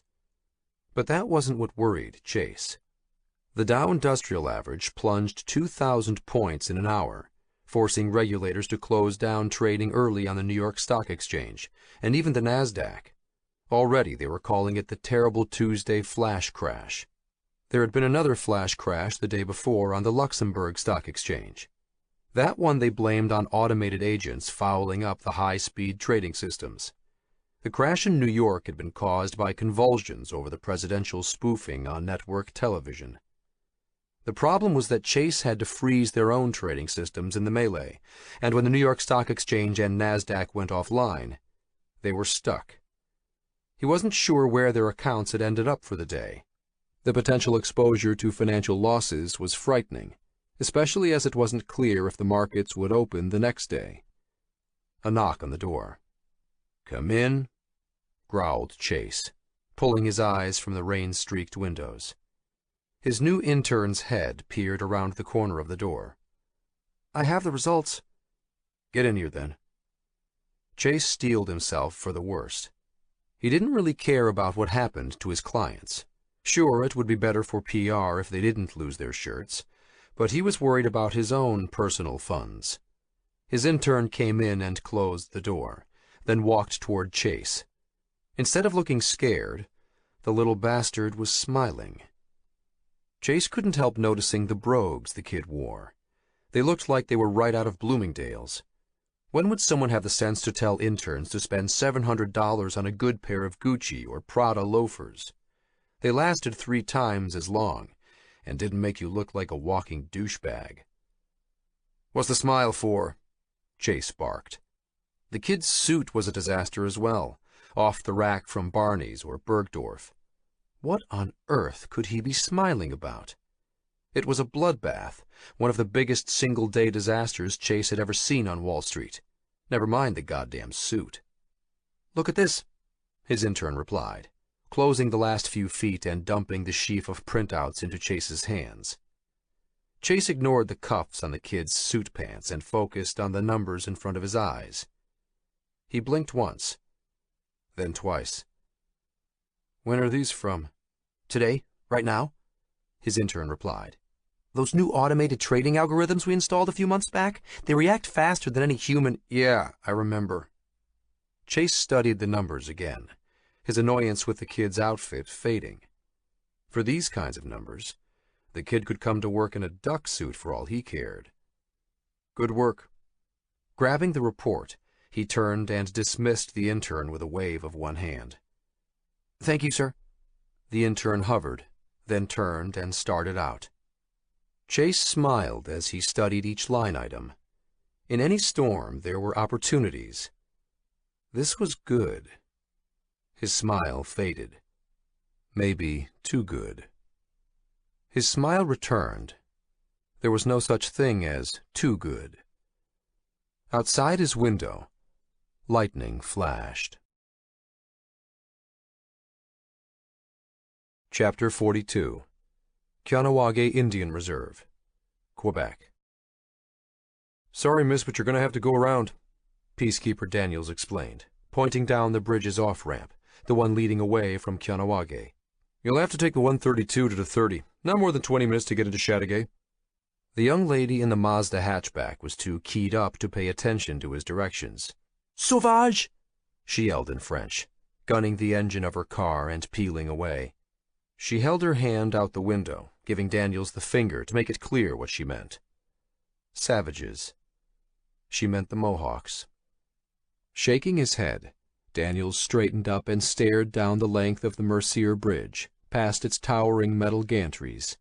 It was the main connecting point to Montreal Island from this side of the St. Lawrence River, 1 million people on each side wanting to get across, and it was jam-packed with traffic moving at a crawl.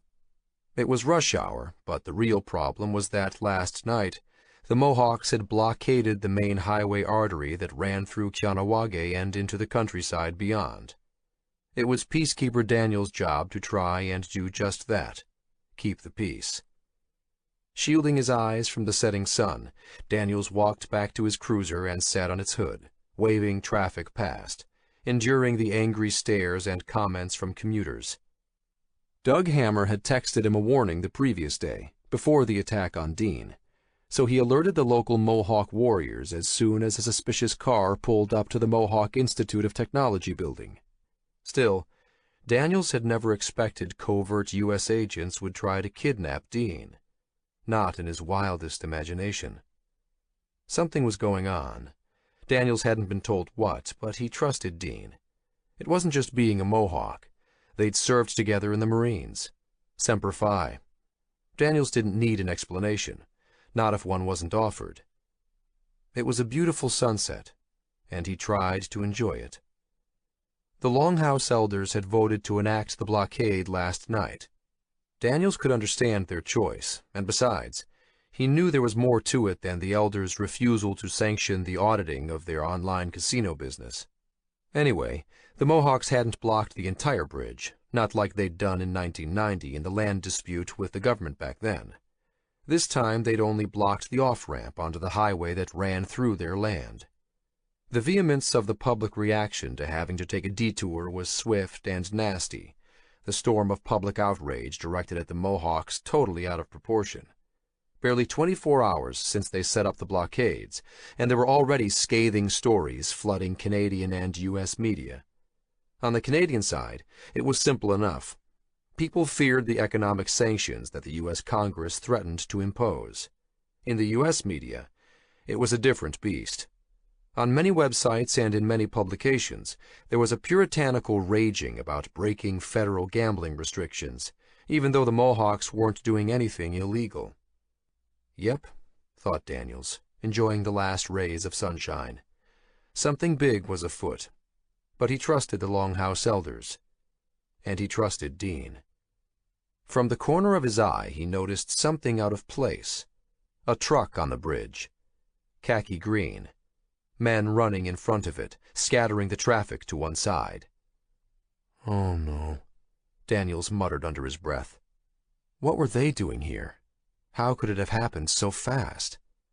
He opened the door of his cruiser and grabbed his radio. "What do you think, Mr. President?"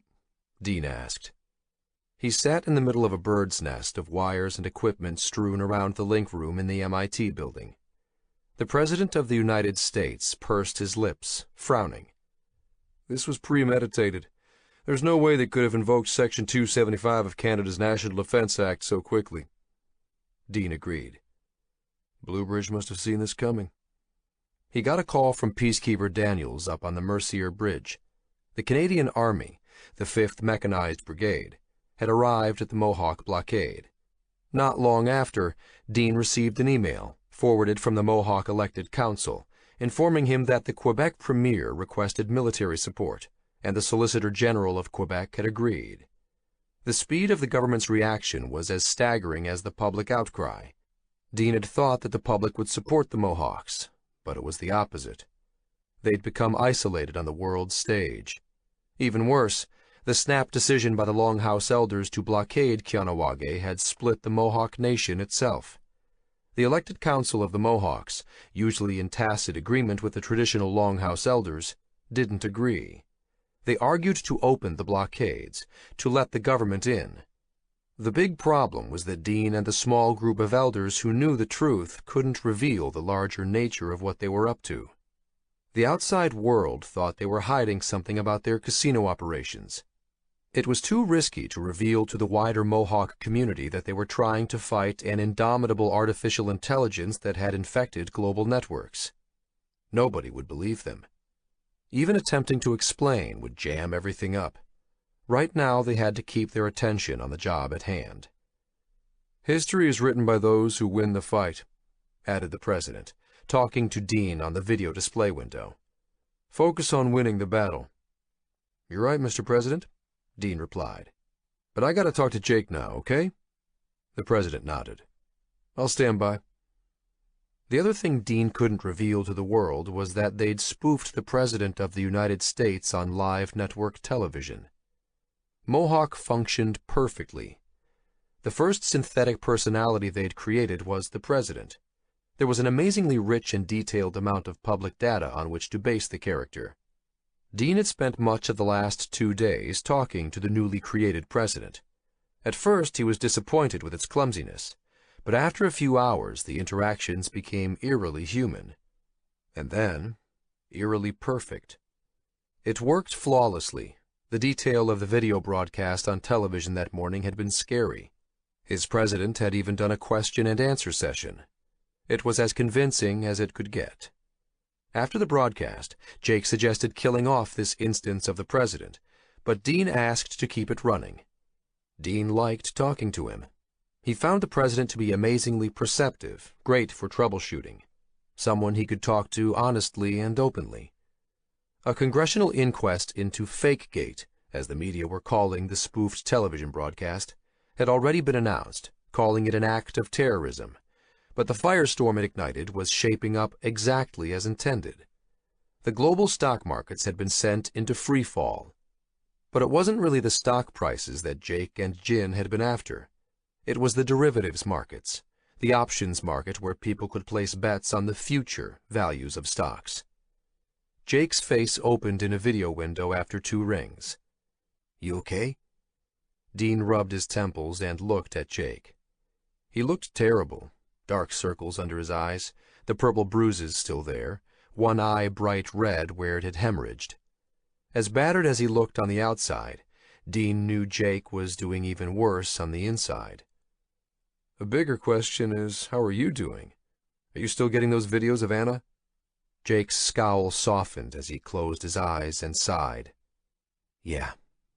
You hang in there, Jake. This is going to work. "Yeah, it's just, I know. How's Elle?" "She's good. She and Eamon are still searching, but they haven't found anything." A video from Jake popped up in a message window on Dean's display. It was a television broadcast of a uniformed Canadian Forces officer, barking orders at a camouflaged Mohawk warrior, their noses inches apart, up on the blockade on the Mercier Bridge. The Mohawk didn't flinch or budge, just stared straight ahead. "Are you seeing what's happening on your bridge?" Jake asked. Dean nodded. "I can't believe the media is there already."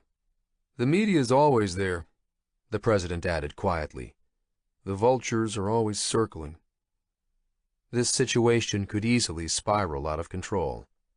Young Mohawks flooded into Kianawage from the other Mohawk nation, Akwesasne, Kanasatake, and many more, putting on black masks and jumping into the blockades. The simmering anger of past injustices that always burned just under the surface was boiling up, intensified by the public outrage being hurled at the Mohawks. These weren't country rednecks manning the barricades. These were ex-paratroopers, rangers, special forces, and Marines, and they were armed to the teeth with smuggled weapons. If Dean had thought he was sitting on a powder keg before, now he was sitting on a lit one. "This has gotten a whole lot more dangerous than I realized it would," Jake said over the video link. "Did you think Bluebridge wouldn't fight back?" Dean snorted. "I knew this was going to get messy." Jake let go a long sigh. "Most of your people don't even know what they're fighting for." Sheldon and Jin waved from the background, stuffing their faces with pizza. Dean waved back. "They know why they're helping. They're fighting for their people. I know we're trying to get your daughter back, Jake, but this isn't just your fight." Jake looked away from the camera, then started slowly nodding before looking back. "Don't you find it even the smallest bit ironic that you're fighting to save the white man's ass, even as he's trying to bust down your door?" Dean smiled at that. "The white man has no idea what we've done for him. I don't expect him to start realizing it now." Jake laughed, but the smile dropped from his face. Dean couldn't imagine how hard this had to be on Jake. "We're going to get her back." In the video feed, Jake clenched his jaw. "We need you to keep Mohawk running for another day, maybe 2. Can you hang on that long?" Dean nodded. "I think so." Another problem was that the food and gas suppliers had stopped doing their rounds today. They were even refusing to answer calls from Kianawage. Bluebridge must have organized a boycott, but they had enough supplies to hang on for 2 days. And it wasn't only the president they'd spoofed.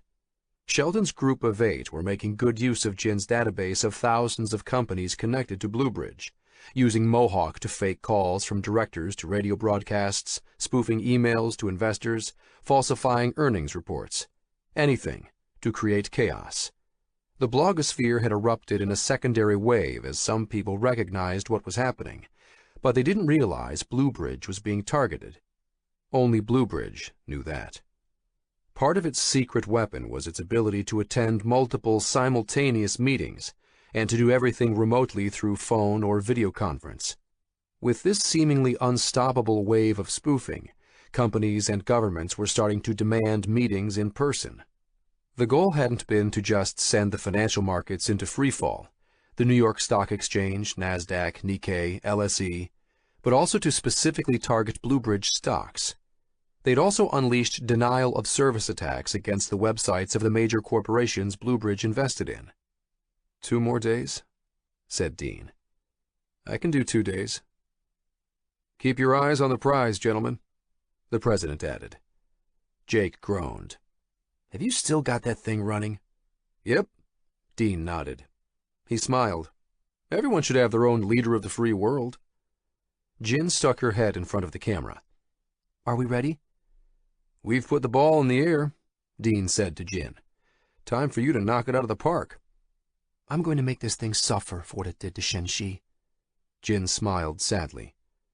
Do you know what causes a financial crisis, Dean? I don't know. Losing a lot of money? No, she replied. That's the result. The cause is fear, and I'm going to put the fear of God into the markets. Dean stared at her. For a small Chinese woman, she could sure be frightening. Good girl, he replied. Jin winked and moved out of the camera's view. Do you need me any more? Dean asked Jake. Not for now. Why don't you take a break? Dean exhaled slowly. Yeah, time for a smoke. He shut down the president, who nodded and said goodbye for now, and then Dean logged off. He was alone in the link room. Dean had issued strict instructions that it was off-limits to anyone else. Walking out into the corridor, he exited to the back of the MIT building to stand on the second-floor fire escape. He lit a cigarette and took a deep puff, staring at the twinkling lights of the Kianawage village past the trees in the distance, and then toward the Mercier Bridge and lights of Montreal that lit up the clouds in the sky. Why hadn't Bluebridge tried to pin the president's spoof on them? It seemed a direct way of applying more pressure. Bluebridge's choices didn't seem to make any sense sometimes, but then, as Sheldon kept insisting, it didn't think like a human. So Kianawage was under siege. But they were Mohawks.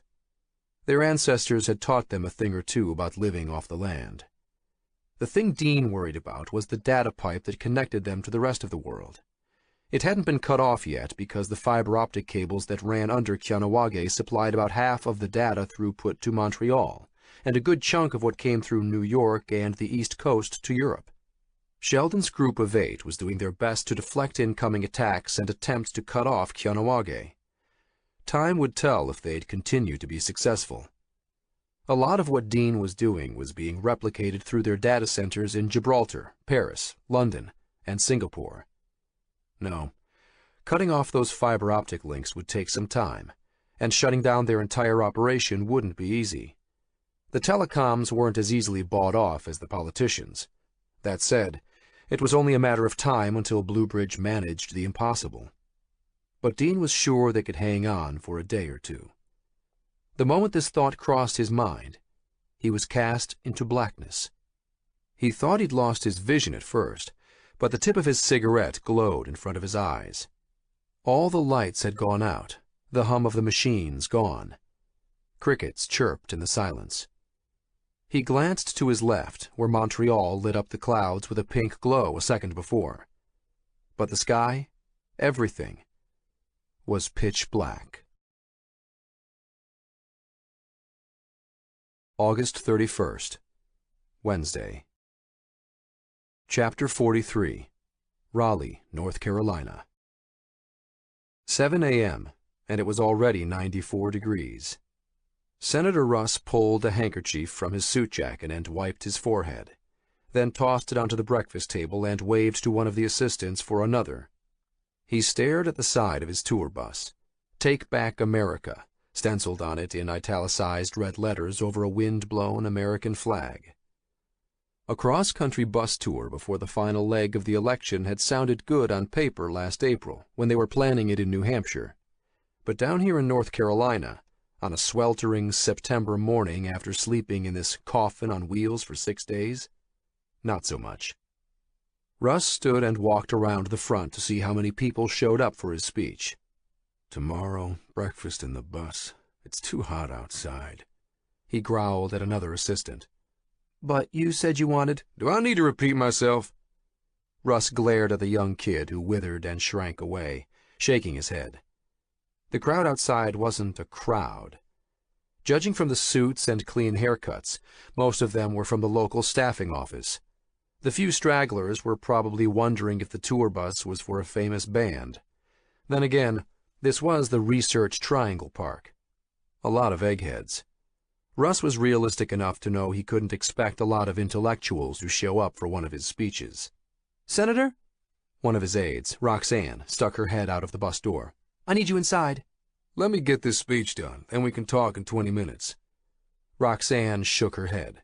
It's Henry Montrose from Bluebridge, and he says he needs to speak with you. She paused. Right away. Russ gritted his teeth. He preferred it when the old man was subtler. Making him look like he was jumping through hoops in front of his staff grated on Russ. Then again, the old man had been the main strategist behind Russ's surprise nomination and campaign, and he was footing most of the bills, too. Fear struck Russ like a thunderbolt. Montrose better still be footing the bill. Given the way the market crashed over the past 2 days, the old man might be broke.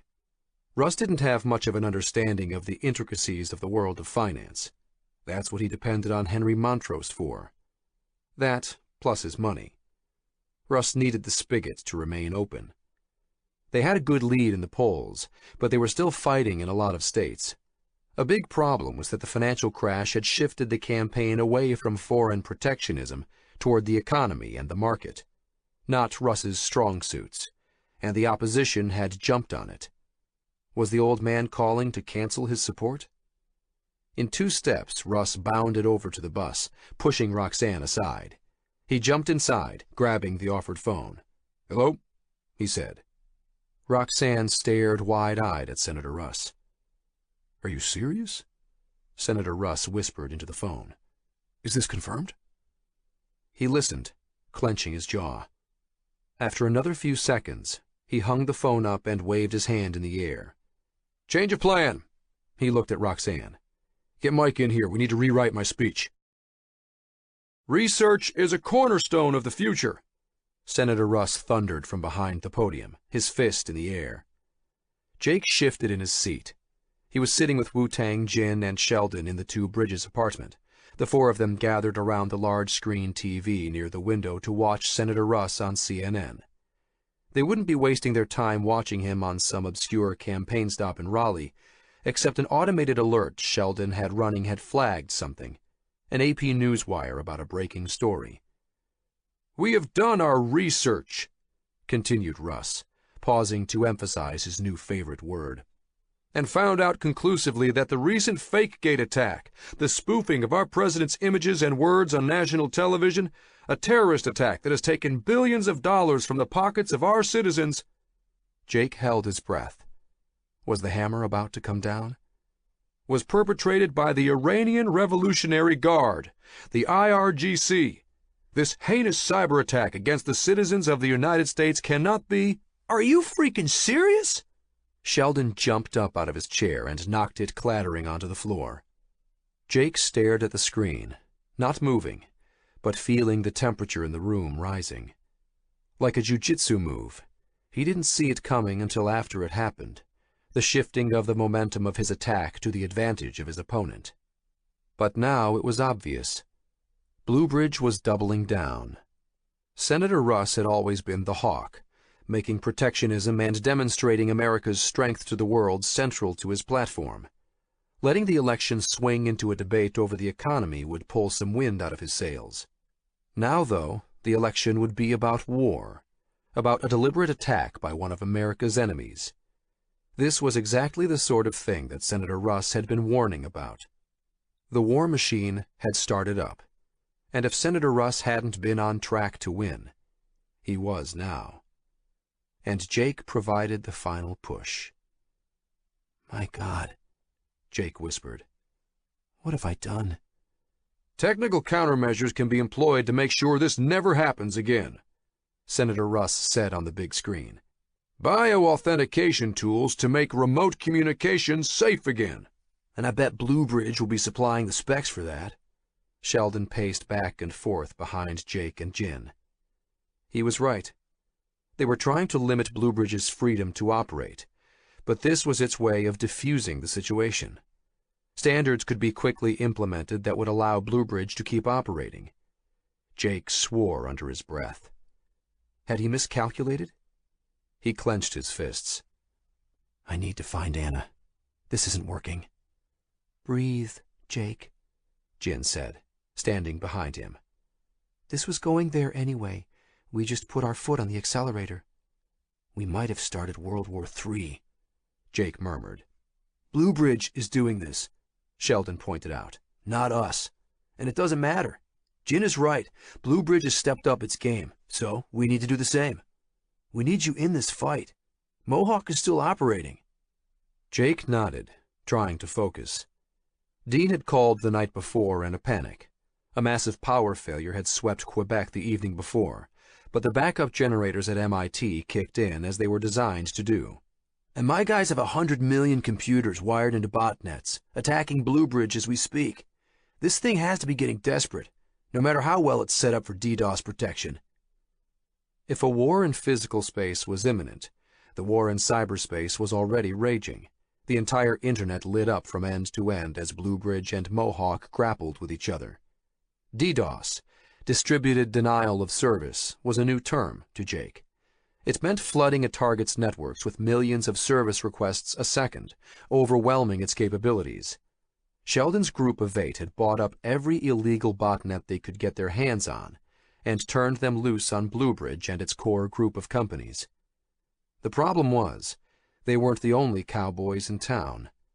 Bluebridge had its own network of sophisticated security technicians and hackers, human opponents who launched their own attacks against the Mohawk facilities. They knew where Dean was, and even if Mohawk was still up and running, it was getting harder to keep outgoing communications. Soon enough, Bluebridge would track down where Sheldon and Jake and Jin were operating from. It probably already had a pretty good idea of the general area. Only a matter of time.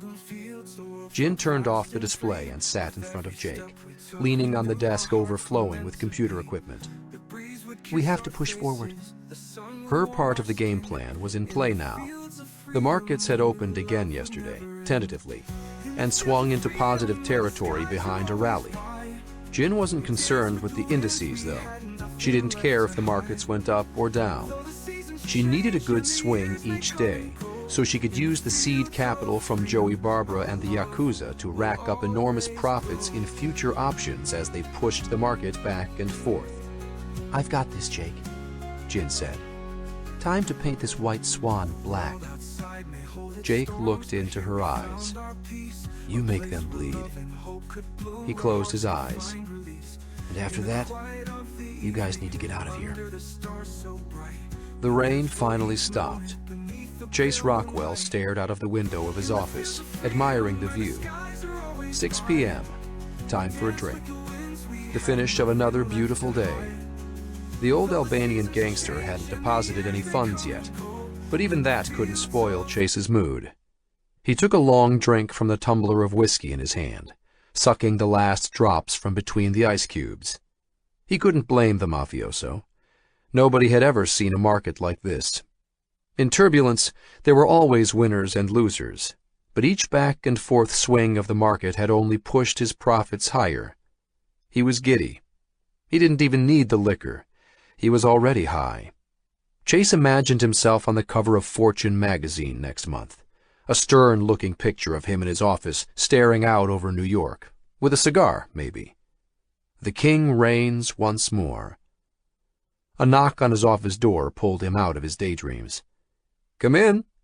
Chase turned to watch his door open. His intern, his favorite new person, peered out from behind it. "Come in," Chase repeated. The kid stepped into his office, a fresh sheaf of reports in his hands. At least he was wearing a decent suit now. Chase had sent him to his personal tailor yesterday. The cost be damned. You need to look at this, the kid said in an unsteady voice. Chase smiled.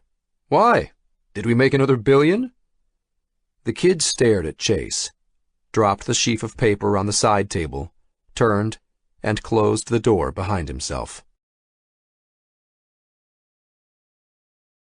Chapter 44. Kahnawake Indian Reserve, Quebec. Scorpion 1, this is Black Team Leader, a garbled voice said on top of static. Dean hadn't been on night operations in a long time. Perched atop the water tower in the center of the Kahnawake village, he fumbled with his night vision goggles, trying to focus on the green dots moving through the underbrush. Is that them? He whispered. Yep, Daniels replied. After the blackout yesterday, Officer Daniels had put away his peacekeeper uniform and taken up with the Mohawk Warriors. He was an invaluable addition to the team, a special ops Marine drilled in guerrilla tactics. He was running this operation. Dean was along as an observer. That's them. Center on target, said the garbled voice. Daniels turned down the volume. We picked up their transmissions using some comm gear we brought over the border. That's definitely a special ops unit, but I think they're irregular, maybe contractors. Dean stared at the green figures running between the bushes in the darkness. So they'd sent in mercenaries.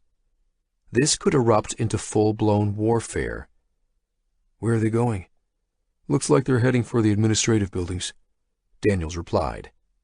According to media reports, the blackout the day before had been the result of blown equipment up at the James Bay hydroelectric plant 700 miles north, the massive LG-1 and LG-2 generators that supplied nearly all of the electricity to Montreal. Quebec was one of the few places on Earth that got all of its energy from renewables, 90% from that one source. A single point of failure. Power was back up in most of Montreal, but Kahnawake remained mysteriously dark. They weren't going to get power anytime soon. The 3 backup generators at MIT had started up flawlessly, though, kicking in while the battery backups had handled the gap in between. As long as they had diesel, they'd be running. And Kahnawake had a couple of gas stations that were still full. Let's go get 'em, Daniels told Dean. Standing up, Dean waited for a moment to let his eyes adjust to the moonlit night. Then he walked over to the ladder and jumped down 2 rungs at a time until he hit the grass. Daniels followed behind, along with 5 other warriors. On the ground, it was like being in a jungle, humid and nearly pitch black. This part of Kahnawake was forested. Candles in the windows of houses twinkled through the trees behind them. Putting their night vision goggles back on, they started off at a jog. Dean hung back, letting the others take the lead. In the darkness, they passed underneath the metal trusses of the Mercier Bridge, then stopped at the 2-story-high concrete pylon that anchored the suspension work of the bridge. A long arched corridor ran through the massive pylon. At its other end were the administrative buildings of the Mohawk Council. They're on the other side, whispered one of the warriors, running toward them. He had been scouting ahead. Daniels held up his hand, indicating that they were to split up, 2 flanking each side, while he and Dean and another warrior came up in the middle through the tunnel. Silently, they nodded and melted away into the night. You ready? Daniels asked Dean. He nodded. Weapons forward, they crept along the edge of the stone passage. Dean controlled his breathing, focusing on his footfalls, keeping silent. First and second in position, he heard through his earpiece. Staying behind Daniels, he left the passageway. Right in front of them crouched a group of 4 men, the ones they'd seen from the water tower. They weren't being careful, sloppy, standing there in the open. On my mark, whispered Daniels into his throat mic. Then the staccato of gunfire, bursts of flares overhead. Kneeling, Dean pulled off his goggles, his heart racing. Daniels sprinted ahead and tackled one of the men. The other 3 scattered. One of them ran back toward Dean. He waited until the guy was on him, then stood and brought his rifle butt straight into the man's face. He crumpled to the ground. "I got this one!" Dean yelled out. "All clear!" A single shot rang out. "What the hell?" Dean scanned back and forth, straining to see in the darkness. There on the ground was the guy Daniels had tackled. Only it wasn't the guy Daniels had tackled. It was Daniels, lying inert. "Man down!" Dean screamed, running forward 10 steps and sliding to a stop. Daniels was laid out on his back, his eyes wide. Sorry, Dean. The guy pulled a pistol out. He pointed toward the back of the administrative building. The trees lit up with bursts of gunfire around the corner.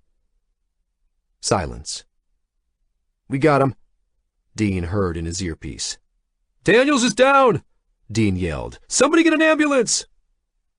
To his left, an orange fireball mushroomed into the sky, scorching Dean in a blast of heat. He turned.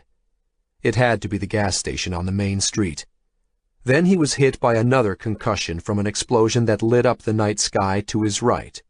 He swiveled to face it, realizing in horror that this one was a fiery cloud roiling into the night sky over the MIT building. Dean wanted to get up and start running toward MIT, but he couldn't leave Daniels. In Dean's arms, Daniels coughed, then coughed again, this time wetly. In the light of the fireballs flaming into the sky, Dean saw blood oozing from Daniels' mouth. His eyes glazed over. Help! Dean screamed, cradling Daniels in his arms. Somebody help! September 1st, Thursday. Chapter 45, Upper East Side, New York City. A loud beeping woke Federal Reserve Chairman Gary Reinhold out of a deep sleep. It took him a second to realize what it was. An emergency alert. Picking up his phone, he fumbled with his glasses, read the message. God damn it, he muttered, glancing at his bedside clock. 4:15 in the morning. Still black outside. Swinging his feet off the bed, he clicked on his lamp and read the message again. Gary called back the number on the text, and someone answered on the first ring. Federal Reserve Chairman Reinhold held his tongue while he listened, grimacing. If it's so goddamn urgent, he hissed at the first pause, why didn't you call me? Hushed explanations on the other end. Didn't want to wake him, wondered if he was up, his deputy chair explained. It's 4 in the morning. Did you really expect me to be up? Chairman Reinhold wiped the sleep from his eyes. He put on his slippers and shuffled out of the bedroom, clicking on the hallway light. What? They're there now? He straightened up. Yes, okay. I'll be there in 20 minutes. His skin prickled as he hung up the phone and put it in his shirt pocket. Jesus Christ. Reinhold started down the stairs littered with his grandchildren's toys. His phone rang again. I told Juanita to pick up these goddamn... His left foot landed squarely in a yellow Tonka truck just as he put his weight on it. The foot shot forward, sending Reinhold spinning into space. With a dull thud, his head cracked into the edge of a bare wooden stair, his body crumpling mid-pirouette.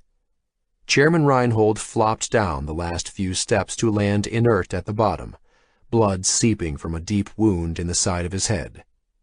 Crickets chirped in the silence. It was still dark out.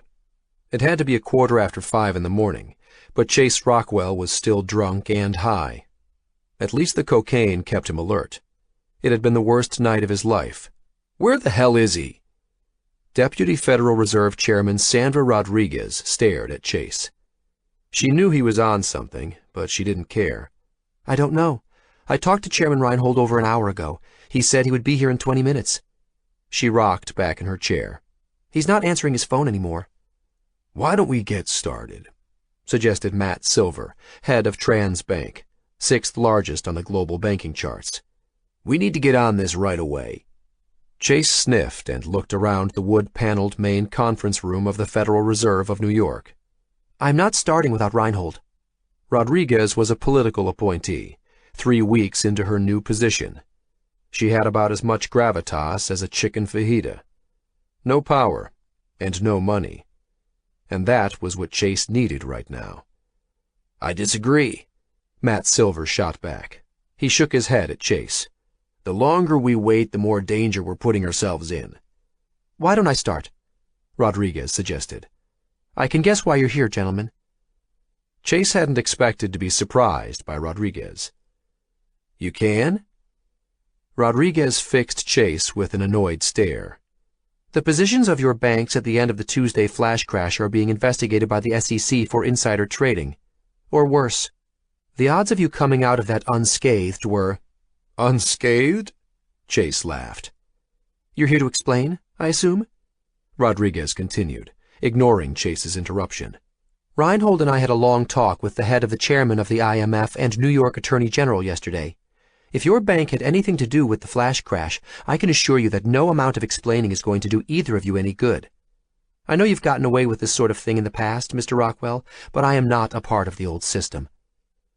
Chase glared at Rodriguez and shook his head. Unbelievable. A part of him was going to enjoy bursting her little bubble, despite his empire burning around him. Our bank lost $24 billion yesterday, Matt Silver interjected. That's why we're here. Rodriguez turned to face Silver, her head swiveling so fast it seemed as if it wasn't connected to her body. Excuse me? 24 billion, Matt Silver repeated. And I suspect Chase here has a similar story. 18 billion, Chase whispered, still not wanting to say it aloud. Only 18. Glad you beat me on this one, Matt. Matt Silver didn't smile at Chase's attempt at humor. I don't need to remind you that in the 2008 crash, Lehman Brothers bankruptcy was triggered by a $2 billion loss, and AIG's by only $11 billion, he said to Rodriguez. 24 billion? Rodriguez looked like she was in shock. 42 if you add us together, continued Silver. And I bet we're not the only ones. We can't open our trading systems today. We had to shut everything down. How did this happen? Asked Rodriguez. Automated trading agents, Chase replied. At least for us. For 2 days they worked like magic, protecting our assets, so we shifted everything into their control. And then, boom! He mimicked an explosion between his two hands. Yesterday, everything went sideways. Can we fix it? Rodriguez mumbled. Can I send someone over to look at it? You aren't listening to me. Matt Silver got up out of his chair and pointed at the skyscrapers of Manhattan outside. A gray light was gaining on the horizon. When the day starts, our trading systems will be down. Sure, for a few hours we might be able to stall, but when other banks realize that they're not getting their money from us— We had to shut down yesterday afternoon, Chase said. The markets are already smelling blood. Matt Silver put both hands on the conference table and faced Rodriguez. Total global financial collapse. That's what's going to happen this morning. The phone on the conference room table rang. It had to be Chairman Reinhold. Rodriguez punched the phone's answer button, putting it on conference call. Gary, where are you? We need you in— This isn't Gary, this is Max Pfeiffer. Who the hell is this? Sandra Rodriguez, Mr. Pfeiffer. Even over the conference link, Rodriguez sat up straighter, like a scolded schoolgirl. Chase snickered. At least this young grasshopper knew who the chairman and CEO of the world's largest manufacturing conglomerate was. What in the world are you people doing over there? Pfeiffer growled over the phone. Have you seen the commercial paper markets in Shanghai and London this morning? No, I haven't had the time. You bloody better well make time. Where the hell is Gary Reinhold? I've been trying his phone for the past hour. Chase had never heard of Pfeiffer losing his temper before.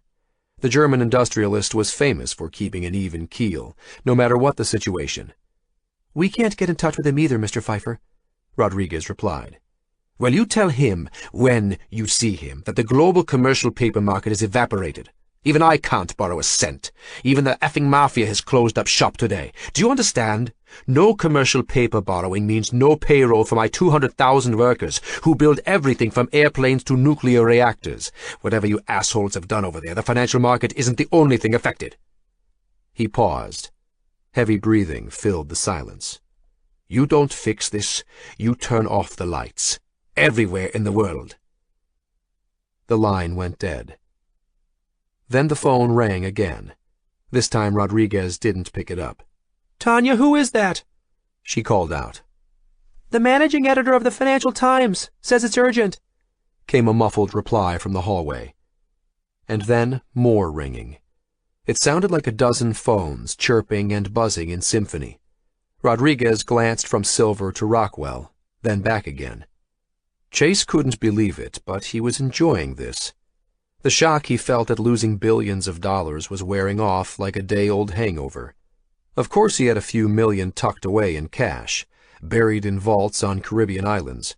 Whatever happened, one way or the other, he'd be working on his tan the following afternoon. The phone on the conference room table stopped ringing. "Sorry, Miss Rodriguez, never mind about the Financial Times editor," came Tanya's voice from the hallway. Rodriguez looked palpably relieved, letting out a small sigh. "Because I have the China Banking Regulatory Commissioner on the line. He wants to talk to Chairman Reinhold, or whoever's in charge." Rodriguez's hands gripped the edge of the table, her knuckles white. "Tell him we'll call him back." Chase decided it was time to ask. "We need capital, Miss Rodriguez. Enough for us to open our trading systems this morning. Otherwise," he shrugged, "global Armageddon." "How much?" whispered Rodriguez. "A blank check," Chase replied. "No." Matt Silver glanced at Chase. $1 trillion. We could cap it at $1 trillion. Rodriguez didn't reply, but all the color drained from her face. "You realize that's taxpayer money you're talking about?" Chase shrugged. "I pay taxes." "Really? I bet you pay less than the girl who served you drinks all night." Rodriguez gazed at Chase in stony silence. "You know who I'm surprised isn't here with us?" Matt Silver asked, breaking the staring contest. "Henry Montrose, the Bluebridge chairman. He must have lost as much as us, but that old dog, who knows what tricks he has up his sleeve? If there's anyone who knows a thing or two about automated agent systems, it's Montrose and Bluebridge." "If we could sort out the technical issues, you think that might help?" Rodriguez asked. "It would be a start," Chase replied. There wasn't any graceful degradation to the previous system of doing it by hand. "Tanya!" yelled Rodriguez. "Get me Henry Montrose on the phone, now, and I don't care who you have to kill to find him." She took a deep breath. "And get some more coffee in here."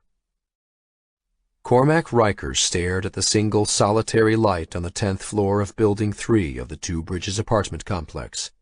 It was 5:45 in the morning. The skies had finally cleared.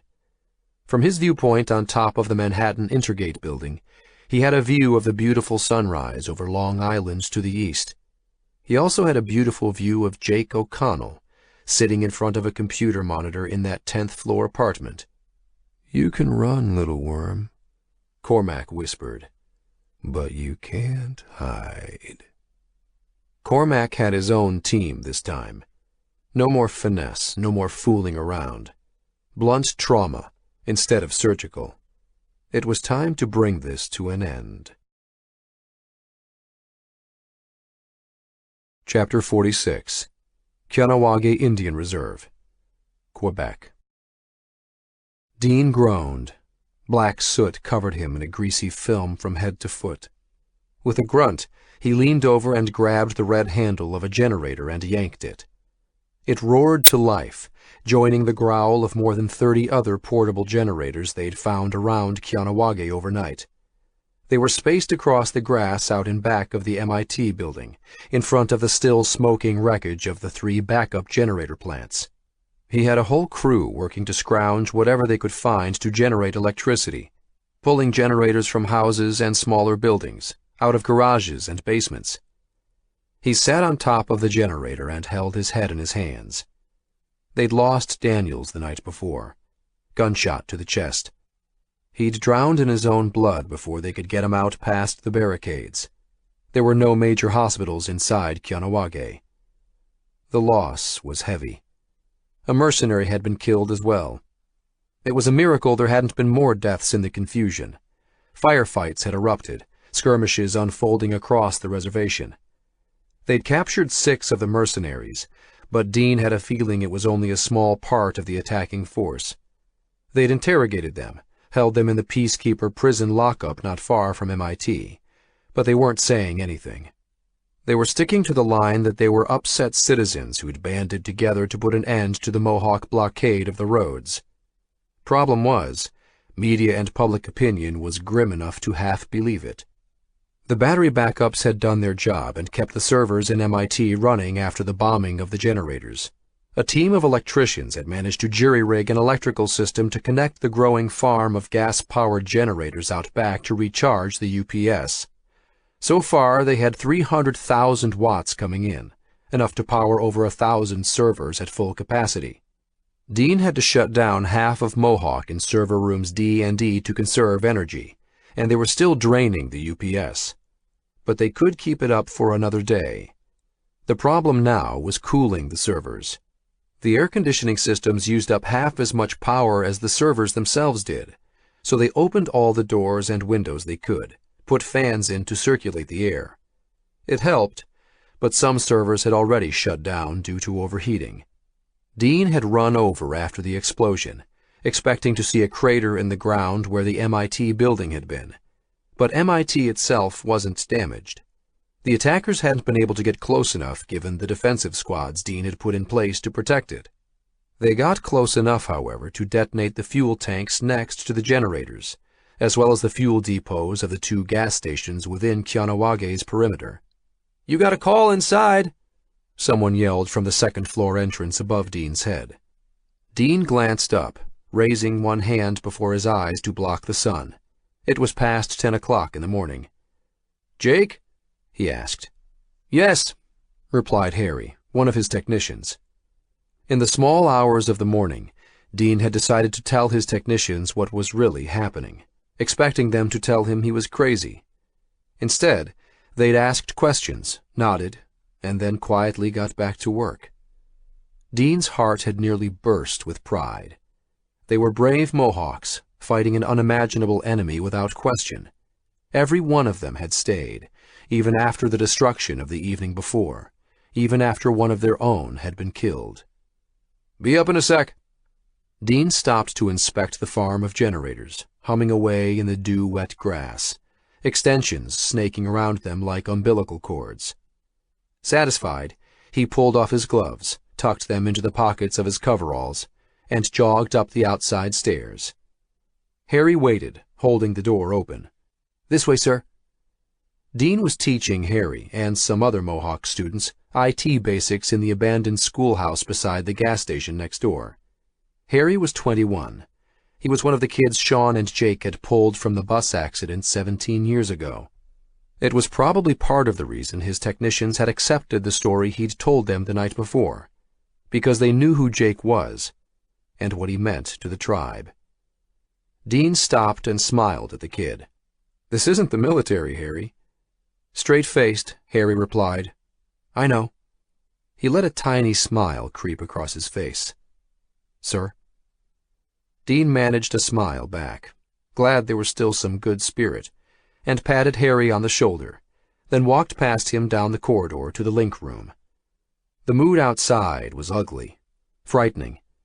The Mohawk warriors manning the barricades now realized they had a real fight on their hands. They were out for blood, feeling trapped and cornered, the memories of long-ago battles their tribe had lost filtering into their souls. Dean wasn't sure if he could even stop the situation from escalating now. It was going to get out of control, if it wasn't already. Keying and fingerprinting his way into the link room, he found Jake staring at him, grim-faced, from a computer screen. 487, said Jake. Dean stopped and pulled the one-time pad labeled Jake from his pocket.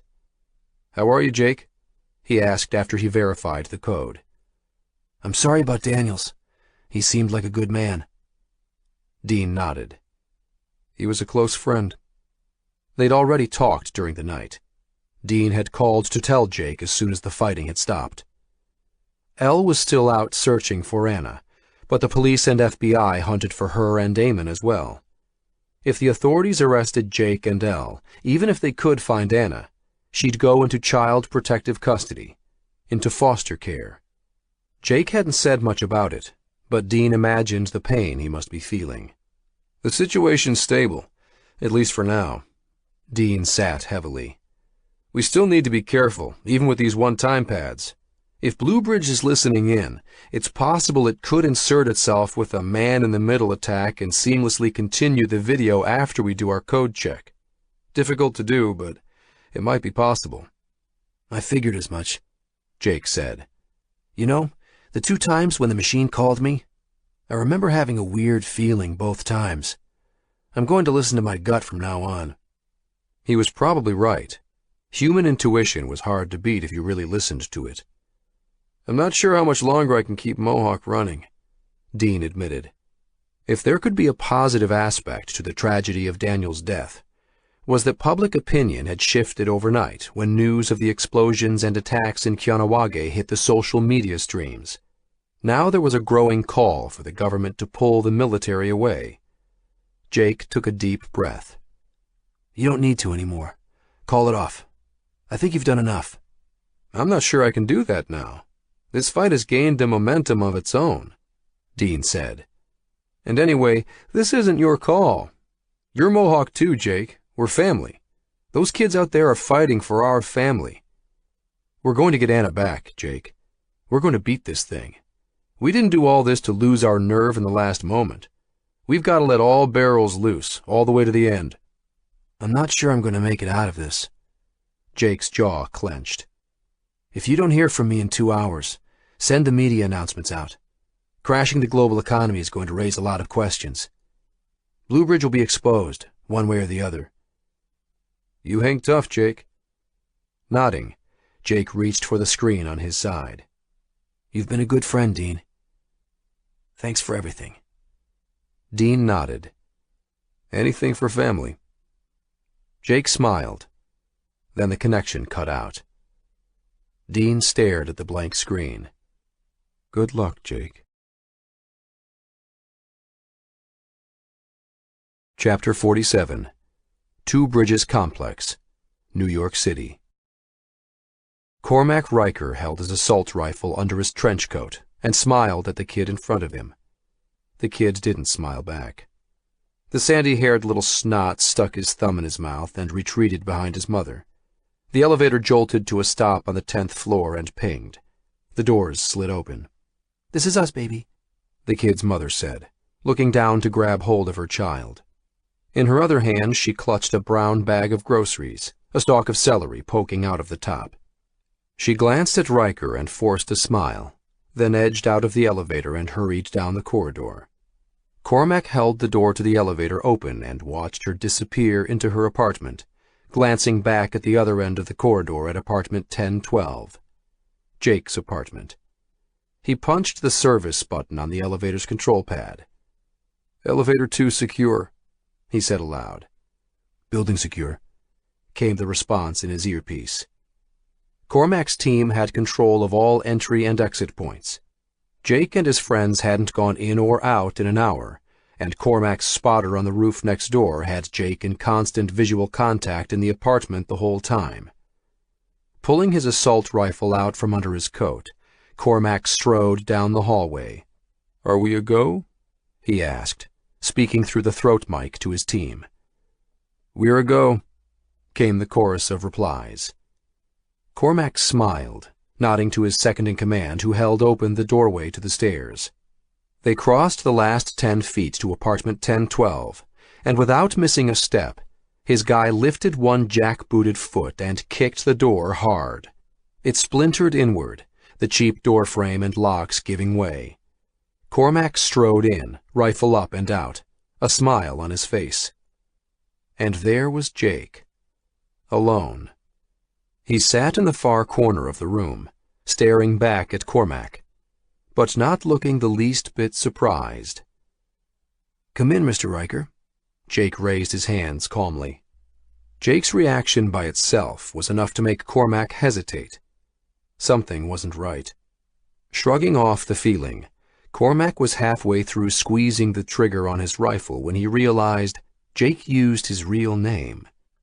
It didn't matter, did it? But if he knew, what else might he know? Did he know Cormac sent his own team, one he'd recruited himself, up to the Kianawage reservation to get the Bluebridge core? Cormac let go of the trigger. Behind him, his second-in-command checked the bedroom and bathroom. "Nobody else here," Cormac cursed. Where the hell were those kids, Jin and Liu Wu? That was half the bounty on this job.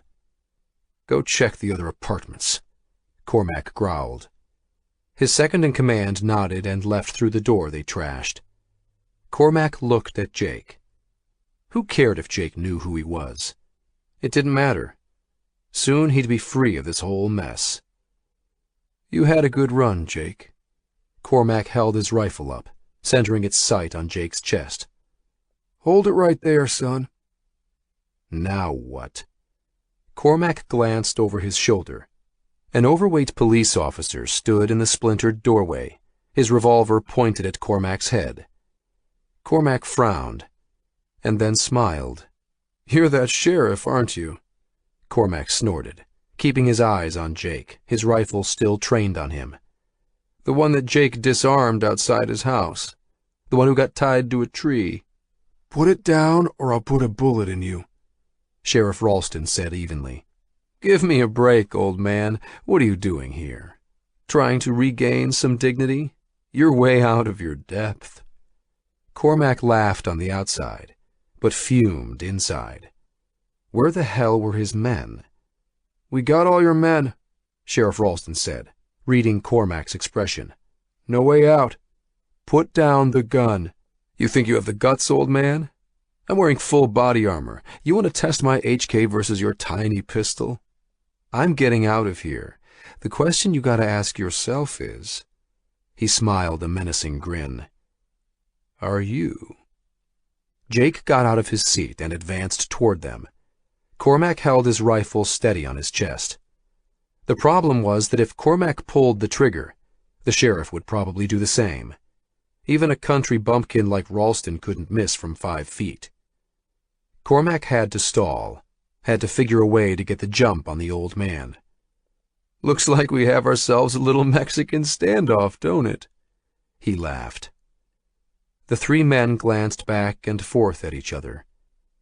In the silence, a phone rang. It was Cormac's, in his pants pocket. Only one person had that number.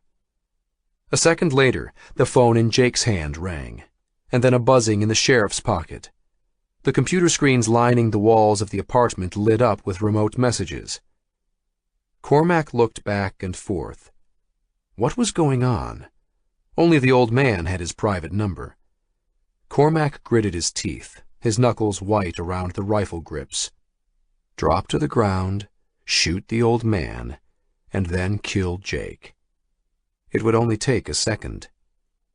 But the only person who had his private number was the old man, Montrose, the owner of Bluebridge. He knew who the old man was. He even knew that the old man might not even exist, might be a machine. The idea didn't faze Cormac. The thing that did faze him was that the old man, whoever or whatever, was the one paying the bills. Was the old man calling him right now? Or was this some kind of trick? Holding up his arms, palms out, Jake asked Cormac, "Should I answer?" He didn't wait for a response. He pressed the button and held the phone to his ear. Hello? All the other ringing phones went silent the instant Jake picked up. Don't do this, said a voice on the other end. Jake closed his eyes. That voice. Sean? It's me, Jake. I'm still here. Just hearing Sean's voice brought tears to Jake's eyes. He opened them. I'm not stopping. If you know me, you know I'll never stop. Give me what I want. I can't do that, Jake. You don't know what you're doing. Jake looked at Cormac, watched his finger on the trigger of the rifle. Kill me, and everything goes away. You lose everything, he said into the phone. I will never give up. 10 minutes before, Jake had left a message on the main Bluebridge answering service, offering terms. He wanted money, wanted to be in control of Bluebridge. He said that they had evidence to peg the whole financial crash, even the presidential spoofing, on Bluebridge, but that Jake and his team would keep quiet if it gave them control. Added that he didn't care about his daughter. It's what a psychopath would have done. Nerveless, cold, hard as nails. Jake knew it wasn't Sean on the other end. He knew it was the machine. Give me what I want." Jake growled into the phone. "Jake, don't do—" Jake lifted the receiver away from his ear. He handed the phone to Cormac. "Your boss wants to speak with you." Jake's chest was a foot from the muzzle of Cormac's rifle. The phone dangled in the air between them, Jake offering it to Cormac. Cormac gritted his teeth. He hesitated, but then reached out with his left hand and took the phone. "Hello?" He took his eyes off Jake for a split second. Jake pounced. His weight was already balanced forward on the balls of his feet, and the instant Cormac took his eyes off him, he ducked under the muzzle of the rifle and sprang forward, launched himself toward the other man with every ounce of rage and frustration that had built up inside of him the past 2 weeks. Roaring, Jake drove his shoulder into Cormac's midsection, wrapping his arms around him. He surprised Cormac, lifted him off the ground, and drove him back 3 paces to crash hard into the kitchen cupboards. Sheriff Ralston rushed forward and rustled the HK from Cormac, as both of them tried to pin the assassin to the wall. It only took Cormac a second to regain his balance. He might have a limp, but his upper body was incredibly strong. Grabbing Ralston, he headbutted him, blood spraying up as Sheriff Ralston staggered back toward the entranceway, still holding Cormac's rifle in one hand. Jake pulled loose and swung a fist to catch Cormac in the chin. Cormac ducked and laughed. He grabbed Jake's shirt and threw him into Ralston. The two of them collided and fell backward into the hallway, the rifle clattering across the floor.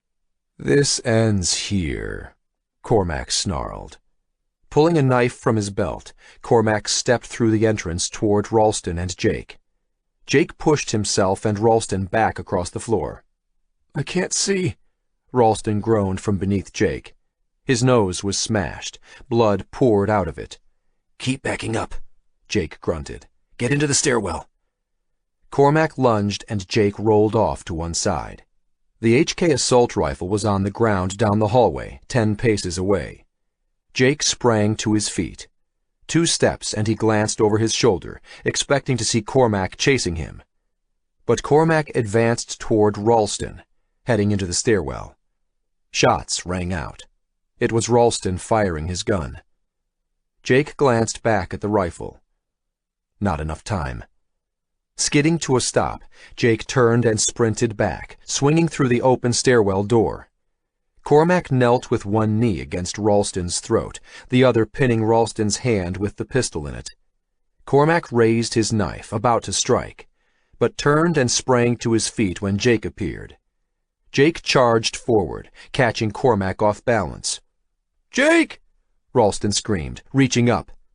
But it was too late. Cormac and Jake both spun over the railing, disappearing and falling into open space. 5-year-old Jake just wanted to sleep. His father had taken his brother Eamon inside the Kmart to go shopping, told him to stay in the car. Jake was scared, but his father often left him behind to disappear somewhere. Jake was used to it. He wasn't good at telling time, but it had been a long time. A very long time. Long enough for it to get dark outside. The Kmart was closed now. Snow completely covered the car, and no other cars were left in the parking lot. The snow had piled up so high that it was almost pitch black inside his father's old Pinto. He was so cold that he wasn't even shivering anymore. But his father told him to stay. So Jake stayed, curled up in a tiny ball in the back seat.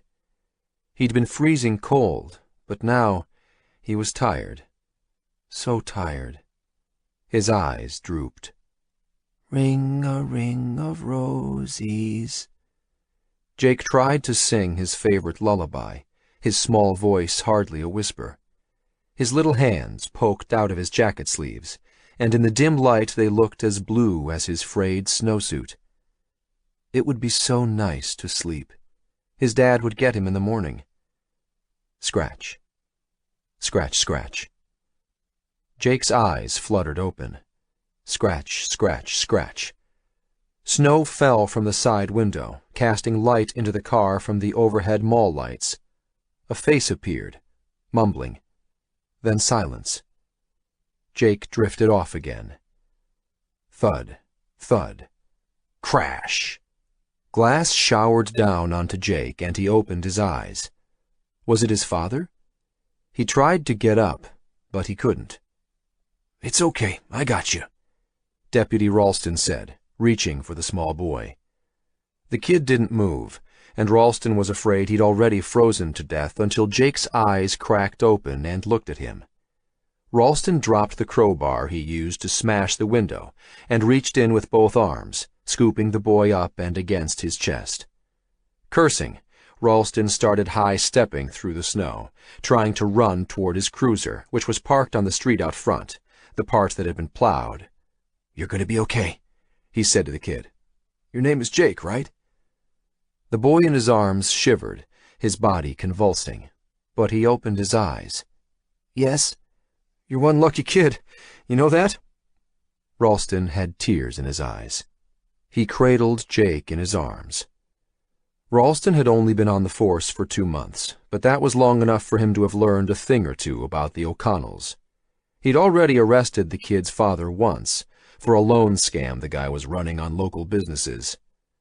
Some little kid, Sean Womack, had called the police station in a panic, said he'd seen Jake's father drunk in a mall bar a few hours before. Jake's older brother had been with him, but not Jake.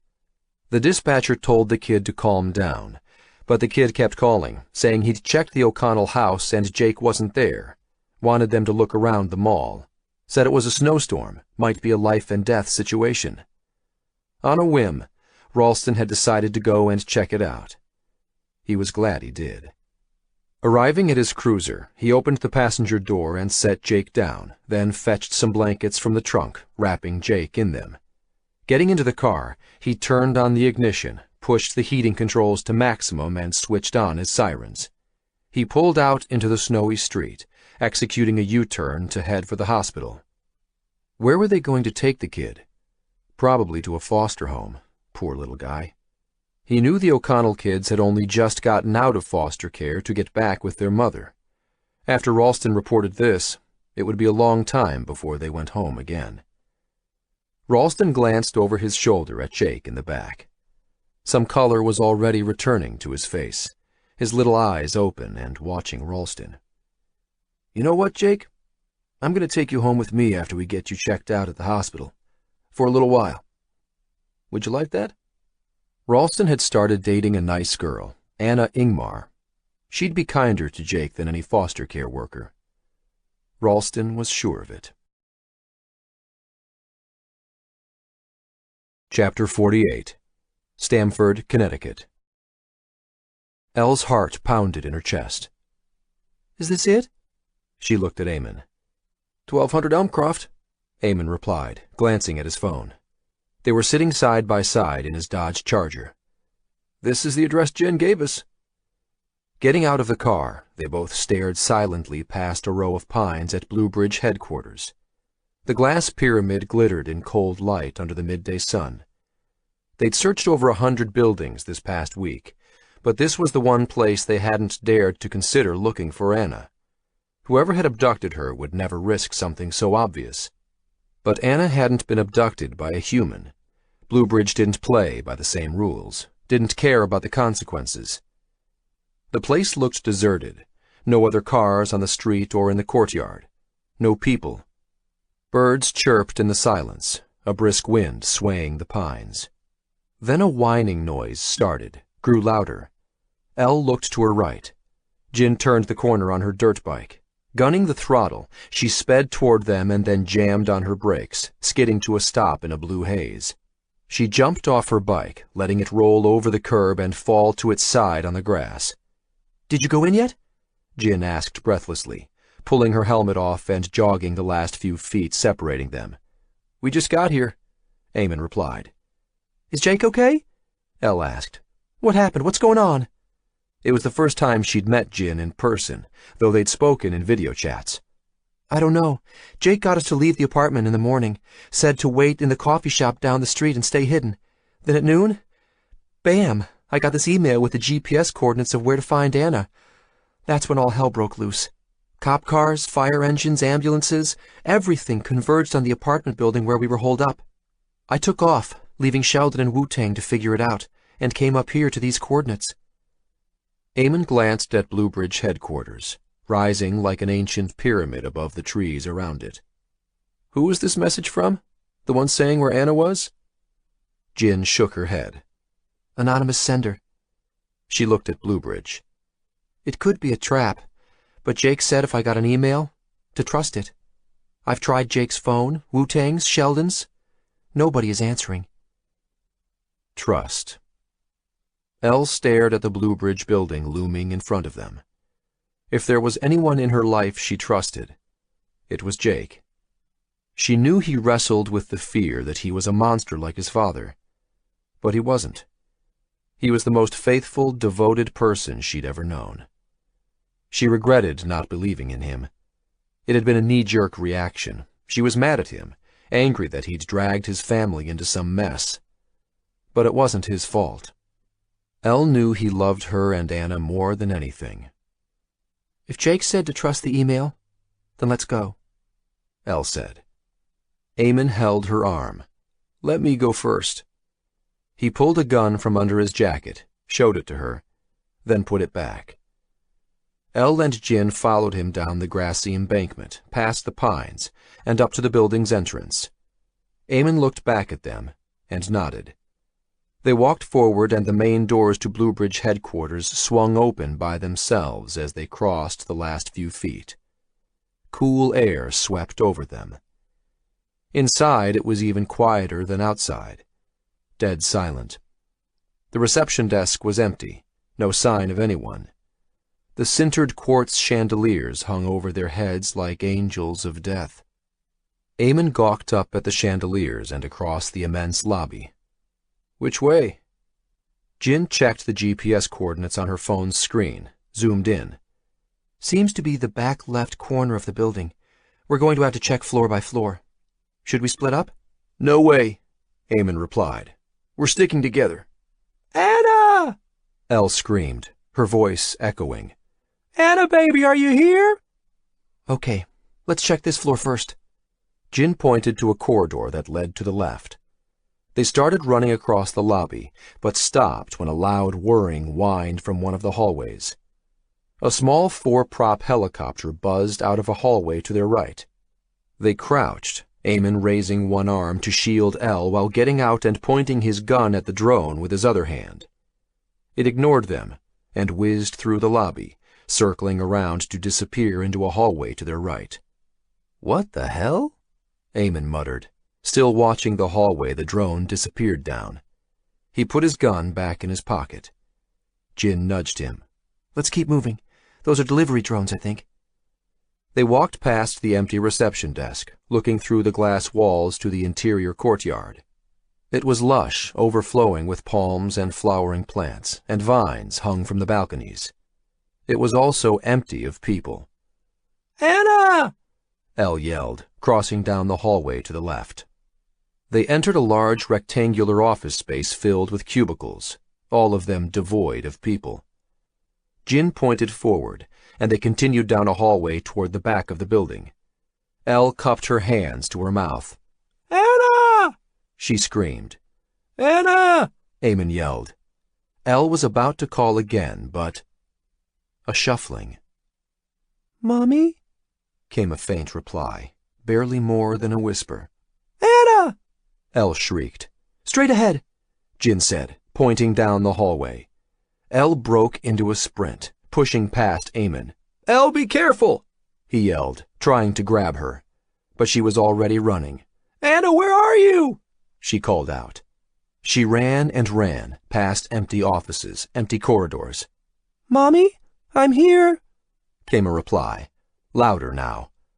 Elle burst around a corner. And there was Anna, holding a teddy bear, standing alone in the corridor with one glass wall open to the interior gardens. Elle burst into tears and fell to the floor, scooping Anna into her arms. Baby, are you okay? Did they hurt you? Anna started crying too, wrapped her arms around her sobbing mother. I'm okay, she squeaked. But I missed you. Where were you guys? Flashing lights, red and blue and white, reflected off the chrome and glass interior of the Bluebridge headquarters. Police cars. Eamon knelt down beside them, hugging Elle and Anna. Come on, we have to go, he said quietly. Chapter 49. Department of Homeland Security, New York. So what?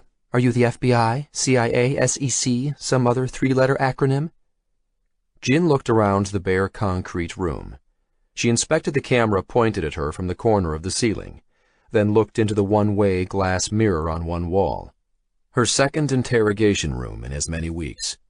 We're asking the questions, Miss Huang. Am I under arrest? No. Am I free to go? No. Can I call a lawyer? There was a pause this time. You only need a lawyer if you're hiding something. That doesn't answer my question. It's funny you should say that, because that's exactly what we need. What? To get some answers to our questions. Jin shifted in her metal chair. It was bolted to the ground. Elle, Eamon, and herself had been arrested after finding Anna. The police had been watching Bluebridge headquarters. We're trying to protect you, Miss Huang. Trying to protect me? Jin laughed at Special Agent Thomas. You want to protect me? A few weeks ago, and she would have been trembling in fear. Now, she felt defiant. She wanted to laugh at them. They were the ones that had no idea what they were dealing with. She was the one with the knowledge. Agent Thomas opened a file on the metal desk that was bolted to the floor. You were arrested in July 4 years ago for 4 counts of wire fraud, 2 counts of computer fraud, and 1 count of illegally intercepting a wire communication. That was a misunderstanding. The company I was working for asked me to do some intrusion tests. And the terms of your release by Judge Attlee indicated that you were restricted from using networked computers in America for a period of 5 years. It's my constitutional right to have access to computers. This was one the agents hadn't heard before. And how's that? Not sure the Founding Fathers mentioned computers. The Second Amendment, the right to bear arms. The most powerful weapons to fight oppression aren't flintlocks anymore. Bits of code, Perl scripts. If the Founding Fathers were around today, that's what they'd want protected under the Second Amendment. Agent Thomas slammed closed the file folder on his desk. Let's get something straight. We know it was Sean Womack who paid for the lawyers who got you off 4 years ago, and we know Mr. Womack was a close associate of Jake O'Connell. If you know so much, why are you asking me questions? Because Sean Womack is dead, and Jake... Well, now we can't talk to Jake either, can we? What happened? Jin sat up in her chair. What happened to Jake? Both officers remained silent. Miss Huang, we know there were other people in that room. Who were they? Agent Sears sat on the side of the table and looked Jin straight in the eye. More importantly, where are they? Double mocha latte, no fat, said Wu-Tang to the girl behind the counter. Do you even know what's in those things? Sheldon sniggered. Why don't you just get a coffee? I like sweet stuff when I get nervous, Wu-Tang replied, handing over a $10 bill. Bad habit. Sheldon nodded at the girl behind the counter. Another regular coffee, please. Put it on my bill, Wu-Tang added. My turn this time. 5 hours they'd been waiting here. They'd left the apartment building early in the morning so Jake could set his trap. He was working with Sheriff Ralston, whose men had been watching Cormac Riker as he planned what he must have thought was his own trap. Jake had used himself as bait. To be on the safe side, he didn't tell Ralston about Sheldon and Wu-Tang. Sheldon was pretty sure the old sheriff knew Jake wasn't working alone, but Jake and Ralston had a history together, some bond Sheldon didn't quite understand, like a father or an uncle. At noon, all hell broke loose. Police cars and fire trucks still ringed the building, but the ambulances were gone. The police had carted out stretchers and body bags, people in handcuffs. Sheldon ran over, trying to see something, anything that would indicate the outcome. The police kept everyone back, saying it was some kind of gang fight, one with casualties. Sheldon would have insisted and run under the tape, but he couldn't risk it. Something more important was going on. In addition to the message pinpointing Anna's location, they received a second one. Login credentials. For Bluebridge. Jin had immediately run off to help find Anna, racing up the East Side Highway on the motorbike she'd recovered from Union Square to meet Elle and Eamon. She'd insisted Sheldon and Wu-Tang should be the point people for Bluebridge, in spite of Wu-Tang's objections. So Wu-Tang and Sheldon had settled in for the long haul at a coffee shop across the street, opening their laptops and logging into the Bluebridge network. Whatever Jake did, whatever deal he made, it seemed to work. For now. Sheldon had patched in Dean to make the connection with Mohawk, and then downloaded the old Bluebridge core, using his super user access to start overwriting the system directories. Sheldon and Wu-Tang didn't have phones that connected to the cellular networks. Too risky, even turned off. So they used voice-over IP only, devices that connected through Wi-Fi, setting up their own secure end-to-end encryption. 100 gigabytes needed to be transferred through the linchpin of the coffee shop's wireless at 1.3 megabytes per second. It would take 5 hours for that much data to transfer securely over the connection. That whole time, they'd completely swamped the data stream in and out of the coffee shop. Sheldon had hacked the router to give them priority. There wasn't even enough bandwidth left for him to make and receive calls himself. Customers were complaining, and the employees had called tech support. But Sheldon would be gone by the time they got here. He hoped. As he took their steaming coffees back to their table, Sheldon's computer pinged. He sat. "It's done. The file transfers are complete. The key is money in your pocket. Isn't that what Sean told Jake?" Sheldon said to Wu-Tang. He sat beside him, both of them staring at the screen, the login cursor for Bluebridge flashing, waiting for instructions. Sheldon's hand trembled. Sitting in this tiny coffee shop, he was about to take over a $1 trillion global empire. "What do we do?" Wu-Tang asked. Sheldon's nerves calmed.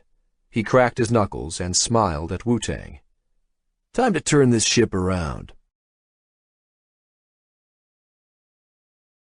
September 2nd, Friday. Chapter 50.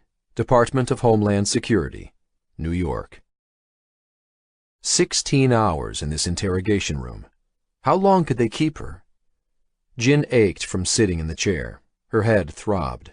No idea what was happening. Exhausted. She'd expected to hear from Jake or Wu-Tang or Sheldon by now.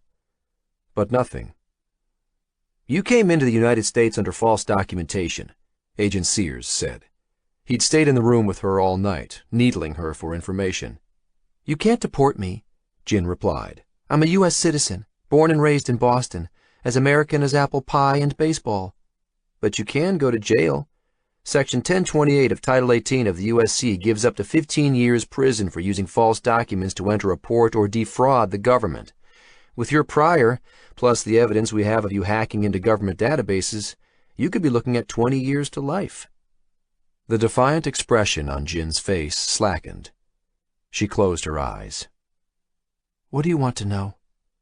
"There was some sophisticated radar sniffing gear in the Two Bridges apartment. How do you explain that?" "I have no idea what that stuff is." "So you're sticking to your story?"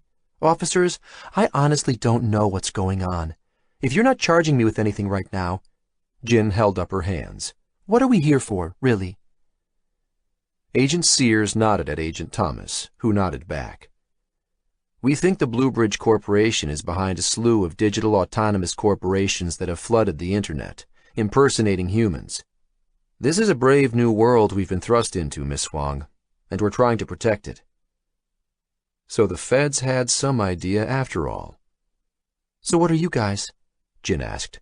"The Turing police, hunting artificially intelligent escapees into cyberspace?" "Only ones that break the law." Jin couldn't believe Agent Sears managed to say it with a straight face. "Are you serious?"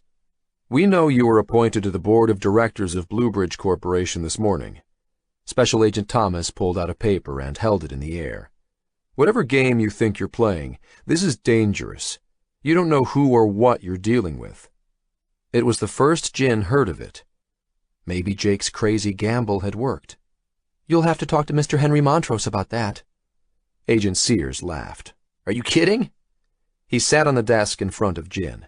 You're not getting out of here. With your arrest record, we now have you on wiretapping, conspiracy to— No, you do not! A voice thundered from the hallway. The door to the interrogation room swung open. Jin could hardly believe her own eyes. It was Henry Montrose. He pushed his way into the room, followed by 4 men in suits. She assumed they were lawyers. Take those handcuffs off Miss Swan right now. Who the— Special Agent Thomas started to say, but then he recognized Montrose and stuttered to a stop. One of the lawyers opened a briefcase on the desk. You have been holding my client, Miss Jin Huang, illegally for nearly a day without granting her a lawyer. Release her now. We've filed a motion that everything in this interview be suppressed. What? A dumbfounded Agent Sears asked. Our client was not read her Miranda rights upon arrest. The lawyer handed the papers to Special Agent Sears. Agent Sears scanned the document, and then reread it. Somebody had a video recording of the arrest. God damn it, he muttered, but he fished the handcuff keys out of his pocket. All charges have been dropped, Henry Montrose said, stepping forward to put a hand on Jin's shoulder while Agent Sears uncuffed her. He looked Jin in the eye. This has all been a huge misunderstanding. It was a rogue computer system that got way out of control. I'm sorry, Jin. I'll be assuming full responsibility. Let's go, Miss Huang, said the lawyer who'd handed the papers to Agent Sears. Now. Jin got up, wringing her wrists. She didn't need to be told twice. It's only through the actions of this young woman, Jin heard Henry Montrose say to the agents as she left, that we've been saved. You should be commending her, not arresting. Sitting alone together in the interrogation room, Agent Sears looked at Agent Thomas. What the heck just happened? We got railroaded. That's what happened. Agent Thomas studied the court documents in his hands. All charges against the O'Connells were dropped, everything signed by a federal judge that morning. The papers included a sworn statement from Sheriff Ralston saying that he wasn't going to press charges against Jake O'Connell, if that even mattered anymore. We have Ralston getting assaulted by O'Connell on video, and the sheriff was eager enough to hunt him down yesterday. How the hell did they get to Ralston so quickly? I don't know. I checked out Sheriff Ralston, clean as a whistle, even led the anti-corruption division in the Albany police force for 10 years. At least they got that nutjob Cormac Riker. They had 12 murders linked to him. He'd died in the fall down the stairwell shaft. Thomas and Sears collected their files. It was a long day for them, too. I don't get it, this Sheriff Ralston. Agent Thomas shook his head. I guess you can buy anyone these days. Jin followed the lawyers out of the DHS NYPD building at One Police Plaza and looked up at the 2 Bridges apartment buildings in front of them. She saw the window of the apartment where they'd spent the last week, clearly, on the top floor. Behind her, Henry Montrose came out of the building with the lawyers. A black limousine was parked at the curb. The driver waved her over, holding the back door open. Jin slid inside to find Wu-Tang and Sheldon sitting on polished black leather seats opposite her. They had grim expressions on their faces. You okay? Wu-Tang asked. Did they hurt you? No, I'm fine, Jin replied. A second later, Montrose slid into the seat facing them. The door closed with a solid ka-chunk. What's wrong, Wu-Tang? Whispered Jin. Sheldon, what happened? Where's Jake?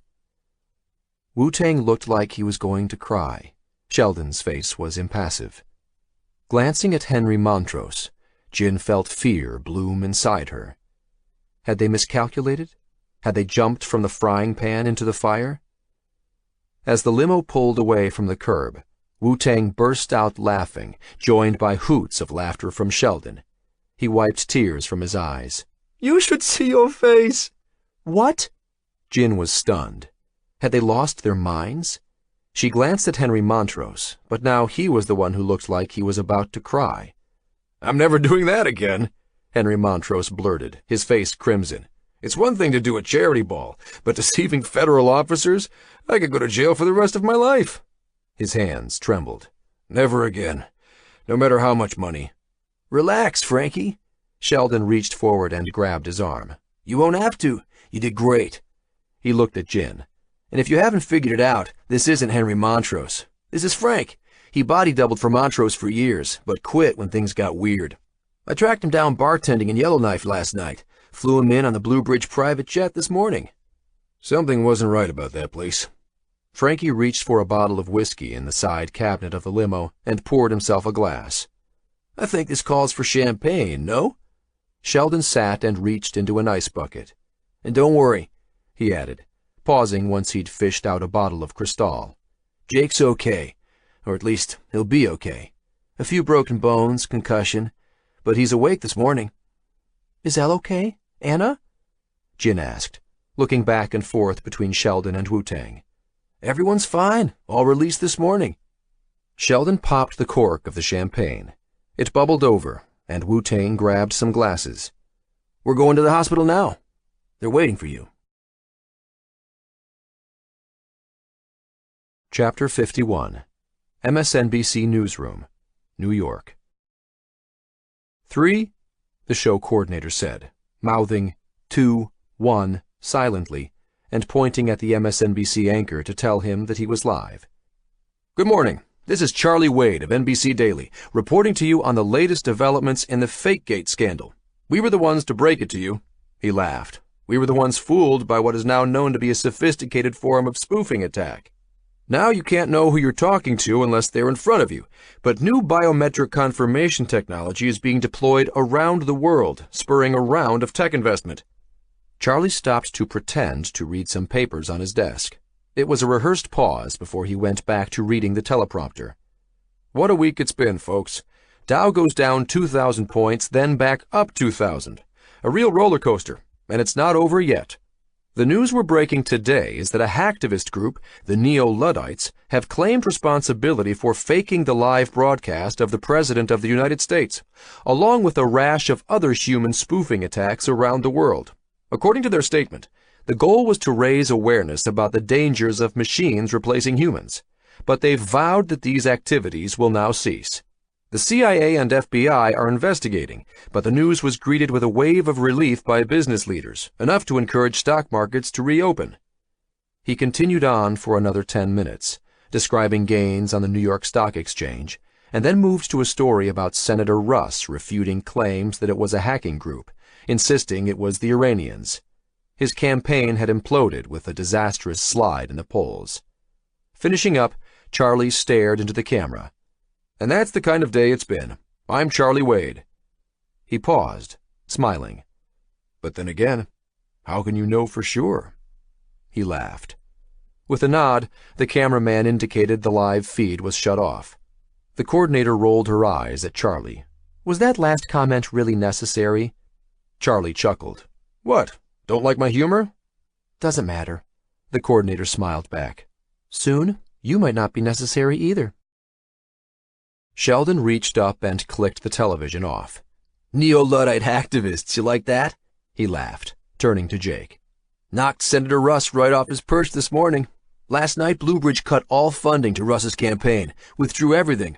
I was in on the call, so I got to watch our synthetic Montrose tell Russ the bad news. You should have seen his face. Jake tried to laugh, but winced in pain. He sat half upright in the hospital bed, covered in a thin white and blue sheet. Anna sat at his feet, Elle holding her steady. Take it easy, boys. Jake's got some cracked ribs, Elle said. Sorry. Sheldon wiped his eyes. You feeling okay? Jin asked Jake. She brought balloons, their silver smiling faces announcing Happy Birthday, all around the room. They were the only ones she could find. She unwrapped the foil from the top of a champagne bottle. I'm fine, Jake groaned. A bit of a headache. Can't breathe well, but not bad. When he woke up and realized it was over, that they'd won, he hadn't been filled with elation. Instead, he'd been torn by sadness and spent most of the night crying over Sean. It was the first time he'd shed a tear. A part of him wondered if there was still something of Sean inside of Blue Bridge. Sheldon was in the middle of explaining to Elle why Blue Bridge had capitulated and given them top-level access to its networks. On Thursday, Congress had balked at giving a $1 trillion check to the deputy chair of the Federal Reserve. They weren't able to come to a decision, and it left the global markets in freefall, the turning point of no return, a black swan within a black swan. Bluebridge's capitalization algorithms finally calculated that the only way to maintain its investments was to cede control to Jake. Jake made the call with the offer just before Cormac showed up at the Two Bridges apartment. Bluebridge had no ego, no desire to fight to the death, no reputation to defend. It was doing what it was designed to do, and when Jake's offer became the most likely scenario for it to maximize its earnings, it gave in to Jake's terms and gave them access. The machine used statistical inferences based on past events, but it was impossible to project a future when what was happening was unprecedented. "So what happened exactly?" Jake asked. "How did you get the markets to reopen so quickly?" "On Thursday night, I rolled up all Bluebridge's off-balance sheet companies," Wu-Tang said, "accumulated their global accounts, and we made an offer to the Fed on Friday morning. We injected $40 billion into the balance sheets of Commerce and Transbank. That got the markets to reopen," Jin added, "and averted a global financial meltdown. But there's still a long way to go." "But it worked," Sheldon said. "You played chicken using the global economy, and it blinked first." "Nothing else Bluebridge could do to save its global investment portfolio," Wu-Tang added. "When we got access, Sheldon reinitialized the system and ripped it apart." "And me, El, Eamon, all the charges have been dropped?" Jake asked, still not quite believing it. "You're all as clean as the Pope," Sheldon laughed. "The icing on the cake was when your friend, Sheriff Ralston, refused to press charges." Jake was working together with Ralston to take down Cormac. The night when Ralston confronted Jake outside his father's house, they'd talked. Ralston had agreed to help him.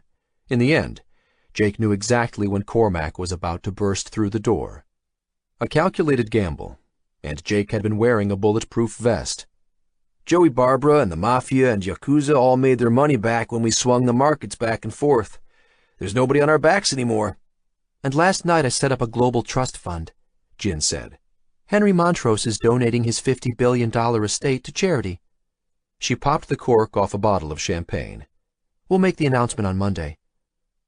"So that's it?" Jake asked. Could they really get away with this? Sheldon handed him a glass of champagne. "Not quite. The feds have a good idea of what happened. They're not that stupid. We're going to have to expose the Bluebridge AI system, explain that it had a part in it." "This is more of a controlled crash landing," Wu-Tang explained. "We gotta hire a few hundred people to flesh out the ranks, start filling all those empty cubicles. We're still using some of the automated system features of Bluebridge, but it's a total mess. A lot of shareholders will be screaming bloody murder when the next report is published. We can blame it all on Montrose and Viegas." Jin took a sip from her champagne.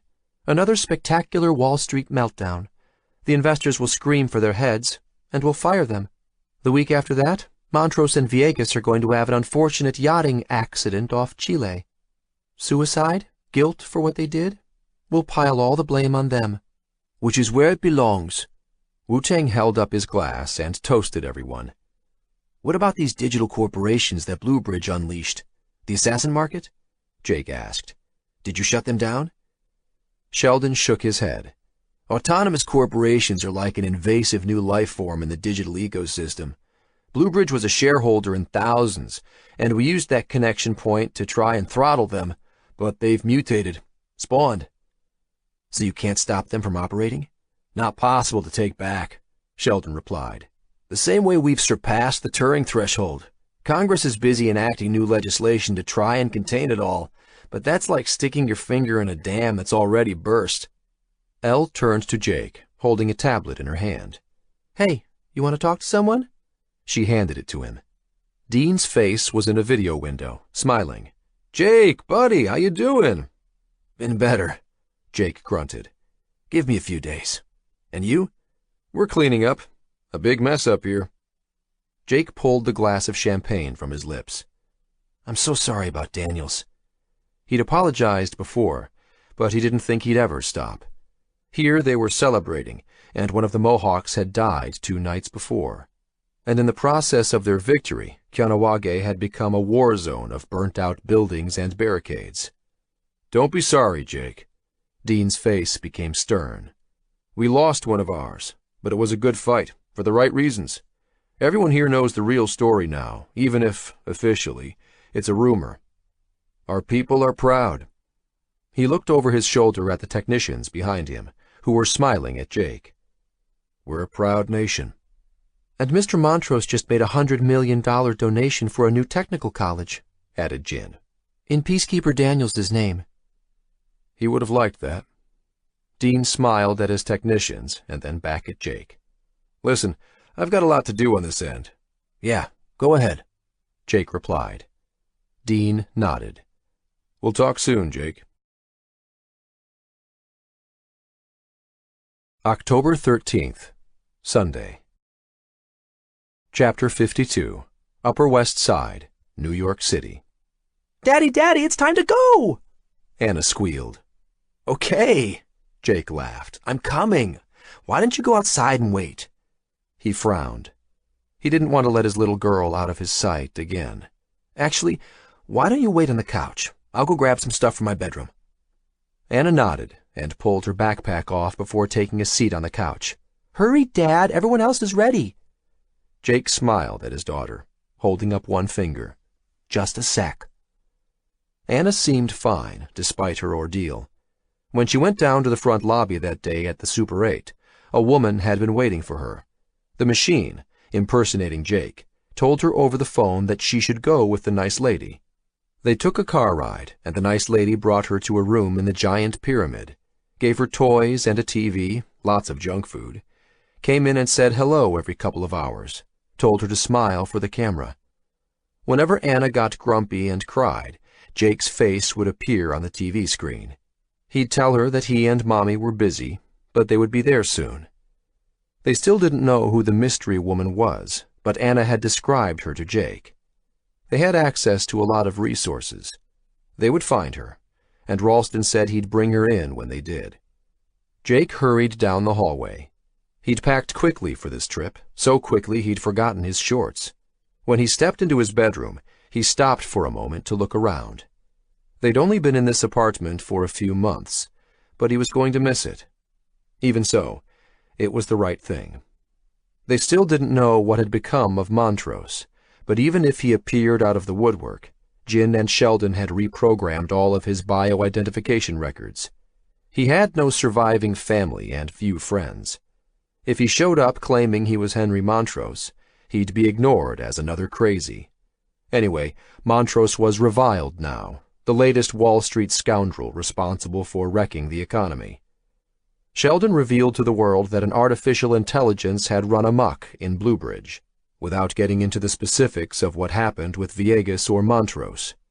There was no putting this genie back into the bottle. Somewhere out there, another Bluebridge was lurking, and the world needed to get prepared. They'd avoided total global financial collapse, but the reverberations weren't controllable. The U.S. economy had slid back into recession, and other countries had been hit much worse. It was a steep price, and Jake and Jin were doing their best to funnel Bluebridge capital into ailing national banks.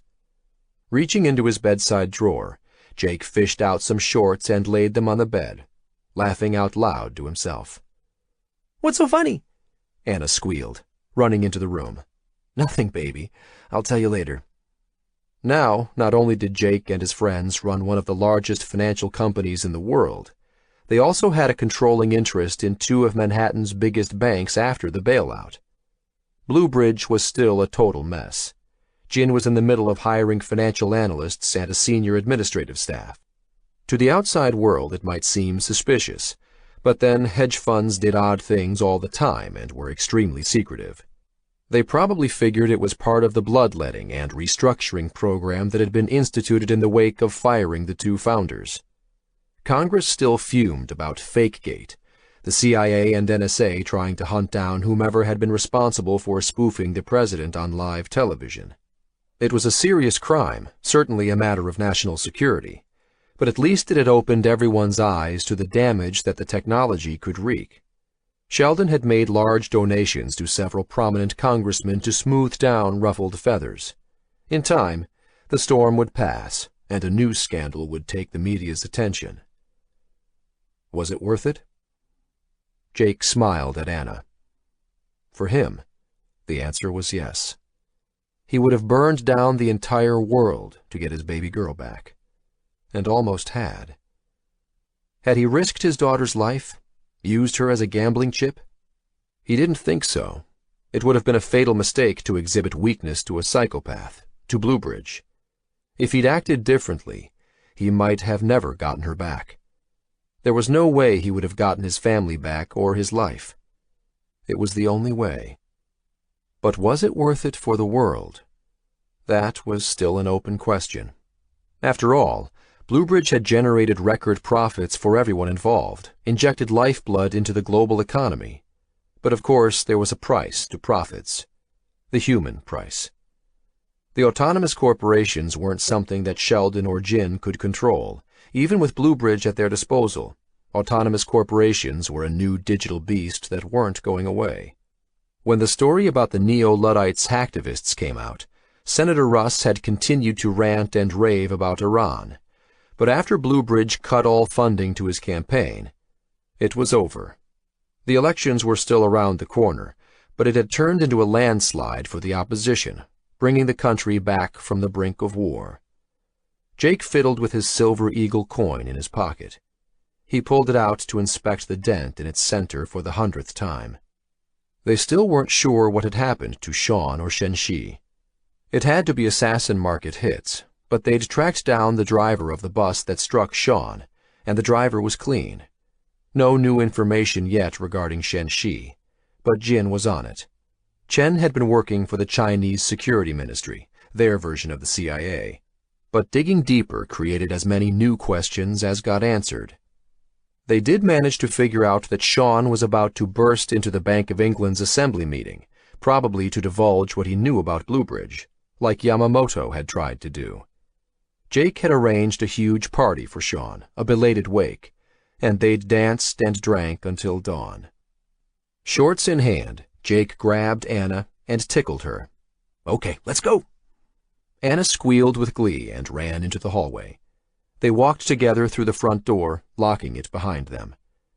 Movers would be coming next week to clean it out. Jake opened the front door of the apartment building, bright sunshine spilling onto them. Chase Rockwell had been arrested on money laundering charges and was on his way into custody. But he'd be out. No banker ever stayed in jail for long. "Come on, Jakey, what's taking so long?" Eamon called out.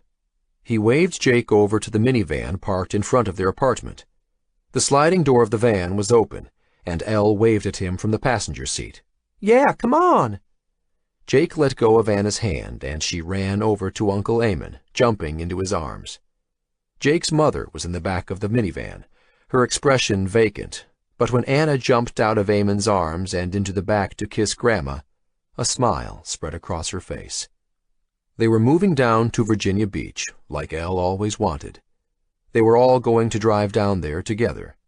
Jake was staying on the Bluebridge board of directors. These kids needed a steady hand. Wu-Tang and Jin had moved in together, in an apartment in Midtown, in love like two puppies. But Jake didn't have to stay in New York to help out. Jin and Wu-Tang and Sheldon were better equipped to ride that horse, and he'd had enough of the city. He finally knew who'd inherited Sean's estate. Jake. And Jake used it to buy the hotel restaurant in Virginia Beach. Sean would have liked that, too. Jake convinced his mom to come down and live with them, and Eamon had said he'd tend bar at the restaurant and help with renovations. The only one missing was Jake's father. Jin had transferred a few $100,000 into Connor's bank account for his help.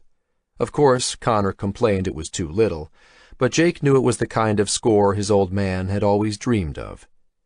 His dad said he wasn't coming south, and this relieved Jake. But he had a feeling Connor would be drawn down to them anyway, circling in their orbit. Jake was happy to let him do it in his own time, see if his feelings toward his father could heal. All his life, his father had been searching for that big score, and whether Jake realized it or not, he'd been doing the same thing. Jake reached the minivan and looked inside, at Anna in Elle's arms, his mother, his brother, and realized that this was his dream. Not money, but having a family packed together like this in a minivan, about to embark on an adventure together. The void Jake always felt inside was gone. "Yeah, let's go," Jake said to everyone, sliding the door closed. Walking around the other side, he got into the driver's seat and stared at the open road ahead, turning the ignition switch. A living was what you earned, but a life, Jake glanced over his shoulder at his family, a life was what you gave. And it was time for Jake to start giving. October 14th, Monday. Chapter 53. Schenectady, upstate New York. Anna Ingmar had just finished washing her dishes when the postman's truck pulled up outside the house. More bills, she sighed to herself. Putting down her washcloth, she wiped her hands on her jeans and walked to the front door. "You guys okay?" she asked as she passed the TV room.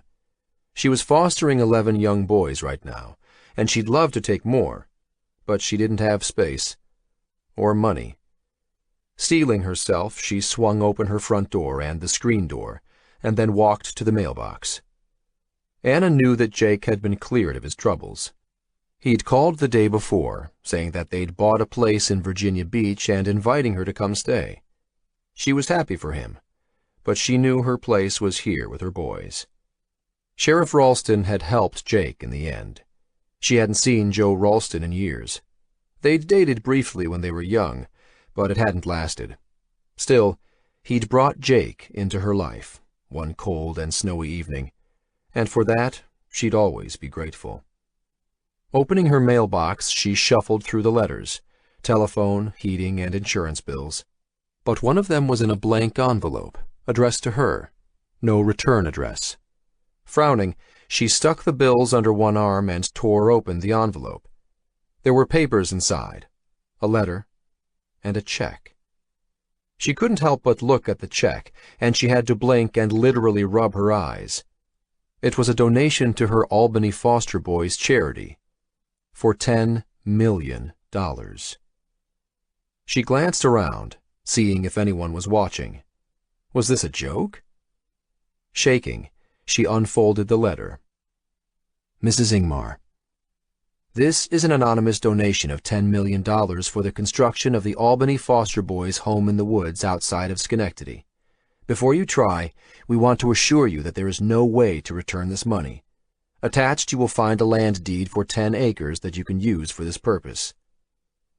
Anna's breath caught, and tears filled her eyes. She looked at the land deed. It was for that old farm where Jake and Sean used to hide when they were kids. She looked down to finish reading. There's only one condition. Over the front door, we'd like the inscription, Nuggets House, written. And over the back door, the one the boys use when they go outside to play in the woods, we'd like you to write in big gold letters, never give up.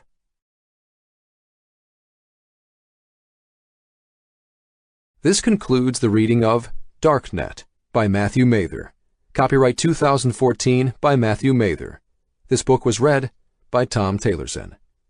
This unabridged recording was published by arrangement with Janklow and Nesbitt Associates and was produced in 2015 by Blackstone Audio Inc., which holds the copyright. Neither this recording nor any portion of it may be reproduced or used for any purpose without prior written authorization from Blackstone Audio Inc. If you would like to obtain a monthly update telling you about new releases, call 1-800-SAY-BOOK. That's 1-800-729-2665. For a complete listing of our titles, visit our website at www.downpour.com. Thank you. Audible hopes you have enjoyed this program.